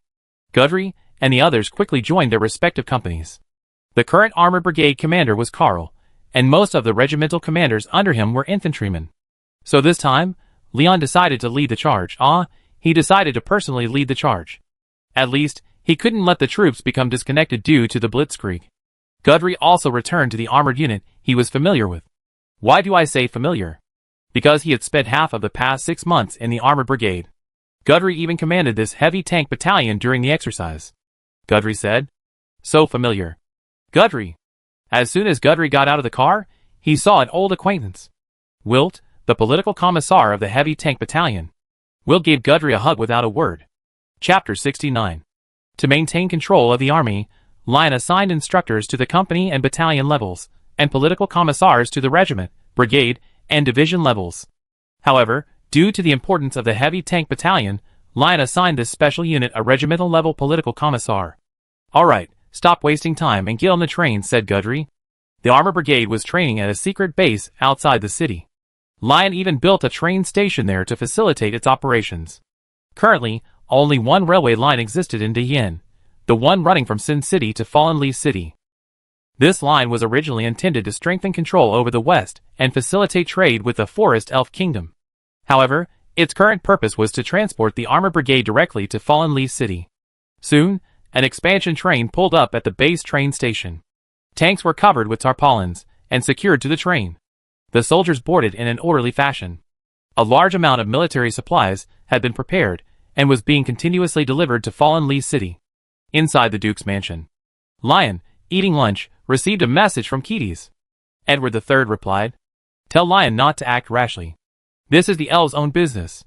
Lion nearly vomited blood after hearing this. It was said so easily. The north and east of Dian are now surrounded by orcs. The west is about to be conquered by demons. "You're telling me not to act rashly?" Lion grew increasingly angry as he thought about it, but then he decided to stop thinking about it. He eat first and leave soon. Just as he was about to pick up his chopsticks, the roast chicken in front of him vanished. "Where's a chicken like mine?" Hey, you ran upstairs, covering his mouth. Lion, No, they eat a pig with 3 people, and you eat a chicken with 1? Leon smiled bitterly. A good-for-nothing family is a bad omen. But Leon suddenly remembered something and glanced at Yinxin. Yinxin, her mouth bulging with food, suddenly noticed Leon staring at her. She froze, then locked eyes with Leon. "Yinxin, huh? Why are you looking at me, Lion? Bad omen. Bad omen." Lion picked up his coat and left. Shuangxing, standing nearby, glanced at Yinxin, but remained silent for a long moment before finally sighing. "Wait!" Just as Leon and the other were about to leave, Yinxin called out to Leon. Lion looked at Yinxin with some confusion. Yinxin held out an ugly doll. Even though the thread was twisted and tangled, Leon accepted it. "Lion! Hey, you and I made this together. Look, doesn't it look like you?" Lion nearly died looking at the doll, which looked almost like a stick figure. How is this like me? I hope it can protect you, and take care of you. Yin Xian said, hugging Leon. Leon breathed a sigh of relief. I take care of you. Leon hung the doll against his chest. Yin Xian nodded in satisfaction, then returned to the table to continue devouring his food. Leon suddenly felt a gaze. Looking up, he saw Heiyu smiling. Noticing Leon had noticed him, Heiyu snorted coldly and turned away proudly. Leon smiled and said nothing. Yin Xian, standing nearby, smiled as he watched everyone leave. Yeah. Lion and Frez Star boarded the train, and Carl sat across from them. Carl spoke seriously. The Forest Elf Kingdom hasn't given any specific instructions, but Zanina has expressed agreement. However, she said her ministers are divided, and the pro-war faction is being fiercely suppressed. So did Zanina actually agree to send troops? Lion asked calmly, directly asking the crucial question. Zanina agreed, but we must be responsible for our actions ourselves, Carl said gravely. Lion sighed. If we're responsible, then we're responsible. I wasn't counting on the elves anyway. Carl fell silent, then agreed with Lion. The train continued its journey, and over 10 hours later, the first train arrived at Fallen Leaf City. Kelt was already at the station to greet them. Lion hadn't planned on going through all this trouble, but he couldn't resist Kelt's initiative. This was because Fallen Leaf City, seeing Diane making so much money, had changed its mind. As soon as he got off the train, Leon saw another familiar face besides Kelt.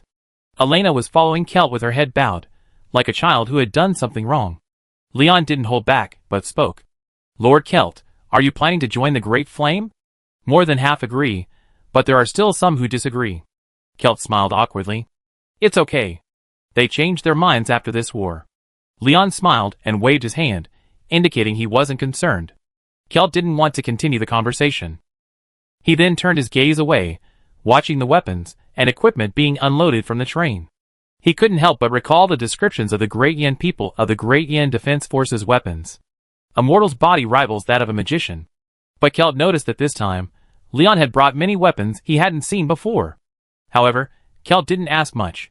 Some things, you know when the time comes. Finally, at 1 in the morning, the equipment and personnel of the Armored Brigade and the Artillery Brigade arrived. A regiment of soldiers took the trouble to unload all the equipment, while the rest of the soldiers had already rested.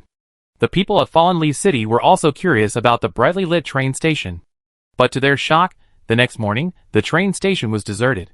The troops and equipment had all vanished, 8 o'clock in the morning. Leon glanced at his watch. They had been on the march for 4 hours, and had now entered the territory of the Forest Elf Kingdom. They were now traveling on the only cement road in the Forest Elf Kingdom. An armored reconnaissance company was leading the way. In 5 hours, Leon and his men would reach Zania City. This time, Leon brought only the Tiger tanks from the Heavy Tank Battalion, and the rest of his medium tanks were T-34s. After all, the T-34 performed better in jungle environments than the Panzer IV. Throughout the journey, Leon didn't see a single elven scout. This puzzled Leon. Where had all the elves gone? With this question in mind, Leon and his men arrived at Zonia City. The scene before him stunned Leon. Zonia City was surrounded entirely by elven refugees. Hundreds of thousands of elven refugees surrounded Zonia City, a sight that would have sent a trypophobic person reeling instantly. Lion immediately understood something was amiss. He immediately ordered his soldiers to continue their advance towards Zonia City. The elves panicked at the sudden appearance of the army, but their commotion soon ceased when they saw the bright red banner of the Great Flame. The Great Flame was coming! Chapter 70. The army halted a few kilometers outside Zonia City. Nisaido approached with several elk riders. Duke Leon, what are you doing? Nisaido had no idea that Zanina had agreed to Leon's dispatch of troops, and even Zanina hadn't expected Leon to send troops so quickly. So, there was no time to inform Nisaido. Leon explained the situation to Nisaido. They also learned how these refugees had arrived. Originally, after the demons proposed a marriage, a brief peace had been established between the two sides, but it collapsed within a few days. After the marriage was agreed, the demons began to prepare for war, but the forest elves to the south relaxed. Despite the persistent demands of the pro-war faction, they were no match for the prevailing pro-peace faction. Unexpectedly, the pro-peace faction of the forest elves did something foolish. They pressured Leia to marry him quickly, even forcing her to abdicate, to put pressure on Zanina. But what they didn't expect was that the pro-war faction would directly launch an army to suppress them. This caused chaos in Nasus, the capital of the Forest Elf Kingdom. The northern demons, upon seeing the Forest Elf Kingdom in chaos, immediately ordered their armies south. They burned, looted, and shattered half of the Forest Elf Kingdom. The demon army fought their way to Nasus, intending to persuade Zanina to surrender. However, Zanina still had some nerve and refused to surrender. With the help of the pro-war faction, she planned to defend Nasus to the death, buying time for the refugees fleeing south. Most of the refugees outside Zania City had fled all the way from the north. The vast majority of the elves had died on the way. Lion checked the time. 2 o'clock in the afternoon. Do you know the approximate location of the demon army? Lion asked Nisaido. I don't know, but it's been 3 days since the demon army arrived in Nasus, Nisaido said. 3 days? Lion took out a map and gazed at the mountains and rivers, lost in thought. Lion roughly estimated that the straight-line distance from Nasus to Zania City was approximately 500 kilometers. The demon army's vanguard was entirely cavalry. Based on their marching speed, they should have covered a maximum of 300 kilometers in 3 days. So, Lion pointed his pen to a spot on the map. It was a bridge. It was currently under the control of the elves. Under the bridge lay the surging Sanjiang River. The bridge was a stone bridge. The last time Lion and his team crossed it, they measured its load-bearing capacity. It was found to be only capable of bearing 30 tons. A Tiger tank couldn't pass through it. So, this bridge must be in Dian's hands. Lion immediately summoned Stan, commander of the Armored Brigade's Mechanized Infantry Regiment, and ordered him to dispatch a battalion to seize the bridge. Stan immediately dispatched the 1st Infantry Battalion. The commander of the 1st Company of the 1st Battalion was none other than William. Without a word, William led his company forward. The other 3 companies also did not hesitate, but they still could not keep up with William's and his men's speed. William's company was the most combat-capable in the entire battalion. And it wasn't just any infantry company, it was an armored reconnaissance company. It had the largest number of half-tracks in the regiment. But its speed was worth the equipment. Following William was an engineering battalion. Their responsibility was to reinforce the bridge to allow the Tiger tanks to pass smoothly. A day and a night passed. William and his men quickly reached the bridge. The Armored Brigade had finished its repairs and departed half a day after William's departure, so the follow-up troops would arrive within a day. William and his men had to complete the bridge renovation within 12 hours. The soldiers of the engineering battalion immediately began reinforcement. The bridge was 8 meters long and only 3 meters wide. It was not wide enough for the 3.5 meter width of a Tiger tank. They immediately reinforced the piers with steel, laid a large amount of rebar on the bridge deck, and poured cement with a cement accelerator. To reinforce the bridge, the engineers expended over 40 tons of steel and 20 tons of cement. After several hours, the cement solidified. Even before the reinforcement, William's company, scouting the opposite bank, had discovered something. They saw a group of fleeing elves approaching from the north. They spotted a half-track armored vehicle camouflaged in the nearby jungle. They were horrified and screamed. But soon their cries died down, because soldiers in full ghillie suits had arrived before them. When they saw the guns pointed at them, they immediately became subdued. They had seen these weapons among the fleeing elves, and they were incredibly powerful, capable of killing a demon in one blow. We are the Great Yin National Defense Force, ordered to help you elves. Now cross the bridge quickly, you be safe once you cross it, the soldier said. William, noticing something was happening, got out of his car and approached. He discovered that they were just a group of refugees.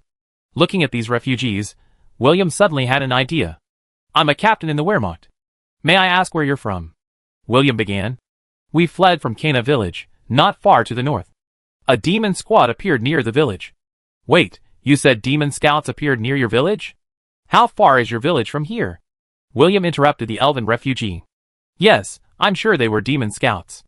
Our village is no more than 10 kilometers away. After hearing this, William roared. Take cover. The next second, several sharp arrows flew towards them. Thankfully, William's warning didn't hit anything. Several demon scouts appeared in the distance. The machine gunners on the half-tracks immediately opened fire on them. Swish. The next second, the demon scouts were reduced to mincemeat. Hurry, hurry, hurry! Everyone get into the armored vehicles. Block the road with the armored vehicles. Cover the elves' retreat, William shouted. As William's orders were issued, a dozen half-track armored vehicles burst out of the forest on either side. Hundreds of newly arrived demon scouts happened to spot these dozen steel behemoths. There was a pause for a second. Then the fighting began.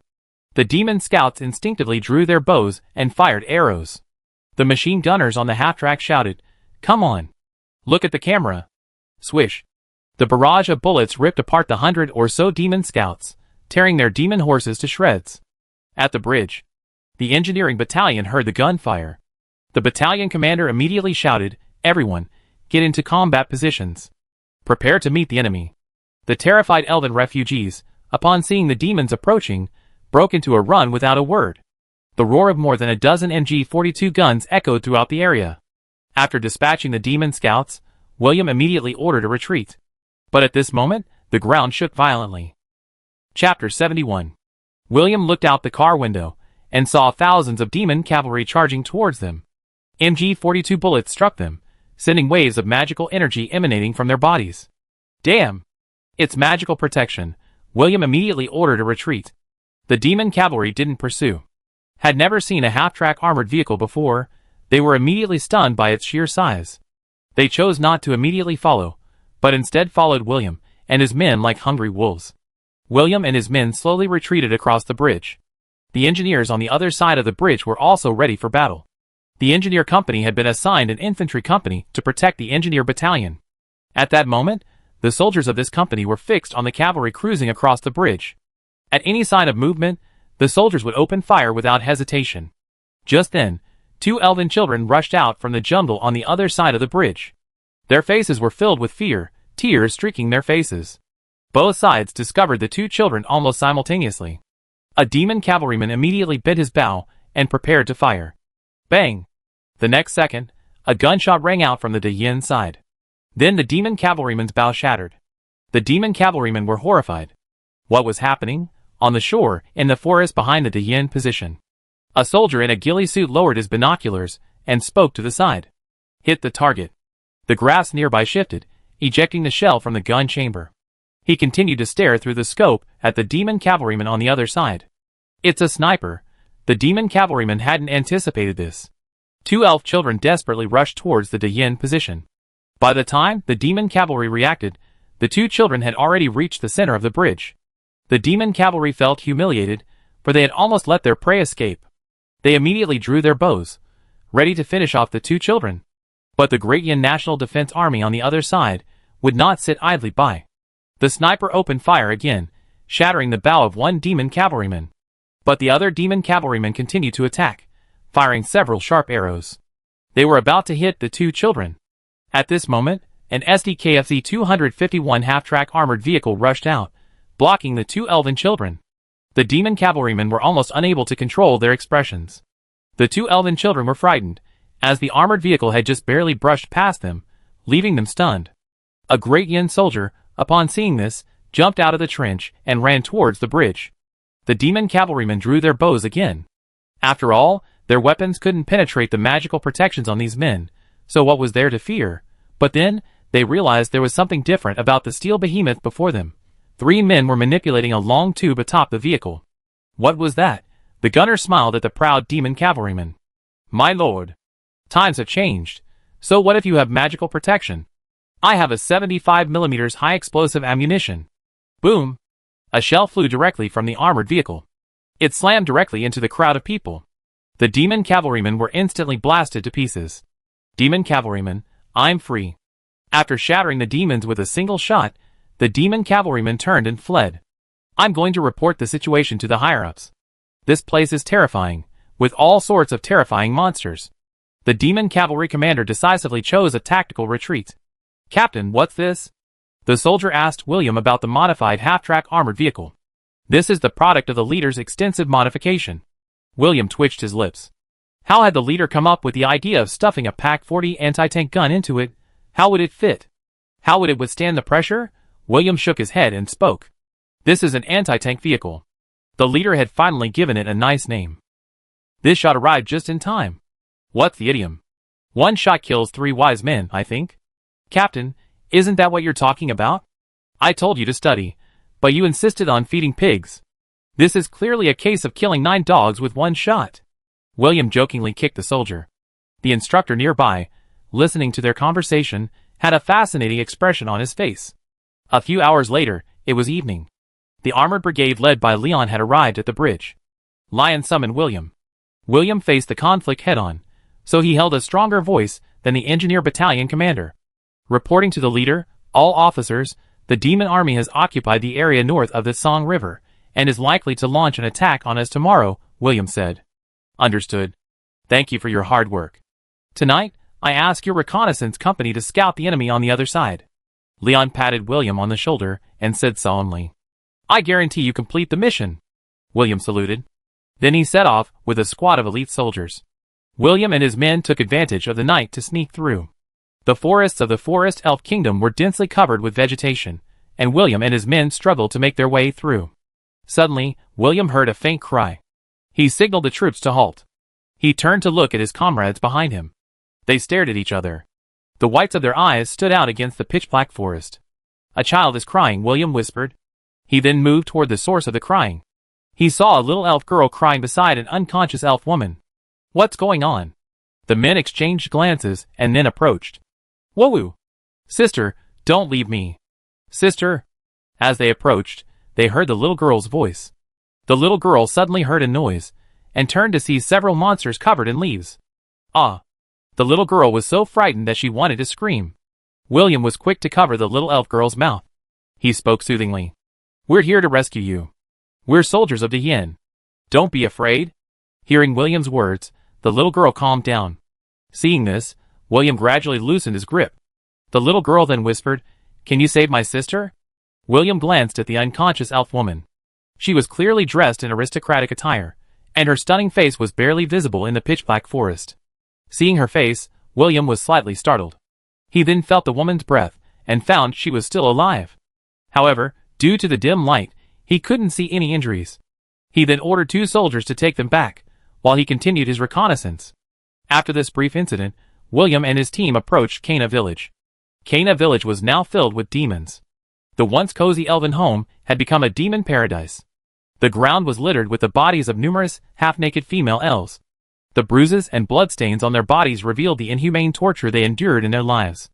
These beasts, it seems this is the demon camp. William spotted a conspicuous flag. After double-checking, he sent the coordinates of Cana Village. Just wait, you beasts, on the riverbank.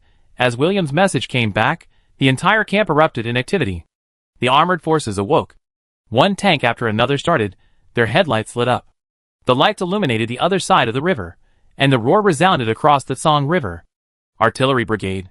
All artillery pieces had begun adjusting their firing parameters. The first war since the founding of Great Yin had begun. Chapter 72. Over 200 tanks sped across the bridge. The dense roar of the tanks awakened all the sleeping animals in the forest. Following the tanks came a fully armed mechanized infantry regiment. They would undertake the clearing mission. The artillery had already repeatedly calibrated its firing parameters. Already, Leon, without hesitation, immediately ordered the artillery to fire rapidly for 5 minutes, and then freely for 10 minutes. The artillery brigade comprised nearly 500 guns of various sizes.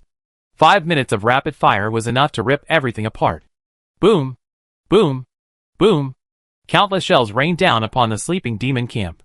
Perhaps they had expected Leon and his men to launch a night attack, but they certainly had not anticipated Leon and his men using artillery to lead the way.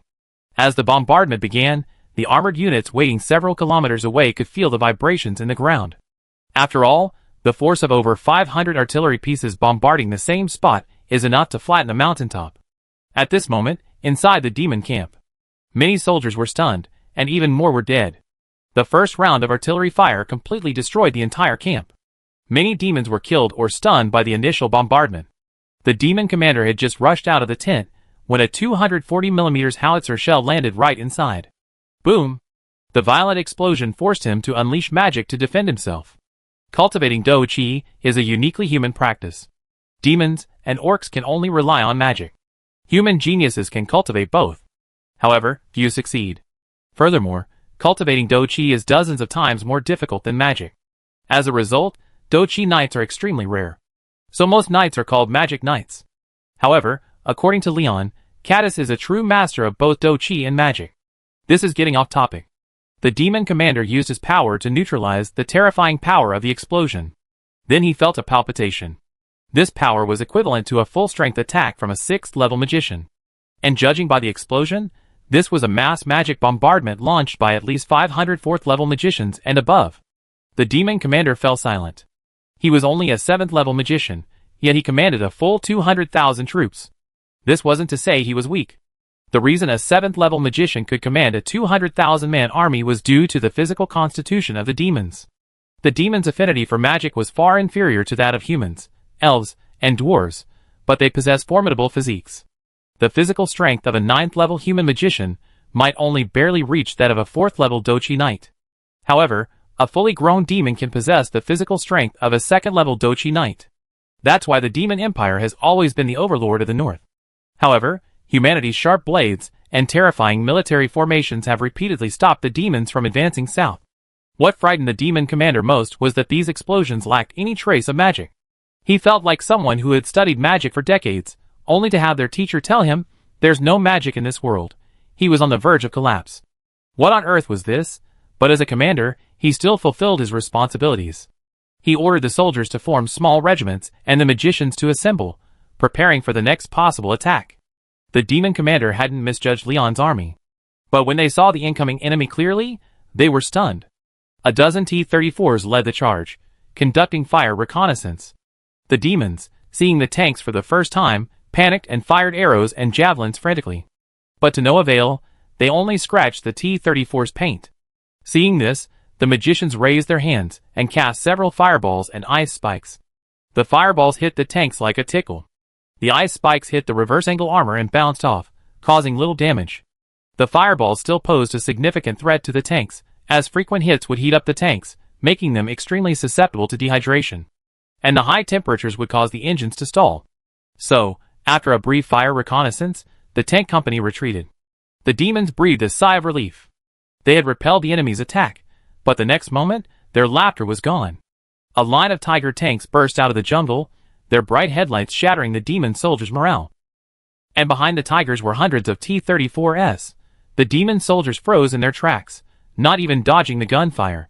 They simply stared blankly at the torrent of steel formed by hundreds of these steel behemoths. Seeing the tanks charging, some distraught soldiers charged, swords brandished, while others fled in all directions. Hundreds of magicians attempted to stop the tank's advance. A 3rd-level magician launched a fireball at a tiger tank. The tiger tank remained unscathed, its gun trained on the magician. The magician suddenly realized something.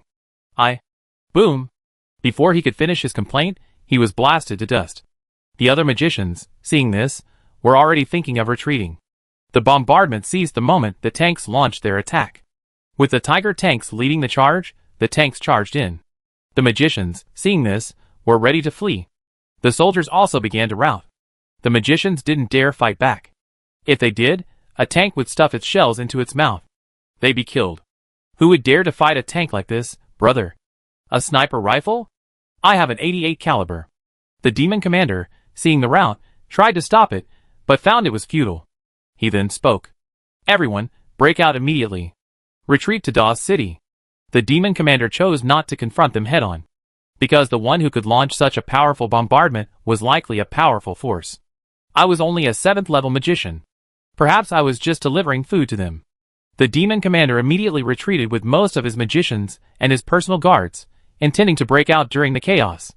But before they had gone far, they saw a large number of steel behemoths blocking the rear of the camp. It was a mechanized infantry regiment equipped with half-track armored vehicles. The demon soldiers fleeing the camp were terrified at the sight. The next second, a barrage of hundreds of MG-42s mercilessly mowed them down. Their last thought was, who were they? And what were their terrifying weapons? Some clever demons, seeing their retreat blocked, immediately dived into the jungle on either side. Others found demon horses that could still run and rode them into the jungle. Yes, the cavalry charged into the woods. Knowing that taking the main road would guarantee certain death, they chose the jungle, where there was a glimmer of hope. But what they didn't expect was that there was an infantry regiment hidden in the jungle. Chapter 73. Urid, I want to go home. I want to go home and eat the barley noodles my mother made. A demon, his legs blown off, said weakly. A boss, you will go back. We will all go back. Urid, carrying a boss on his back, struggled through the forest, separating from the main group. After walking for an unknown amount of time, Abbas's injuries were severe, and he was already dazed. Abbas, do you remember that Yadwa is still waiting for us in the village? You have to hold on. We promised to play fair. Yurid struggled forward, and suddenly, something clicked in his mind. Looking back, he saw that Abbas had closed his eyes. Abbas! Yurid reached out his hand, trembling, to check Abbas's breathing. The next second, Yurid collapsed to the ground. No! Yurid burst into tears. Abbas had been his childhood friend. This war had brought them both to the point of forced conscription. Along the way, they witnessed the atrocities of the demon army. They were disgusted, but others saw things differently. Instead, they mocked the two, but they ignored them. Originally, they had planned to return home after the war ended. But Abbas couldn't wait until it was over. Yurid cried like a child. His dear friend was left in a foreign land, fighting a meaningless war. Just then, a gun was pressed to Yurid's head. Don't move. Yurid raised his hands without hesitation. Turning around, he saw several soldiers covered in leaves. Name: Yurid. Yurid, you have been captured by the Great Yin National Defense Force. The next second, a rifle but struck, knocking Yurid unconscious. Even on the other side, the demons madly poured into the forest. They were met with a barrage of bullets. The infantry regiment had initially thought they were merely slacking off, but in reality, over 20,000 demons had swarmed the forest. The infantry regiment had already deployed a strict fire network. Some frantic demons, carrying the bodies of their comrades, rushed towards the defenses. Just as they were about to break through the position, a fire snake devoured the demons. The other demons were stunned, then continued to resist. Alas, it was to no avail. Despite Leon and his men's rigorous defenses, some enemies still escaped. Leon didn't care. This first battle was a war of annihilation. Destroy as many living forces as possible. According to intelligence, the Demon Empire's southern expedition was not just an invasion of the Forest Elf Kingdom. The entire northern border of the Elf Empire was ablaze. The demons had assembled an army of over 3 million and marched south. The number of troops invading the Forest Elf Kingdom was between 400,000 and 500,000. So this camp before them had to be captured. The sound of gunfire rang out all night. The demon commander had been running all night. Looking at the smoldering camp behind him, and glancing at the troops around him, who only had a few dozen men left, he couldn't help but feel a sense of having survived a disaster. Luckily, he had been smart, and only brought 100,000 of the 200,000 troops. But these 100,000. The demon commander sighed. Overnight, the 100,000 troops were reduced to ashes. But before the demon commander could catch his breath, the terrifying roar of tank engines reached the road. It was those steel behemoths. The demon commander looked at the paralyzed crowd, gritted his teeth, and summoned his magic power to abandon them, fleeing alone. His men cursed at this, but still managed to hide. The next second, a large number of tanks rolled down the road. It was the Armored Brigade's tank regiment. The tank regiment was followed by a mechanized infantry regiment and an artillery regiment. After the battle ended that morning, the three regiments had quickly withdrawn from the scene and headed directly for Dawes City, 100 kilometers away. Last night, interrogating prisoners revealed that only 100,000 demon troops remained in the camp, with another 100,000 gathered in Dawes City. Speed was of the essence in war. Leon immediately ordered the tank regiment and the mechanized infantry regiment to abandon all baggage, taking only 2 days' worth of rations and enough ammunition for one battle. After filling up the tanks, they began racing. The Tiger tanks had been magically modified, their engines powered by a mixture of magic crystals and gasoline. Moreover, the original Tiger tank's 700 horsepower engine had horsepower issues, resulting in a road speed of only 38 kilometers per hour.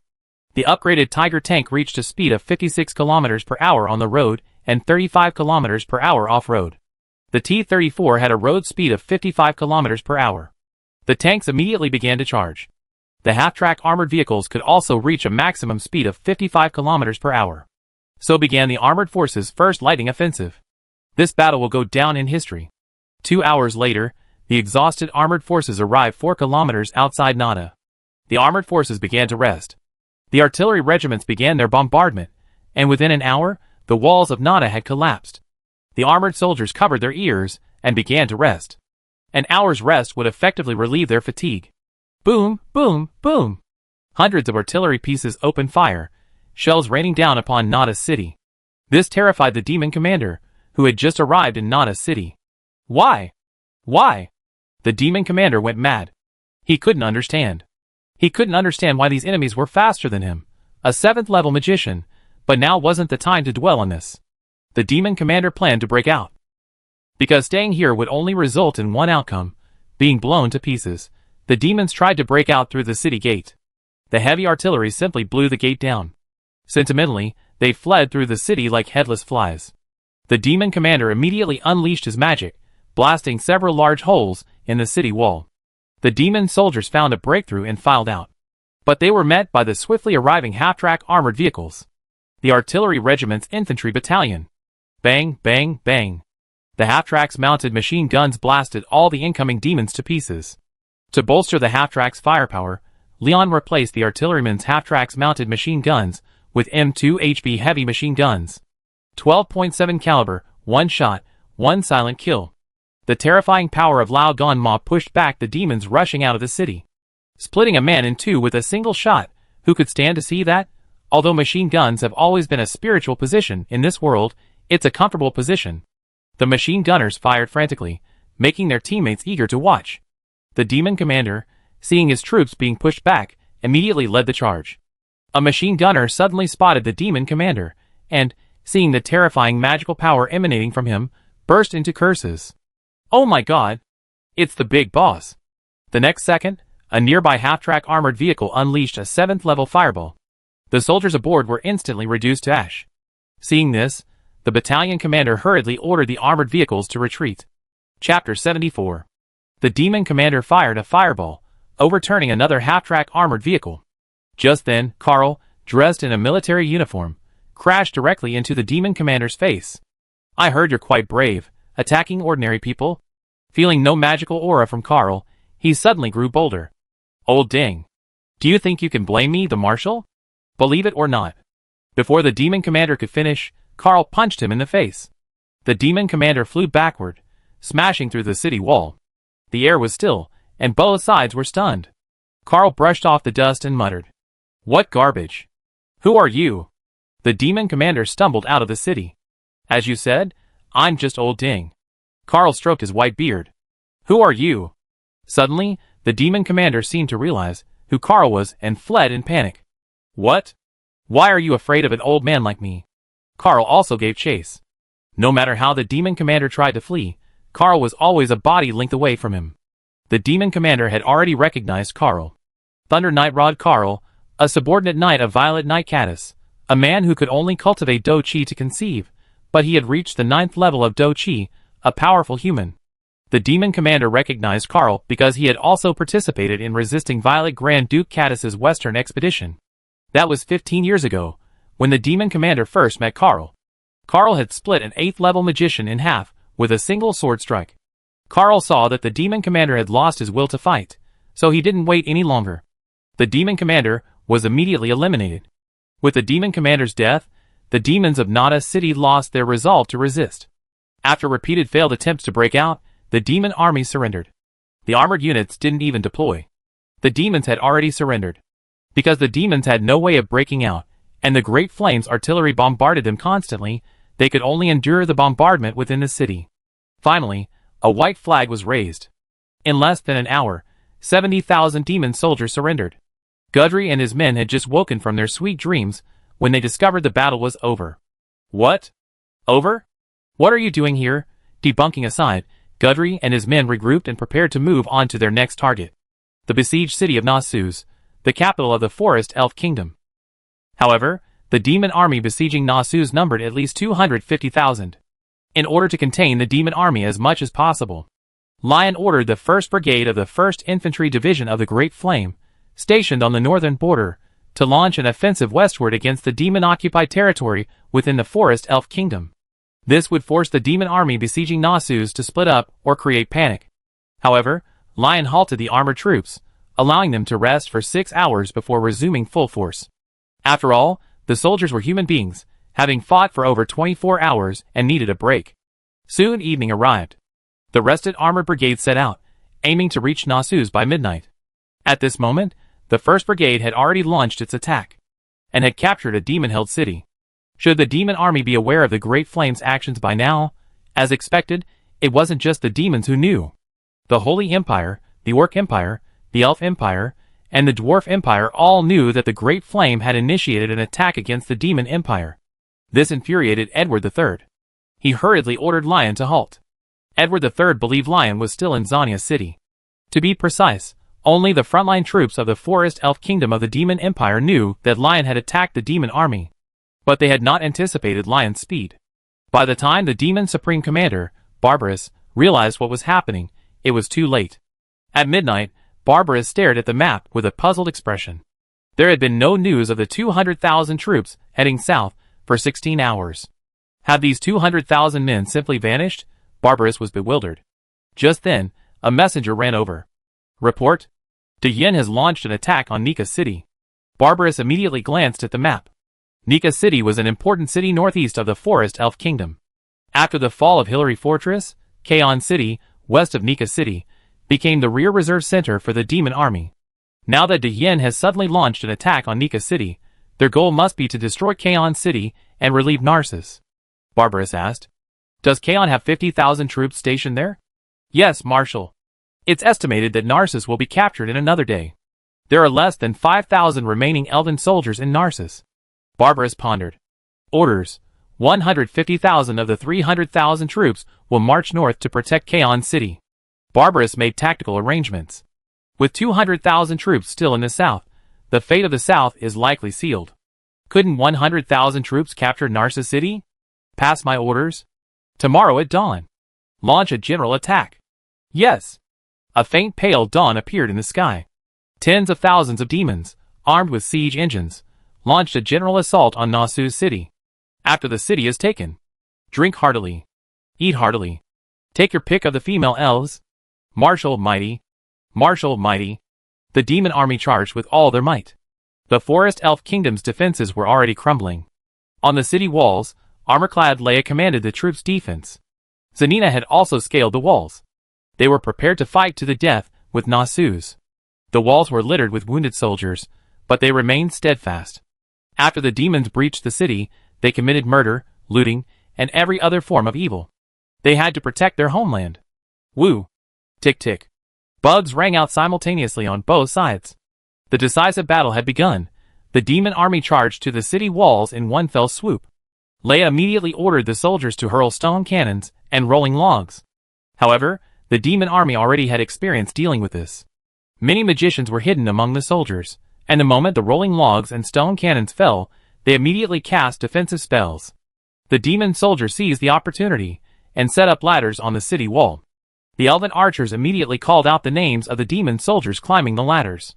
But the demon soldiers were simply too numerous, surging forward like a tide. They were about to reach the city wall. Throw grenades. At the critical moment, Leia spoke. The elven soldiers immediately threw down their last 3,000 grenades. Boom! Boom! Boom! The magicians below the city wall defended themselves, but how could they possibly withstand the explosion of 3,000 grenades? We are only low-level magicians. Nearly 10,000 demon soldiers perished on the spot. Leia breathed a sigh of relief. Looking at the mature Leia, Zanina couldn't help but ask. Leia, you're so against the marriage proposal. Do you have someone you love? Leia was slightly taken aback. Then a figure flashed through her mind. Yes, but I believe he will come to save me on a rainbow cloud. Leia remembered a story Leon had told her. But at that moment, a scene that stunned Leia occurred. A multicolored behemoth approached from a distance. What was this? Both parties simultaneously gazed at the colorful object. Chapter 75. As the colorful monster came to a stop, its roof suddenly opened. Then, dizzy and heavy, Leon struggled to climb out. Leon and his companions were supposed to arrive by midnight, but they encountered a demonic detachment of 100 men along the way. This detachment was supposed to be on their way to contact the Southern Army. Because they encountered them, Leon and his companions had no choice but to turn into the nearby forest. Leon ended up in an orchard. A massive orchard, to be exact. The fruit on the trees weighed over 10 pounds each. Leon's tiger tank accidentally crashed into it. The resulting torrent of fruit stained the tank. After some bumping and bruising in the orchard, he finally emerged. The originally gray tiger tank was now ablaze with color. As soon as he emerged, Leon eagerly poked his head out. But the moment he did, the atmosphere became awkward. Leon saw the two sides engaged in a life-and-death struggle. Can you listen to my advice? Stop fighting? Leon said, pulling out a loudspeaker to ease the awkwardness. Barbarous fell into thought upon seeing Leon. Leia also spotted Leon, standing on the seven-colored auspicious cloud. The next second, hundreds of sharp arrows flew towards him. Can't you handle this? Lion closed the car's hood. He then retreated into the forest. Ha ha ha. The demon army burst into laughter. The elves' newly ignited hope was instantly shattered. In the forest, Leon jumped off the tiger and wiped the observation window with a rag. You're bullying me because I can't see, right? You're bullying me because I'm clumsy, right? You're mocking me? Just wait, that's right. Leon was getting anxious. As the tiger tank regained its sight, Leon boarded and rushed out again. This time, neither side paid any attention. But what happened next shocked both sides. With Leon leading the charge, the next second, over 200 tanks flew out of the forest. Following Leon, they launched an attack on the demon army. Boom, boom, boom. The artillery fire began at this moment, a 5-minute rapid-fire attack. Leon gradually slowed down during the charge, blending into the torrent of steel to protect Leon's safety. The demons had barely recovered from the shock of the torrent of steel before they were stunned by the artillery shells. Seeing this, Barbaros immediately ordered his magicians to defend. Because Barbaros was the supreme commander of the demon empire's invading army, his army was heavily staffed with magicians. Over a dozen 6th-level magicians and 3 7th-level magicians immediately cast large-scale spells. A massive shield formed above the demon army. The shells struck the shield, sending ripples of water through it. Marshal, we can't hold out much longer. If the enemy continues this intense attack, we can only hold out for another 10 minutes. The magician leader said. Barbaros remained silent. Hold on as long as you can. The safety of the army depends on you. Although the orc army had blocked the aerial attack, they couldn't stop the ground attack. The demon army's rear of 30,000 men had just formed their formation, ready to face Lion's steel torrent. The next second, a volley of fire from the tank's main guns ripped through the air. The demon soldiers' newly formed formation was disrupted. The demon leader immediately ordered his soldiers to regroup, but just then, the tanks also charged into the demon army. The coaxial machine guns, the main guns, and the co-pilot's machine guns made the tanks, which had been stunned, gradually become ferocious. The demon soldiers had never seen a tank before. They had no way to counter it. Some spearmen were just about to throw their chevaux de frise when their spears thrust out and hit. The demon soldiers were overjoyed, but then a scene that made them question their lives unfolded. The spears couldn't penetrate them at all. The tanks simply ran over them. His last thought was, what kind of mount is this? As the tanks charged into the demon army, the slaughter began. The demons' low-level mages were stationed near the city walls defending against projectiles, while the mid-level mages were defending against artillery fire. The demons had no means of resisting the tanks. They could only allow the tanks to wreak havoc among the demon army. Barbaros's mouth twitched as he watched. He also wanted to go up and help. But as soon as he activated his magic, he could feel a terrifying presence locking onto him. Barbaros was furious. It was so frustrating, watching his men being slaughtered, unable to do anything. Finally, Barbaros sighed. Defeat was inevitable. 10 minutes passed, and the magic shield, overloaded and broken. The nearly 26th and 7th level magicians all looked pale and extremely weak. Seeing this, Barbaros immediately decided to withdraw his forces and prepare for a breakout. As a noble of the demon empire, he could accept defeat and death, but he could not accept the consequences of surrender. After withdrawing his forces from the main camp and the surrounding area, Barbaros took a cursory look and found only a little over 10,000 men. Without giving it time to think, Barbaros personally led his troops towards the city walls. Because the city walls had been spared from artillery fire to protect the elves, Barbaros seized this opportunity and rushed to the base, determined to fight to the death. Ignoring Karl's lock, he immediately mobilized his magic power, instantly blasting a gap several dozen meters long through the city wall. The demon army instantly found the opening and rushed in. Instantly, Karl rushed to Barbaros and knocked him unconscious with a single punch. His face swelled up like a pig's. The demon army was about to enter the city. At this moment, Zanina finally took action. She whispered something, and a dazzling light shone from her hand. The next second, countless plants completely blocked the gap. The demon soldiers in the gaps were pierced or crushed by the wildly growing plants.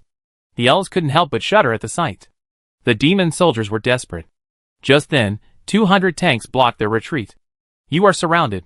Surrender immediately. Gudry shouted over a loudspeaker. That's right. Over 200 tanks surrounded nearly 50,000 demon soldiers. At Gudry's words, the demon soldiers looked at each other. I want to go home. I don't want to die. It was unclear who was the first to throw their weapons. Following them, weapons were thrown to the ground one after another. Soon, most of the 50,000 troops surrendered, though there were still some recalcitrant fighters.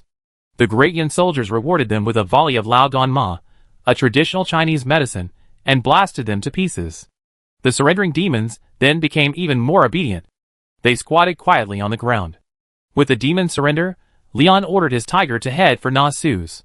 At the city gate, Leia smiled as Leon, who was riding on the seven-colored auspicious cloud, looked on. "Sorry for the wait, I'm here." "You?" Leia had barely gotten out of the car, and before he could finish his words, he was hugged by Leia. Leon didn't dare move, simply letting Leia hold him. Suddenly, Leia burst into tears, sobbing loudly. Leon gently patted her back. It's okay. Chapter 76. With the surrender of the demon army, Leon and his men were able to rest and recuperate. Although the soldiers had undergone nearly 6 months of training, this battle was their first. For most, it was their first time in actual combat. For most, it was their first time seeing blood. As a result, many soldiers cleaning the battlefield could not help but vomit. To prevent the demon captives from harboring weapons or harboring ill intentions, Leon assigned the infantry regiment to clean up the battlefield. Half a day passed, and it was already night. The infantry regiment had finally cleared the area outside the city. The Great Yin Defense Army then camped outside the city, apparently intending to spend the night. This left the elves, who had originally planned to welcome the Great Yin Defense Army, bewildered. Zanina was also somewhat surprised. This army's style was so strange, without any of the bad habits of other countries' armies. The demons only had a few tens of thousands of remnants left in the north, but the patrols in the camp were still very strict. This made Zanina very envious. If the elven army had possessed the quality of the National Defense Force, perhaps Hillary Fortress wouldn't have fallen. Early the next morning, inside the palace, Leia was preening herself, which made her maids chuckle, as this was the first time Princess Leia had dressed so formally. Finally, after applying delicate makeup, Leia immediately left the city to meet Leon. She had already planned how to trick Leon into coming out to chat with her. When she arrived at the camp, she was stunned. The camp was deserted. Where were the people? Over 200 kilometers north of Na Su's, armored troops were speeding along the muddy road. Early last night, the Great Yin Infantry Brigade in the north captured the city of Kaon. But news reached Leon of the demon army's reinforcements. Leon had no choice but to gather his troops in the middle of the night for a late-night race.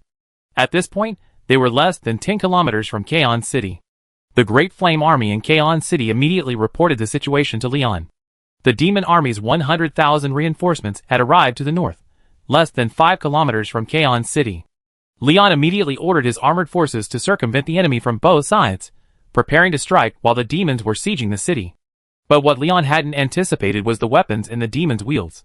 Inside the demon reinforcements tent. After hearing the scouts' report, the reinforcements commander, Carlos, frowned and summoned a general. Snook, I command you to bring your mage army, and let these lowly humans feel the wrath of the demon empire. Woo! With the sound of a horn, a strange formation emerged from the demon army. Tens of thousands of demon soldiers, armed with strange weapons, launched an attack on Kaon City. On the city walls, the Great Yin soldiers were ready for battle. But at that moment, hundreds of fireballs suddenly erupted from the demonic army. The Great Yin soldiers skillfully hid behind the city walls. After the fireballs, a charge would follow. Thinking this, a Great Yin soldier raised his head, ready to fire. The next second, a beam of light struck him directly in the head, instantly obliterating this world. A company commander instantly realized that the enemy also had guns. Where are the artillery? The enemy has long-range weapons, similar to magic crystal rifles. Requesting artillery coverage. The company commander hurriedly requested artillery fire from his superiors. Before the company commander could finish his words, artillery shells rained down. The infantry brigade had the most ammunition. Lion's ammunition supply was running low. Originally, they had planned to end the battle by capturing Kaon City, but the sudden arrival of demon reinforcements caught Lion off guard. So Lion immediately assembled his troops, preparing for a decisive battle. The combined strength of the 3 brigades exceeded 40,000 men. Against a 100,000-man demon army. 4 versus 10. The advantage was mine. As the artillery fire spread, the demon army was forced to disperse. But this mage corps, relying on its magicians, charged forward. The great flame soldiers on the city walls didn't hesitate and immediately opened fire. This mage corps was equipped with something that surprised the Great Flame soldiers. The bullets wouldn't penetrate. A machine gunner, unconvinced, maneuvered a loud gon ma and fired a volley directly at the demons charging ahead. The next second, the first one withstood several 12.7mm rounds and was shattered in two. As expected, the world of peace and quiet is still here. After a burst of fire, the world suddenly fell silent. However, the rifleman discovered that his Mauser rifle was ineffective against the demon soldiers. Machine gunner. Load me with heavy bullets. The assistant machine gunner immediately replaced the machine gunner's ammunition belt. The MG42, with the belt replaced, fired again. A few rounds of heavy bullets might still have no effect, but dozens of them instantly reduced a demon soldier to a pulp. The demon soldiers, relying on their formidable defenses, engaged the Great Flame soldiers in a firefight. While the Great Flame soldiers' marksmanship was significantly more accurate than that of the demons' defenses far surpassed those of humans. Furthermore, these demons had been strengthened. However, the Great Flame soldiers showed no sign of retreat. The machine gunner manning the MG42 was covered in bullet casings. The core of the Great Flame infantry's combat strategy revolved around the machine gunner. The machine gunner's powerful firepower provided strong support to the squad members. The grenadiers were there to handle emergencies. The demon magicians began chanting magic, intending to blow the city wall apart. The grenadiers immediately threw all their grenades. Many demons were killed, but many more seized the opportunity to kill the grenadiers. The city wall was in imminent danger. Boom! A large hole was blown open in the wall. Demon soldiers, carrying magic crystal rifles, rushed in, but were immediately confronted by fully armed flamethrowers. Whoosh! The flames mercilessly engulfed the demon soldiers, and the high temperature forced them to retreat. A dozen flamethrowers worked together to push the demons back. But the demons seemed to have discovered the flammers' weakness, firing directly into one of their fuel tanks. Boom! The soldier was instantly engulfed in flames. The rest of the flammers, upon seeing this, immediately became alert. It turned out they weren't invincible, they only had the upper hand thanks to their weapons. To survive, they must be extremely vigilant. As the battle raged beneath the city walls, Lion's armored forces arrived, mowing down the demonic forces scattered by the bombardment outside the city. Some demons tried to resist, but many more retreated. Lion didn't pursue them, instead focusing his attention on the city walls, where the battle was stalemated. When Leon saw the array of magic crystal rifles, he knew that Diane's current advantage had been infinitely reduced. But Leon also knew that Diane's greatest strength wasn't oil, coal, or industry. It was its united and cooperative people. But the following news only made Leon even more determined to eradicate the nobles once and for all. Chapter 77. Just as Leon ordered the tanks to attack, a telegram nearly sent him into a rage. "I'm so pissed!" Leon looked at the telegram and punched the Tiger tank. The next second. Ouch! But Leon ignored the pain. Because the telegram announced a rebellion by the southern nobles, Intelligence Bureau intelligence revealed that both the Holy Empire and the Orc Empire were involved in this rebellion. Alright. One by one. Wait for me. Nobles, right? A seat under the streetlight, Leon immediately ordered the tanks to repel several rounds. After defeating the outer demon army, the tanks began to support Kaon City. Kaon City was a shambles. The breaches were littered with corpses. The physical weaknesses of the ordinary Dian soldiers were evident, and they were unable to gain the upper hand in close combat. They could only rely on machine guns to repel the enemy attacks. Just as the defense was about to collapse, the tanks finally arrived. A Tiger tank barreled right through the crowd, its massive mass slamming directly into the breach. The demons were stunned. There was still a large gap to the side. The demons didn't hesitate and continued to pour in. The Tiger tanks immediately swerved, their 88mm cannons trained directly on the demons. Demon, Boom! The next second, the demons were blown away. The coaxial machine guns also opened fire. The demons, under the weight of machine gun and artillery fire, charged towards the breach in the wall. Because the breach wasn't sealed. We still have hope. The next second, several more Tiger tanks rushed in, completely blocking the breach. Demon, Dian soldiers, The Tiger tank's armor immediately drove the demons to despair. The low-level magicians tried to destroy the Tigers, but with little success. Several Tiger tanks rolled back and forth beneath the city wall. The Mage Legion attempted to fire at them with their magic crystal rifles. But all they left were small craters. Some mages attempted to blast at close range, but as soon as they approached a Tiger, their teammates blasted them to pieces. Carlos' heart sank at the sight. The Mage Legion was the strongest force in the Demon Empire.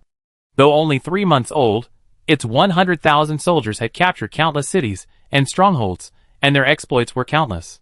It made Carlos's eyes twitch. This was a one-sided massacre. Carlos immediately ordered some 6th and 7th level magicians to open fire. A 7th level fireball spell directly sent a T-34 tank flying. Leon glanced at Frustar, who understood his meaning. He flashed before the magician. The magician frantically tried to block the attack, but was pierced by an icy spear. Watching Frustar charge into the magician's midst, Leon breathed a sigh of relief. The armored troops were the elite of the Great Flame. Every loss was a devastating loss. Seeing this, Carlos prepared to charge himself, only to find himself locked onto a terrifying presence. Carlos, retreat! Retreat! 10 seconds later, the messenger's voice echoed throughout the camp. Carlos amplified the message with magic, ensuring that every demon soldier heard the retreat order. The demon soldiers retreated immediately. Carlos ordered 10,000 infantrymen to cover the retreat of the Magic Corps. In just over half an hour, the Mage Corps lost 6,000 soldiers, leaving only a little over 3,000 wounded. With 10,000 infantrymen providing the rearguard, Carlos successfully retreated with nearly 50,000 remaining troops. In reality, Leon and his men didn't kill 50,000, they only managed to kill 20,000 demon soldiers at most. Most of them lay groaning on the ground with wounds, and a small group escaped. Leon didn't dwell too much on the small group, believing the cost outweighed the gain. It would be better to capture the demons currently on the battlefield. These were prime labor, concentrate them. Ugh! The labor reform camps need them. Let them atone for this war. After successfully breaking through the encirclement, Carlos led the 50,000 remaining troops toward the border. Looking at the defeated demon army, Leon had a bold idea. He then consulted the map. In the north of the Forest Elf Kingdom, there was a natural barrier called Tianmin. Just like Jianmen Pass in his previous life. 2 towering peaks stood on either side of the road, leaving a gap of less than 10 meters between them. The demon army had to pass through here to retreat. And Kaon City was less than 50 kilometers from the Heavenly Gate. The demons were now in a frenzy, determined to evacuate at top speed. If we wanted to devour them, we had to arrive before them. Lion immediately ordered William to lead the armored reconnaissance company and an infantry battalion to clear the way and seize the Heavenly Gate. At the same time, he ordered the armored forces and the Kaon City defenders to resolve the battle as quickly as possible. After the demon army retreated, the demon soldiers on the battlefield had lost their fighting spirit, their commanders having abandoned them. What reason did they have to continue fighting? So the demon soldiers surrendered. In less than half an hour, the demon rearguard was completely eliminated. William had now traveled less than half the distance. Due to road conditions and detours, William and his men had only covered 20 kilometers in half an hour. So William and his men had to speed up. William ordered the soldiers to discard all unnecessary belongings, such as bedding. They galloped all the way. The demon army also began to accelerate. The infantry had largely remained in Kaon City. The remaining 50,000 troops were mostly cavalry. Even the Magic Corps was equipped with horses for transportation. Both sides were racing against time. Both sides had one goal: home. For the demons, returning to the demon empire meant home. For the Great Yin soldiers, annihilating the demon army meant home. William could feel the half-track armored vehicles about to start smoking. But he gritted his teeth and charged forward. Our leader has high hopes for us. We can't afford to fail here. Finally, half an hour later, William arrived at Tianmin. Tianmin was now deserted. William immediately ordered his soldiers to drive their half-track armored vehicles into Tianmin, blocking the road. He also ordered his soldiers to secure the commanding heights on the hills on either side. Just as he finished all this, 1,000-man demon cavalry appeared in the distance. Each demon cavalryman rode a horse and led 2 horses. The panting demon cavalry captain saw the Great Yin soldiers, who had already arrived. He almost gasped for breath. After briefly catching his breath, the captain drew his sword and roared. All forces, attack! Seize Tianmin. Behind Tianmin lies our homeland. The demon cavalrymen released their spare horses and charged. They knew they were just delivering food, but they pressed on, determined to clear the way for the army. And they wanted to go home. Chapter 78. As the demon cavalry charged, William ordered his soldiers to open fire without a word. The M2 heavy machine guns instantly shredded the charging cavalry, horses and men alike. The M2 had always been one of the few highly effective weapons of the Great Yin Defense Army, and William had originally intended to use it as a trump card.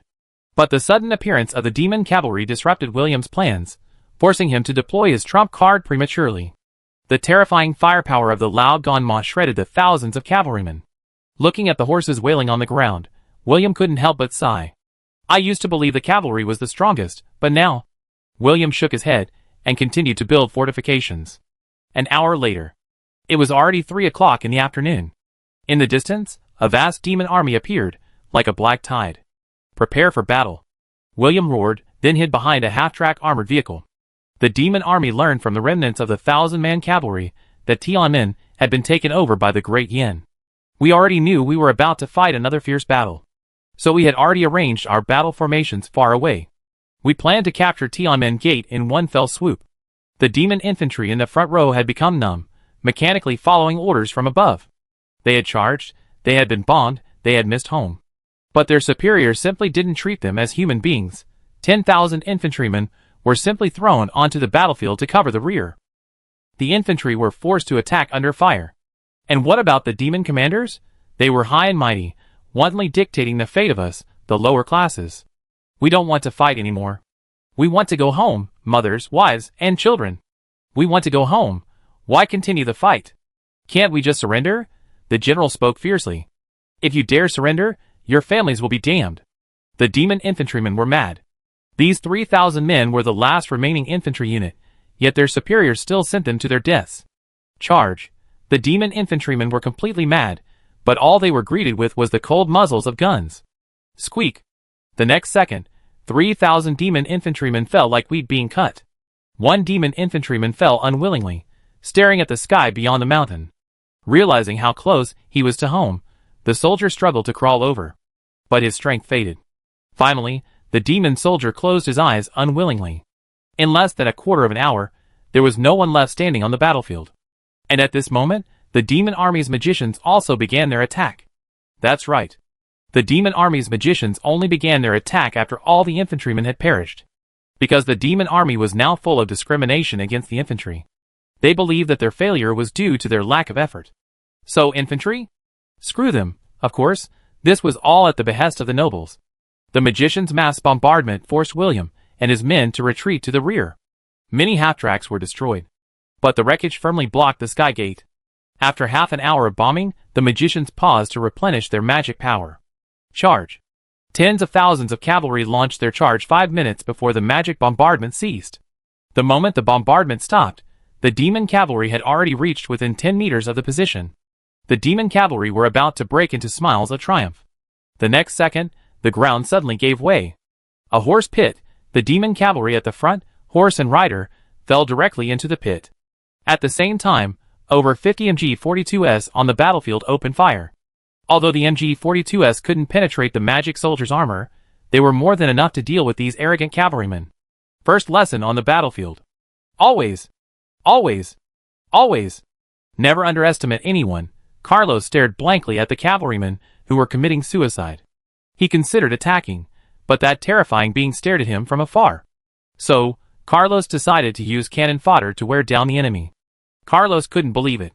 Each of the Great Yin soldiers carried tens of thousands of ammunition. Carlos sent another 10,000 cavalrymen to deplete the enemy. Carlos's tactics proved to be correct. A battalion's ammunition was quickly depleted against the 20,000 cavalrymen. The MG-42 machine gunners were the first to run out of ammunition. Squeak. Click. Ding. The machine gunner immediately realized he had run out of ammunition and looked at the assistant gunner, who shook his head, indicating he was out of bullets. In reality, each machine gunner kept a 150-round belt as a backup. But William had issued a strict order, stating that this belt was to be kept for emergencies. The infantry battalion commander also agreed with William's opinion. Leon specifically instructed William to take full command of this battle. The infantry battalion obeyed William's orders. William immediately ordered each soldier to carry 4 grenades. The demon army suddenly noticed that De Yen had ceased fire. They immediately reported the situation to Carlos. Carlos immediately understood that De Yen was out of ammunition, but out of caution, he still sent 10,000 cavalrymen to explore further. It wasn't that he didn't want to push all of them forward. It was just that the area was so small, and 10,000 cavalrymen was the limit. The 10,000 cavalrymen drew closer, but the Great Yin soldiers held off firing. The cavalrymen finally had a chance to show off their strength. It seemed the victory of capturing Tianmen was theirs. They stepped directly over the horse pits piled with corpses. They were about to enter the battlefield. Grenades! Thousands of grenades were thrown. They blew away all the demon cavalrymen who charged in their path. At least thousands of them were killed. As the grenades exploded, over 100 MP40 rifles finally opened fire. The intense firepower once again drove the enemy back. The demon cavalrymen left behind 3,000 bodies. William and his men breathed a sigh of relief. William removed his chipped M35 helmet and wiped his eyes with water. This was the toughest battle he ever fought. Ammunition was running out. What should he do next? William thought briefly, then put on his helmet. Carlos couldn't help but twitch his lips as he watched the cavalry being pushed back. He then turned to the magician commander. Commander, we have 10 minutes left before we can launch our attack. Carlos decided to launch the attack in 10 minutes. Take the heavenly gate in one swoop. Seeing the demons still motionless, William realized what they might be waiting for. He summoned the infantry battalion commander and ordered him to plant explosives on the hillsides on both sides of the heavenly gate. He then led a company of soldiers out of the trenches and approached the position, where he began to maneuver the enemy corpses. William had piled the corpses of the demon soldiers into 3 walls, each one a horse's length apart. Looking at these walls of corpses, William couldn't help but sigh that the knowledge he learned in military school was finally being put to good use. Teacher, what does this wall of corpses do? It restricts the cavalry's movements. Once used, it means you're out of ammunition and food. I hope you never have to use it. Teacher. Chapter 79. As the wall of corpses was completed, the next second the demon army's magic attack arrived. William hurriedly led his men into the trenches. The magician's bombardment caused considerable casualties among the Great Yin soldiers. But the Great Yin soldiers gritted their teeth and persevered. Many soldiers suffered burns and were forced to retreat to the rear for treatment. A quarter of an hour later, the magic attack ceased, and William crawled out, dusty and grimacing. This wave was too weak for them. Their endurance was running low, but the firepower was even stronger. Over a third of the soldiers would never wake up again. William, without excessive sadness, grabbed his MP40 and prepared to face the approaching demon cavalry. The other soldiers immediately took up their positions. The decisive battle had arrived. The demon cavalry had wised up and found wooden planks, hoping to absorb some of the damage. However, this only had a minor effect, more of a psychological effect. The demon cavalry quickly reached the wall of corpses. He leaped in, only to find his horse unable to turn. Before he could dismount, he was shot dead. The cavalry behind him dismounted immediately, scaled the wall of corpses, and charged towards the position, carrying the bodies. William and his men didn't hesitate, unleashing their last grenades. Boom! Boom! Boom! The demon cavalry had lost thousands of men, finally understanding the hardships of infantry. If there's an afterlife, I will never mock the infantry. Ding! As the last round of ammunition emptied, a deathly silence fell on both sides. Bayonets! Charge! In the next second, both sides reacted simultaneously. The demon soldiers abandoned the bodies and charged forward. The Great Flame soldiers, having just fixed their bayonets and rushed out of the trenches, suddenly retreated. Demon soldiers? ? The next second, over 50 MG-42s opened fire, the last of their ammunition belts shredding the demon soldiers charging in the front. The demon cavalry collapsed. They were beaten to a pulp by the Great Flame soldiers' endless tactics. But just as they collapsed, the Great Flame soldiers sounded the charge. Dilly, dilly, dilly. The next second, 500 Great Flame soldiers, bayonets fixed, rushed out. They launched a direct stab at the collapsed demon cavalry. The rangers who had retreated were no match for. What's more, they had already lost all their fighting spirit. Carlos finally saw what he had longed to see. He then ordered the remaining members of the Mage Legion to attack, taking Tianmen in one fell swoop. The moment the Mage Legion launched its attack, swish, swish, swish.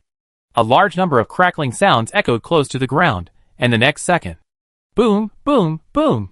A flurry of explosions erupted within the Mage army. The demon army immediately looked back.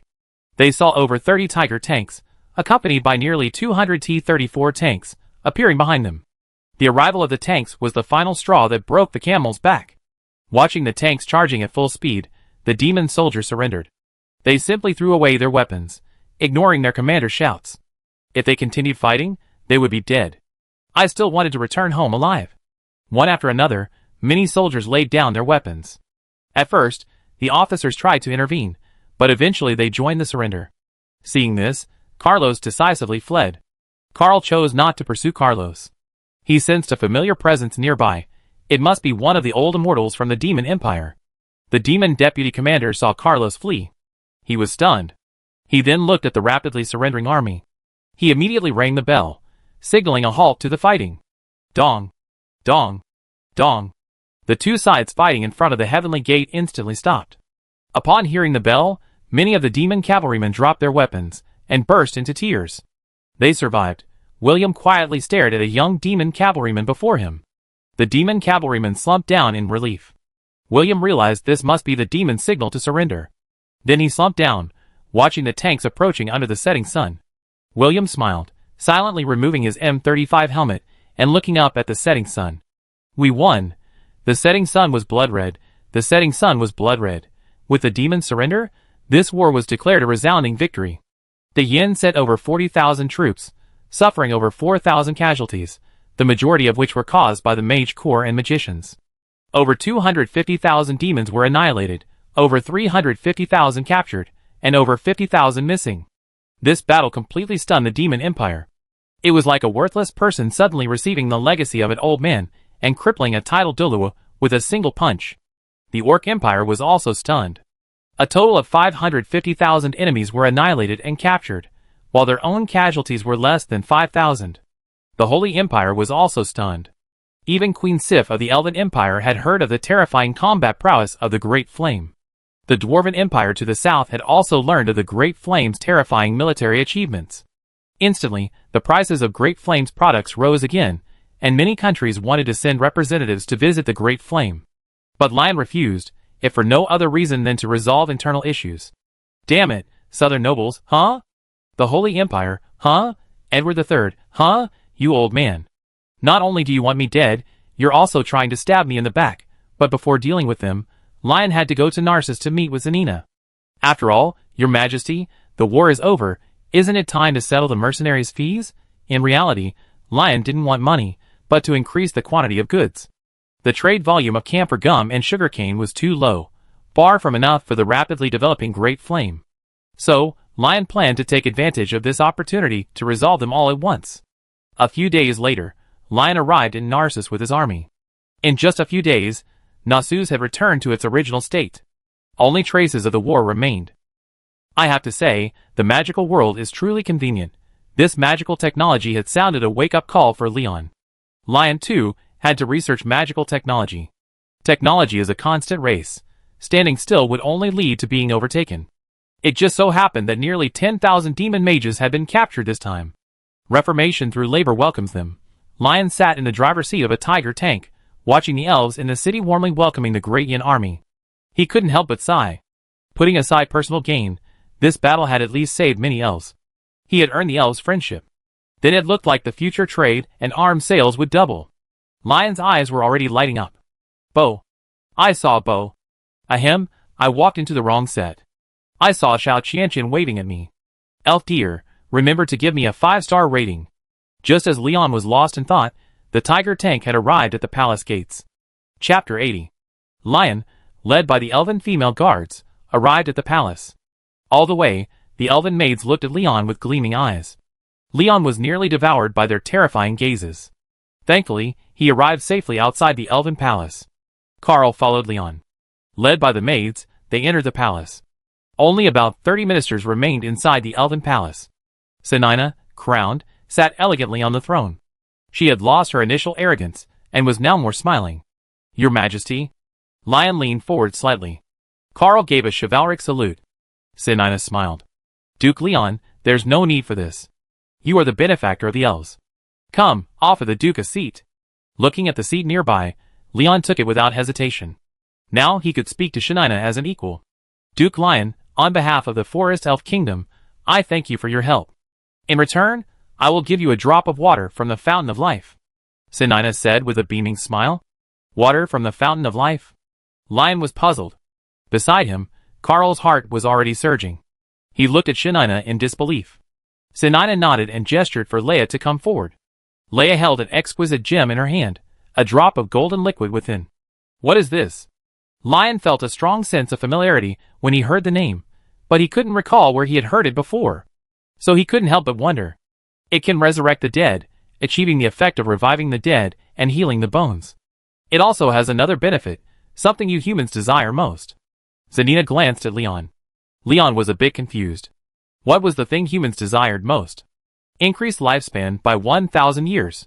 Hearing this, Leon could no longer sit still. This? Leon looked from Leia to Zanina. Leia smiled, and then pressed the drop of the fountain of life into Leon's hand. You deserve it. Leon accepted the fountain of life. But Leon remembered his main mission this time. Your Majesty, I hope the Forest Elf Kingdom can increase its sugarcane and rubber exports. Great Yin needs a lot of it, Leon said seriously. Zanina agreed without hesitation. Then the two continued to discuss some details. She had already prepared Leon for a high price. But Leon didn't ask for much. Originally, Leon had intended to ask for some land for farming. However, he discovered that the cultures of the Great Yin and the elves differed, and conflicts with the indigenous people were inevitable. So Leon remained silent. Leon planned to use this opportunity to help the elves to conduct a wave of cultural exchange with the forest elves. The Great Yin Daily, which had become popular in the past 6 months, seemed to need to open a branch in Nasus.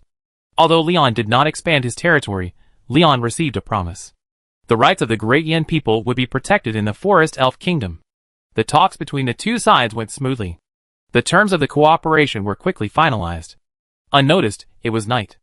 To thank the Great Yin, Zanina held a celebration banquet in the city, which the Great Yin soldiers could enjoy free of charge. The Forest Elf Kingdom's troops, except those searching for the fleeing demons outside, also joined in the feast.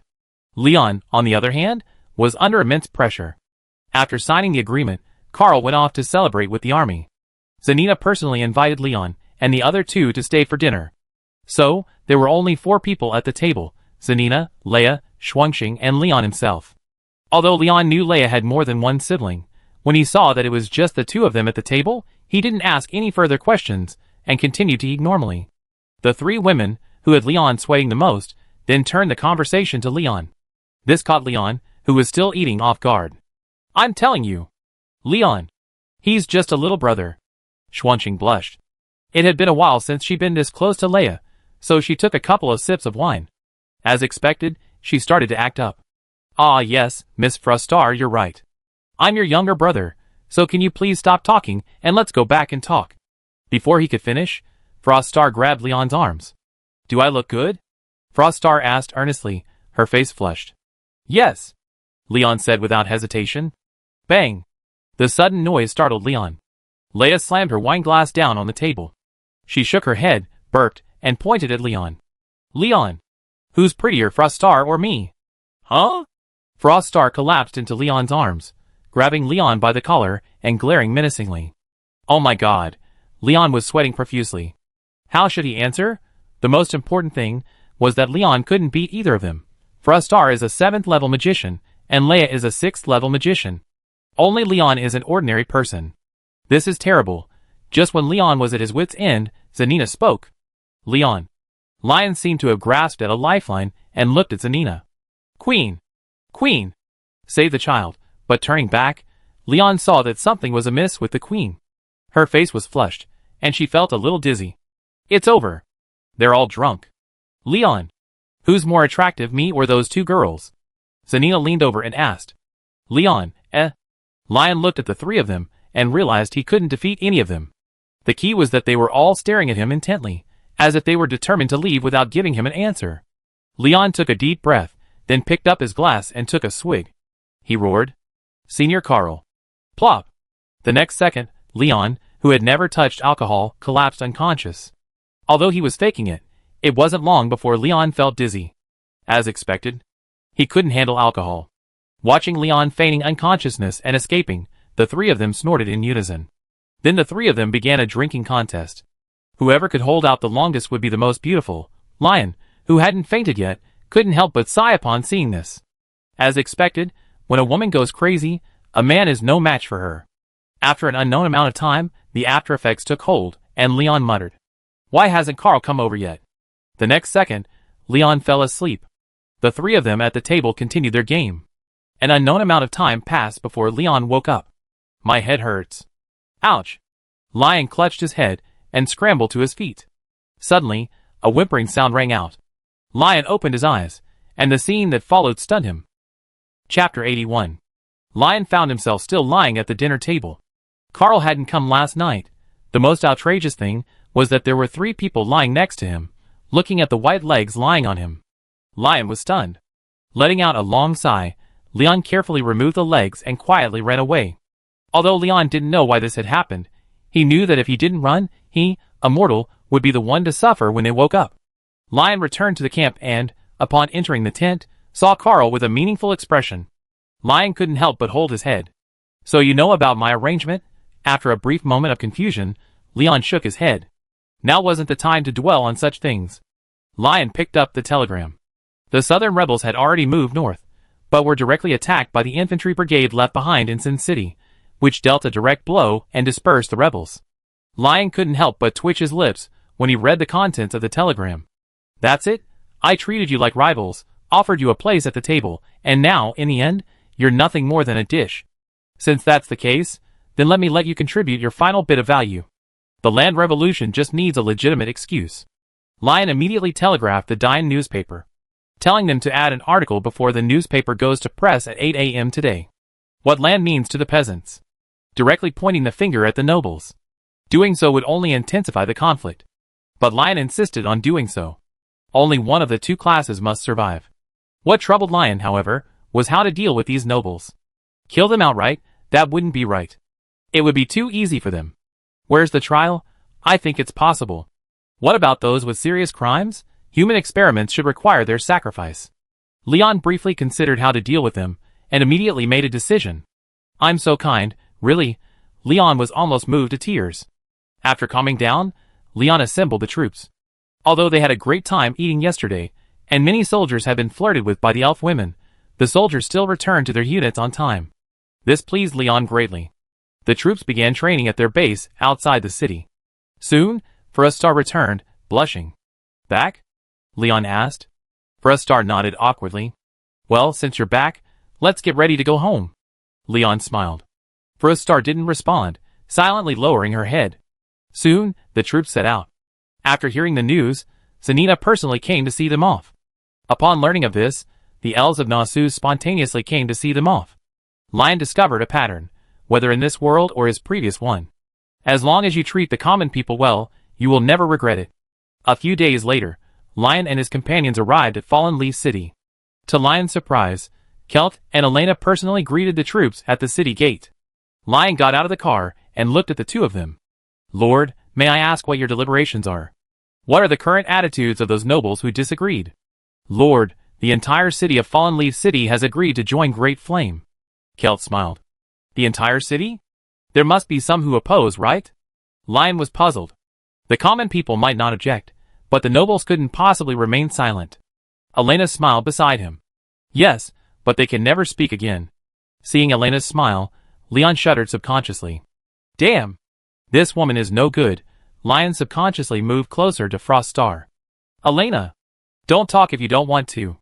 Kelter held his forehead. "Leader, those nobles who opposed are guilty.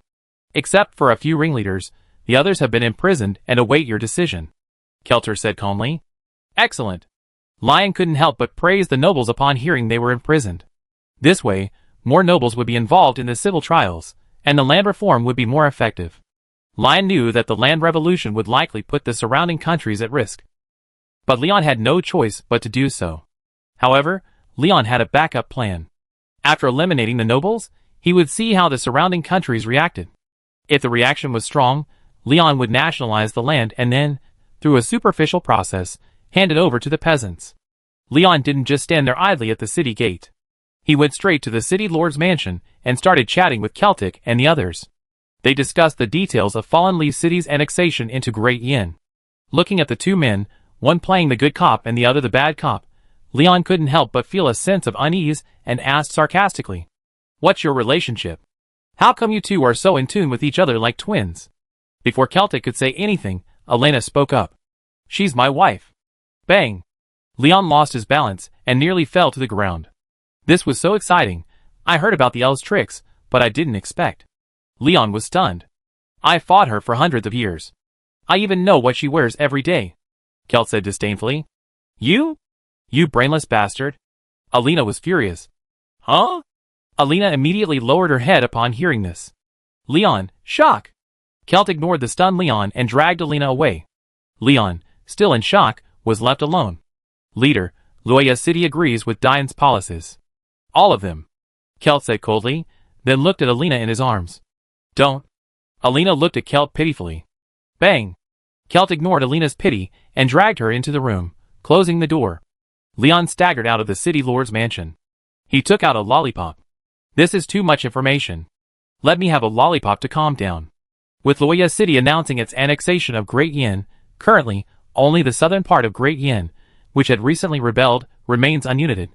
However, the latest battle reports show that 100,000 rebels were crushed upon their departure by the infantry brigade. Only 30,000 remained, retreating to Nanshuan City. There are currently approximately 80,000 rebels remaining within Nanshuan City. But they are surrounded by a brigade led by Caddis. Infantry brigade, 80,000 enemy troops not only refused to surrender, but even dared to fire upon our forces. Leon estimated that by the time he and his armored forces reach Nanshuan City, they should be able to collect the prisoners. Leon was currently on the military train from Loya City to Sin City. He was reviewing the war and discovered that the army's equipment still needed improvement. For example, the Kar 98K's gun was too long, making it easy for infantry to be affected by trees in jungle combat. There were also minor flaws with the Tiger tank. Lion initially copied the Tiger's design verbatim, though he upgraded the engine. But Lion forgot one thing. The Tiger's 56-ton weight clearly indicated it was a heavy tank. However, the Tiger was hastily built to counter the T-34. The Tiger prototype was only a 35-ton hull, and the 56-ton weight was simply a fabrication. I think so. Any Germans out there, please share your thoughts. The 56-ton weight was a huge challenge for a 35-ton hull. While the primary power issue had been resolved, other minor issues still plagued Lion. Not only that, this battle also exposed the Great Flame's lack of rapid support capabilities.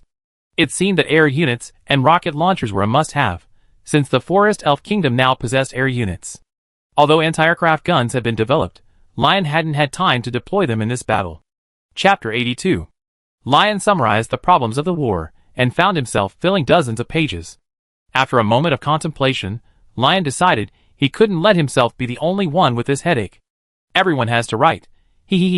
So Lion ordered all officers to write battle summaries. Some civilian officers were dumbfounded. Their education was limited. Wouldn't this be putting them in a difficult position? Lion said. Uneducated? Learning never ends. What? You never went to school? No problem. The Great Yin Military Academy's Cultural Crash Course welcomes you. No such class? No, it's coming soon.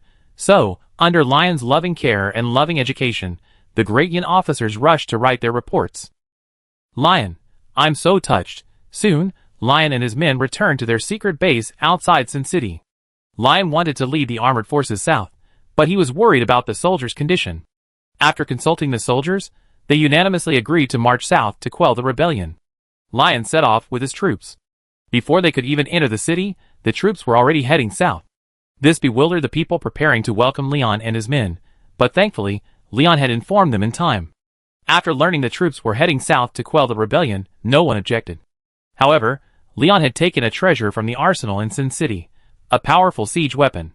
Nearly 10 hours later, the tank troops, having raced all the way, arrived at Nanshuan City. At this moment, Nanshuan City lacked its usual bustle and bustle. Instead, it was utterly dead. Inside Nanshuan City, the streets were littered with the bodies of civilians. From the moment the nobles rebelled, the nobles began their massacre. They were disgusted, deeply resentful of these lowly, untouchable people worshipping the Great Flame. So, their first act after the rebellion was to slaughter them all. Caddis led his infantry brigade all the way to Nanshuan City. Fighting dozens of battles, both large and small, Caddis fought with increasing vigor, perhaps the beast within him awakening or something else. From the beginning, the rebel nobles were somewhat afraid of Caddis, because the title of Northern War God and Imperial Marshal was so prestigious. Facts prove that your uncle is your uncle after all. Caddis defeated the rebels in a single battle. The rebels were forced to retreat to Nanshuan City. The Great Flame's sharp spearhead headed straight for Nanshuan City. But Caddis stopped in Nanshuan City. For no reason, the nobles threatened that if Caddis launched an attack, they would destroy Nanshuan City with him. Caddis hesitated. Lion had just returned to Dian, so he informed him of the situation. Lion informed Cadis that he would be arriving with armored forces shortly, so Cadis began a siege without attacking. But while things appeared calm on the surface, there were underlying undercurrents. Inside Nanchuan City. Inside a bungalow. A dozen people gathered, secretly conferring. We can't just sit there and wait for death. The Wehrmacht is outside the city. We must do something, a worker said. That's easy to say. What should we do with tens of thousands of people guarding the city gates? A merchant asked. Wait, the Duke has a telegram, the leader said. The crowd quickly gathered. What did the Duke say? I'm from the countryside. I can't wait.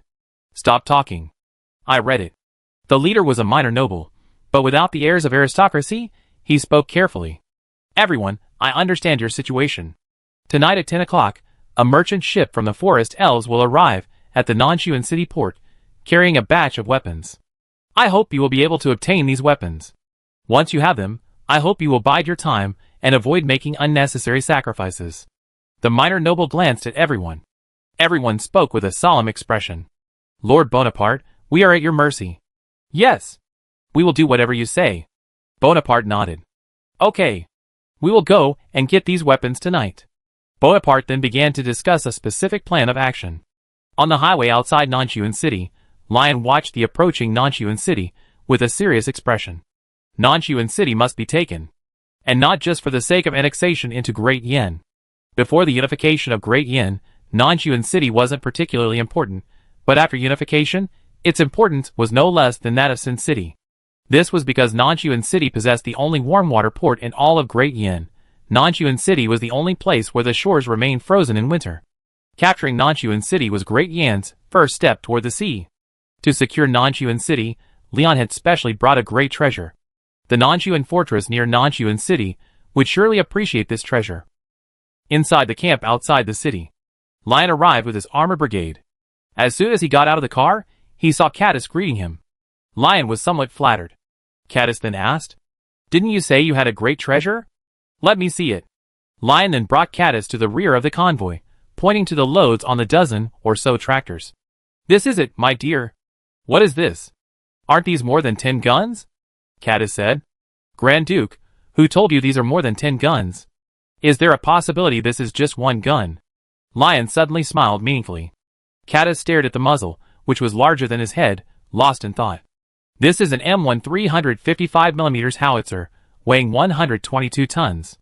It took more than a dozen special tractors to pull it here. It's used against the Nanchuan fortress, and to intimidate the people inside Nanchuan City. Lion explained its function to Cadis. The corners of Cadis's mouth twitched after hearing this. What a kind-hearted man. It's not a good thing to be remembered by Leon. Lion then had his soldiers assemble it using a crane. Carl watched from the side. Cadis gave Carl a look. Carl, I'm old. And I'm an officer. Cadis, I'm your master. Get to work. Carl clenched his fists, and walked directly to the M1 355mm howitzer being assembled. Then, before everyone's astonishment, he lifted some of the heavy components. Lion, Coach, I want to learn this. Night fell. The autumn breeze was chilly. Lion was on the high ground outside Nanchuan City, observing the city through a telescope. Lion glanced at his watch. 9:55. The time was almost up. Lion immediately ordered the artillery to open fire, directly bombarding the Nanchuan fortress. Swish, swish, swish. Boom, boom, boom. The 105mm howitzer didn't do much damage to the Nanchuan fortress. Although the fortress wasn't made of concrete, it was built by a 9th-level earth mage, so you could think of it as a natural stone. The defense is impressive. However, Lion has no plans to attack tonight. They are merely providing cover for Bonaparte and his men. Outside the Nanchuan City harbor. Bonaparte, can we succeed? Of course. We have faith. Spirit is stronger than force. Chapter 83. The artillery bombardment successfully attracted the rebels' attention. Bonaparte wore aristocratic attire from an unknown nation. Those who followed Bonaparte knew only that he was not from Great Yen, but rather from a country across the sea. However, Bonaparte had lived in Nanchuan City for 10 years, transforming from a high-spirited youth into a weathered 28-year-old. No one knew Bonaparte's past, except that he always liked to wear a bicorn hat. His eyes were always filled with sorrow. Calmly, Bonaparte led a group of 20 or so men to the outskirts of Nanchuan harbor. Over 500 more men hid behind, ready to help move supplies if Bonaparte and his men succeeded. At this moment, there were fewer than 100 soldiers guarding the harbor. After circling here and there, Bonaparte and his men finally reached the vicinity of the Eldon merchant ship. Bonaparte led the way aboard. Once aboard, he saw a large amount of tarpaulin. Before they could even open it, a whistling sound echoed through the air, and a direct impact struck a nobleman's mansion near Nanchuan harbor. The rebels inside the harbor immediately ran over. Good opportunity. Bonaparte immediately ordered the cargo unloaded. Many people couldn't help but sigh at the weight of the long boxes as they received them. Some also discovered some small, exquisite artillery pieces. They didn't recognize them as artillery and initially kept them away, but then Bonaparte remembered the pictures in the newspaper. Didn't this look like artillery from the Great Yin National Defense Army? Bonaparte happened to notice the fluorescent markings nearby. Pak 37 anti-tank gun. Although Bonaparte didn't know its weight, since it was there, he should be able to take it away. Seeing a total of 8 cannons, Bonaparte acted decisively, ordering the guns to be hauled away by horses with cloth wrapped around their hooves. After less than half an hour of work, an owl's cry suddenly rang out in the distance. Bonaparte immediately understood that it was the sentry alerting him that the rebels had returned. He immediately led his men in a retreat, not caring for the remaining weapons. Greed is a recipe for disaster. The rebels hadn't noticed Bonaparte and his men, much to their relief. Late at night, Bonaparte and his men opened the weapons boxes, and what caught their eye were the yellow bullets. Bonaparte and his men took inventory. In total, they had recovered 8 Pak 37 anti-tank guns, 240 rounds of ammunition, 120 MP40 rifles, and rounds of ammunition. Also, 20 Mauser rifles, 1,200 rounds of ammunition. The most common items were M24 hand grenades, totaling 40 boxes, containing 600 M24 grenades. Many people were stunned by the sight of these sticks. Seeing the boxes holding the sticks were the most numerous, they assumed they were treasures, and immediately took the most. In fact, compared to guns, hand grenades were indeed the most useful. However, to prevent the rebels from inspecting them, the weapons were nailed shut before they were delivered. Although the boxes were labeled, and the weapon models were fluorescently marked for visibility in the dark, Leon overlooked one fact. These people didn't recognize the weapons. Bonaparte still managed to mistakenly identify the artillery. Many people immediately panicked. Some looked at Bonaparte with concern. But Bonaparte, unlike his usual casual demeanor, spoke with a serious expression. Now's not the time for this. Everyone, read the instructions immediately.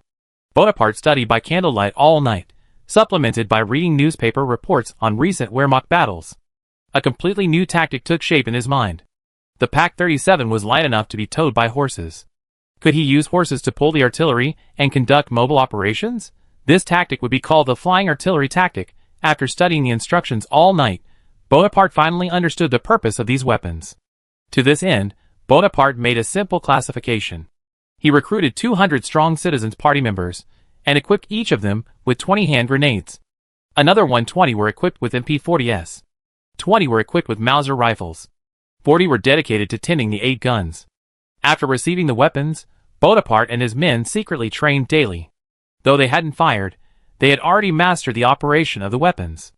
At least they could aim without shaking. 7 days later, the 5th round of negotiations between Yin and Nanchuan City broke down.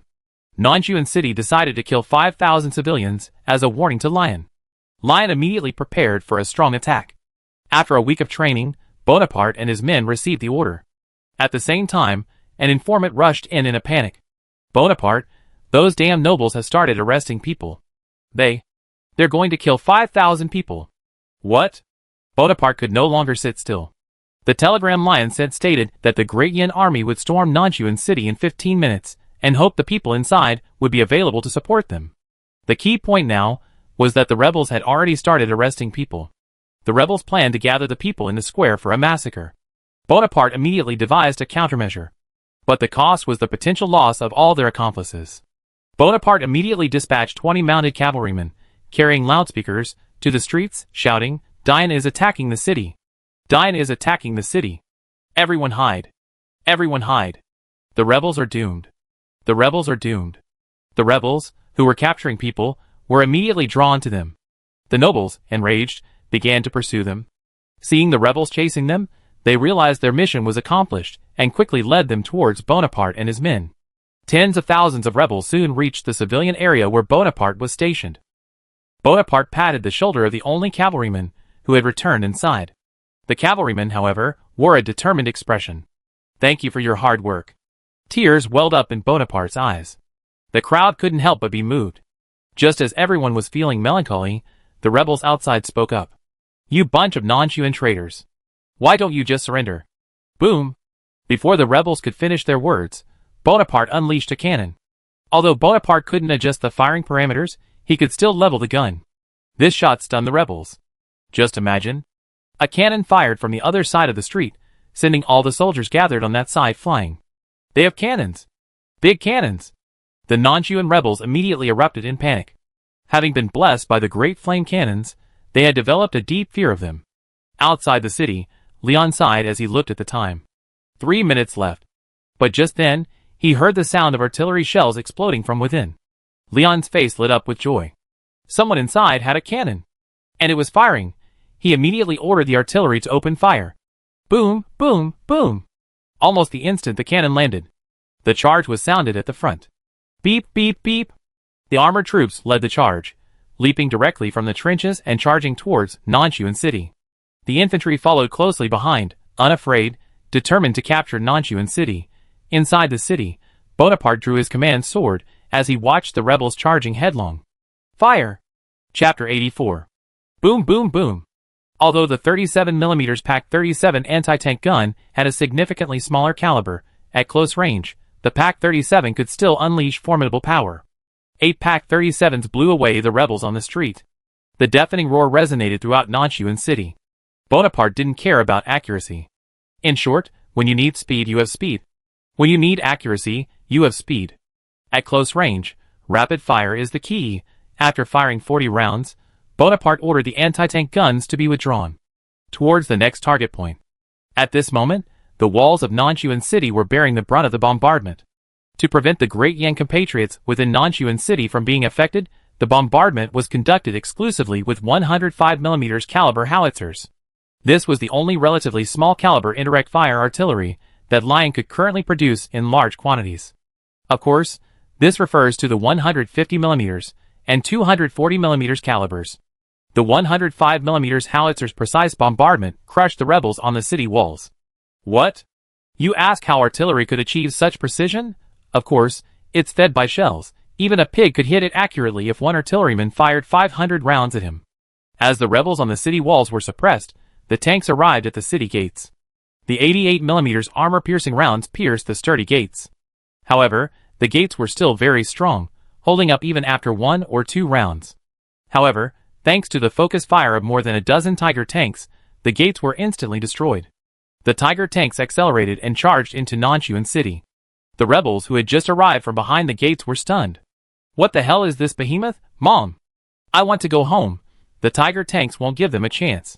Those who surrender will not be killed, but those who don't surrender will be shot down. With the arrival of the Tiger tanks, the rebels' morale plummeted. What further devastated the rebels was the arrival of a large number of T-34 tanks. The rebels' morale collapsed. No longer willing to resist, the rebels simply chose to flee. They abandoned their weapons and fled. A large number of the rebels fled towards the Nanchuan fortress. On their way to escape, some of the rebels encountered Bonaparte, who was conducting guerrilla warfare. Without a word, Bonaparte unleashed 2 rapid-fire rounds of artillery fire. The already defeated rebels were further crushed. The rebellious nobles, realizing the situation was not right, immediately led 30,000 elite troops to the fortress. Including the remnants who had escaped, the rebels numbered approximately 50,000 men in the fortress. The Nanchuan fortress was near the coast. The entire structure was built on a mountain by the sea. With the help of a 9th-rank earth magician, Nanchuan fortress boasts the reputation of being the 3rd most important fortress in the empire. But today, it will be severely shattered. Over 30 soldiers man the M1 355mm howitzer. After several minutes of preparation, there was a resounding explosion. A shell with terrifying power slammed into Nanchuan fortress. Boom! Even several kilometers away, Leon and his men could feel the vibration. After the first volley, Leon, upon seeing the fortress under attack, could not help but marvel at its defensive prowess. But that was all. Although the first volley failed to penetrate the fortress, I had more than one volley. 4 minutes later, the 355mm howitzer opened fire again. Not only that, The 240mm howitzer also joined the attack. The Nanchuan fortress was ravaged. Half an hour later, the rebels inside the fortress were paralyzed. Many parts of the fortress had collapsed. Thousands of rebels were buried beneath. The remaining rebels had realized that remaining in the fortress meant death. Now, surrendering offered a chance of survival, but the nobles chose not to surrender. They were in the safest position underground, so they were not worried about the bombardment. So they killed several rebels who led the surrender. The rebels' desire to surrender was suppressed. But it was only temporary. Another half hour passed. The bombardment ceased, and the cannons needed to cool down. At the same time, Leon intended to use this opportunity to completely destroy the rebels' psychological defenses. Fellow countrymen, we are all from Great Yin. You and we are all pitiful, low-class people. Great Yin has brought a good life to the low-class people, but these damn nobles have incited you to rebellion. This is a conspiracy by the damn nobles. They are dividing our Great Yin. It's not you who are at fault. It's the nobles. Think about it. Do they treat us as human beings? We are human beings. Living beings. Not animals to be driven around at will. Stop making unnecessary sacrifices. Think of your families. They're waiting for you to return home. The Great Yin chariot has begun its march, and any enemy who stands in its way will be ruthlessly crushed. Fellow countrymen, let us join hands to build a better Great Yin. The future of Great Yin will surely be bright. As Leon played the emotional card and stirred the anger within the rebels erupted. Most of them opened the car doors and rushed out. Some, furious beyond measure, stormed the nobles' safe house. The nobles panicked. They turned to Laska, the leader of the rebellion. Laska said, "Why panic? We can still escape. The Empire is ready to pick us up." Laska then pressed a statue. Then, the floor parted, and a large ship appeared beneath. "Get aboard." Laska led the way. The remaining dozen nobles, along with their families, nearly 100 people in total, all boarded. Laska then touched a crystal ball in the captain's cabin. Boom! The ship plummeted. Just then, the rebels broke through the safe house's door and saw the falling ship. The rebels were stunned. Crash! Protected by magic, the ship crashed directly into the underground river. It drifted down the river. Outside, watching the rebels pour out, Leon finally felt at ease. But the next second, a ship burst forth from a cliff beneath the Nanchuan fortress. Leon was stunned, then realized they were trying to escape. Leon immediately ordered the tanks and artillery to open fire, hoping to stop them. Boom, boom, boom. A large number of shells landed on both sides of the moving ship, creating a massive spray. A few shells struck the ship, but were blocked by magic. Leon, looks like we need to develop our navy. Just as Leon was about to give up, a massive black shadow suddenly appeared in the sky. The next second, a dragon's roar echoed. A black dragon, over 10 meters long, swooped down. And its target was the ship. It was Heyu. This super lazy, scumbag Lolita had finally taken action. Diving midair, Heyu suddenly felt annoyed and instinctively glanced at Leon. "Leon, don't look at me, I didn't say anything." Boom! Heyu blew a burst of dragon breath directly at the ship. Ship! Danger! Chapter 85. Heiyu's dragon breath struck the ship. The magic circle on the ship's hull flickered rapidly, as if it would collapse in the next second. Heiyu, seeing the ship's stubbornness, immediately increased the power of his dragon breath. The original orange-yellow color transformed into a pale gold. "Ship, I didn't provoke any of you."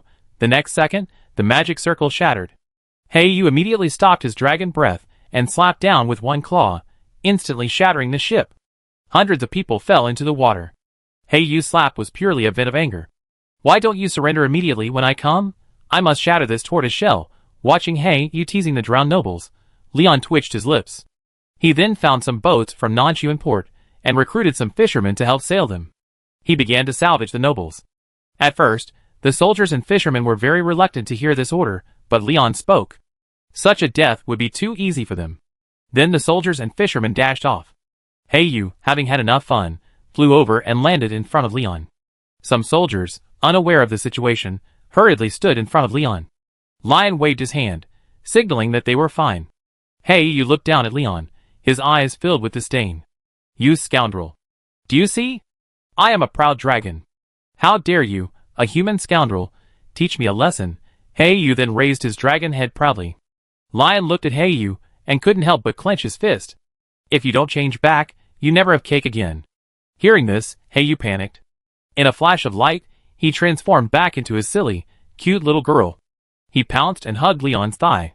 No, no, give it to me. Looking at Heiyu's tearful eyes, Leon's heart, which had been trying to hold itself together for a moment, melted instantly. No more cutesy tricks. I, Leon, will never fall for them again. Leon then pulled a cake from his storage ring. Powering the storage ring required magic, but Leon, a mere mortal, could do it with magic crystals. The next second, the pendant on Leon's thigh instantly fell off, and he pounced and snatched the cake away. Leon paid no attention to Heiyu anymore, focusing on the rescue. Although the soldiers held grudges against the nobles, they spared no effort in carrying out Leon's orders, retrieving as many people as possible. Soon, the nobles had almost completed the rescue. But sadly, the two babies had sunk into the sea forever. Leon then ordered the fleet to return. But at that moment, the previously calm sea suddenly became turbulent. A staircase formed from the sea extended directly out of the water. Leon gazed solemnly at the sea. A blue mermaid, her upper body clad in golden armor, was lifted up by the stairs. A crown rested on her head. A blue fishtail several meters long. Most strikingly, she held a golden trident. This was the Harpoon King. Ugh, the Mermaid King? Two mermaids followed the Mermaid King. One of them wore a small crown. She wore a short blue skirt and long blue hair that reached her waist. Her purple eyes curiously surveyed everything on the shore. The other, clad in armor, looked distant, her long purple hair adding a touch of mystery. Leon was a little solemn, as Keatis, standing beside him, reminded him that the Merman King before him was at least a 9th-rank magician. Human! Hand over Laska, the Merman King demanded. What crime has Laska committed? Who are you? Leon said sternly, straightening his back. An ordinary person. You are not worthy to speak to me. The Merman King snorted coldly, and Leon, overwhelmed by the pressure, was forced to step back. But the next second, the latter holding the Merman King, and the other two instantly shattered. The Merman King quickly swung his trident, letting the water hold him back. You? The Merman King glared at Keatis with anger, for Keatis had caused him to lose his composure in front of everyone. Keatis soared into the air, gazing at the Merman King with disdain. You are at the peak of the 9th rank, and you possess a divine weapon, but there are always people better than you, and there are always higher things beyond you, Keatis said coldly. The pressure from both sides clashed in the air. Many people on the ground were suffocating under the terrifying pressure. Heiyu, his mouth full of cream, snorted coldly. The pressure suddenly vanished. The Mermaid King suddenly felt in a difficult position. Caddis didn't indulge the Mermaid King, and a set of knight armor had already attached itself to him. The Mermaid King also raised his trident and brewed magic. Stop fighting. At this moment, the mermaid with a small crown on her head spoke. Father, stop fighting. We are here to rescue Ant. After hearing his daughter's words, the Mermaid King sheathed his trident. Caddis also retracted his armor and landed beside Leon. The Mermaid King spoke. My powerful human, I am Capys, King of the Azure Abyss Sea Kingdom. I mean no offense to you, Your Excellency. Could you please hand over Laska to me? Whether Laska is yours or not is not my decision. You should ask my lord, Caddis said coldly, glancing at Leon. Capys then looked awkwardly at the ordinary person he had offended. How offensive! Before Capys could speak, the mermaid princess spoke first. The pleasant voice struck Leon's heart. No! This mermaid princess's voice could unconsciously affect his mind. At that moment, a surge of power suddenly surged from the mountain and river soared at Leon's waist. Leon regained his composure. The mermaid princess, upon seeing this, panicked. She quickly used magic to right in front of Leon. I'm sorry. I didn't mean to. I just wanted to apologize. Leon waved his hand. It's okay. You can continue. The mermaid princess looked at Leon cautiously, then spoke after double-checking. My name is Karana. Laska has imprisoned my aunt, Salia, for over 20 years. We come here because we sensed his presence at sea. No offense intended. I apologize for my father's rudeness, Karana said sincerely, casting an angry glance at the mortified Capys. Leon waved his hand, indicating that it was all right. Then he looked at Laska. Tell me, what's going on? Laska was reluctant to speak. Leon spoke immediately. You don't want my intelligence agency to interrogate you, do you? Laska shuddered at this, remembering those black-clad terrors. He then spoke hurriedly.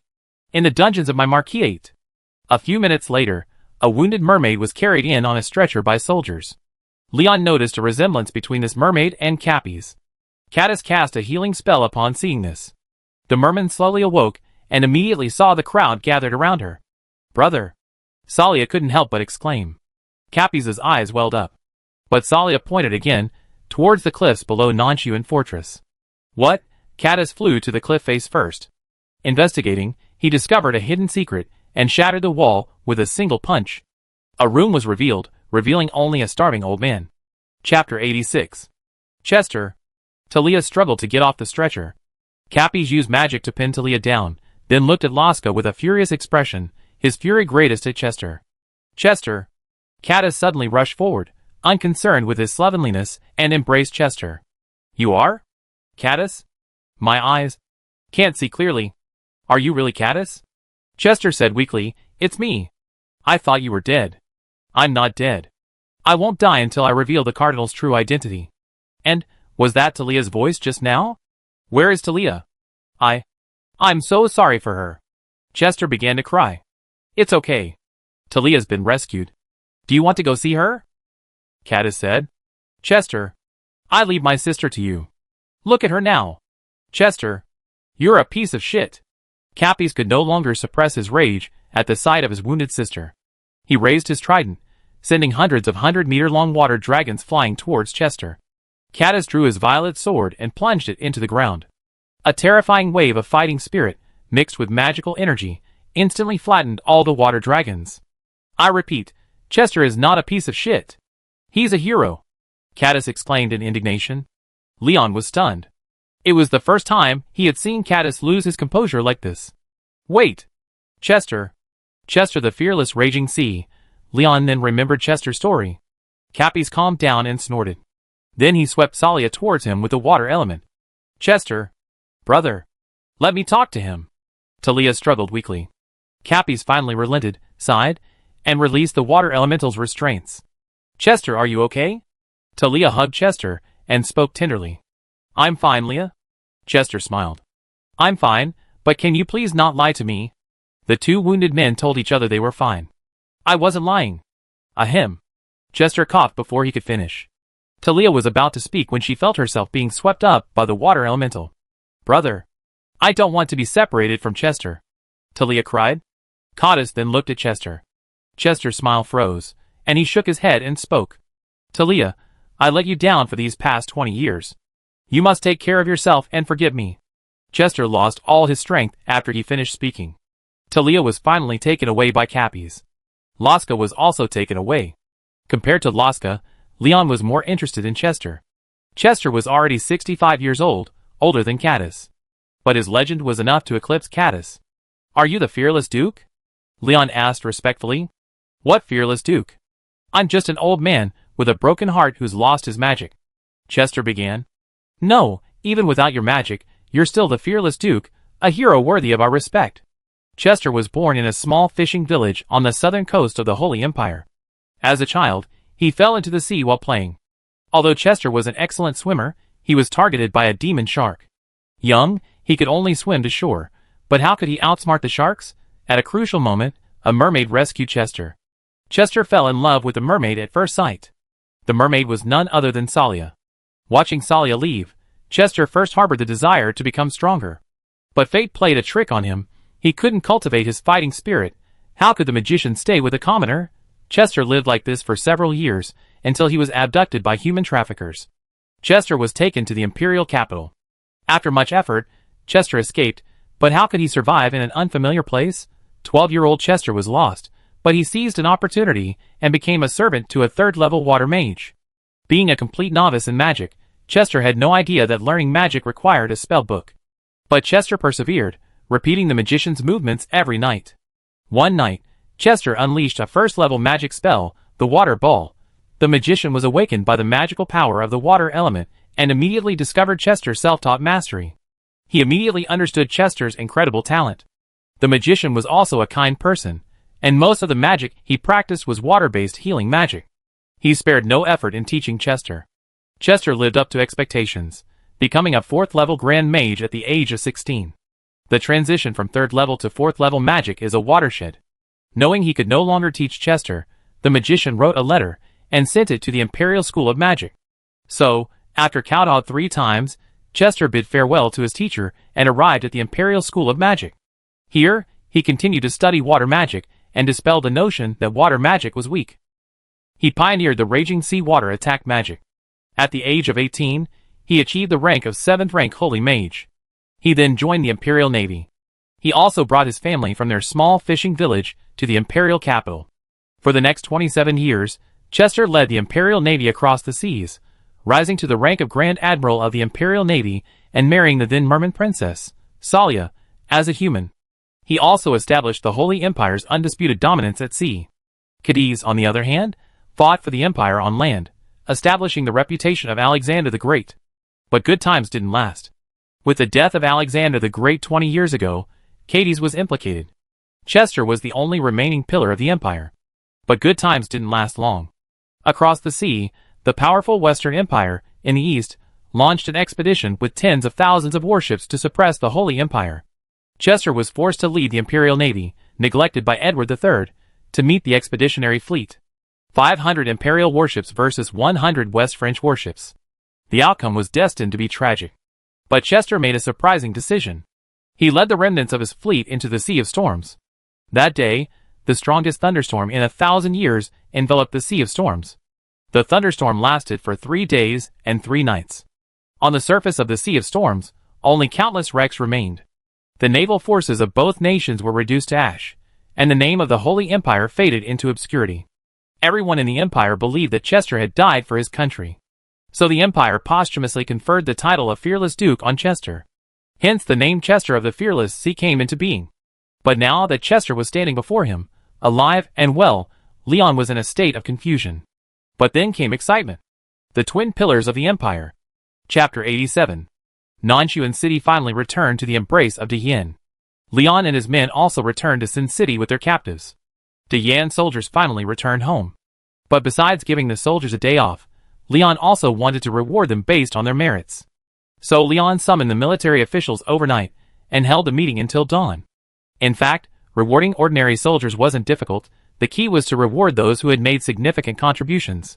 For example, William's Armored Company and Infantry Battalion, which were responsible for blocking the demon reinforcements this time. Among them, many brave soldiers emerged.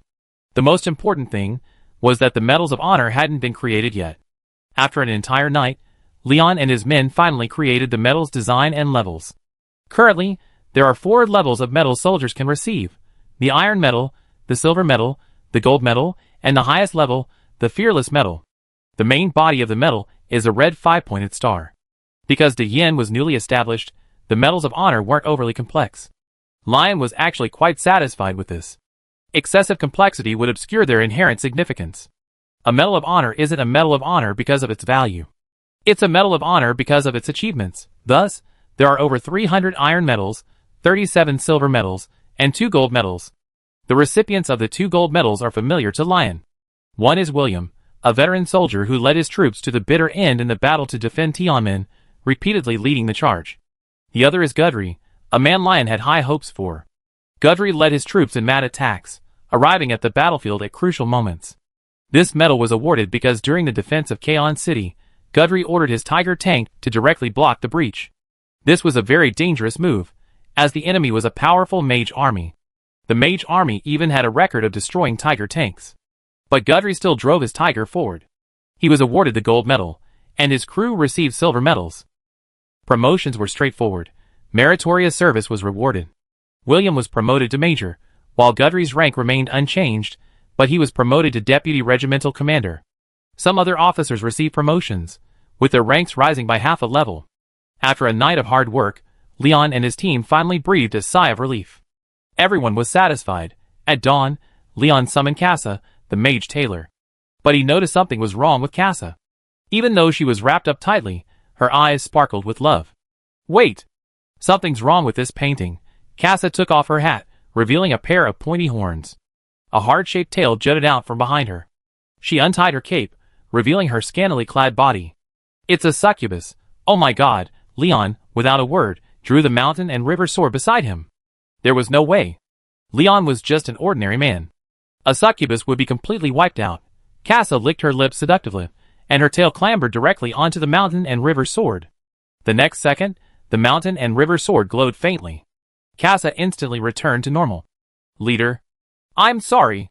Casa's face flushed as red as a monkey's, and she bowed sharply. This movement hurts my eyes. Leon shook his head and spoke. It's my fault for disturbing Miss Casa so late, but I hope you can do me a favor. No problem. Please, leader. Casa, no longer wary as she had been a few months ago, spoke enthusiastically. Leon told her about the medal. Casa nodded in agreement, promising to have it made before noon. Leon smiled and paid Casa 10 gold coins. Casa happily left. After watching Casa leave, Leon immediately regained his composure and spoke. Hans! Leader. A secret door opened, and Hans, dressed in a black military uniform, emerged.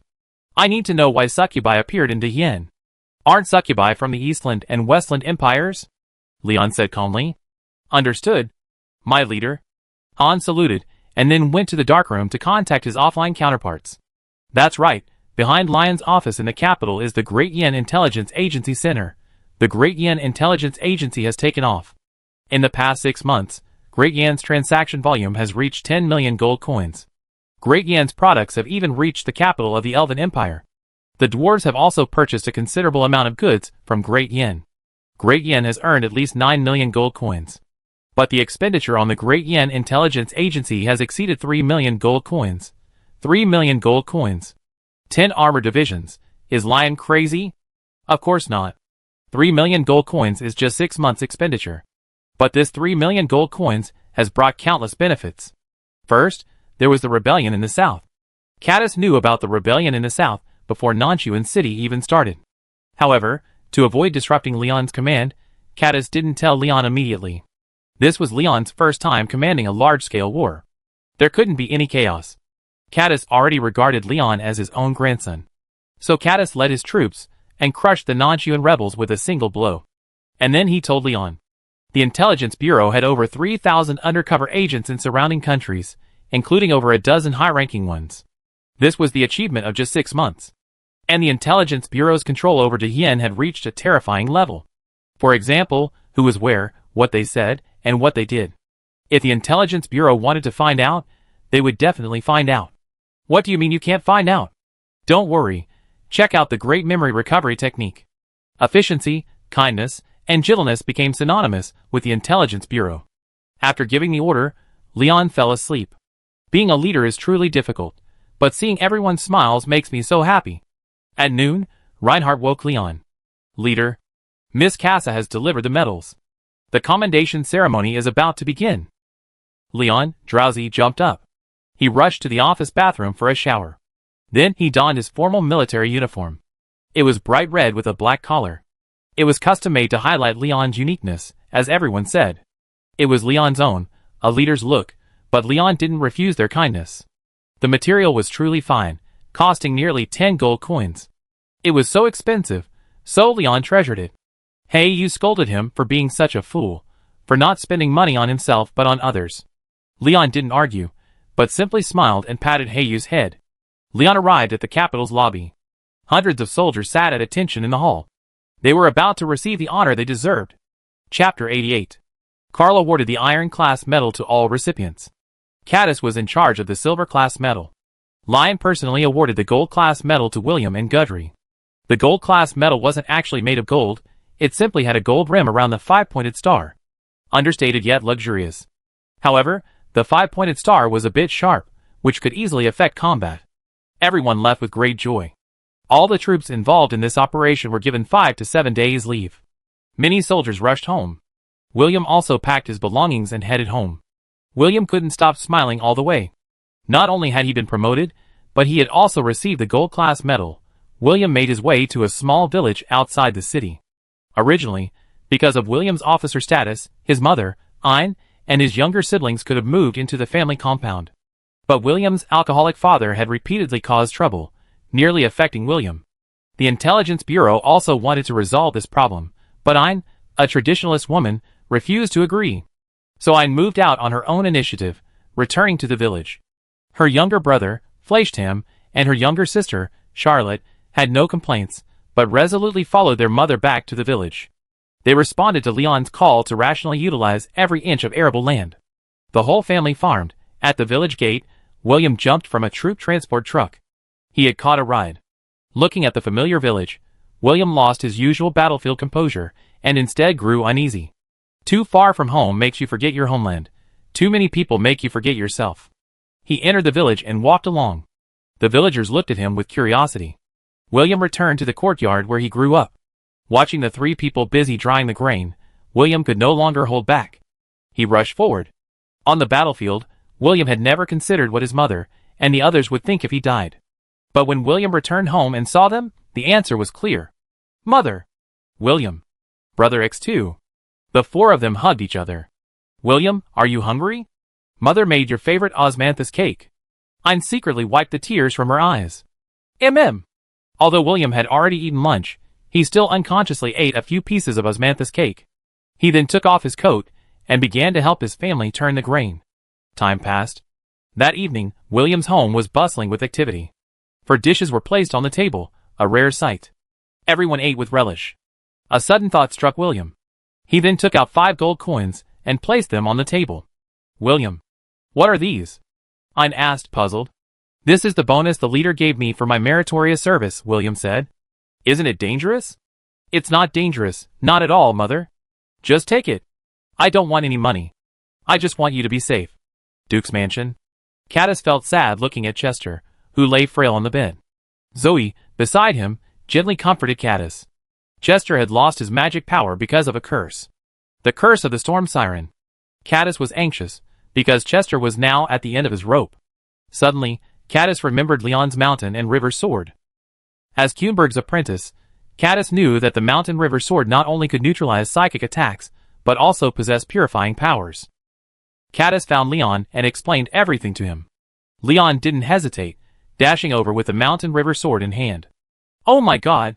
SSR, Lion, arriving in the room, cooperated perfectly and took out the mountain river sword. Caddis turned Chester over, revealing the terrifying tattoo on his back. A gigantic eye stared at Leon. Leon nearly gasped. Suddenly, the mountain river sword unleashed a burst of power, reviving Leon. Leon? Press the sword against Chester's back, Caddis said. Leon carefully tilted the sword and gently placed it against Chester's back. The next second, a sizzling sound, like the heat of a regular iron, emanated. Chester gritted his teeth and persevered, clutching the bedsheets tightly, tearing them. Lion felt pain just watching. Suddenly, a shriek erupted from Chester's back. A scream, unmistakable between male and female, echoed. Ah! Chester! You can't escape! The next second, a wisp of black smoke rose from Chester's back, and Chester fainted. Caddis checked Chester and found he had simply fainted from exhaustion. Then, a terrifying surge of magical power converged in front of Leon, surging directly towards Chester, pouring into Chester's body. Lion couldn't help but sigh. Is this the terrifying 9th level forbidden magician? This terrifying surge of magical power frightened Leon. Soon, Chester's weakness subsided, and his breathing steadied. But he fell into a deep sleep. He hasn't recovered yet. It's hard to imagine what he's been through these years, but I only know that the moment he wakes, Edward III will probably be restless. Caddis said coldly. Lion said nothing. By the way, didn't you say you were planning to research new equipment? Lion nodded. Take me to see it. The two of them arrived at Lion's office. They examined several blueprints on the table. The first one was a bullet with 2 blades. The next few had only 1 blade. What was this? Caddis was puzzled. During this battle, although the local troops had powerful firepower, the artillery couldn't provide rapid support, resulting in some missed opportunities. So I wanted to develop a weapon that could provide rapid support, and air support is the fastest way to do it. Lion said patiently. What is it called? An airplane is a machine that can fly. Lion said. Caddis immediately realized the seriousness of the situation and began to examine the blueprints. Bo 2 trainer aircraft? Stuka? Mustang? Looking at these names, Caddis began to question his life. Although I haven't seen these things, I can sense that they are as important as armored units. Caddis gave a fair assessment. Leon couldn't help but marvel at Caddis's exceptional military talent. And I noticed an advantage. From the air, you can observe the situation below, so it could be used for reconnaissance.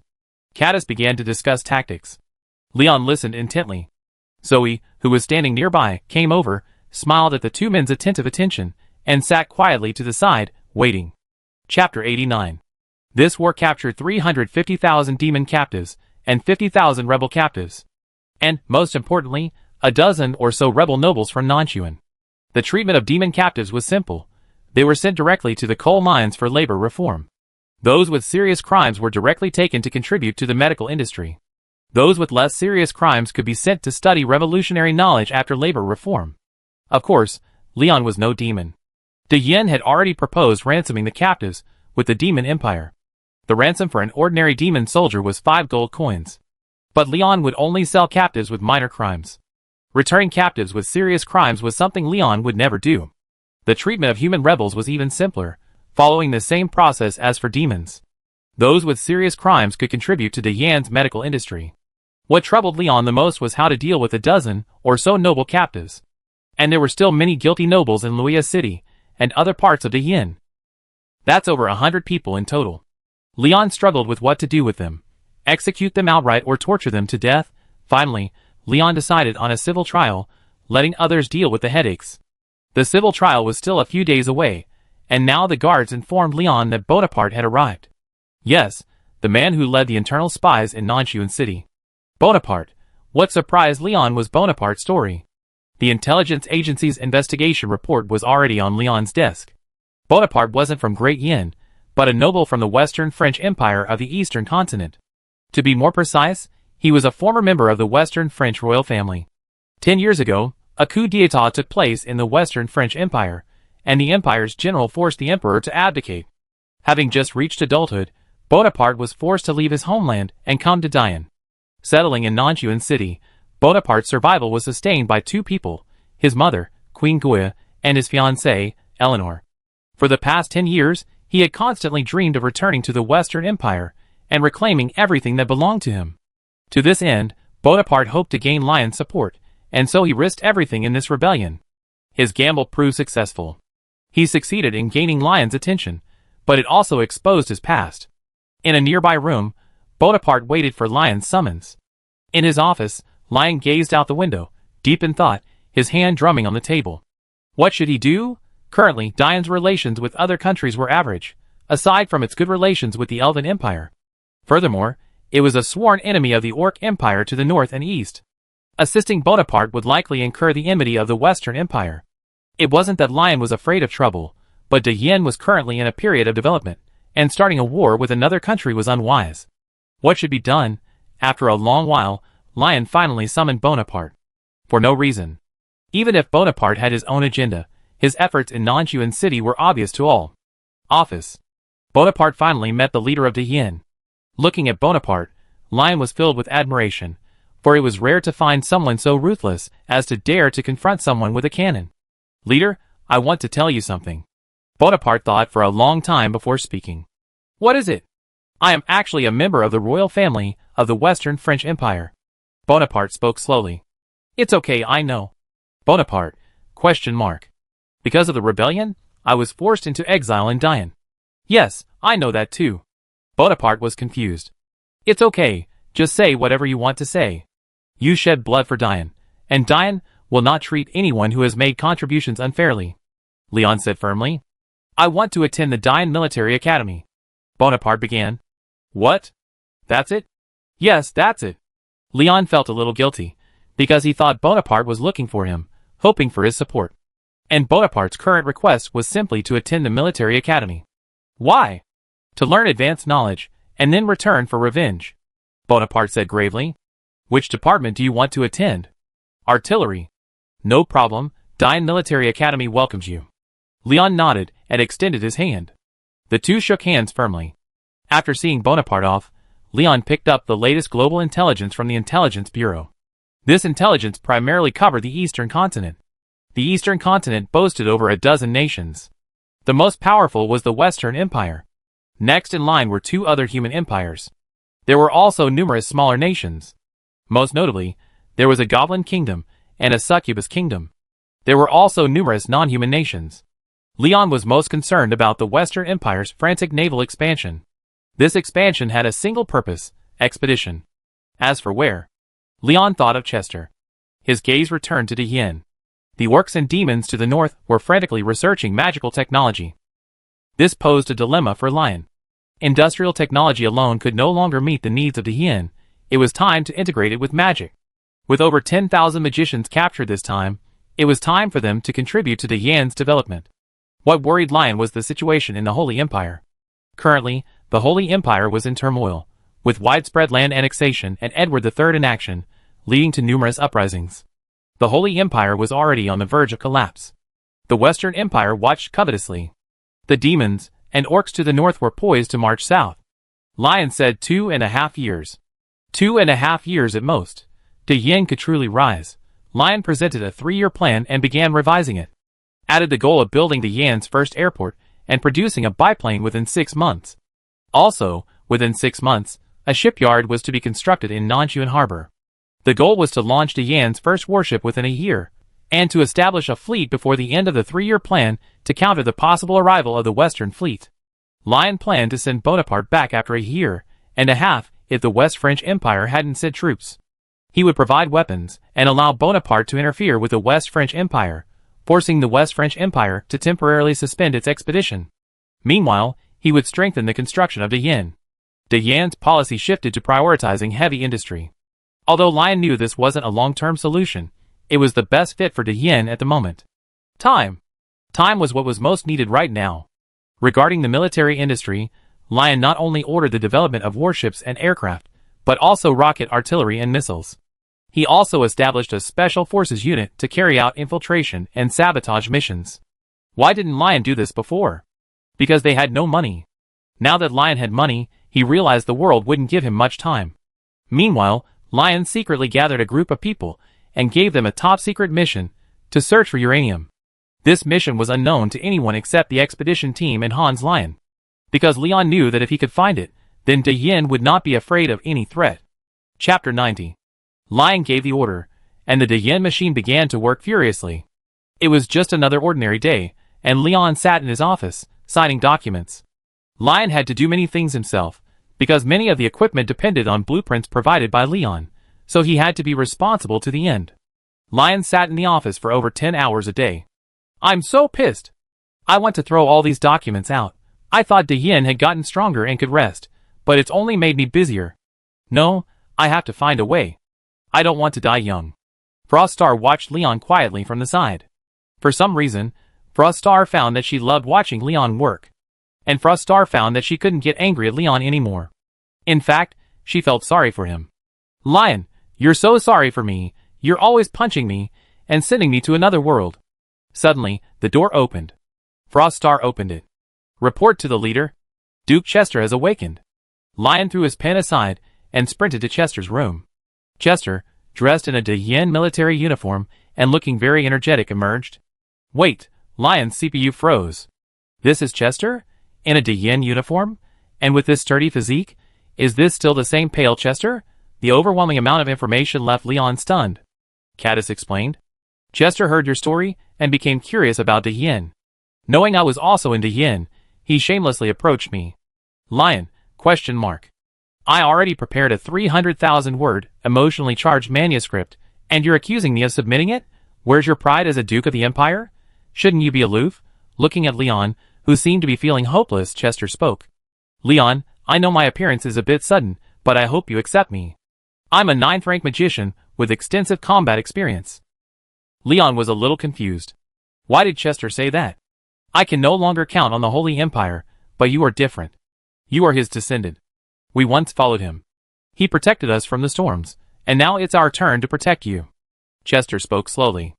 Then he recalled the past. Okay, enough of that. Tell me why you're still alive. Caddis forcibly interrupted Chester's reminiscence. Chester's mouth twitched, and he spoke. Edward III is a piece of crap. Lion, Caddis, Froststar, So he's just going to start off with some sweet nothings? Edward III is a real piece of shit. He was the one who poisoned Alexander the Great. Chester said. Lion and Caddis both grew serious. Although Caddis knew Edward III was involved in this incident, he hadn't expected it to be Edward III doing. What a jerk. Not only that, his teacher, the Cardinal, wasn't a good person either. He's the culprit behind the Empire's current state. Caddis said, his eyes narrowed. My exile is also inseparable from him. Chester gave Caddis a complicated look and continued. He's not actually human. Lion, question mark. He's a half-demonic, half-human, and a spy planted by the Orc Empire. He's responsible for the Imperial fleet's exposure. As Chester spoke, his magical energy grew restless. He never cared about the lives of his men. I led the Imperial fleet, intending a surprise attack, but by the time I was about to launch the attack, the Westerfall Empire's fleet was already prepared for battle. I knew someone within the Empire had betrayed us. So I played along, leading them all the way into the storm sea. Chester spoke calmly. But Leon knew that beneath that calm exterior lay a weathered heart. Lion fell silent. Caddis also fell silent. Both sides heard the despair in Chester's words. Leading the Imperial fleet, he had built himself to death. This required not only courage, but also love. He deeply loved his country. The three of them fell silent. Caddis wiped away his tears and spoke. Okay, enough of this. I have Leon build you 100 or 8,000 of these dreadnoughts. Lion, 100 or 8,000. You're about to take off. By the way, there's someone I know who's been waiting for you to wake up. Caddis ignored the stunned Leon and patted Chester's shoulder. Who? Carl. The two of them walked off, arm in arm, leaving Leon alone and disheveled in the wind. The next day, a military meeting was held. Leon looked at Caddis and the others sitting there. He couldn't help but wonder, why are they all old men? Wouldn't others laugh at me? But that was just an appearance. In reality, Lion was overjoyed. What old man? This is clearly the old Great Yin Ascension group, Great Yin F3. As the conference began, Lion stopped his fantasies. The Great Yin Air Force and the Great Yin Navy were immediately announced. Army Minister Caddis was appointed concurrently as Army Marshal. Former Army Staff Officer Carl was appointed Air Marshal. Chester was appointed Navy Marshal. Lion was also appointed Marshal of the three armies. Many people were surprised by the Air Force and Navy. Air Force. I never heard of that branch of the military. Navy?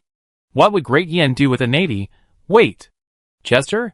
Many of Caddis's men had been recruited into the military. So many people had heard of Chester, or even seen him. When they saw Chester standing before them, they couldn't help but recall the glory of the former empire. It turns out the empire has always existed. As long as the two pillars of the empire exist, the empire will exist. Carl, so I'm free? I see.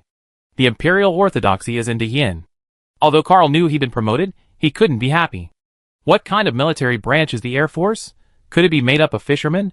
That's getting off topic. But Carl still chose to obey Leon's order. The meeting adjourned. Leon planned to take the three of them to the aircraft factory under construction on the outskirts of Sin City. As they left the capital, they spotted a three-wheeled motorcycle parked at the entrance. It was the factory's latest product. It was modeled after the BMW R75. Looking at the new car, Caddis couldn't help but be filled with curiosity. He then asked Leon how to drive the motorcycle. After driving a few laps, Caddis found it easy enough and invited Carl and Chester to get on. Three old men driving a three-wheeled motorcycle. Why does this scene sound so familiar? A newspaper employee nearby couldn't help but take a picture.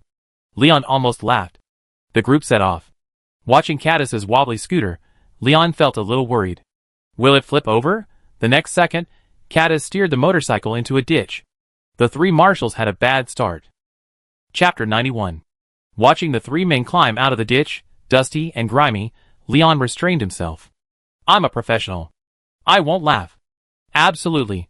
Leon could already imagine the enemy's expressions if they knew the three Great Yin marshals had fallen into a ditch while on the march.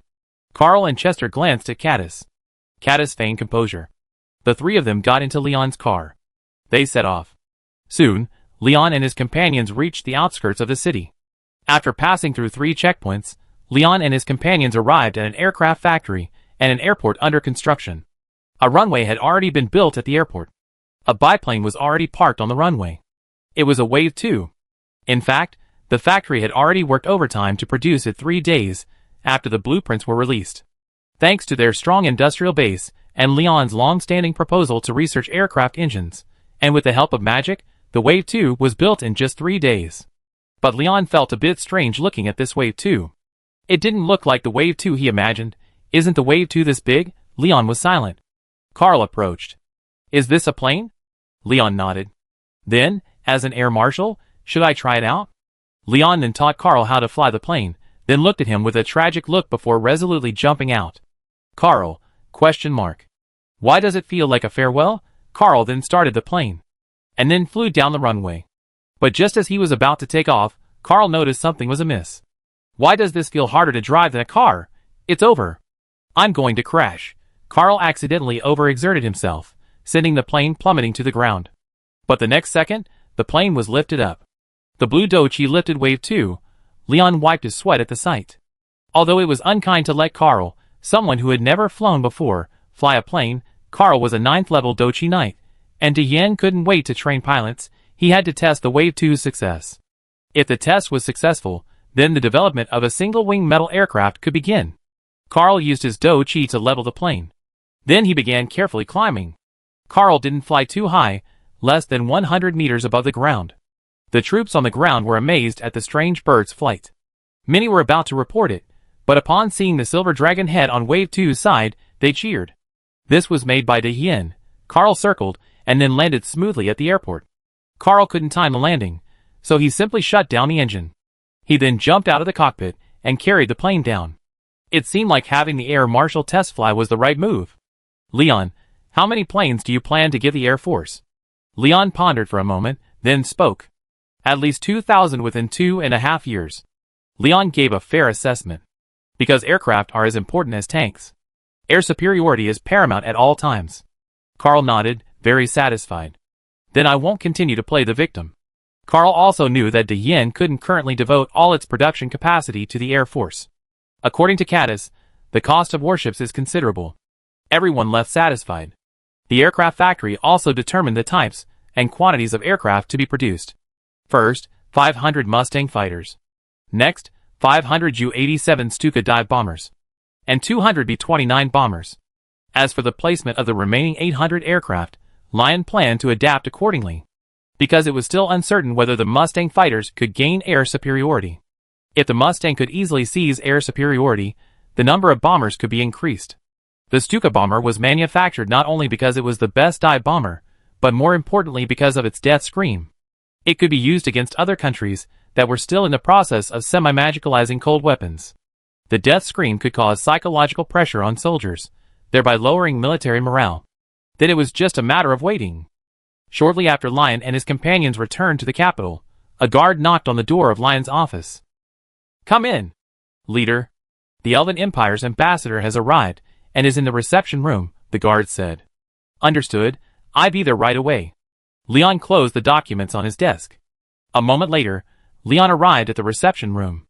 A blonde female elf was waiting for him there. Upon seeing Leon, the blonde immediately stood up. Leon waved his hand, motioning for the female elf to sit down. May I ask your name, ambassador? Respected leader, my name is Silvina. Her Majesty Sif, Empress of the Elven Empire, has sent me to seek the assistance of Diane. Silvina bowed. You need not be so polite, ambassador. What does Her Majesty Sif need from Diane? Your Majesty has decided to purchase 10 million gold coins worth of military equipment from Diane. What? How much did you say? 10 million gold coins. Do you think it's too little, Lord Leader? Silvina asked, somewhat puzzled. The Elven Empire's annual tax revenue exceeds 100 million gold coins. A mere 10 million gold coins is a drop in the bucket for the elves. No, I mean, what does Your Majesty Sif plan to purchase with 10 million gold coins? Leon looked at Silvina with shining eyes. Weapons and equipment for 2 million soldiers, purchased according to the configuration of a Diane infantry division. Silvina said, glancing at Leon. Leon understood why the Elven Empire could afford 10 million gold coins. Based on the configuration of an infantry division, the export price was indeed this much. Leon agreed without hesitation. An army without armor and air units would have no chance of winning against Diane. Leon even gave her a newly produced 770K car for free. Leon hurriedly summoned the ministers of finance and industry for an emergency meeting to determine how many months the equipment would be delivered. The Minister of Industry suggested a time frame of over 8 months. And this was based on the assumption that Diane's industrial capacity doubled every month. Leon informed Silvina of the result. Silvina remained somewhat dissatisfied, as Queen Sif desired weapons and equipment for 1 million soldiers within 3 months. Silvina informed Leon of Queen Sif's request. Leon fell silent. Then he suddenly remembered that this was a magical world, and he still had 10,000 captive mages. Chapter 92. Prisoner of War Camp. Tens of thousands of magicians were hard at work, modifying the MG-42, a magic conversion array, and a magic gathering array were engraved on an iron box. The iron box served as the magazine for the modified MG42. To be more precise, it stored 10 magic crystals, which activated the magic gathering array and the magic conversion array. The magic energy in the air was concentrated in the magazine. This eliminated the weight of the bullet chain. The MG42's bullets were now pure magic bullets. Their power even surpassed the Laogan Ma 12.7mm. And because it used an internal feed, the MG42's rate of fire increased to 1,800 rounds per second. In addition to the cooling array and magic conversion array engraved on the barrel itself was forged from steel infused with ice. The magic conversion array would convert heat energy into magic energy, returning it to the magazine. This resulted in an epic upgrade for the MG42. But the cost was over 10 times higher. But Leon didn't hesitate at all. Because it can be carried and used as both a light and heavy machine gun, and it's even more powerful than Laogan Ma, what's wrong with being a little more expensive? The most outrageous thing is that it's powered by magic, not magic crystals. This further reduces the MG42's recoil. And its range has nearly doubled. Wow! Magic technology lives up to its reputation, the MG42 said. No one can beat me. I'm invincible. As the MG42 was being modified, Leon suddenly had an idea. Could anti-aircraft guns be used in this way? Leon suddenly remembered a great treasure, the Flak 1837mm anti-aircraft gun. Rate of fire, 160 rounds per minute. Effective range, 4,200 meters. I'd build a quadruple Flak 1837mm and modify it the same way I modified the MG42. Will it be able to launch straight away? Leon thought about it. The power of a 37mm shell, combined with magical industry, would probably be close to that of a 75mm cannon. After the magic modification, with a quadruple configuration, the rate of fire would be at least 800 rounds or more. Will the rapid rate of fire cause overheating and explosion? No. If that doesn't work, I just add a magician. That way, there's no need to worry. The power of a 75mm cannon, with a range of over 5 kilometers. Wouldn't it be overkill to use it against infantry? It would definitely be a blast to use it against wooden warships. I think it makes sense. Hee. Leon laughed lewdly. As Leon was daydreaming, he unknowingly arrived at the prisoner of war camp. Leon got out of the car and ran straight to the door of the POW camp commander's office.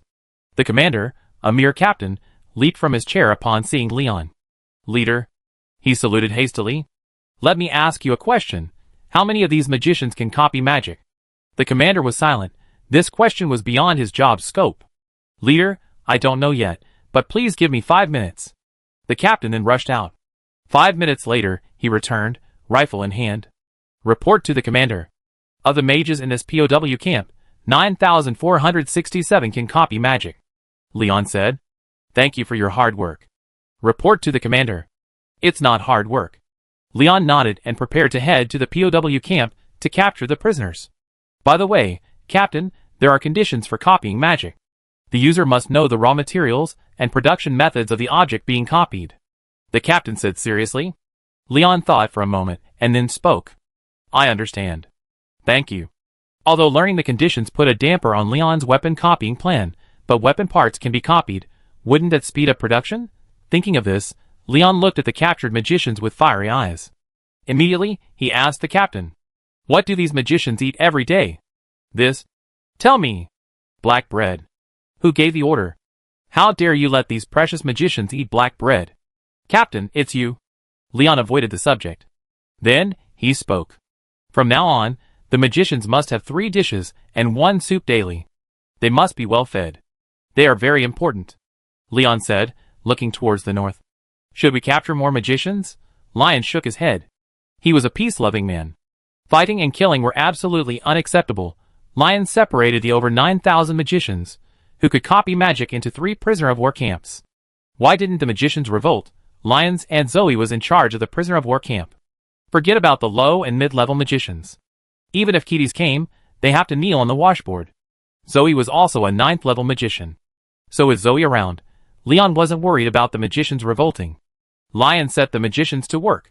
Checking their efficiency, 9,000 magicians could copy over 180,000 Mauser rifle parts per day. Wow, invincible. Truly invincible. Lion almost called the armored forces to aid the Elven Empire that night after seeing this result. Capture another 70,000 or 80,000 magicians. Mage, aminos. I'm free. Lion was so excited. A production capacity of 200,000 rifles a day. Wouldn't it be even more efficient to produce tanks and planes? Even battleships. Seeing Leon on the verge of madness, Froststar couldn't help but poke Leon. Are you sick? Lion was stunned. Are you okay? Lion finally realized that his behavior had indeed been a bit out of line. He then spoke. It's okay. I just had a good thought. Froststar lowered his head a little embarrassedly. I'm sorry for offending you just now. Lion's eyes widened. What? This proud and aloof white rabbit apologized? Brother, am I being too arrogant? Leon stared at Froststar in disbelief. The next second, Froststar fled in panic. Leon, In the evening. Leon gave Sylvina his answer.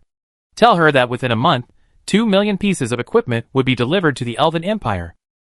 Sylvina was delighted and immediately reported this to Sif. Sif also informed the ministers of the Elven Empire.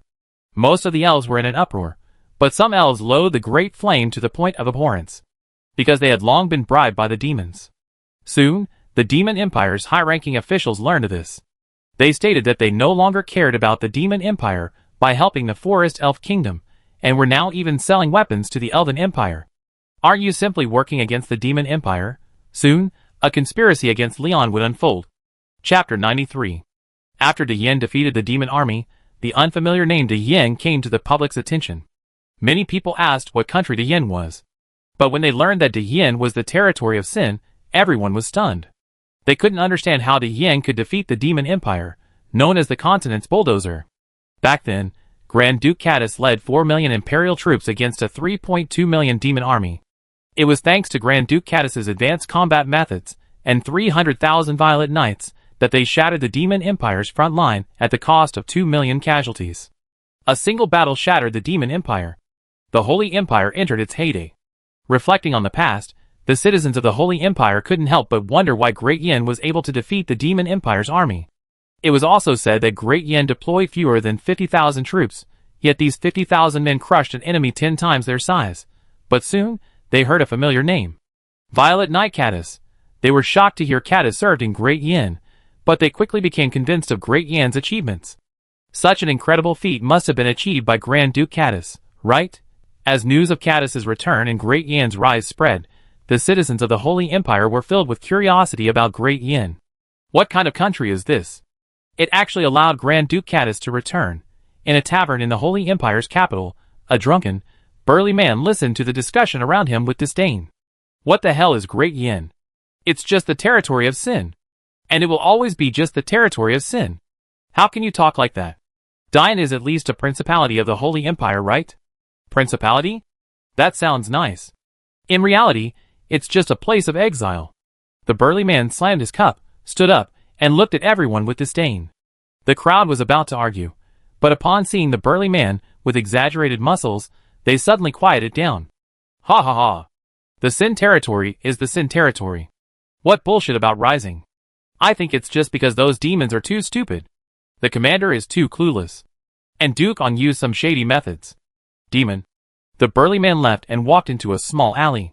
A man in black appeared before him. You did well. You deserve it. Don't tell anyone you saw me. The man in black handed the man a gold coin. Understood. The man took the money and quickly left. The man in black was about to find his next target. But just then, a masked man blocked his way. Sir, what's this? The masked man said nothing, but pulled out a silenced M1911 rifle. Ding! The next second, the man in black was instantly killed. The masked man drew his dagger and drew his bullet. Then he quickly left. The next day, a patrol discovered the man in black's body. It turned out to be a servant of the second prince's household. The incident caused a huge uproar, quickly reaching the ears of Edward III. The second prince requested a thorough investigation. After several days of searching, nothing was found. The matter was dropped. But a report appeared on Lion's desk, far away in Dian, regarding the second prince's malicious slander of Great Yen and the great leader Lion. Lion couldn't help but chuckle at the troubling headline. These intelligence bureau people always have something new to offer. Lion nearly spit out the tea he'd just been drinking when he saw the second prince frantically smearing Great Yen and attacking him. This is outrageous. What's the matter with you about Great Yen? If you're still restless in the imperial capital, don't blame me. It just so happens that Edward III doesn't even know about the secret deeds of you, the high-ranking second prince. Lion had recently reviewed the intelligence bureau had gathered on the Holy Empire. He discovered that the people of the Holy Empire were extremely dissatisfied with the imperial leadership. The intelligence bureau predicted that a large-scale uprising would likely break out within 2.5 years. Lion was troubled. At the current rate of progress, if an uprising did break out, the blow to the Holy Empire would be devastating. Furthermore, the Western Empire and the Orc Empire were watching closely. After a long thought, Leon still couldn't come up with a solution. Politics is such a headache. After a long moment of thought, Leon decided to relax and go for a dragon walk. Leon returned to the Duke's mansion. The mansion was a bit deserted. Since the Empire State Building was built, Leon had been spending over 12 hours a day there, and he often slept in his office. The mansion seemed a bit deserted. Leader. The guards outside the mansion saluted upon seeing Leon return. As soon as Leon entered, he saw Yinqin chasing Heyu. Leon, he's getting fierce? A rabbit chasing a dragon? Hey you. Give me back my snacks. No. I found them. How dare you say that? You found them under my bed. And so, the angry rabbit chased the dragon and beat him. Heyu was beaten so hard, he couldn't fight back. Leon coughed. Heyu and Yin Xian both looked at Leon. When Heyu saw Leon, he immediately broke free from Yin Xian's grasp. Heyu regained his superior demeanor. Yin Xian also calmed down. Your Excellency the Duke. Are you going to have lunch before you leave? The head maid asked. Yes, let's have whatever you usually eat today, Leon said after a moment's thought. I had assumed the food at the Duke's residence would be similar to what Leon usually ate. But after Leon sat down at the table and looked at the 7 or 8 dishes, he fell silent. Hey, you seem to understand Leon's thoughts. Then, he spoke. Humph. Trash. I know you're stingy, so I paid for all this food out of my own pocket. Heyu turned his head away proudly. Leon was surprised to hear this, and then touched Heyu's head. Heyu glared at Leon angrily. Don't touch my head. You stop growing taller. Leon smiled but didn't say anything else. Trash. Can you take us out this afternoon? I want to go shopping. He looked at Heyu, whose eyes sparkled. Then at Yin Xian, whose face was filled with longing. Leon nodded. After dinner, Leon, having a rare chance to relax, took Yin Xian, Heyu, Shuangxing, and the others to the mall. He sat down on a bench and fell asleep shortly after. De Yan's entertainment facilities are no longer deserted. There are newspapers, shopping malls, and even some snack bars. Novels have become popular. Leon simply brought over a lot of novels from his old world. Of course, most of them were erotica. There were also some fairy tales. Lion was also planning to start a television. After all, life without it was boring. Lion had also set up a radio station. Now, every day after dinner, the radio broadcast stories of the heroes who emerged during this war. Before he knew it, Leon fell asleep. It had been so long since he had a good night's sleep. Froststar and the other two just watched Leon quietly. Chapter 94. Another half-month passed. Thanks to the magic of duplication, De Yin delivered the equipment half a month early. Silvina left with a smile. She hadn't expected De Yin to deliver the equipment in just half a month. Leon was also very happy. After deducting the cost of the equipment from the 10 million gold coins, he could earn nearly 9 million gold coins. To accelerate the construction of De Yin, 4 million gold coins were allocated to increase construction costs. At the same time, De Yin announced that its military expansion had entered its second phase. Complete the construction of De Yin's 1st, 2nd, 3rd, and 4th armored divisions. Complete the construction of De Yin's 1st and 2nd infantry divisions. At the same time, establish the 1st and 2nd mountain infantry divisions. Establish the 1st and 2nd artillery divisions. A total of 10 divisions. According to Leon's requirements, personnel must be in place within 6 months, and all equipment must be in place within a year. 4 armored divisions will form De Yan's 1st Armored Army. 2 infantry divisions, and 2 mountain infantry divisions will form De Yan's 1st Infantry Army. Except for the aforementioned De Yan National Defense Army Battle Order. To ensure Lion's safety in the capital, a guards division was established, consisting of only 10,000 men. Thus, De Yin had completed half of its 3-year plan to expand its military to 1 million. Meanwhile, shortly after the order was issued, Lion realized that he had already been in De Yin for almost a year. With the unanimous consent of the council, Lion was to take a ride around Sin City. Soon, the day arrived. Soldiers from the 1st Infantry Division had entered the city at midnight and were stationed on the streets, performing security duties. As the sun rose, more and more Dayin citizens appeared on the streets, holding the Dayin flag in their hands, awaiting Lion's appearance. Soon, Leon's car drove up. In the car, Leon was greeting all the people of Great Yin. Looking at Great Yin, which consisted mostly of humans and a small number of orcs, Leon was relieved because, in the past 6 months, he hadn't heard any reports of human discrimination against orcs. The Great Yin Defense Force had also begun recruiting orcs. When would he incorporate the Yun Chi tribe? As Leon pondered this, the people began waving the Great Yin flag and greeting him. But the Great Yin Defense Force soldiers nearby clutched their loaded Mauser rifles. Just as Leon was determined to patrol Sin City, the intelligence agency, after using a spy planted in the Demon Empire's upper echelons, learned that the Demon Empire had sent assassins to assassinate Leon during his patrol. Leon hesitated. He knew he was just an ordinary person, vulnerable in a magical world. But he had already given the order to patrol. The first anniversary was a special day. Leon wanted to declare to everyone that he, Leon, had accomplished it. He had spent a year transforming to Yin, and on this day, the Elf Empire, the Dwarf Empire, and the Holy Empire would all send congratulatory messages. For this reason, Leon ultimately did not change his plan. The military quickly mobilized the 1st Infantry Division to maintain order. At the same time, Carl was assigned to hide nearby to deal with any assassins who might appear.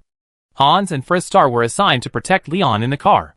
Hans, the head of the intelligence agency, had become Leon's driver. And Caddis had even given Leon a semi-artifact of armor to protect his life. Watching Leon stand up and greet everyone, Fristar and Hans were extremely nervous. Fortunately, nothing happened along the way. Before they knew it, Leon and the others had arrived near the former civilian area. Looking at the drastically changed streets and buildings, Leon couldn't help but speak. "Remember Fristar? It was here that you, Flameheart, and I met." Looking at Leon's smiling face, Fristar turned away a bit embarrassedly. Looking at the iceberg finally melting, Leon felt that his efforts had not been in vain. But at that moment, something unexpected happened. Hans suddenly felt the air in front of him distort, and then a man in black suddenly appeared. In his hand was a weapon that shone with an eerie light. Without hesitation, Hans stepped on the accelerator and drew his pistol. Bang! Bang! Bang!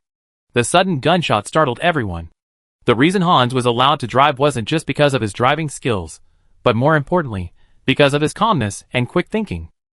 Faced with the assassination attempt, Hans decisively accelerated and left the area. And he fired in an instant. The bullet bounced off the man in black. But Hans had already completed his mission. Notify everyone.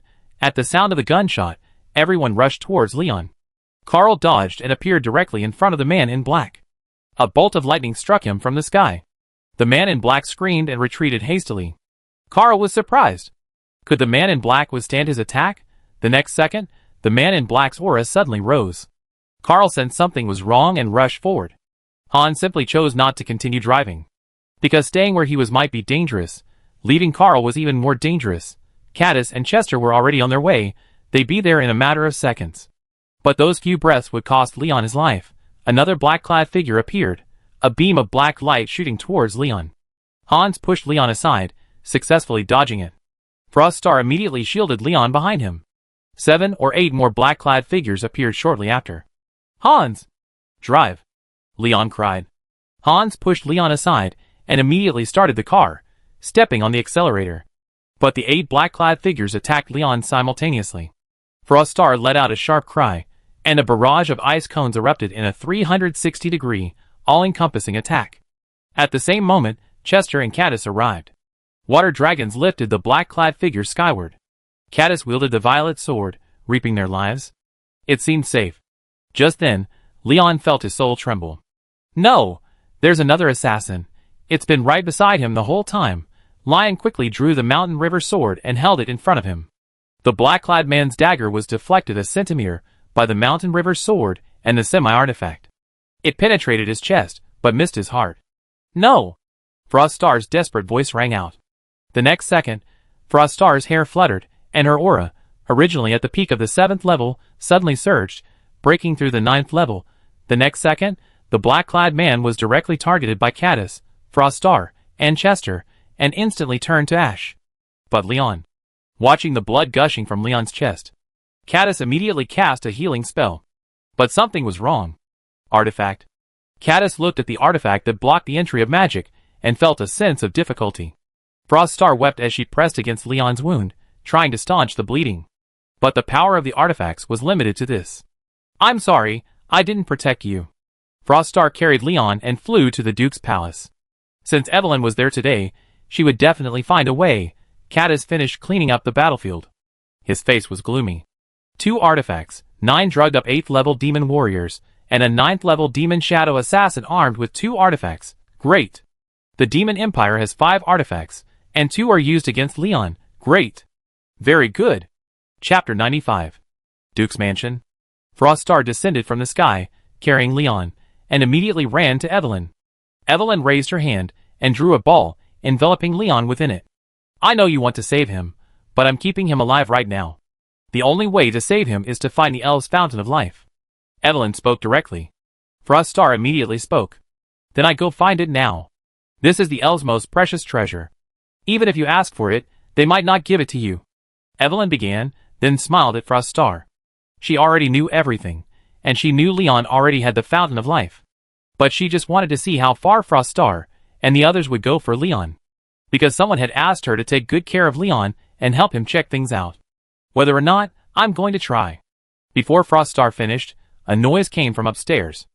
Heiyu and Yen Xian heard the noise and rushed down. He saw the scene the moment he came down. What happened to Leon? Heiyu seemed to sense Leon's weakness. He was assassinated by an assassin sent by the demons. Evelyn asked. Why? Weren't they supposed to have comprehensive protection measures? Heiyu was puzzled. The Demon Empire sent Shadow Warrior, the strongest assassin in the Demon Empire. He's never failed. We all done our best to survive him. Evelyn said slowly. Teacher Evelyn, can that scumbag? No, Leon survive? Heiyu's eyes flickered as he looked at Leon. The previous carefreeness in his eyes was gone, replaced by a hint of sincerity. He will survive. Yen Xian, standing nearby, heard this and, looking at Leon, whose brows were furrowed within the orb, couldn't help but clutch the hem of her skirt. Yen Xian, you eat so much every day, but why are you so useless at the critical moment? Yen Xian lowered her head even lower. If I had known earlier, I wouldn't have troubled Leon. The Duke's mansion was completely silent. The next second, Kaidus and the others, having dealt with the others, rushed over. Originally, an 8th-level demon warrior would be easily slapped to death by Kaidus and his men. Demon warriors are a unique form of existence within the Demon Empire. They possess powerful physiques, and their cultivation isn't magic, but a unique method of body training unique to demon warriors. This is their unique quality. The reason Kaidus and his men didn't slap them to death was because these demon warriors had taken a secret potion, burning their own life and potential. Their strength rose directly to a level close to the peak of the 9th stage. However, this also had a drawback. The 9th stage trial card would likely only last a minute, and after that, they would be killed. Caddis and the others looked at Leon, enveloped in the ball of light, with complex expressions. Unexpectedly, despite all their precautions, they still couldn't protect Leon. The 9 demon warriors all used the 9th stage concealment scroll, and the shadow assassin used the mask of the god of deception. Hidden all information. They had been lying in ambush near Leon from the beginning. Senior Irina, can Leon be saved? Caddis asked. Of course, just find the Fountain of Life. The Fountain of Life? Caddis and Chester frowned, but Carl, standing beside them, had a complicated expression. It seems Leon still has a drop of the Fountain of Life. Carl twitched his lips. He hadn't expected to use the Fountain of Life, which he had just obtained, now. Caddis, standing beside him, looked at Leon and Carl as if he had seen a ghost. This is the Fountain of Life. Caddis had conquered countless times and never obtained it. Now you're telling me Leon has a drop? Caddis's defenses were broken. Hope shone in Froststar's eyes again. Then Caddis began to search Leon's body. Finally, he found the Fountain of Life hanging around his neck. Caddis crushed it without hesitation and dripped it into Leon's mouth. Lion's body then glowed green. Lion's wounds gradually healed, and the artifact was squeezed out. His breathing became steady, and his face was no longer as pale as before. Everyone breathed a sigh of relief, and Evelyn immediately withdrew the light ball. Froststar embraced Leon and carried him back to bed. Then he stood silently by his side. Caddis and the others were also waiting in the hall. But while everyone else was fidgeting, Lion declared that he had slept soundly. The moment he was stabbed, Leon felt countless flashes before his eyes. He thought of Frostar, everyone, even his mother far away in the imperial capital. As expected, before death, a person's mind truly revolves around him. Am I going to die? The next second, Leon lost consciousness. After an unknown amount of time, Leon felt as if he were poked. Hey! Wake up! Thinking it was Hey You waking him again, Leon rolled over and went back to sleep. Then, in his sleep, Leon suddenly felt a sense of weightlessness.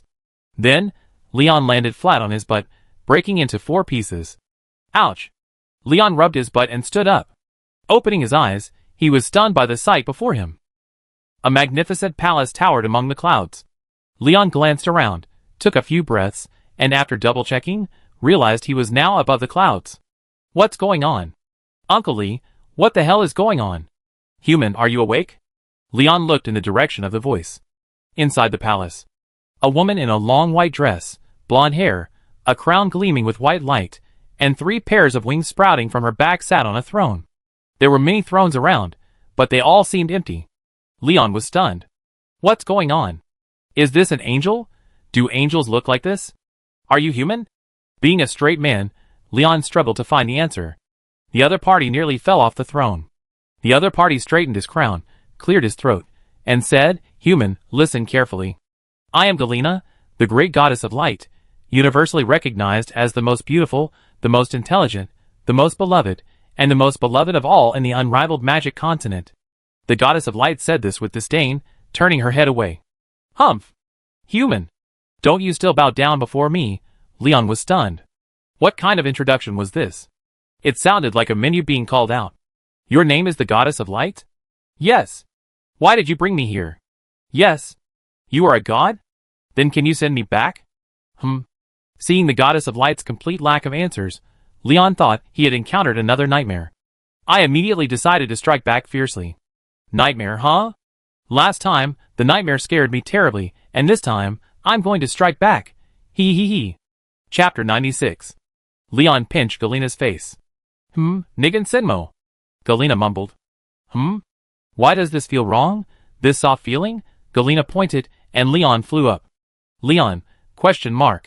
What's going on? The goddess of light rubbed Leon's face, which had been rubbed by her. She whispered. If it weren't for the tribute your people gave me, I would have absolutely killed you. I'm incredibly fierce. Leon looked at Galena strangely. Wait. This look? Oh my god. This is really the goddess of light. Leon sweated profusely. The goddess of light seemed to know what Leon was thinking. Pinching Leon's face, she said. Weren't you having so much fun just now? Why are you giving in now? Do you want to try again? Leon didn't answer, but spoke instead. Goddess, may I ask why you captured me? After some discussion, Leon decided to give in. 30 years. You're here to tell you something. Although you survived this assassination attempt, there will be another. Your great-grandfather told me to tell you that the Iron Torrent isn't the only way, but you must find 235. Is that what he said? Galena scratched her head, puzzled. So Kronberg had walked this path. Wait, then why is there no trace of firearms in this world? Human! I tell you, from now on, you must pay me tribute every day. Steamed lamb, steamed bear paws, steamed deer tails, roasted duck. Wait, stop! Leon stopped Galena from naming the dishes. If you satisfy me, I can tell you a secret, Galena said. I promise. Leon agreed decisively. Within 5 years, you must build the Yin into the world's most powerful nation, or we will face catastrophic destruction. Galena said. Why are you telling me this? Galena tilted her head. Because of all my believers, the believers in your country are the happiest. Although you don't advocate faith in the church, I can still feel the sincere smiles of your people. Of course, I won't tell you because the food in the Yin is so delicious. Galena shuddered after she finished speaking. Damn! It's out! Leon was shocked. The next second, Galena raised her hand and knocked Leon unconscious. She sent Leon back. I'm scared to death. Has my image as a god not collapsed? The Yin, Leon's soul returned. Leon struggled to open his eyes, only to see a scene that made him question his life. Hey, you fell asleep, clutching his hand. He was still mumbling. You bastard. As long as you wake up, I do whatever you want with you. Lion, ? His other hand also felt the weight. Yin Xian, holding Leon's hand, curled up and collapsed into a ball. Lion, my hand is numb. My hand is really numb. Lion glanced to the side, and saw Shuangxing sleeping against the wall. Lion caught a glimpse of the tears on Shuangxing's face. Lion looked at the three women, unsure of what to do, so he could only wait. Finally, Heiyu woke up. When she looked up, she found Leon staring at her. You bastard, Leon, you're awake. Heiyu pounced on Leon. Yin Xian, standing nearby, noticed the movement, twitched her ears, and opened her eyes. And then she saw the scene. Yin Xian immediately hugged Leon. Leon is mine. You idiot. You're clearly mine. The two glared at each other, like two predators battling for food, their eyes filled with murderous intent. Leon, is this a war between women? I'm terrified. The two women looked at Leon simultaneously. Who do you care more about us? Leon, Makoto or Dodu? Just then, Shuangxing woke up. Ignoring the bickering, she hugged Leon. I'm sorry. Yin Xian and Hey, you were stunned. Isn't that how it's supposed to be? You wicked woman. You're treating us like air. Heiyu and Yinxin exchanged a glance and immediately united their forces. The dragon roars. The tiger pounces. The next second, Frost Star, already a 9th-rank powerhouse, lifted them up one by one. Heiyu, Yinxin, bullying. Leon was stunned. Oh my goodness, so the iceberg is the ultimate gigolo. Sister, I don't want to try anymore. The next second, Frost Star forcefully kissed Leon. Heiyu and Yinxin were stunned. It's over. Leon's not clean anymore. It's okay, we won't hold it against you. Whoa. Yinxin and Heiyu looked hopeless, while Frost Star launched a domineering attack. Leon was almost unable to hold back. He was almost suffocating. Leon tried to retreat, but Frost Star seemed to suck him in, clinging to him. The two novices kissed awkwardly. Leon, 50 years of celibacy in both lives combined. Frost Star, a 25-year-old magic prodigy, still celibate. Knock, knock. Just then, the door rang. Frost Star hurriedly pushed Leon open. Blushing, she said. Be careful next time. I hope you're well.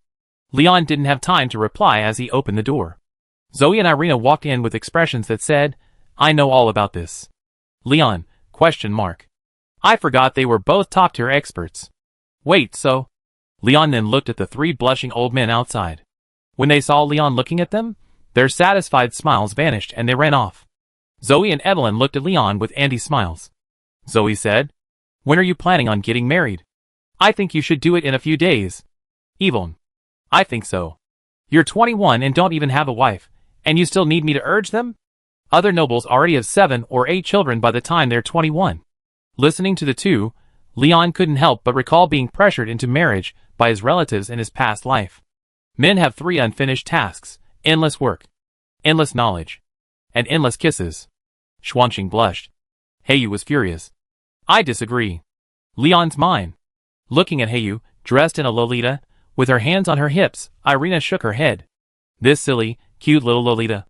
You're still a brat, don't think about it. I'd be an adult in 2 years. Okay, in 2 years their kids will be crawling. I don't care. I want Leon. Heiyu immediately acted like a spoiled child, and Yinxin followed suit.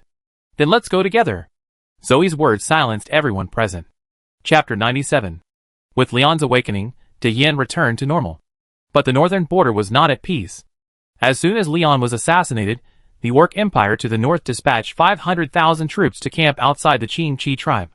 Yun Qing-Chi also learned of Leon's assassination.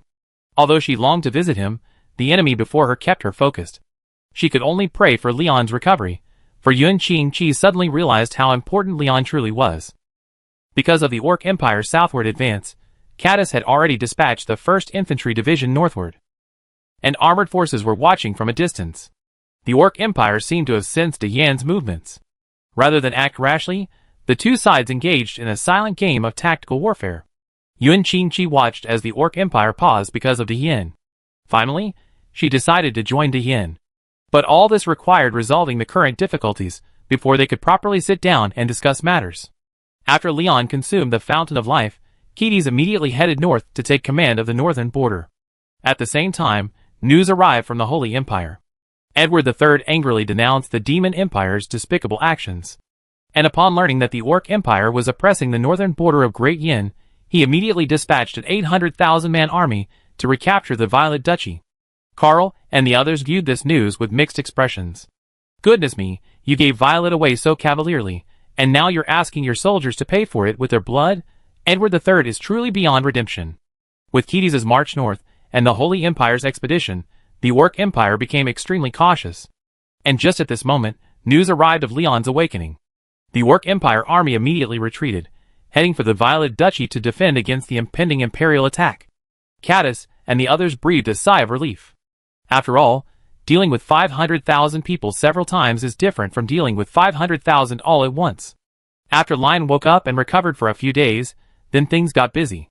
The entire Great Yin was in turmoil due to Lion's assassination. Thankfully, Ryan and the cabinet managed to contain the situation. However, due to some technological difficulties and Lion's coma, many scientific research projects could not proceed as planned. This gave Lion the idea of cultivating talent. Soon, Lion prepared a set of tests.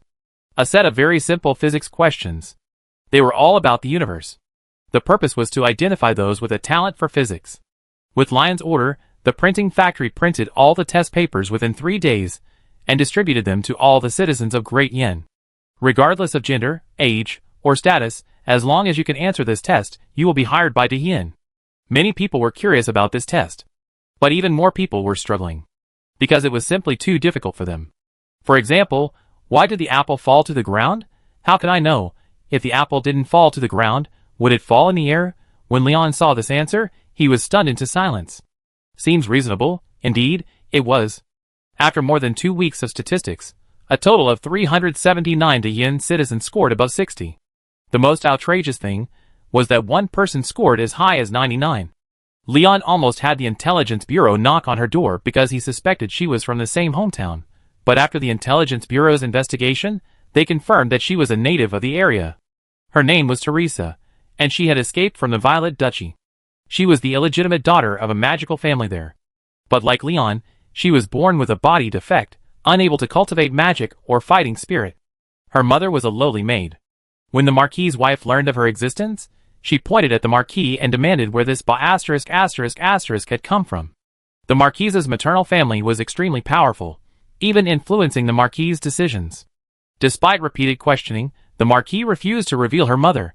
However, a servant reported her mother. Her mother was doused with water by the Marquis in the snow and ice, freezing to death. 5-year-old Teresa witnessed it all. The Marquis could only watch Teresa's mother die, helpless, and had one of his subordinates raise Teresa. Hopefully, time will heal Teresa's inner trauma. Although the Marquis wasn't a good husband, he was a good father. Even though Teresa was disabled, the Marquis didn't despise her, and would spend every week with her. The family of subordinates, who raised Teresa, always treated her like a noble lady. Teresa grew up quickly. But the Marquis couldn't be with her forever. 10 years ago, when Teresa was 16, the Orc Empire marched south. The Marquis was ordered to go to war.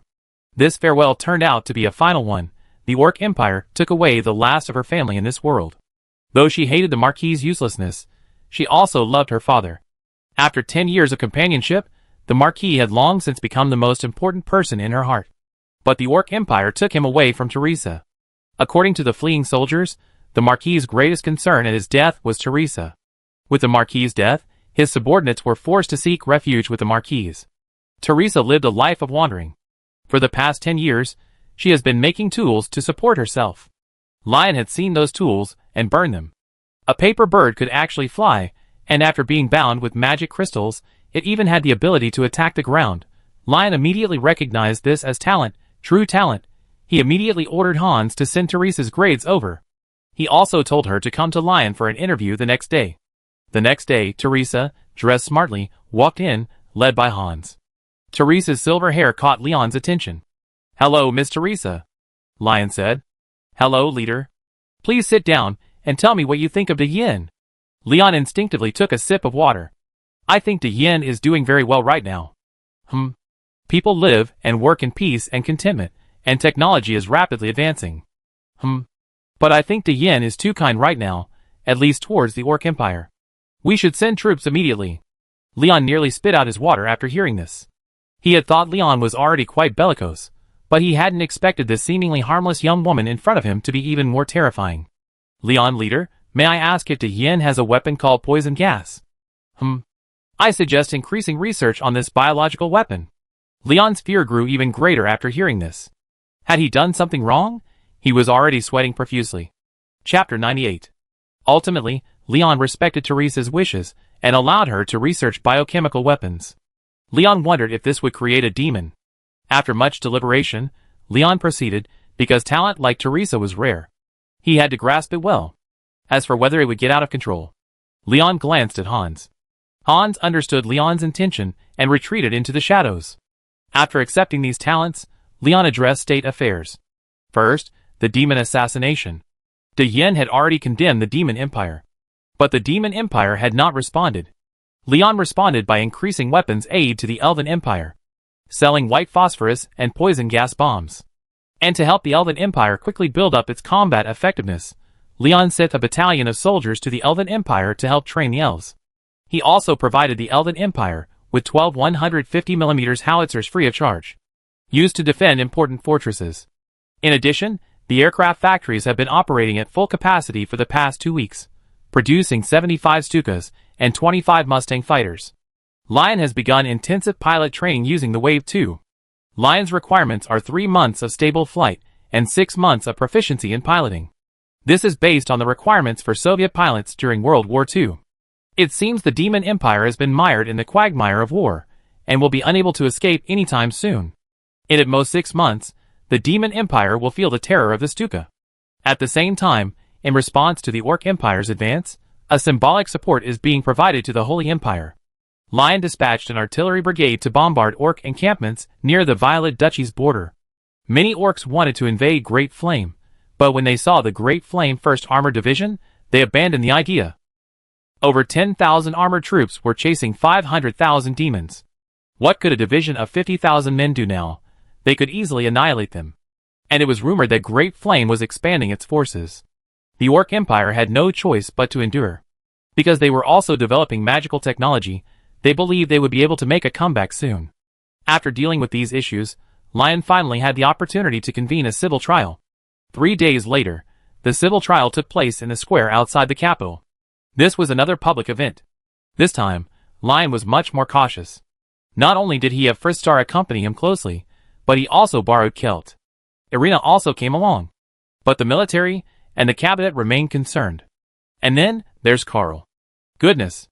If this could still be assassinated, then the assassin could truly claim to be invincible. Tens of thousands of Dian citizens gathered in the square. Soldiers escorted hundreds of men and women. There were also many elderly, infirm, women, and children. Soon, the judge began pronouncing their crimes. Leon couldn't help but gasp as he listened to their crimes. A 5-year-old noble child was beaten to death by soldiers at the orders of a servant due to a mistake made by the child. As for those hypocritical nobles, their actions made Leon want to kill them all immediately. Of course, among these over 100 people, there were still some good people, or those whose crimes were less serious. Leon chose to let them go and give them lenient sentences. Meanwhile, regarding the remaining 80-odd people, Lion's face took on a cold expression. Tell me yourselves, are you guilty? You are a noble, yet you don't protect the interests of the nobility. You will be spurned by the gods. I don't know if I will be spurned by the gods. I only know that you will die here today, paying the price for your past. Lion said expressionlessly. Spurned by the gods? The goddess of light has begun to appear in Leon's dreams, reading the menus every day. Dream ordering? Leon was going crazy. Imagine having a chatterbox nagging you every day in your dreams. How sour. Announce the results. Lion glanced at the judge. Will? 147 crimes. Heinous crimes. Hang from a streetlight. Until you die from the sun. Baldwin. With each nobleman's crime pronounced by the judge, the crowd cheered. They had waited for this day for so long. The days of being persecuted by the nobles were gone. The remaining nobles had retreated into retreat. Some, having sold their land to the Yin, were living comfortably. Others, while clinging to their lands, no longer dared to persecute the peasants. If a noble dared to persecute them, the peasants would simply go to the capital and confront the guards. That very night, the intelligence bureau would break in with evidence. As the civil trial concluded, dozens more people appeared on the streetlights outside the capital. They would die of dehydration in the coming days. Leon said, this is what they deserved. For the next few days, De Yin continued as usual. But what surprised Lion was Yuan Qingqi's arrival. Yuan Qingqi arrived in Sin City, dressed in a resplendent aristocratic robe. Lion met Yuan Qingqi at the capital. Yuan Qingqi informed Lion that the Qingqi tribe had decided to join De Yin. Lion's eyes lit up upon hearing this.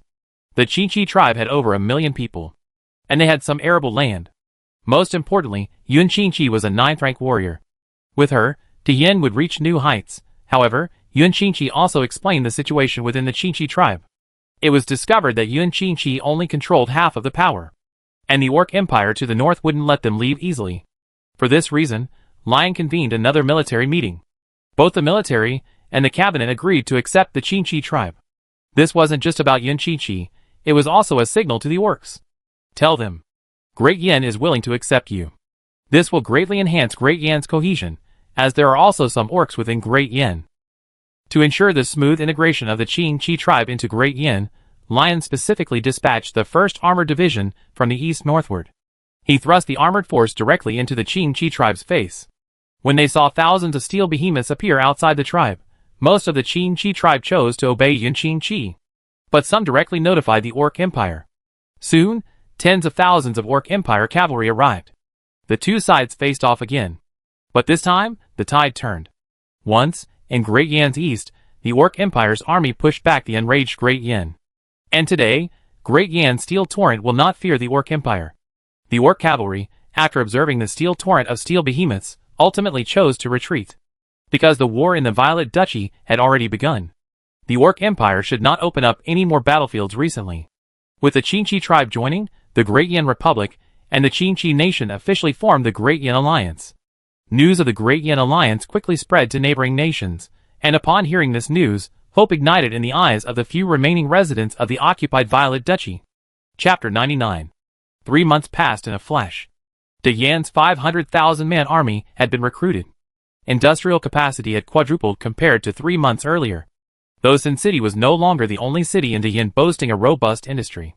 De Yin's Luoya City and Nanchuan City had both completed preliminary industrialization. Nanchuan City's naval port had been completed. As the city closest to the Elf Empire, Luoya City housed a large amount of war supplies.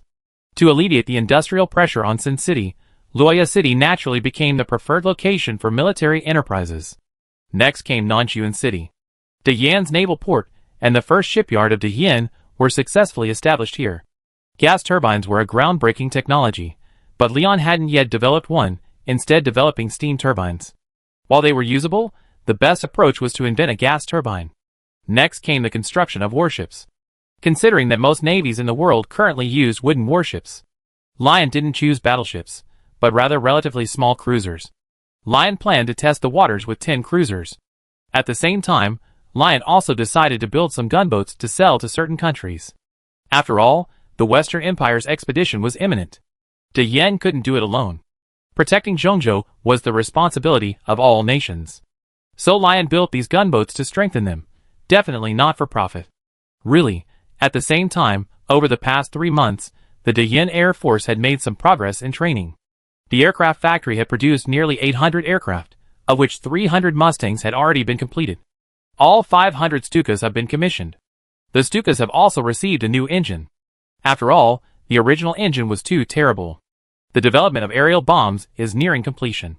Preparations are also underway for the B-29, and a 1-ton aerial bomb has entered the research phase.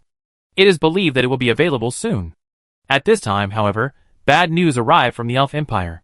The Elf Empire and the Demon Empire were originally engaged in a tug-of-war near the Song River. But the Demon Empire assembled a 50,000-man mage army. In one fell swoop, they broke through the Elf Empire's defenses. Their forces headed straight for the Elf Empire's capital.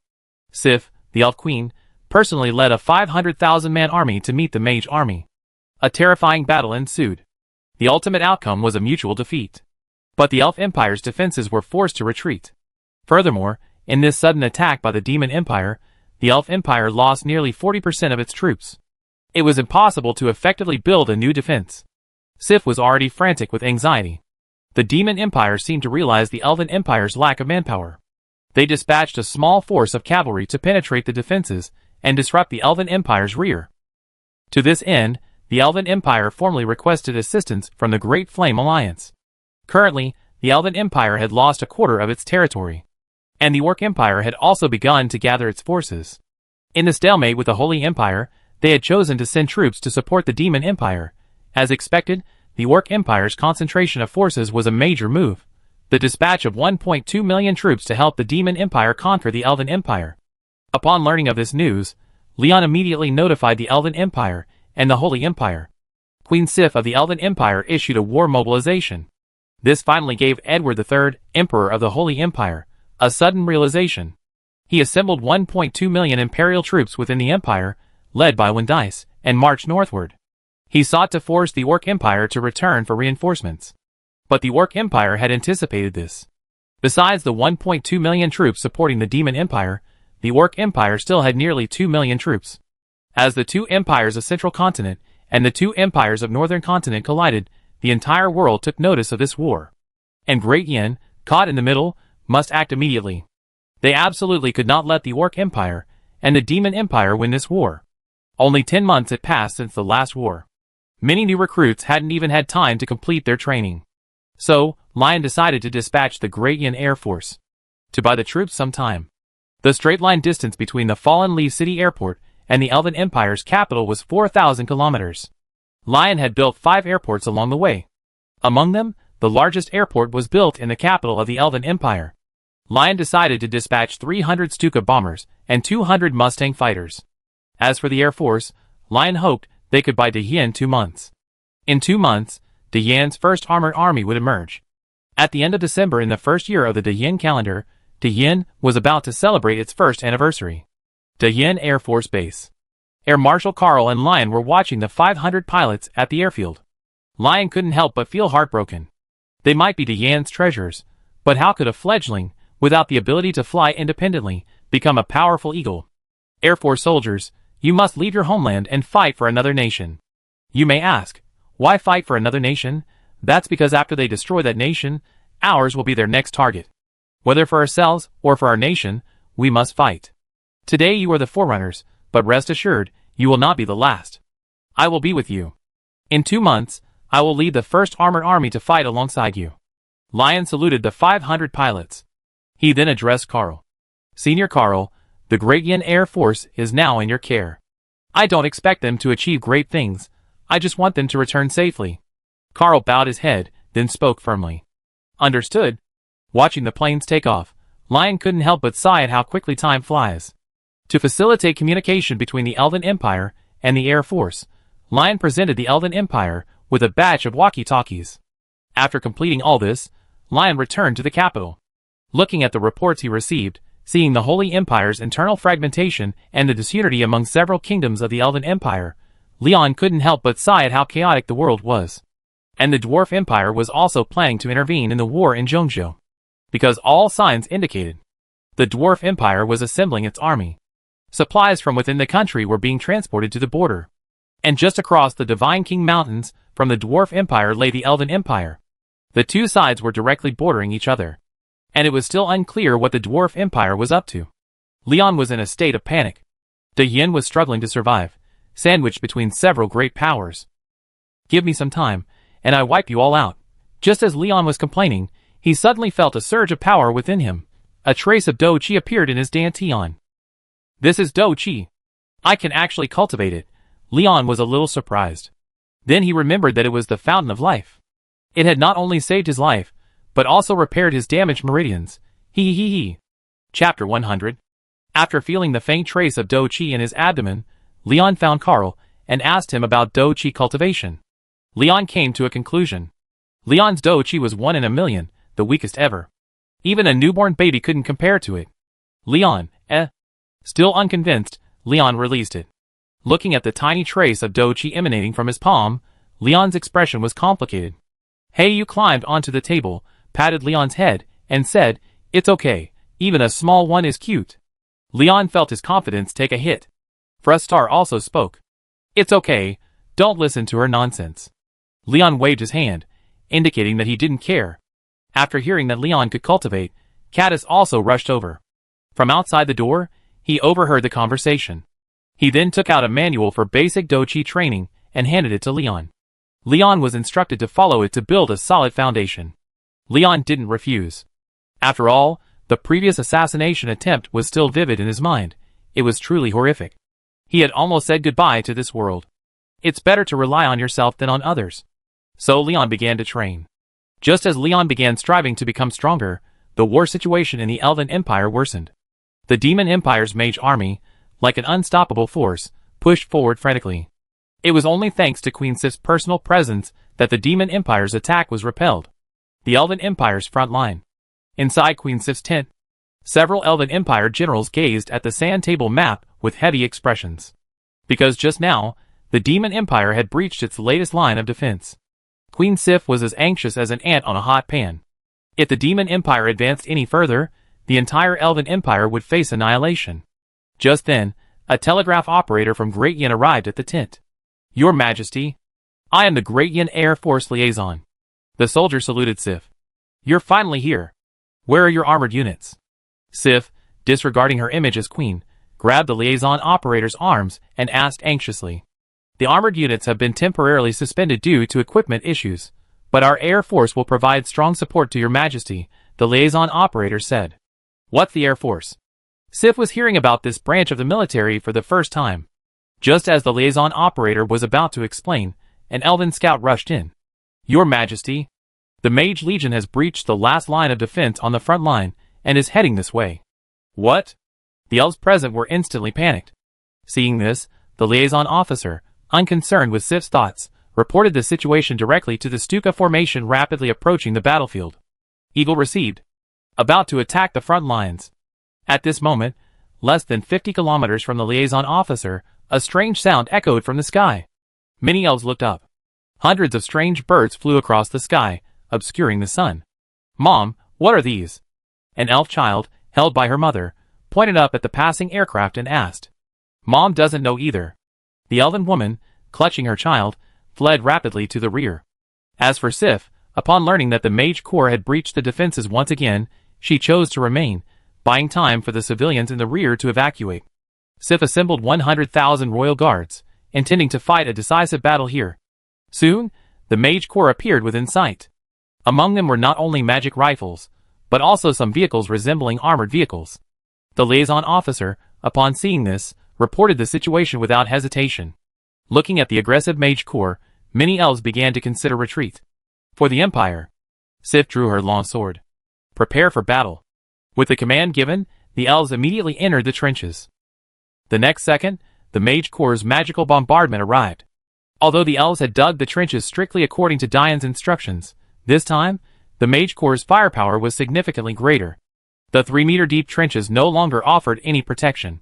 Sif, watching the soldiers being bombed, secretly resolved to advance technology. The Mage Corps discovered that the Elven Empire's defenses had been initially breached. They immediately dispatched their magic crystal chariots and launched a direct charge. The mage soldiers followed behind the chariots. This was learning from Diane, but the coordination between the soldiers and armored units was still unfamiliar. But this was enough to easily crush the Elven Empire. The Mage Corps was about to crush the defenses. Suddenly, a dense roar echoed from the sky. Both sides were drawn to the intense roar. Hundreds of strange, large birds flew over from a distance. Both sides were curious. What was this? But when some demon soldiers saw the silver dragon head on the side of the plane, they reacted instantly, shouting loudly.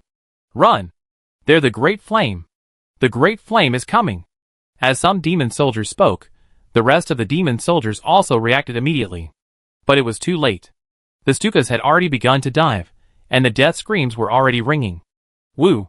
The demon soldiers instantly heard this strange, yet terrifying sound.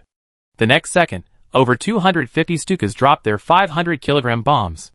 100 of them were incendiary bombs. The goal was to kill as many of the Mage Corps as possible. Although the Mage Corps' mages had already launched an air defense campaign the moment the Stukas arrived, the mages, having never fought against air units, were scrambling to respond. This gave the Stukas an opportunity. 250 bombs instantly reduced over 10,000 charging Mage Legion soldiers to ash. Some Stukas also dropped their bombs on the rear of the Demon Empire. This group of demon troops that had broken through the defenses suffered heavy losses instantly. Sif and the others stared blankly at this strange force. What was this? Destroyed tens of thousands of enemies in a single encounter. After completing their bombing run, the Stuka formation immediately returned. The Stukas were originally designed for 2 pilots. But due to a pilot shortage, each Stuka had only 1 pilot. They couldn't fully utilize the Stuka's capabilities. And if they continued to linger, they would likely be hit by any responsive demon mages. Watching the Stuka formations flee, both sides were filled with shock and fear at the idea of aircraft. Even the Elven Empire, with its air units, had only just realized how important their air units could be.